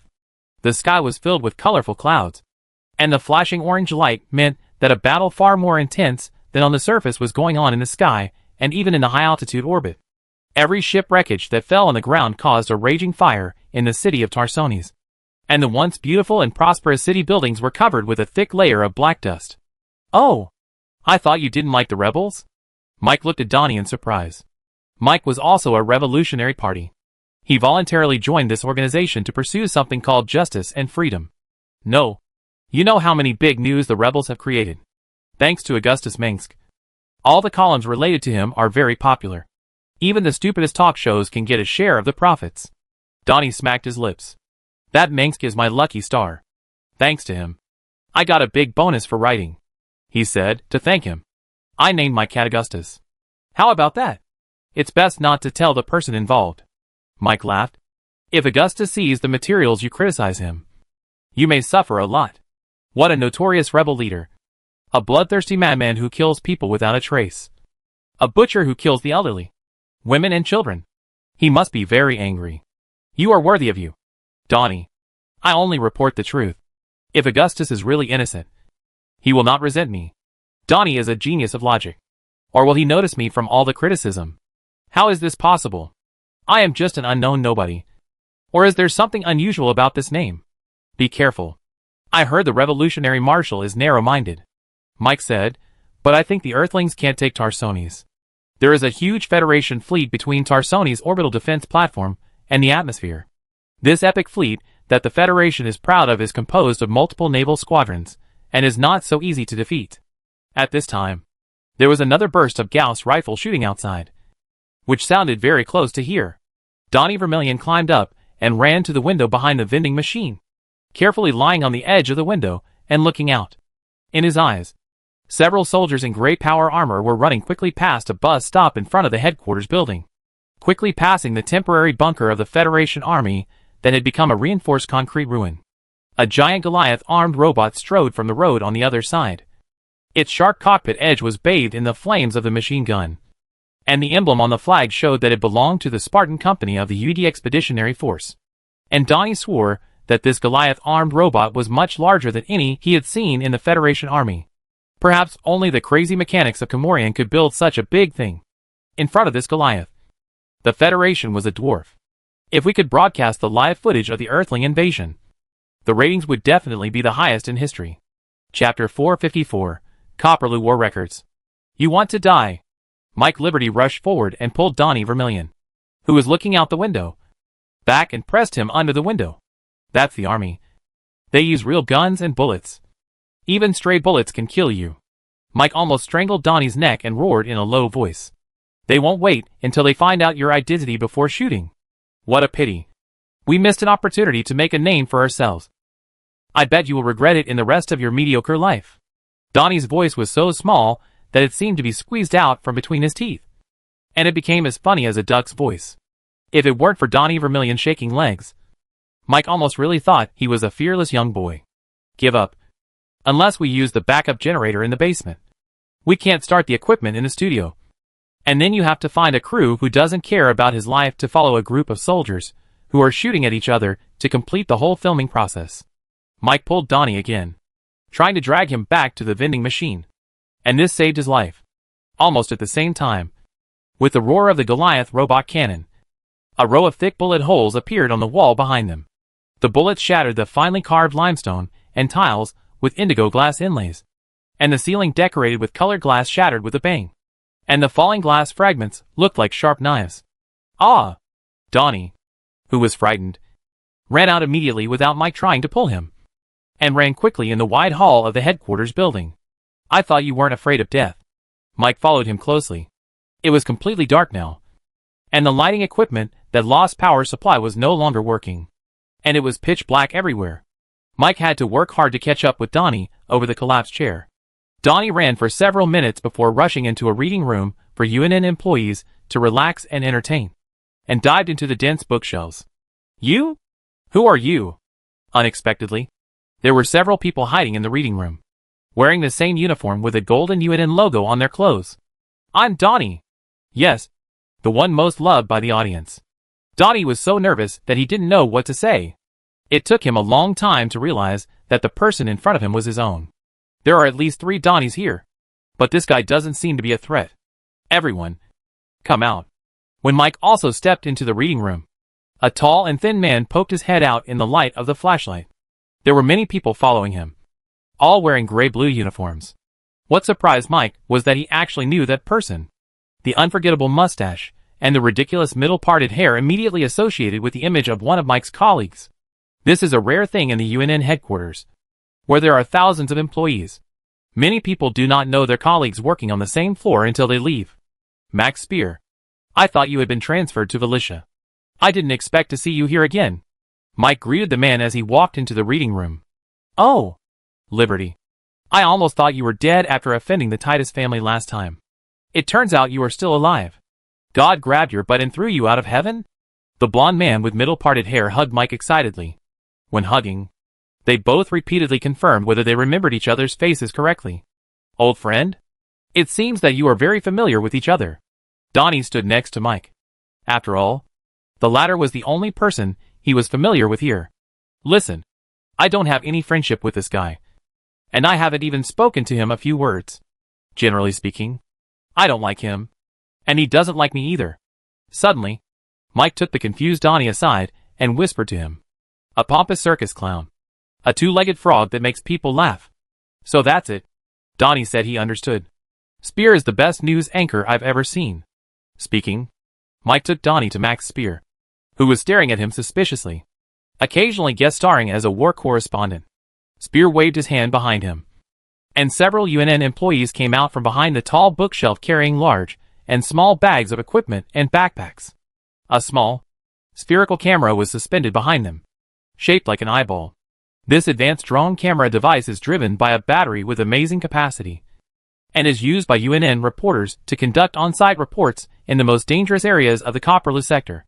According to Mike, this kind of camera can work normally in a hurricane with a speed of 100 meters per second and a huge weighs several stories high. And the designer obviously did not consider what mortal reporters should do. Okay, guys, now we're going to cut to the live report on the battlefield of Tarsones. I'm your old friend, Max Spear, the only one who knows the truth. He smiled at the camera floating in the air with his signature smile. I will take you to the scene to understand the most thrilling and exciting battles that took place on the battlefield of the Great Defense of Tarsones. The Great Federation Marine Corps is in a bitter battle with the Earth invaders, and the most courageous and powerful heroes of the Federation are still fighting bloody battles, just to protect the future of the people of Tarsones. He tightened his tie. This is probably the only live report, and it will definitely be well received. The executive directors of UNN must give us a promotion and a raise. Ahem. Remember to cut this part. Spear, now is not the time to record the show. Mike felt his face twitching. Now is the time. Spear showed a fierce expression. Dude, don't cause me trouble. You troublemaker. You dung beetle who doesn't wipe your shit. After speaking, Spear turned to the floating camera. I am Spear. I am on the front line. As usual, I am fighting side by side with the brave and fearless federal soldiers. Guys, the sound of gunfire is about to fade away. I bet the battle is almost over. Let's go get the first-hand materials. Led by Spear, A dozen UNN employees carrying large and small equipment trotted out of the reading room. These people included men and women, all carrying various cables and backpacks. Most of them were lean and capable, with bright eyes. How do you know it wasn't the Earthlings who won? Mike tried to remind his colleague with whom he had a bad relationship. That's a good thing. Our new Earth employer may be better able to follow the 8-hour work system and regular vacation. Spear seemed to be in high spirits. I would rather serve a better boss. God. I like Earthlings. I've heard about Max Spear's deeds. He was a UNN broadcaster as early as the Guild War. As Spear and his people gradually walked away, Donnie came over and whispered to Mike. I could often see his evening reports at that time. Yes. Although I don't want to admit it. This guy is really capable. Mike said, during the Guild War, Spear once wore power armor and carried a camera to charge with the Federal Marines, and ran faster than the sergeant with him. This bastard is very brave. I suspect he just likes the feeling of dancing on the tightrope. Spear's most famous achievement is that he interviewed the former Heavenly Demon Hero team. He explained, according to him, he had a good time chatting and laughing with Augustus Minsk, Jim Raynor and Tychus Finley at that time. Dances with wolves, Donnie said. Who would have thought that the hero at that time would become a rebel leader who caused trouble to one side? The facts I learned are somewhat different from that. I heard that after interviewing Augustus Minsk, Spear was thrown out of the barracks by Tychus Finley with his belt, and he had the nerve to show up again the next day, Mike said.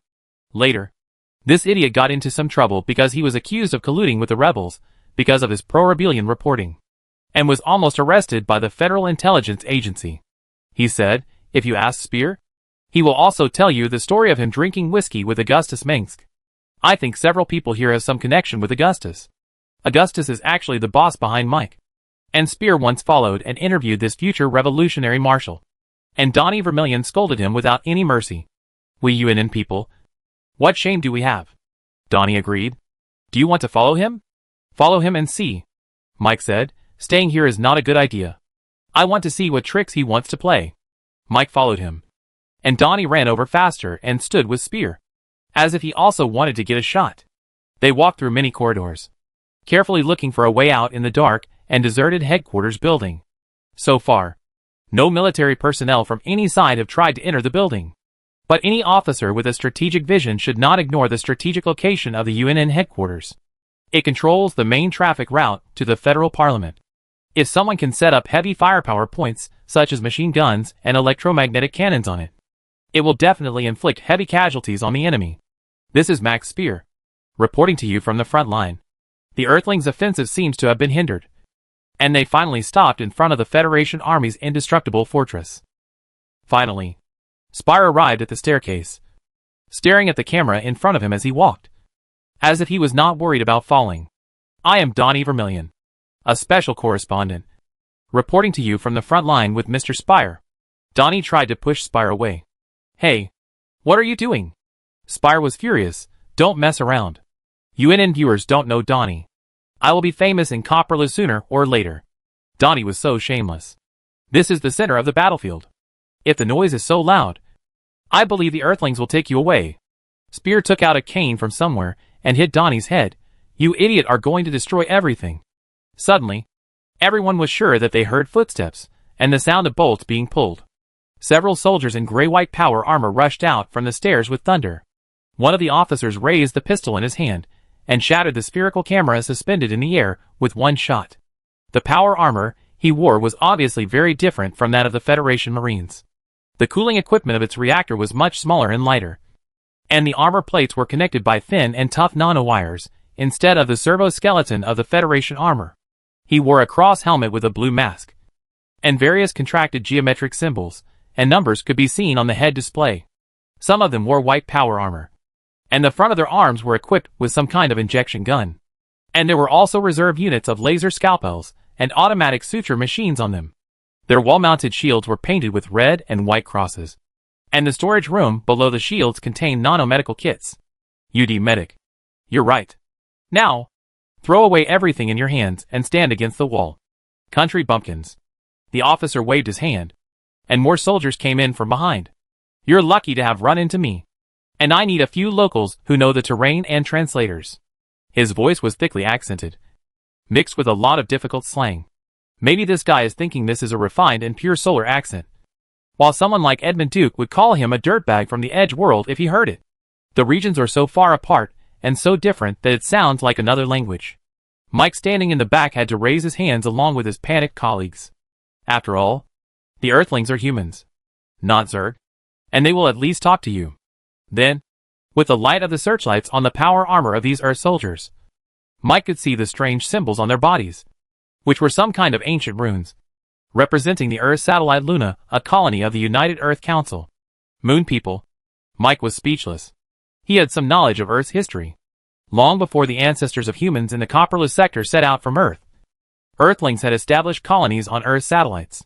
These new humans who lived in artificial atmospheres and transformed ecological parks remained loyal to Earth for centuries. Sir, we are all ordinary citizens of Tarsonis.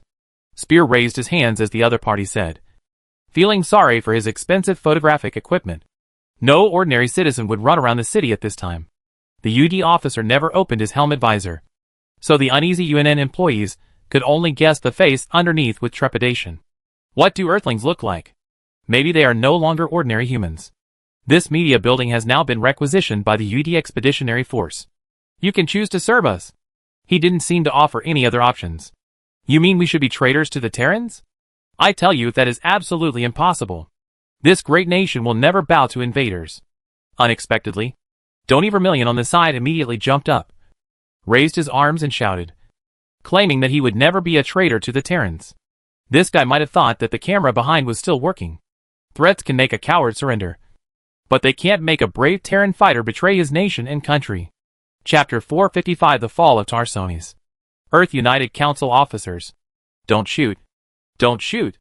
Unexpectedly, before Mike could praise Donnie's heroic sacrifice, he turned his head to look at UNN announcer Max Spear and the entire crew behind him, who were holding their hands high. Mr. Spear, did that damn camera record my heroic appearance of being loyal and brave enough to die? For a moment, Spear was unable to react. But Spear was a sharp thinker. He stared into Donnie's eyes and said, for God's sake, I really hope that the camera that just exploded is still recording. But I don't think so. My life was hanging by a thread just now. Donnie uttered a series of swear words, and when he turned to face the Earth soldiers, he put on a flattering smile. Sir, I'll lead the way for you. Donnie Vermillion was a contradictory person. This selfish guy cherished his life very much, and he could abandon some valuable qualities for this. But he was willing to take risks to stand out. What a pity! I was just about to fulfill your steadfastness and make you a name in history. The UD Expeditionary Officer's power armor had no unit logo or rank insignia. He was probably a veteran who had served for many years and was at ease on the battlefield. While there is still time, thank and praise your God, because in the future, no religion will be allowed in the territory ruled by the Earth United Council.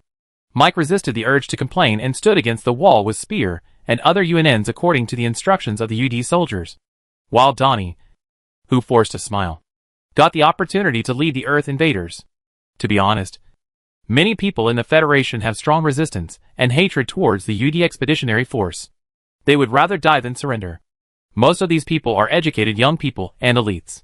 Another part of the people believe that being ruled by Earthlings will never be worse than the current federal government. They hope that Earth, with more advanced technology and ideas, can bring some changes to the stagnant Federation. As for Donnie, he is used to praising greatness, power and conquest, and he doesn't like Earthlings. There is always a comparison, and the Tarsonis people always compromise. When someone told them that the rebels would rule Tarsonis, they were afraid that it would evolve into a brutal military government, and they thought it was unacceptable for the Terran Federation to be governed by the Kar people instead of the Orthodox Tarsonis people. But when the Earthlings came, they also found the rebels pleasing to the eye. At this time, more soldiers in great power armor came up the stairs, and their number was roughly equivalent to a standard 50-man combat platoon. They also carried weapons such as rail guns and electromagnetic cannons, but they were obviously captured from the Terran Federation. Some soldiers were equipped with modified C-series electromagnetic rifles, whose scopes and bayonets were very different from those of the Federation Army. About 2 squads of soldiers passed Mike and others, and continued to walk to the higher floors of the UNN headquarters building through the winding stairs. They seemed to be sure that there were no other enemies in the building. There should be a backup generator in this building. Corporal Hardman, Take someone to start it. The UD officer waved his hand. We need to get all the equipment back to normal as soon as possible. Yes, sir. Is the battle over? I mean, have you taken Tarsones? Donnie asked cautiously. The main force of the Terran Federation has been defeated, the UD officer said proudly. The outcome of this war was doomed from the beginning. He didn't need to say so much to Donnie. But that just proved that the Earthlings might be about to win. It is hard to imagine how they defeated the huge Federation fleet in the outer space orbit of Tarsones. And there are more than 20 million Federation guards on the surface of the planet. Although that includes regular Federation troops, recently recruited reserves, force conscripts and even police forces, as well as volunteers from its vast colonies. The training and equipment of these people are very problematic. But it is still an extremely large force, equivalent to 5/1,000 of the current total population of Tarsones. Considering the chaos in the Federation's military command, the actual number of troops deployed was far less. After the Federation's information network was completely destroyed, the UD Expeditionary Command became the one that actually issued orders to the Tarsones defenders. Many division-level and even army-level troops received strange orders to move out of their bases almost from the beginning. And they still didn't know what happened many hours after the war began. The Federation troops that actually went into the battlefield were quickly defeated by the hybrids and the UD's elite two-wing wing. Their headquarters were often destroyed by the Earth Army's superior air firepower shortly after the war began. And the Federation fleet had obviously been defeated long ago. Lead the way. Where is the studio in this building? He said to Donnie. The studio is in the basement. And the roof is where the high-rise offices are located. And above that are the signal transmission tower and data transmission base station, Donnie explained. The signals of Tarsones are now strongly interfered with. And even if these devices are restored to work, it is difficult to send any news to the outside world. Another UNN staff member said, Tarsones was interfered by a strong electromagnetic pulse wave, which almost paralyzed the communication of the entire city. If the radio signal is strong enough, it can break through the interference. There is such equipment in the headquarters building, but it does not work as expected. Even now, other Federation colonies only know that Tarsones is under siege by the UD Expeditionary Force, but they have no idea of the actual situation. This is not your business. The UD officer interrupted him. Just at this moment, a sharp, terrifying roar came from the city outside. And Mike bet that there was also a scream of heartbreak. Mike had never heard such a sound. He had once heard an audio clip of a Zerg Nest Defender's roar. The scream from the terrifying alien seemed to come from some prehistoric ferocious beast. But this roar was in another form, like the sound of scratching glass with nails, which gave people goosebumps and made them feel physically disgusted. What is that? Donnie screamed. The beast in the cage. The UD officer pushed Donnie hard. You don't want to know what that is. It's the most hateful monster in the universe. It sounds like the sound from hell. But it's not the Zerg. Spiel said, You hired the devil. Shut your mouth, or I will order the medics to sew it up with the nano-suturing gun. The officer ordered again. Now, let's go to the high-level office. You follow me. And if necessary, do whatever I order you to do. So Mike had to follow these UD soldiers to continue climbing the stairs. And his face was as gloomy as those colleagues who had lost their parents. No matter what, they are now captives. Mike and Spear walked together in the dark, communicating only with their eyes. These two journalists who have experienced many ups and downs are not sure about the situation. But they are sure that they can get out of danger as they did in the past. The UNN headquarters building is more than 60 stories high. Climbing the stairs when the elevator is not working is enough to make Mike breathless. There is a window at each corner of the stairs that overlooks the city center of Tarsones. The higher the floor, the farther you can see. In this building, the higher the status, the higher the position. The battlefield outside was still very fierce, and half of the sky was lit up by the artillery, anti-aircraft turrets, arc tanks and Goliath armed robots. Several huge UD Goliath mechas advanced on the ruined downtown park of Tarsones. Each of them was so huge that even the tall soldiers wearing power armor looked dwarfed in front of them. It was a real steel giant, and the tremor when the mechanical giant foot hit the ground was clearly audible in the dark night. What a magnificent sight it was! Countless giant Goliath robots were advancing on the road, stepping on the bunkers of the Federation Army. The triangular auxiliary wings behind their cockpits were more like open wings, which made these giant mechas that were larger than tanks even more terrifying. Hundreds of soldiers in power armor marched on the streets and roads, and broken flags. Wreckage of tanks and uncollected corpses were piled up in the once prosperous and beautiful city center. Their opponents are the federal army that is still loyal to the federal government. The guards in the central city are mainly composed of Marines from Delta and Omega squadrons, who are stubbornly resisting the UD's attack on the other side of the city. The UD may have been able to announce to the outside world that they have occupied Tarsones, but the war may continue until next month, and the battles will continue in the streets and corners of various cities, in the wasteland and tundra. At this time, the Federation has not lost the main city of Tarsones. The federal army is still trying its best to gather troops and launch a counterattack despite the fact that the command and communication system is greatly restricted. This shows that this army has extremely high quality. The opponents of Augustus's revolutionary army are these people, well-trained professional soldiers and re-socialized death warriors. To be frank, relying on the army in Augustus's hands alone, it may take more than 10 years to conquer Tarsones. In the flames that shot up into the sky with a flash of light from the explosion, Mike could still glimpse the beauty of Tarsones city in the war. In the darkness, the skyscrapers and spires that stood tall and straight weaved deer-like lines, like the edge of a black forest. The colorful viewing avenues, forked intersections, and green parking lots in the park have now been replaced by scattered fortification walls and barbed wire. There is a wide artificial lake in the center of the park, and the canal dug around it is like a clear ribbon, flowing along the avenue. The avenue that stretches for several miles has a majestic momentum, symbolizing the strength and tolerance of Tarsones.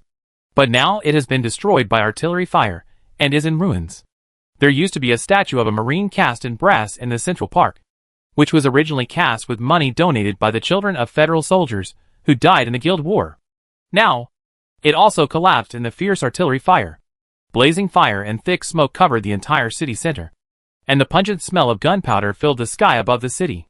The solemn and simple landmark buildings in the city center were silent in the darkness, illuminated by a sudden rain of fire. In the clouds illuminated by the fire, countless wreckages that once belonged to a battlecruiser were falling, most of which were burned out before landing, and those that successfully landed caused fires in the city. In a certain direction, a battlecruiser that was cornered was falling, its huge hull almost intact falling into the central city. The white light from the explosion swept across several densely populated blocks, and at least 100,000 people died in the flames in a few seconds. Even at this time, Mike still didn't believe that Tarsones would fall. If the most difficult planet in the Terran Federation fell into the hands of the UD in less than 2 days, then it would be no problem for them to capture other colonies. When Mike and Spear stepped into the top floor of the headquarters building, the UD soldiers who came from afar were rummaging through the high-rise offices. But more people went up to the open-air platform on the roof, where the signal tower was located. Mike was not completely ignorant of technology, and he knew how to use these incredibly valuable equipment. The signal tower could send data to the nearest star system several light years away while strengthening the signal, which was enough to break through the communication blockade of the UD Expeditionary Force if he was lucky.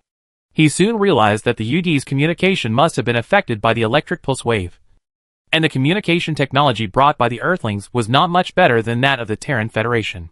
But no matter what, the Earthlings obviously have their own unknown solution, and electric pulse interference does not work for all communication methods.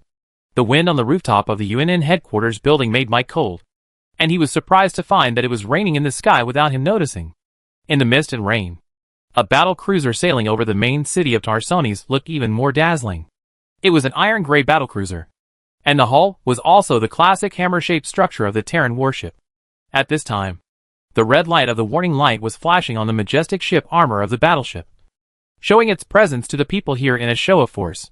This also meant that most of the anti-aircraft firepower points in the main city of Tarsones had been silenced. This battlecruiser had a prestigious name, the Alexander. Just as the Golden Eagle flag of the UD rose slowly, the soldiers announced that they had occupied the planet in the name of mankind. It shouldn't be difficult for you to find a way to get this signal tower working again, the UD officer shouted to Mike. Whatever happens, get this old antique moving right away. Okay. Mike saw Donnie Vermillion standing aside dejectedly fiddling with the tangled cables, and other UNN employees also had different expressions. After all, Mike was a member of the Pan-Terran Revolutionary Party. This organization has always had a tendency towards Pan-Terranism, and would never sit idly by and watch the Earthlings rule the Terran Federation. when he activated the main control panel of the signal transmission tower. He found Max Spear, and said a few words to him while working. "We must take this opportunity to spread the news of Tarsonis, to let everyone know what happened here. Don't worry. I know a communication channel from the Korhal Revolutionary Army. Earthlings can't think of ruling Tarsonis peacefully, even if the Federation has been destroyed." Chapter 456 Wind of War. Korhal Revolutionary Army Territory. Cruces Guard 3. Very good. Now the Terra family has truly become our loyal ally. Apart from hoping that my revolutionary army can take back the Terra family's property in Tarsonis, Annabella Terra can no longer find anyone else to rely on. The complacent Revolutionary Army Marshal Augustus Mengs was walking out of a single-family villa with a rather luxurious decoration style, followed closely by Sarah Kerrigan, who looked angry. This villa is located in New Babylon. It once belonged to the president of a mining company in Cruces. He fled with his family after the Revolutionary Army arrived on this planet. Afterwards, someone reported to the provisional government of the Revolutionary Army that this person illegally plundered the Cruces xenon crystal deposits and forcibly occupied the land of local farmers to build a factory.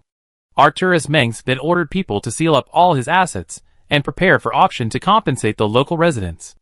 Augustus temporarily arranged the family members of the Terra family here and paid for its maintenance. Kerrigan wore a well-tailored black suit jacket, a beautiful white silk shirt, a dark blue skirt and clacking high heels, with her red hair fluttering behind her. If she wears a pair of glasses, Kerrigan will transform into a sexy and sensual librarian. This is indeed an inspiring booster for the Revolutionary Army. "Why are you running?" Kerrigan said to Augustus, who was walking in front of her, and she caught up with him in 3 or 2 steps. Even though she was wearing high heels. Before meeting Augustus, Kerrigan, a former Federation Ghost agent, was not used to the high heels that were not conducive to movement. But later she became familiar with them in a short time. "Stop!" She stamped her feet. "Stop! I'm just in a hurry." Augustus was wearing the uniform of a general of the Revolutionary Army, with the sword of the Mengs family hanging around his waist. "The General Staff told me that they want to seek my opinion on the drafting of the General Mobilization Order for each territory." "Okay." Kerrigan seemed to accept Augustus's words. But as a mind reader, she was not easy to fool. "Do you think I'm still angry? It's just a frivolous Tarsonis bitch. This bitch started to hook up with young and handsome men as soon as her husband died." Kerrigan was talking about Annabella Terra, the legal wife of Constantine, the head of the Terra family. Today, Annabella rushed to Cruces from her planet, and also brought the full support of the Terra family. The Terra family has an undisputed monopoly in many industries in the Terran Federation. They dominate everything in the fields of robot servants and virtual images, including research and development, manufacturing, supply and sales of manufacturing raw materials. Almost all industry competitors and related companies have been incorporated into the Terra family for a long time. This has allowed the Terra family to accumulate unimaginable wealth. The Mengs family is only the ruler of one planet, Korhal 4. Their power is difficult to influence other planets, while the Terra family's power is throughout the Federation. The wealth accumulated by the Terra family over 200 years is enough to support this revolution in full swing. They are one of the actual rulers of Tarsonis. Just throwing out the liquidity flow on hand is enough to cause an uproar in the Federal Stock Exchange. This is also the reason why Angus Mengs was accused of being an ambitious person by the Federal Congress. The Creation family has divided and dominated every aspect of this federal world. It is really difficult for a rising star in a local colony like the Mengs family to intervene in a completely monopolized industry. They can only overturn everything in the name of revolution and redistribute the benefits.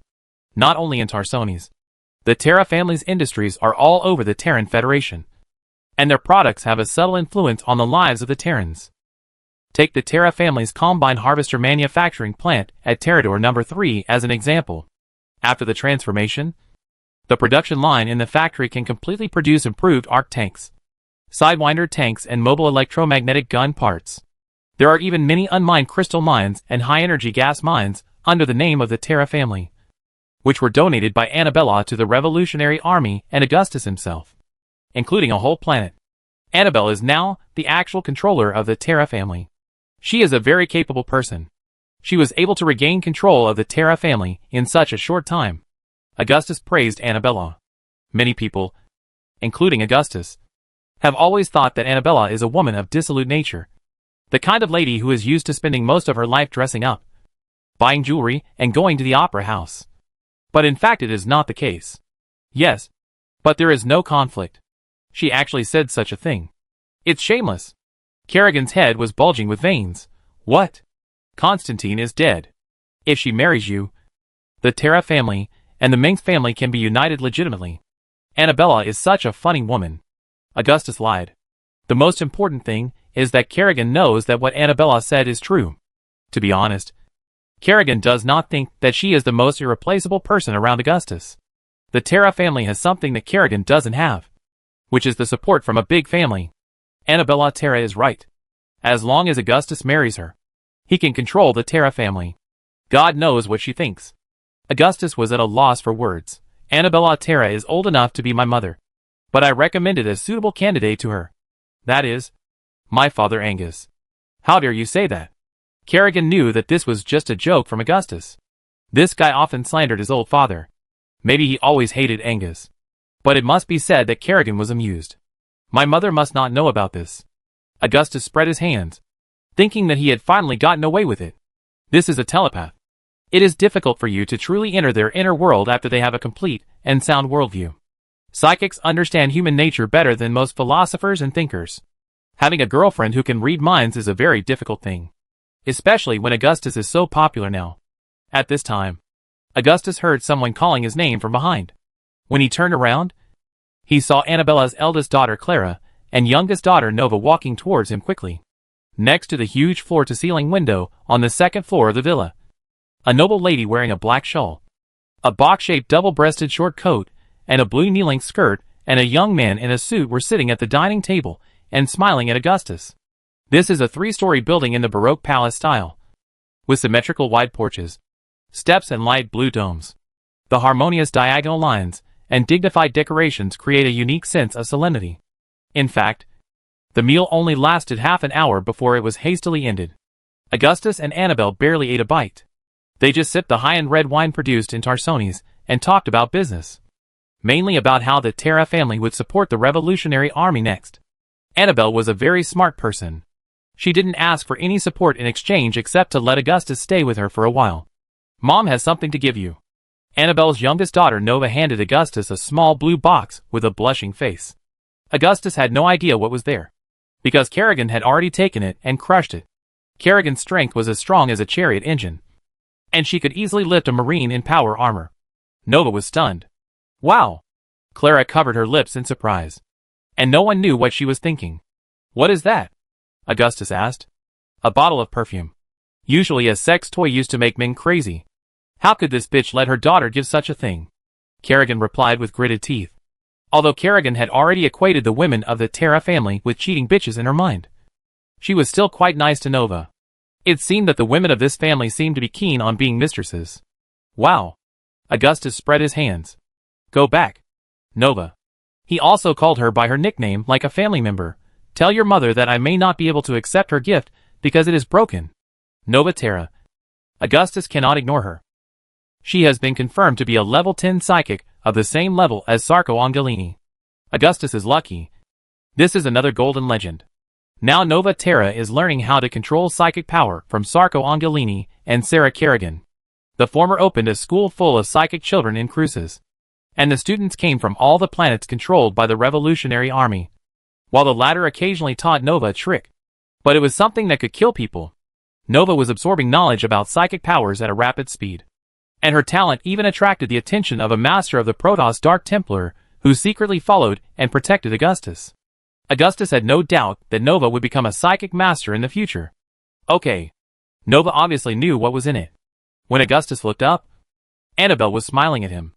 Annabelle had brown hair that was neatly combed back.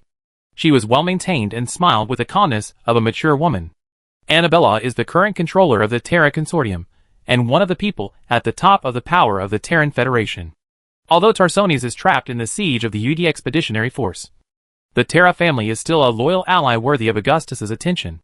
At this time, Augustus's guard Captain Faraday has driven an armored vehicle, and dozens of guards are standing guard on the main road in front of the villa, in a place that no one can see.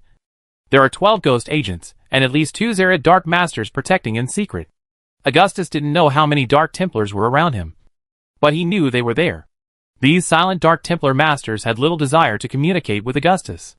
They only communicated with Augustus rarely to warn him that someone was trying to assassinate him. No one knew what these Protoss were doing in the dark. They might be reading Xel'Naga documents or playing cards. "Let's go!" Augustus said hello to Clara and Nova and got on Faraday's armored vehicle. Annabelle is a very smart person. She openly supports the Revolutionary Army. This way, I can't uproot her like I did to other creation families in the future, Augustus said to Kerrigan, who followed him from his seat. For the two family consortiums, merging can maintain greater power and easily win more wealth, he said. The factories of the Terra family on other planets are continuously providing us with various materials and supplies, and even manpower. Like the Terra family, the Hoth family also sent family members to seek refuge from the Revolutionary Army. They have lost confidence in the military strength of the Federation. Kerrigan said, not only that, families like Cusinis and Brubac, who are as powerful as the Terra family, are also trying to contact us. Did they also evacuate Tarsones in advance? Augustus asked. It seems so. Kerrigan said, if it was the Zerg that attacked Tarsones, they would not have a chance to escape from the vast sea of Zerg. The armored vehicle drove across the continent, along a small road, and entered the city of New Babylon. This city with tall buildings is still full of vitality, and there is a constant stream of people on the road. The holographic projection screen and propaganda boat above the city are reporting news from the Revolutionary Army TV station. A host is talking about General Lundstein's victory on the planet Victoire. The Revolutionary Army's recruitment posters can be seen on the streets and alleys, and the election of the new Senator of Cruces is about to be put on the agenda. New Babylon is a prosperous metropolis, even as big as Sterling and Coral, Augustus' hometown. Thousands of people are busy with their lives in the streets of New Babylon, as if the war has not affected them. When the Revolutionary Army first took over Cruces, local big merchants tried to make a fortune by hoarding goods, and prices soared. But now those people were sent to New Folsom Prison by soldiers sent by Arcturus Mengsk. In the past few days, supporters of the old Federation could still be seen gathering secretly in the streets, but now they have disappeared. That's because the revolutionary military government has vigorously installed cameras on various roads to retrieve videos from various blocks, so that fights and even any criminal acts can be detected. As early as several centuries ago, Earth has already used surveillance to retrieve traffic violations or track criminal suspects. But few people in the Copperloo sector think of this. In the most prosperous areas of New Babylon, military police can patrol everywhere with mechanical police dogs. The mechanical police dogs were designed by Viktor Kaczynski and use advanced Umoyan AI technology. As the armored vehicle drove through the city center, Augustus suddenly received a message from the Revolutionary Security Department. The message was concise. They have confirmed the fall of Tarsones, and the UD army is launching an attack on the core worlds around Tarsones. Tarsones has fallen. Kerrigan also saw the news. What should we do now? Call my generals, Augustus said. Immediately. Chapter 457, Dividing the Federation. Early on August 5, 2493, Augustus held a military meeting at the former governor's palace in Cruces. The attendees included the commanders of the Revolutionary Army's subordinate corps and the general staff, and the number of people present exceeded 30. Admiral Horace Warfield was the last to arrive. 2 hours ago, he was still sitting on the Galaxy Jumper heading to Cruces Central Airport.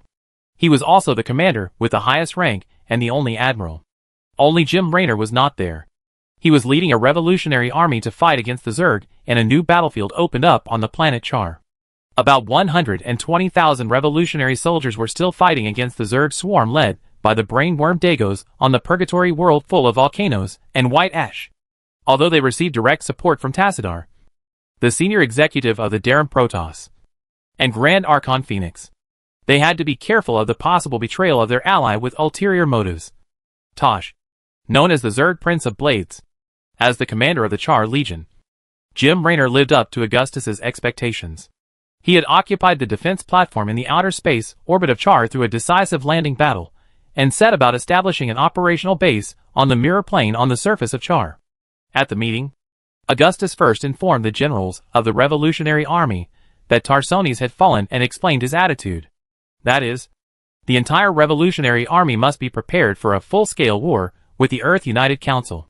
Once the war begins, the Revolutionary Army will concentrate its forces to attack instead of dispersing its forces on various planets for defense. Because although Augustus had reached a verbal peace agreement with the commander of the UD Expeditionary Force through a long-distance communication, it was just a treaty that could be torn up at any time. As long as Duger and Augustus did not announce the treaty to the outside world, it did not exist. Even if everyone knew about it, it would not be very binding. On the premise of the upcoming war with the UED, Augustus asked his commanders to discuss a detailed battle plan based on the assumption that they had already fought with the UD Expeditionary Force to ensure that the Revolutionary Army could win the next war. In fact, the Revolutionary Army has been conducting drills for a war with the UED, and the officers of the General Staff have been conducting tactical sand table simulations all day long in order to gain the upper hand in a possible full-scale war. Augustus listened carefully to the commander's opinions throughout the morning, and he said very little himself. In the past, Augustus' generals and commanders had never completely agreed on their opinions, but this day there was no major disagreement. Augustus had told them that the Revolutionary Army was not afraid of going to war with the UED and would not retreat. However, there were endless debates and rebuttals on the details. More than a dozen preliminary battle plan ideas were proposed by the generals, which immediately caused a wider range of debates in this meeting.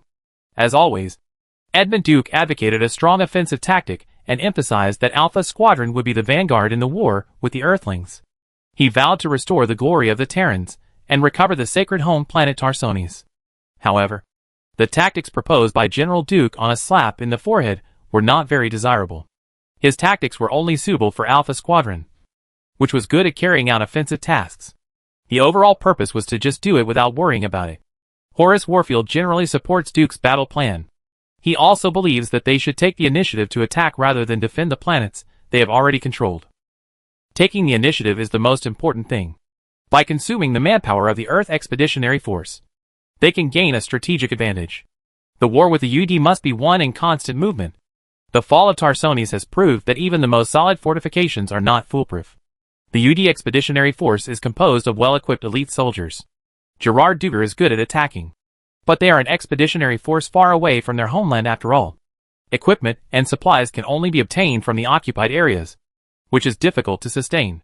If the UD chooses to go to war with Augustus's Revolutionary Army immediately after occupying Tarsones, then based on the previous experience of the Terran Federation government fighting against the Revolutionary Army, even if they can defeat the main force of the Revolutionary Army fleet, they must deal with the latter's all-pervasive guerrilla armed forces. Moreover, although the Terran Federation has suffered a heavy blow, its largest authority, the federal parliament and the military headquarters have been destroyed along with their invincible fleet. But there are still a considerable number of Federation worlds that have not been affected by the war, and the remaining Federation fleet and armed forces should not be underestimated. The remaining forces of the Terran Federation now only lack a unified commander. The Federation Navy fleets scattered in various sectors, and sectors of the Copperloose sector are still a powerful force. Moreover, the strength of the Revolutionary Army has expanded nearly 10 times in the past 3 months, and the newly built battlecruisers have greatly supplemented the number of fleets. So far, Augustus has an army of 4.4 million and more than 50 battlecruisers. The troops came from volunteers from 48 Terran Federation territories, with Antigua Prime providing nearly half of the troops, with more refugees and Korhole people living in Umogen. The population of this planet has reached an astonishing 80 million, and may exceed 100 million before the end of this year. The Antigua government and immigration department are also very busy, because the invasion of the Earthlings has once again set off a huge wave of refugees and immigrants. Although this is still not enough compared to the federal garrison of Tarsones, Warfield believes that the UD must have suffered considerable losses when capturing Tarsones. The main difference between Warfield and Duke is that the former's battle plan is obviously more detailed and cautious. He does not want to start a war with the main force of the UD Expeditionary Force immediately, and bet all the wealth accumulated by the Revolutionary Army over the years on this. He advocates continuing to divide the remaining Federation worlds, with the UD and occupying some important core planets far away from Tarsones.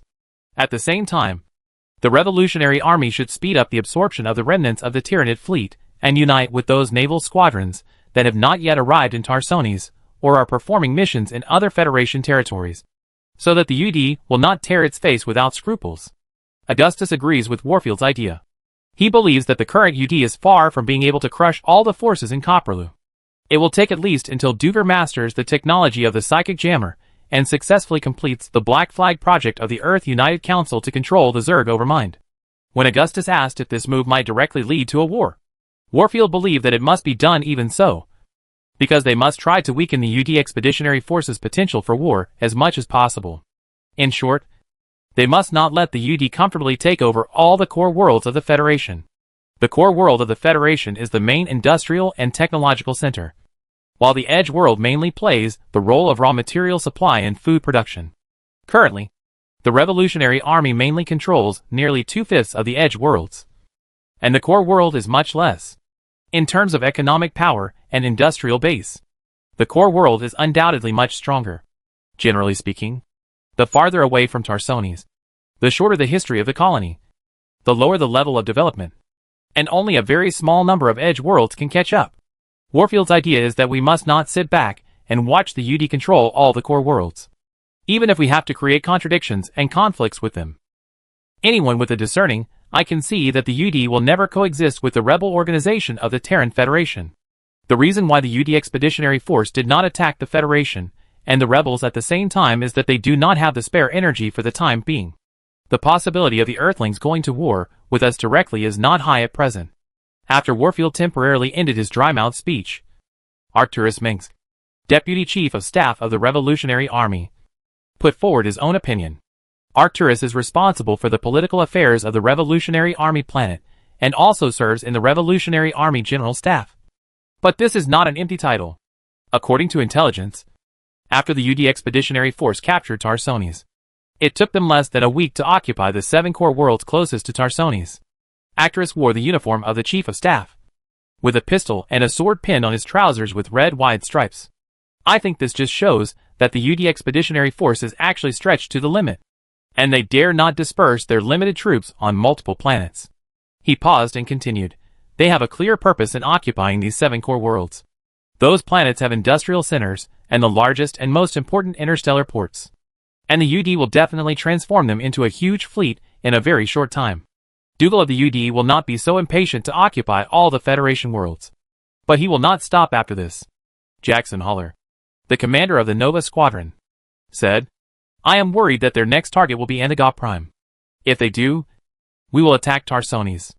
William Wachowski, Commander-in-Chief of the Armored Forces, said, we must be careful of the UD's electromagnetic interference weapons and hybrid forces, which are the 2 things they use to defeat the Federal Defenders of Tarsones. Lundstein, the current commander of the Revolutionary Army's Coral Corps, said, the top priority is to develop counter-weapons. Otherwise our warships will become tragically blind and deaf when facing the UD Expeditionary Force. The Umogens will do their best to help us with this. Augustus spoke, since the Earthlings reappeared in our field of vision, the Umogen Council has been in an uproar. They believe that after the fall of the Terran Federation, the next target of the UD Expeditionary Force must be the Umogen United States. For this reason, they are willing to help us upgrade our network and communication equipment as soon as possible to reduce the impact of electromagnetic interference on our warships. The United States reacted quite strongly to the Earthlings, but at the same time, they also held the idea of stealing advanced technology from the Earth. The Umogen's obsession with technology is well known. As for the hybrids, Augustus noticed that everyone's eyes were looking at him at this time. The Daram Protoss will send troops to help us deal with the hybrids. Augustus has already contacted the Daram Protoss of Shakuras and discussed the issue of hybrids with their leader Rasigar. The Protoss will certainly not sit idly by. They hate this monster that combines the genes of the Protoss and the Zerg, and think it is a blasphemy against the Protoss race. However, the Protoss does not regard the Earth as a threat, nor will it fully intervene in the human civil war. So it will not send too large a fleet to support, but will only help Augustus deal with the hybrids. The current Protoss of Daram had just experienced the Great War on Ire and was recuperating, unwilling to launch a large-scale war. However, for Augustus, that had already made him quite happy. With the help of the Protoss, the hybrids are not invincible enemies. Actors also breathed a sigh of relief. He had been worried that the Protoss would turn a blind eye to this. After all, who could figure out what such a race that was so different from humans was thinking? It would be interesting to fight with the Earthlings. I heard that they only like tap dancing with crutches. At this time, Mira Han, the commander of the Port of the Dead, was drowsy on the conference table. The conference room was full of nervous generals of the Revolutionary Army. But only Mira looked listless. Mira didn't listen to a few words of the meeting. She has always been a maverick, and her shiny pink-purple hair is always so unruly. Mira is smart and good at conspiracy. But in the end, her style of doing things is to fight to the end. Or as the residents of the Port of the Dead say, to work hard. Meetings attended by Mira are either lively or dull, depending on whether Augustus is present. Fortunately, Renault is not here today. Otherwise it will definitely turn into a fight between him and Duke in at most 15 minutes. And Mira will be responsible for fanning the flames. What's the matter, Mira? If you are really too sleepy, I can allow you to go back to the barracks and sleep now. Augustus's forehead darkened. But I need to know why you are like this? It was all Chamois' fault last night. He was so passionate that he didn't let me rest at all. Mira suddenly blushed and hugged her shoulders and shook them constantly.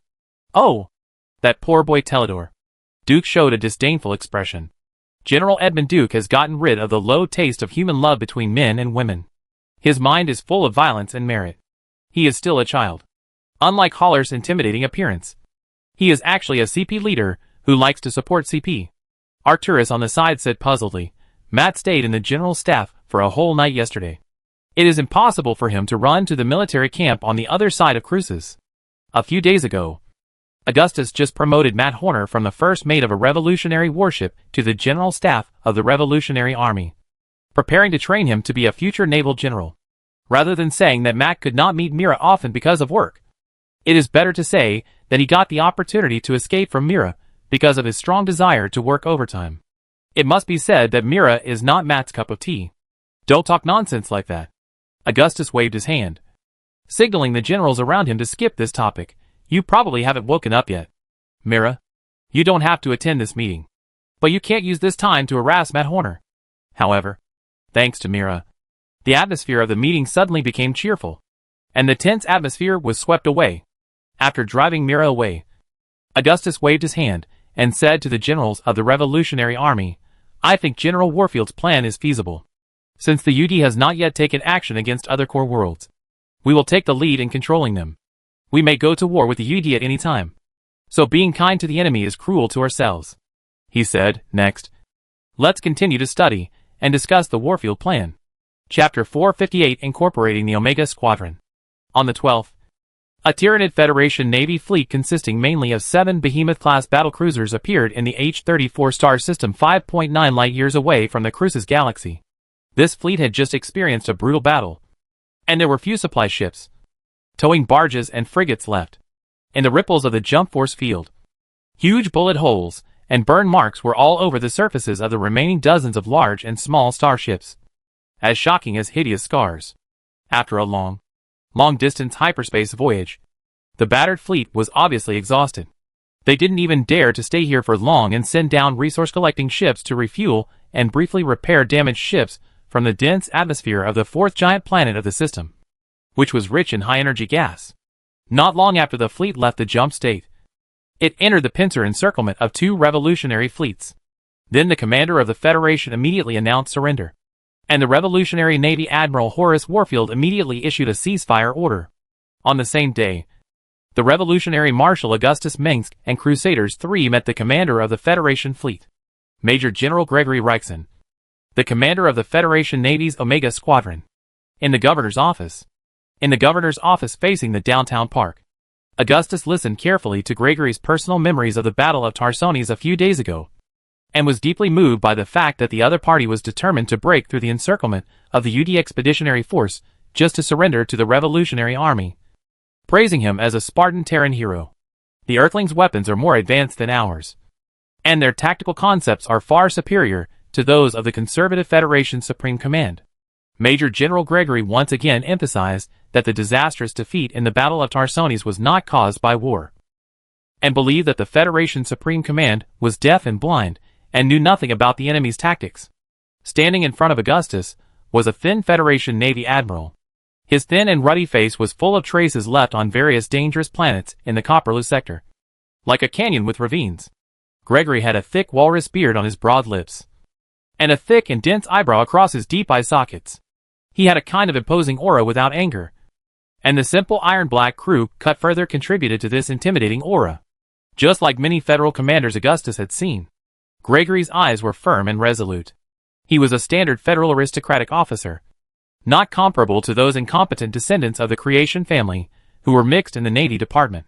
Despite having just experienced a tough battle in which he almost lost his life, Gregory still wore a neat uniform of a Federal Navy general. It was a beautiful uniform with a base color of dark blue, a standard open-collared waistcoat with golden medals and epaulets, and pants of the same color were iron straight, with almost no wrinkles. The hat was a wide-brimmed military cap with a Federal Navy cap badge embroidered on it, and on it was a silver eagle emblem surrounded by a wreath. These were professional federal soldiers who had received systematic education and training. They had served in the Federal Army for many years, and were ready to defend the unity of the Federation at any time. If Augustus had not always strictly enforced discipline and regulations in the Revolutionary Army, his men would have been closer to loose peasant uprisings and sloppy pirate organizations. The Earthlings have taught us a lesson. Augustus made a brief comment on Gregory's words. Augustus knew that this was not actually the fault of the Federal Supreme Command, because they could not contact the Federal Navy fleet in high-altitude orbit at all. Even the ships were difficult to contact each other, as if they were isolated islands made of steel in the war, and confusion in command was inevitable. Centuries ago, the armies of mankind still used pigeons to communicate, but the generals and commanders of the Federation who were silenced by the UED electric pulse weapons in the vacuum could not tell their friendly ships where to assemble and where to break through next by shouting. It really caught us off guard. Gregory couldn't help but glance at Sarah Kerrigan standing behind Augustus when he talked to him, because he heard that there were many dangerous women around the Revolutionary Marshal, and none of the assassins sent by the Federation Security Department could get close to him, let alone assassinate him. Kerrigan is certainly quite dangerous, and the word many is out of the question. At that time, more than 90 battlecruisers from Omega Squadron, Delta Squadron, Epsilon Squadron, Sigma Squadron, Theta Squadron and Deep Blue Squadron were anchored above the 3 orbital defense platforms of Tarsones, and various warships were lined up in a huge scale. Gregory said to Augustus, only on the orbital defense platforms, space-based weapon stations and satellites, there are 220 divisions deployed, and the thickness of the armor of the fortresses on them is enough to withstand the frontal bombardment of the battlecruisers' guns. We had received information about the UD fleet's appearance in the neighboring star system, so the Federation Supreme Command ordered all fleets to be on high alert and show the power of Tarsones to the ignorant Earthlings, he said. But it turned out to be a complete disaster. Of course, this is just hindsight. Augustus already knew something about the Battle of Tarsones, but after all, he was not as good as the Federation commander who had actually experienced this war. Yes, Gregory sighed and said, all the computer-controlled weapons of the orbital defense platform betrayed us at the same time. The weapons system fired at our soldiers at will, and blood flowed in an instant. Then a bigger disaster came. The cargo ships that were suddenly taken over by the intelligent program began to crash into our warships. Then the space station changed its orbit and collided with the defense platform, faced with the attack from the rear. Most captains did a great job. They still stood at their posts and reluctantly issued attack orders to the uncontrolled ships. But then, the communication between the fleets fell into chaos, and a large number of UD warships jumped in and quickly attacked us, he said. Not only that, in the strong electromagnetic interference field created by the enemy, even the warship's weapons system failed. No matter how our mechanics and technical experts kicked and hit it, by the time they resumed operation, our defense line had been beaten to a sieve. Even now, I have begun to doubt whether the original order was issued by the Supreme Command. It was that order that put us right between the orbital defense platform and the enemy fleet, and the weapons that took 4 years to build with countless manpower, material and financial resources were aimed at us without scruples. This is exactly what Gerard Duger wanted. Augustus said the name of a UD expeditionary commander, who is now considered the most formidable opponent of the Terrans. But few people know that Alexei Stukov behind Gerard Duger is also a very dangerous person, and the latter has always been very low-key. Your loss is not unjust. The Terran Federation is no longer the overexpanded powerful regime at the end of the Guild War. The impact of the Zerg and the Protoss has caused the Federation to lose too many colonies and fleets, and the losses caused by the Revolutionary Army cannot be ignored. The Terran Federation in its heyday would not necessarily lose to this expeditionary force from Earth. It can only be said that the timing of the invasion was too good. Augustus then asked Gregory, "Can you confirm how many battlecruisers the UD has?" "At least 50. And it can be seen that they were all built by us." The Earthlings made unnoticeable modifications to these warships, which at least prevented them from being affected by chaotic electromagnetic interference. Gregory replied, "Do they have hybrids in their fleet?" As Augustus was speaking, Kerrigan beside him handed over a photocopied picture. "I believe you must be familiar with this." Hybrid Gregory's brown eyes shrank, and he sat down dejectedly on a chair opposite Augustus. "Hybrid? This is an extremely evil word. A monster with twisted genes. An evil hybrid creature. Just mentioning its name is enough to scare people. We didn't find this kind of monster on the Earthling warships, but they did appear on the orbital defense platform," he said. Later, we learned from the Marines, who were also evacuated from Tarsones, that the inhuman monster was not only extremely powerful and indestructible, but also able to control human minds. It sounds like a magical story, but it is true. It was those railgun crews who were mentally disturbed by the hybrid that operated the giant cannons to fire at us. Those poor people must have been completely crazy because they also fired at the UD ships. Well, that is to say, the UD cannot completely control this hybrid. Augustus proposed a hypothesis. To be more precise, I even suspect that they don't know the true face of this monster. Rather than saying that the Earthlings are driving this monster to fight for them, it is better to say that they are just slaves led by the hybrid. That's right. The hybrid will not only attack our people, but also the Earthling army. This crazy attack is indiscriminate even from our perspective. Gregory blinked his eyes, which were dry due to the dry autumn wind in Cruces. The hybrid can undoubtedly cause unimaginable damage to our army without mental protection. But it is the same for the Earthlings. A double-edged sword. Augustus smiled. Is this Stukov's idea? This thing will cause more harm to you than to us. An important information. The UD Expeditionary Force cannot control the hybrid at all. In other words, unless Dougal mastered the method of controlling the hybrid, he would not use this weapon casually in conventional wars. In this world, except for Nerid who developed the hybrid, Augustus may be the only one who knows that no one except Amon can truly control the hybrid. The cunning Nerid will definitely promise to develop a more powerful and easier to control hybrid to obtain the support and funding of the UD Expeditionary Force. With his wisdom, he will definitely do it perfectly. The UD, or other people and forces who will bid for the hybrid in the future, will never know that Nerid will only make them think that they can control the hybrid. Maybe one day. Augustus believed that there would be a day when Nerid would sell him the hybrid, saying that this weapon would be absolutely effective against the Protoss and the Zerg, and would protect the Terran Empire. Augustus's brother Arcturus might think this was a good idea, thinking that he could use Nerid like he controlled other people. But unfortunately, Augustus knew the truth. Now, a large number of hybrids are still destroying the cities of Tarsones and killing civilians. And the UD seems to be still busy cleaning up these uncontrolled monsters. And they are much more difficult to deal with than the Federation army. Lieutenant Kerrigan behind him added, "It's just that Gerard took all the credit for destroying the hybrids, claiming that the federal government released these monsters. This seems to be completely tenable, because the hybrids kill people on sight, and they are ruthless against Earthlings. I bet this was probably Dr. Nerid's idea, because Duger is probably not such a shameless person." Augustus commented, "They can't control the hybrids. That's it. Forcibly releasing such monsters in Tarsones is tantamount to releasing aphids in your neighbor's garden." In recent days, Tarsones has gradually been able to communicate with the outside world, and Augustus's headquarters has also reconnected with the revolutionaries on Tarsones. Intelligence shows that a considerable number of hybrids were successfully recovered after the battle on the surface of Tarsones gradually subsided. But there are still many who are still killing in densely populated areas and military camps. Fortunately, there are only a few hundred hybrids on Tarsones. But even so, the damage caused by these monsters is very terrible. Kerrigan said, "Dear Mr. Duger, I'm afraid it will take some time to clean up the mess." Augustus picked up a glass of Cruces wine on the table and handed it to Gregory, whose eyes were bloodshot. This wine produced on the left bank of the New Babylon River has a mellow taste.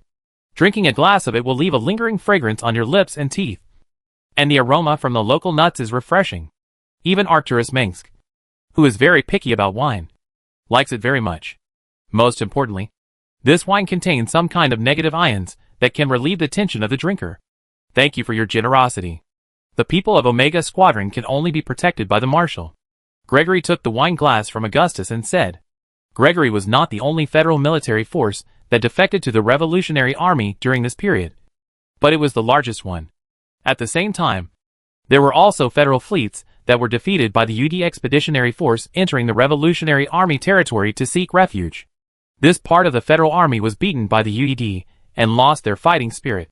They were afraid that the Earthlings would catch them in the federal territory, or they wanted to defect to Augustus. After the federal parliament was completely destroyed, the current federation has essentially fallen apart. The exiled Creation family and some federal officials have announced the formation of a provisional government to continue to lead the remaining federal military forces to fight against the Earth invaders. But they dare not even announce the location of the provisional government. I have always respected generals like you who are responsible, hardworking and talented in command. After all, you were already the commander of the Federal Navy when I was still a non-commissioned officer. Augustus' respect was not fake. I will give Omega Squadron the same treatment as Alpha Squadron and Nova Squadron, as long as you and your soldiers declare your loyalty to me and the revolution. Gregory's Omega Squadron was definitely a pleasant surprise for Augustus. Alpha and Omega were the first and last in the combat sequence of the Federation Navy, and they were both famous Federation military forces, and they were definitely brave troops. As a prestigious Federation Navy squadron, Omega has its own exclusive planetary station and a unique and complete resocialized soldier factory. It was the soldiers produced by these factories that created the Omega Squadron's reputation as a dead skeleton. Chapter 459. A little support from the Protoss. Cruce's Central Airport. From the dock of the airport to the dispatch hall, it was crowded with soldiers from the Revolutionary Army Squadron who were preparing to board the shuttle to rush to their interstellar battleships. They belonged to the Warfield Fleet Marine Corps and participated in many battles aimed at fighting against the Zerg in the first full-scale war to defend the colonial people. They served for more than 5 years. The Revolutionary Army Marine Corps is the elite combat force in the Revolutionary Team. They are composed of sturdy young men and women of the right age of Terran. They wore black and blue lapel jackets, long trousers and low-top hats with anchor logo badges, and silver-white military badges symbolizing the Silver Tower of Korhal. Under the uniforms of ordinary soldiers, there is a classic blue and white sailor shirt uniform, which can also be used as a daily uniform. As for pilots, they were another set of standard outer space combat uniforms. In the early years, most of the Revolutionary Army were car soldiers. Now the soldiers in the Revolutionary Team are gathered throughout the territory of the Terran Federation. Among them, there are even foreign soldiers, namely Comorian and Umoyan people, especially in the territory of the Comorian Federation. The bitter fruit of the Guild War is still tormenting the residents of the Federation. The trust-like KMC Guild enterprises are becoming more and more greedy and brutal, constantly squeezing and destroying their mining planets. Economic depression and social unrest have led more and more Comorian men to become pirates and mercenaries. In addition, joining the Korhal Revolutionary Army is also a good choice, because the Revolutionary Army Marshal is well known for his tolerance of other ethnic groups. When Augustus came to the airport for inspection, battalions of Revolutionary Army soldiers were standing in line in front of the large shuttle parked at the airport terminal. The black and blue uniforms of the Revolutionary Army soldiers formed a spectacular scene. When the soldiers lined up in neat columns began to board the plane, Augustus immediately saw a picture like surging waves. All fleets are ready for battle. Admiral Horace Warfield stood next to Augustus, next to the asphalt runway of Cruce's airport. The people in the munitions department are carrying out the final supply transportation and dispatching work. They have not let my people down in recent times. Just wait for the order to be issued, and the fleet can set sail at any time.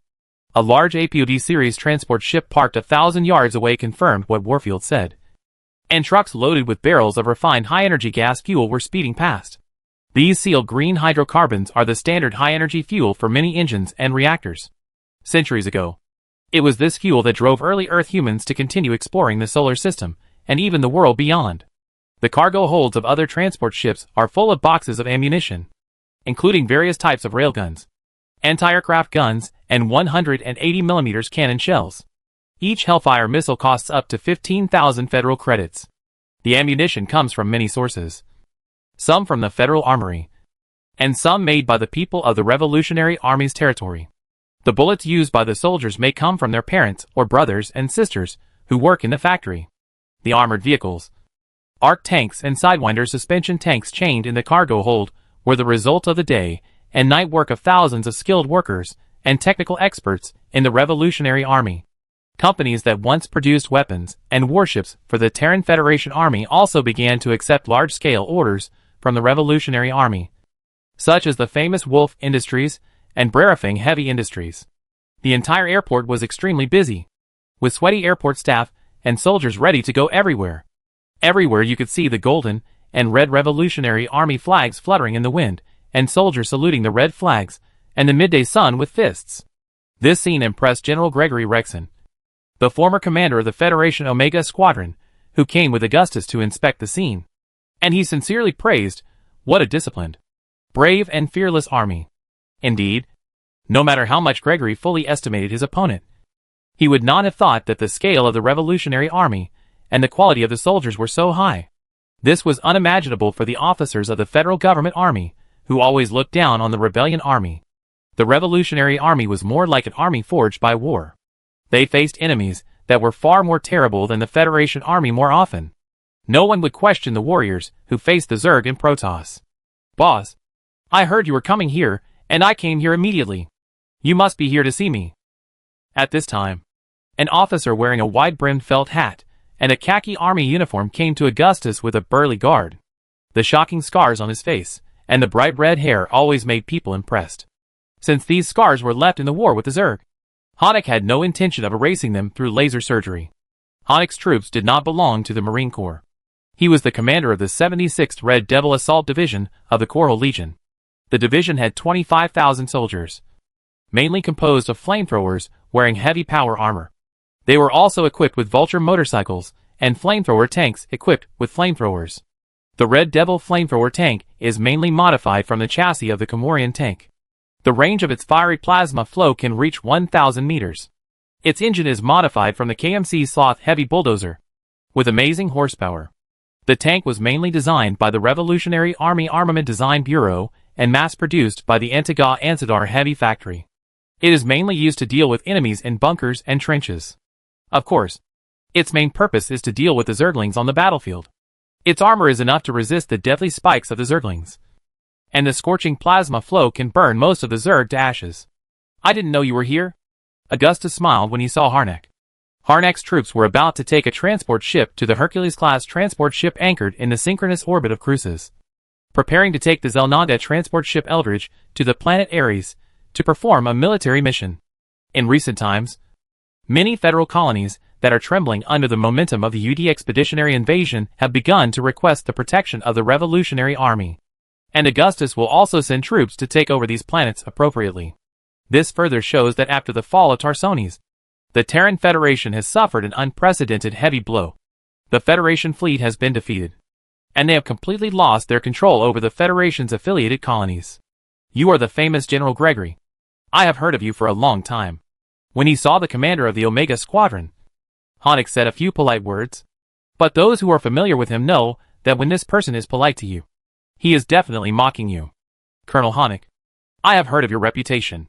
The Federation Supreme Command has issued a document that requires caution when encountering the rebel generals on it. And you are at the top of the list." Gregory shook hands with Harnack. "Oh, is that true? Haha, I said the Federation brats would be scared to death when they heard my name." Harnack was overjoyed and his face flushed. "This guy." Augustus shook his head. Harnack must not know that the other party was just flattering him. Maybe the other party was still complaining that this guy was so easy to fool. However, Harnack did have some fame. His flamethrower troops always played the role of assaulters. In addition, after the war, they always liked to use the captured Federation communication equipment to mock the Federation command as a waste. So they naturally had some fame. General Gregory's troops are now part of the Revolutionary Army's combat sequence, and you will be comrades in the future," Augustus said. "I am very happy to fight side by side with a commander like you." Although he said this, there was no smile on Gregory's face, as if he was born without the ability to smile. But his words were not false. Although Gregory can be described as amiable in life, he can even be regarded as the kind of Tasoni's uncle who likes to walk his dog on the streets. But in battle, he is definitely a cold commander. which is exactly the same as the iron-blooded combat style of the Omega Squadron as a heavy assault force. Soldiers of the Omega Squadron can be seen in the Cruces airport. They wear ordinary dark brown uniforms of the Federation, pure black armor, and a white skull as their exclusive logo. Most of the soldiers of the Omega Squadron have undergone resocialization, so their uniform collars are raised high to cover the barcode logo between the back of the head and the neck. Under normal circumstances, Omega soldiers are extremely gentle, even more polite and well-mannered than all the old soldiers who talk nonsense. But once they enter the combat state, they will turn into bloodthirsty devils. The source of this unit is very strange. They only accept the most vicious thugs before resocialization. Unsurprisingly, the two strongest squadrons of the Federation Navy will become the trump cards in Augustus's hands. Moreover, Augustus will never have to worry about how to deal with the extremely cruel criminals in the Revolutionary Army's territory. Dela 4 is the base of the Omega Squadron, and the galaxy is also the location of the famous Delarian shipyard. The Dela Galaxy is not under the actual control of the UD Expeditionary Force. Augustus is sending a small fleet to take over the galaxy. Currently, most of the battlecruisers of Omega Squadron are still under repair in the dock. And before that, his troops will rest in Cruces. Omega soldiers are undergoing further resocialization to change their allegiance from the Federation to the Revolutionary Army. Not only Omega Squadron. In just 1 week, several Federation battlecruisers have entered the planets actually controlled by the Revolutionary Army and surrendered to the local garrison. Most of them are ships that have escaped the encirclement of the UD Expeditionary Fleet by chance, because they cannot contact the Federation Navy Command and are too severely damaged. They have to find a nearby interstellar port for repairs. In many cases, these Federation warships had to seek help from their former enemies by incorporating some of the remaining Federation fleets. Augustus's battlecruisers have reached 78 ships, but considering that the UD Expeditionary Force also captured a number of Federation warships, the battle power comparison between the two sides is still not optimistic. Omega Squadron was lucky. At least 1/3 of its combat power was preserved, while Federation Navy squadrons such as Delta Squadron and Sigma Squadron were almost completely destroyed in the Battle of Tarsones. At this point, the Terran Federation is no longer the main enemy of the Revolutionary Army, but their power still exists. And Augustus intelligence officers believe that there is still a large Federation fleet in several core worlds that are still under the control of the Federation government. The Genesis families, who escaped from Tarsones, are using their wealth and factories to build a huge fleet to take back everything they lost in Tarsones. While Honik was talking and laughing with Gregory, Augustus continued to walk deeper into the central airport. At this time, trucks full of revolutionary soldiers and armor rumbled by almost every moment, and the tail flames of multiple shuttle thrusters were burning the ground, quickly heating the air behind them into a blurry and distorted heat wave. Augustus knew that his soldiers were ready for a war with the Earthlings. Propaganda and mobilization were crucial to launching a large-scale war, and this was also true in the interstellar era, when he walked past a Marine Corps battalion composed of retired veterans of the Cruces Guild War. The soldiers were shouting slogans led by a captain that they swore to defend their homeland and the human world of Terran to the death. The general meaning is, the ambitions of the Earth invaders have been exposed. They have brought nothing to the Copperloo sector except war. Countless Terran heroes will take up arms to defend every inch of land. The time to make the ultimate sacrifice for the race has come. As expected, this sentence comes from the Chief of Staff Arcturus Minsk. Arcturus even plans to ask the musicians of Cruces to compose this into a song, hoping that it can be widely sung on the planet of the Revolutionary Army. It must be said that Arcturus is indeed an expert at creating momentum and propaganda. When he became Augustus' most trusted prime minister, this talent was more fully demonstrated. After Augustus's several speeches, the Revolutionary Army territory and even other planets that heard the speeches were determined to resist the Earth invaders. And the slogan of either we destroy or they perish was widely spread. Marshall, the Protoss ship detected at the edge of the galaxy in Cruces, is the Protoss arc ship Spear of Adon. At this time, Kerrigan, who had been standing next to Augustus, received a report from the Cruces Galaxy Observatory. The science ship Amerigo and the battlecruisers Free Knight and Shield of Korhal are forming a fleet to follow. Spear of Adon? Augustus knew as soon as he heard it that it was the support force of the Darum Protoss. Before that, the Archbishop of Darum, Lady Rassigar, only euphemistically said that she would provide appropriate support. Perhaps in her opinion, An Ark ship should be considered within the appropriate range. The Protoss believed that one Ark ship was enough to start and win a war against a civilization of similar strength.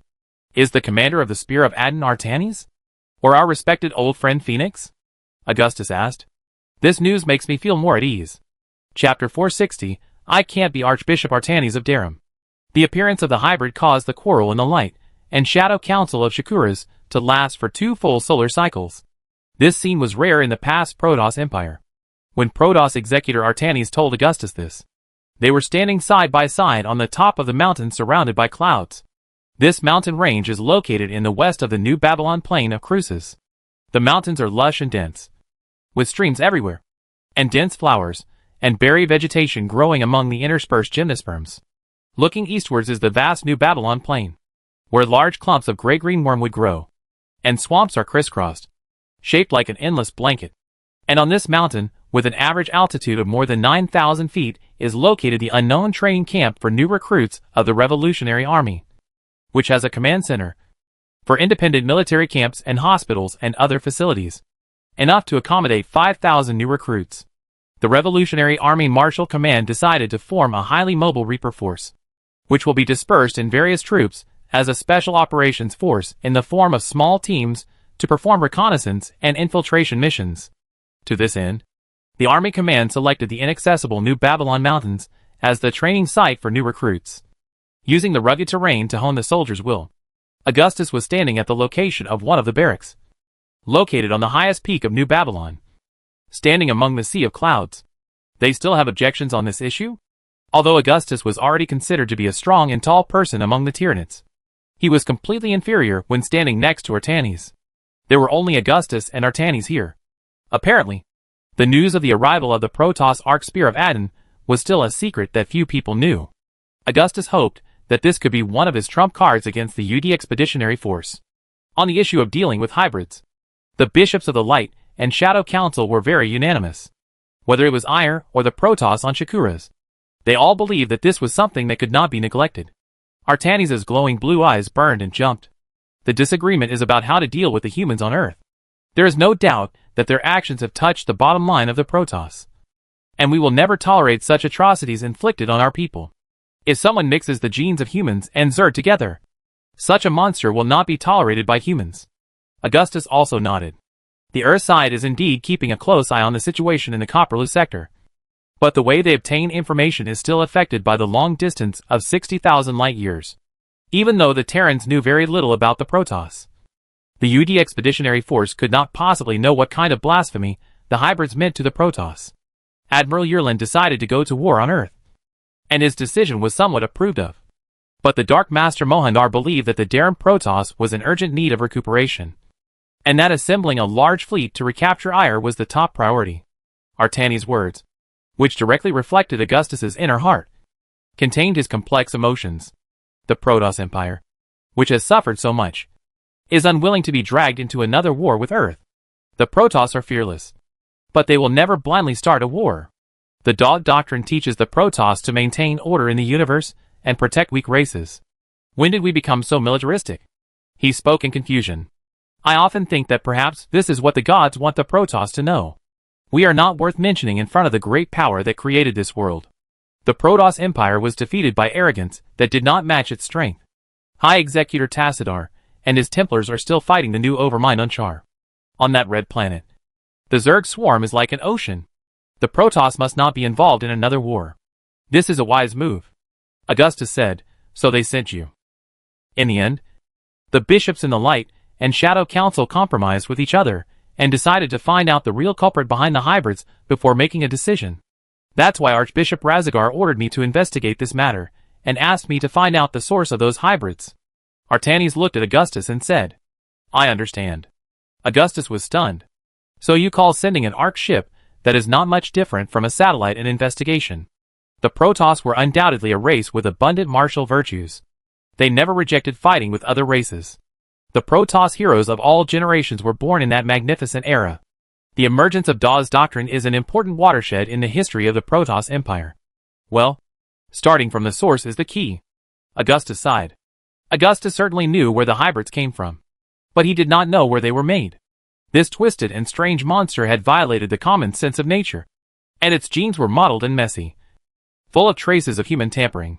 Dr. Nerid must have a lot of hybrid laboratories and manufacturing plants, which may be located in those galaxies that will never be known to the public, and it is not so easy to find. Or rather, the years he has experienced are as old as this universe.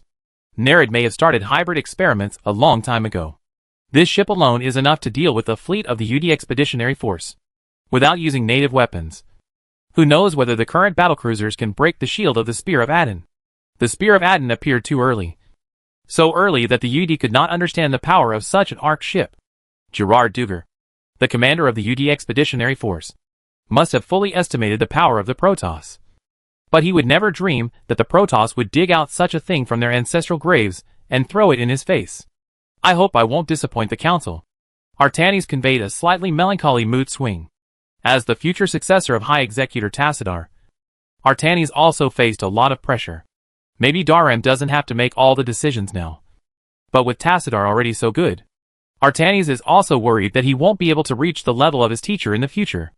The emergence of the hybrid foreshadows a dark future, which is the doomsday that will destroy the Protoss as predicted, he said worriedly.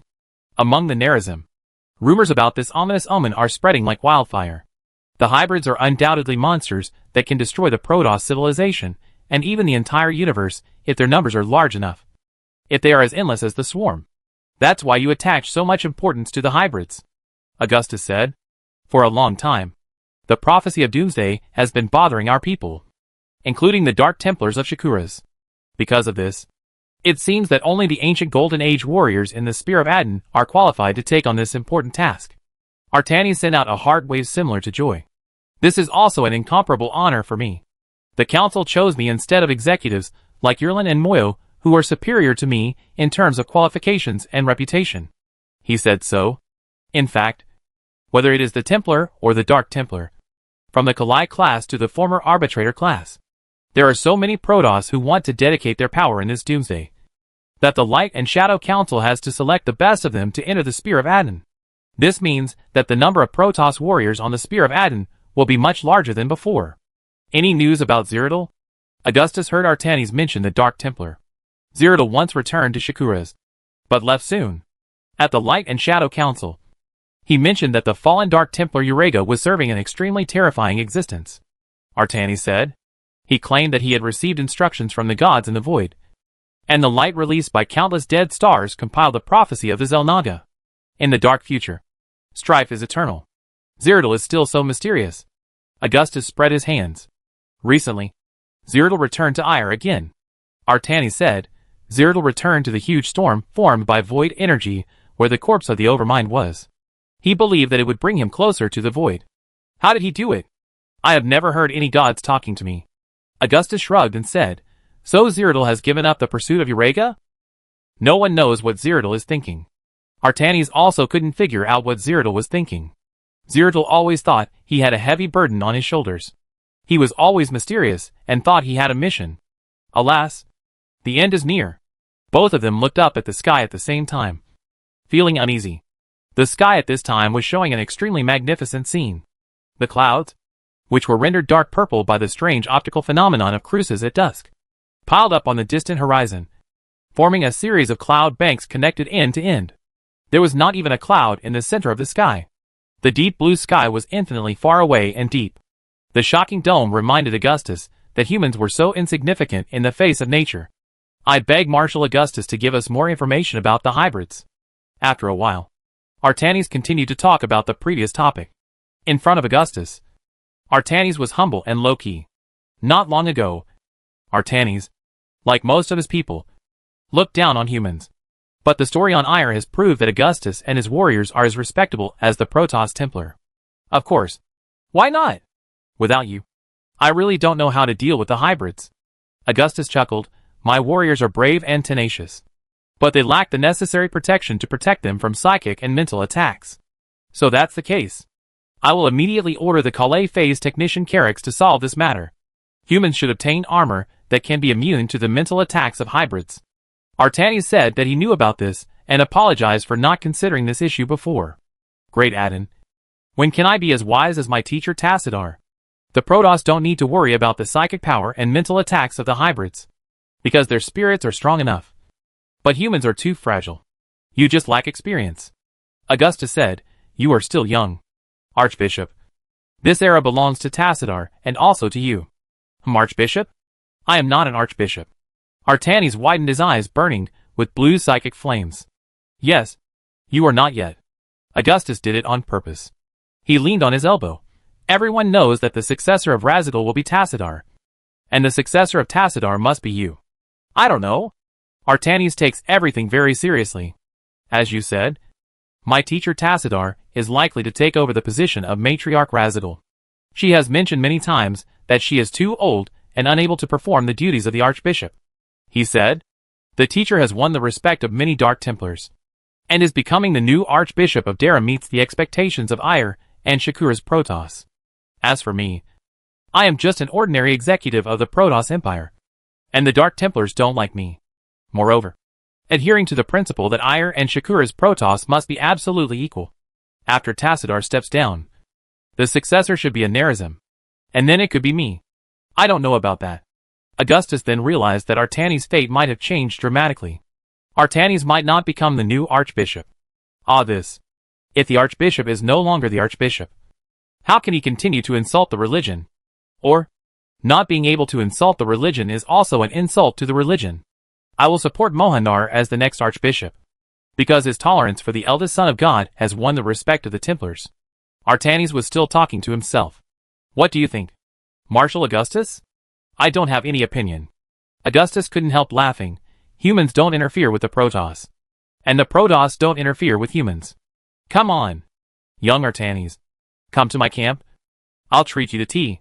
Augustus walked away, leaving Artanis alone in self-pity. Marshal, you are teasing me again. Artanis followed Augustus. The Protoss use their skin to absorb moisture, but they don't drink tea. When Augustus and Artanis left the mountaintop and walked into the path leading to the military camp, a group of about 15 Reaper recruits whizzed by. They carried large jetpacks. Early Reaper backpacks were able to fly, but because they were too heavy and difficult to control, the mortality rate of recruits was quite high. Therefore, an excellent Reaper was as valuable as a fighter pilot. Based on this defect, Rory Swan and his team, who always had something new for Augustus, designed a non-flying twin-turbine backpack for training recruits. Even so, the mortality rate of the Reaper boot camp is still very high, which makes their training costs much higher than that of ordinary Marines. When Lieutenant Sarah Kerrigan walked towards Augustus from a side road, Artanis left quietly, with the help of the phase warp device. He seemed to really think that Augustus would pour black tea on his face. Someone really did this. And that person was Tychus Finley, who was drunk. Urgent news. The UD Expeditionary Force has sent a message that they want to sign a peace treaty with us, and are willing to send Alexei Stukov to participate in the negotiations. Kerrigan glanced at Augustus' face and said,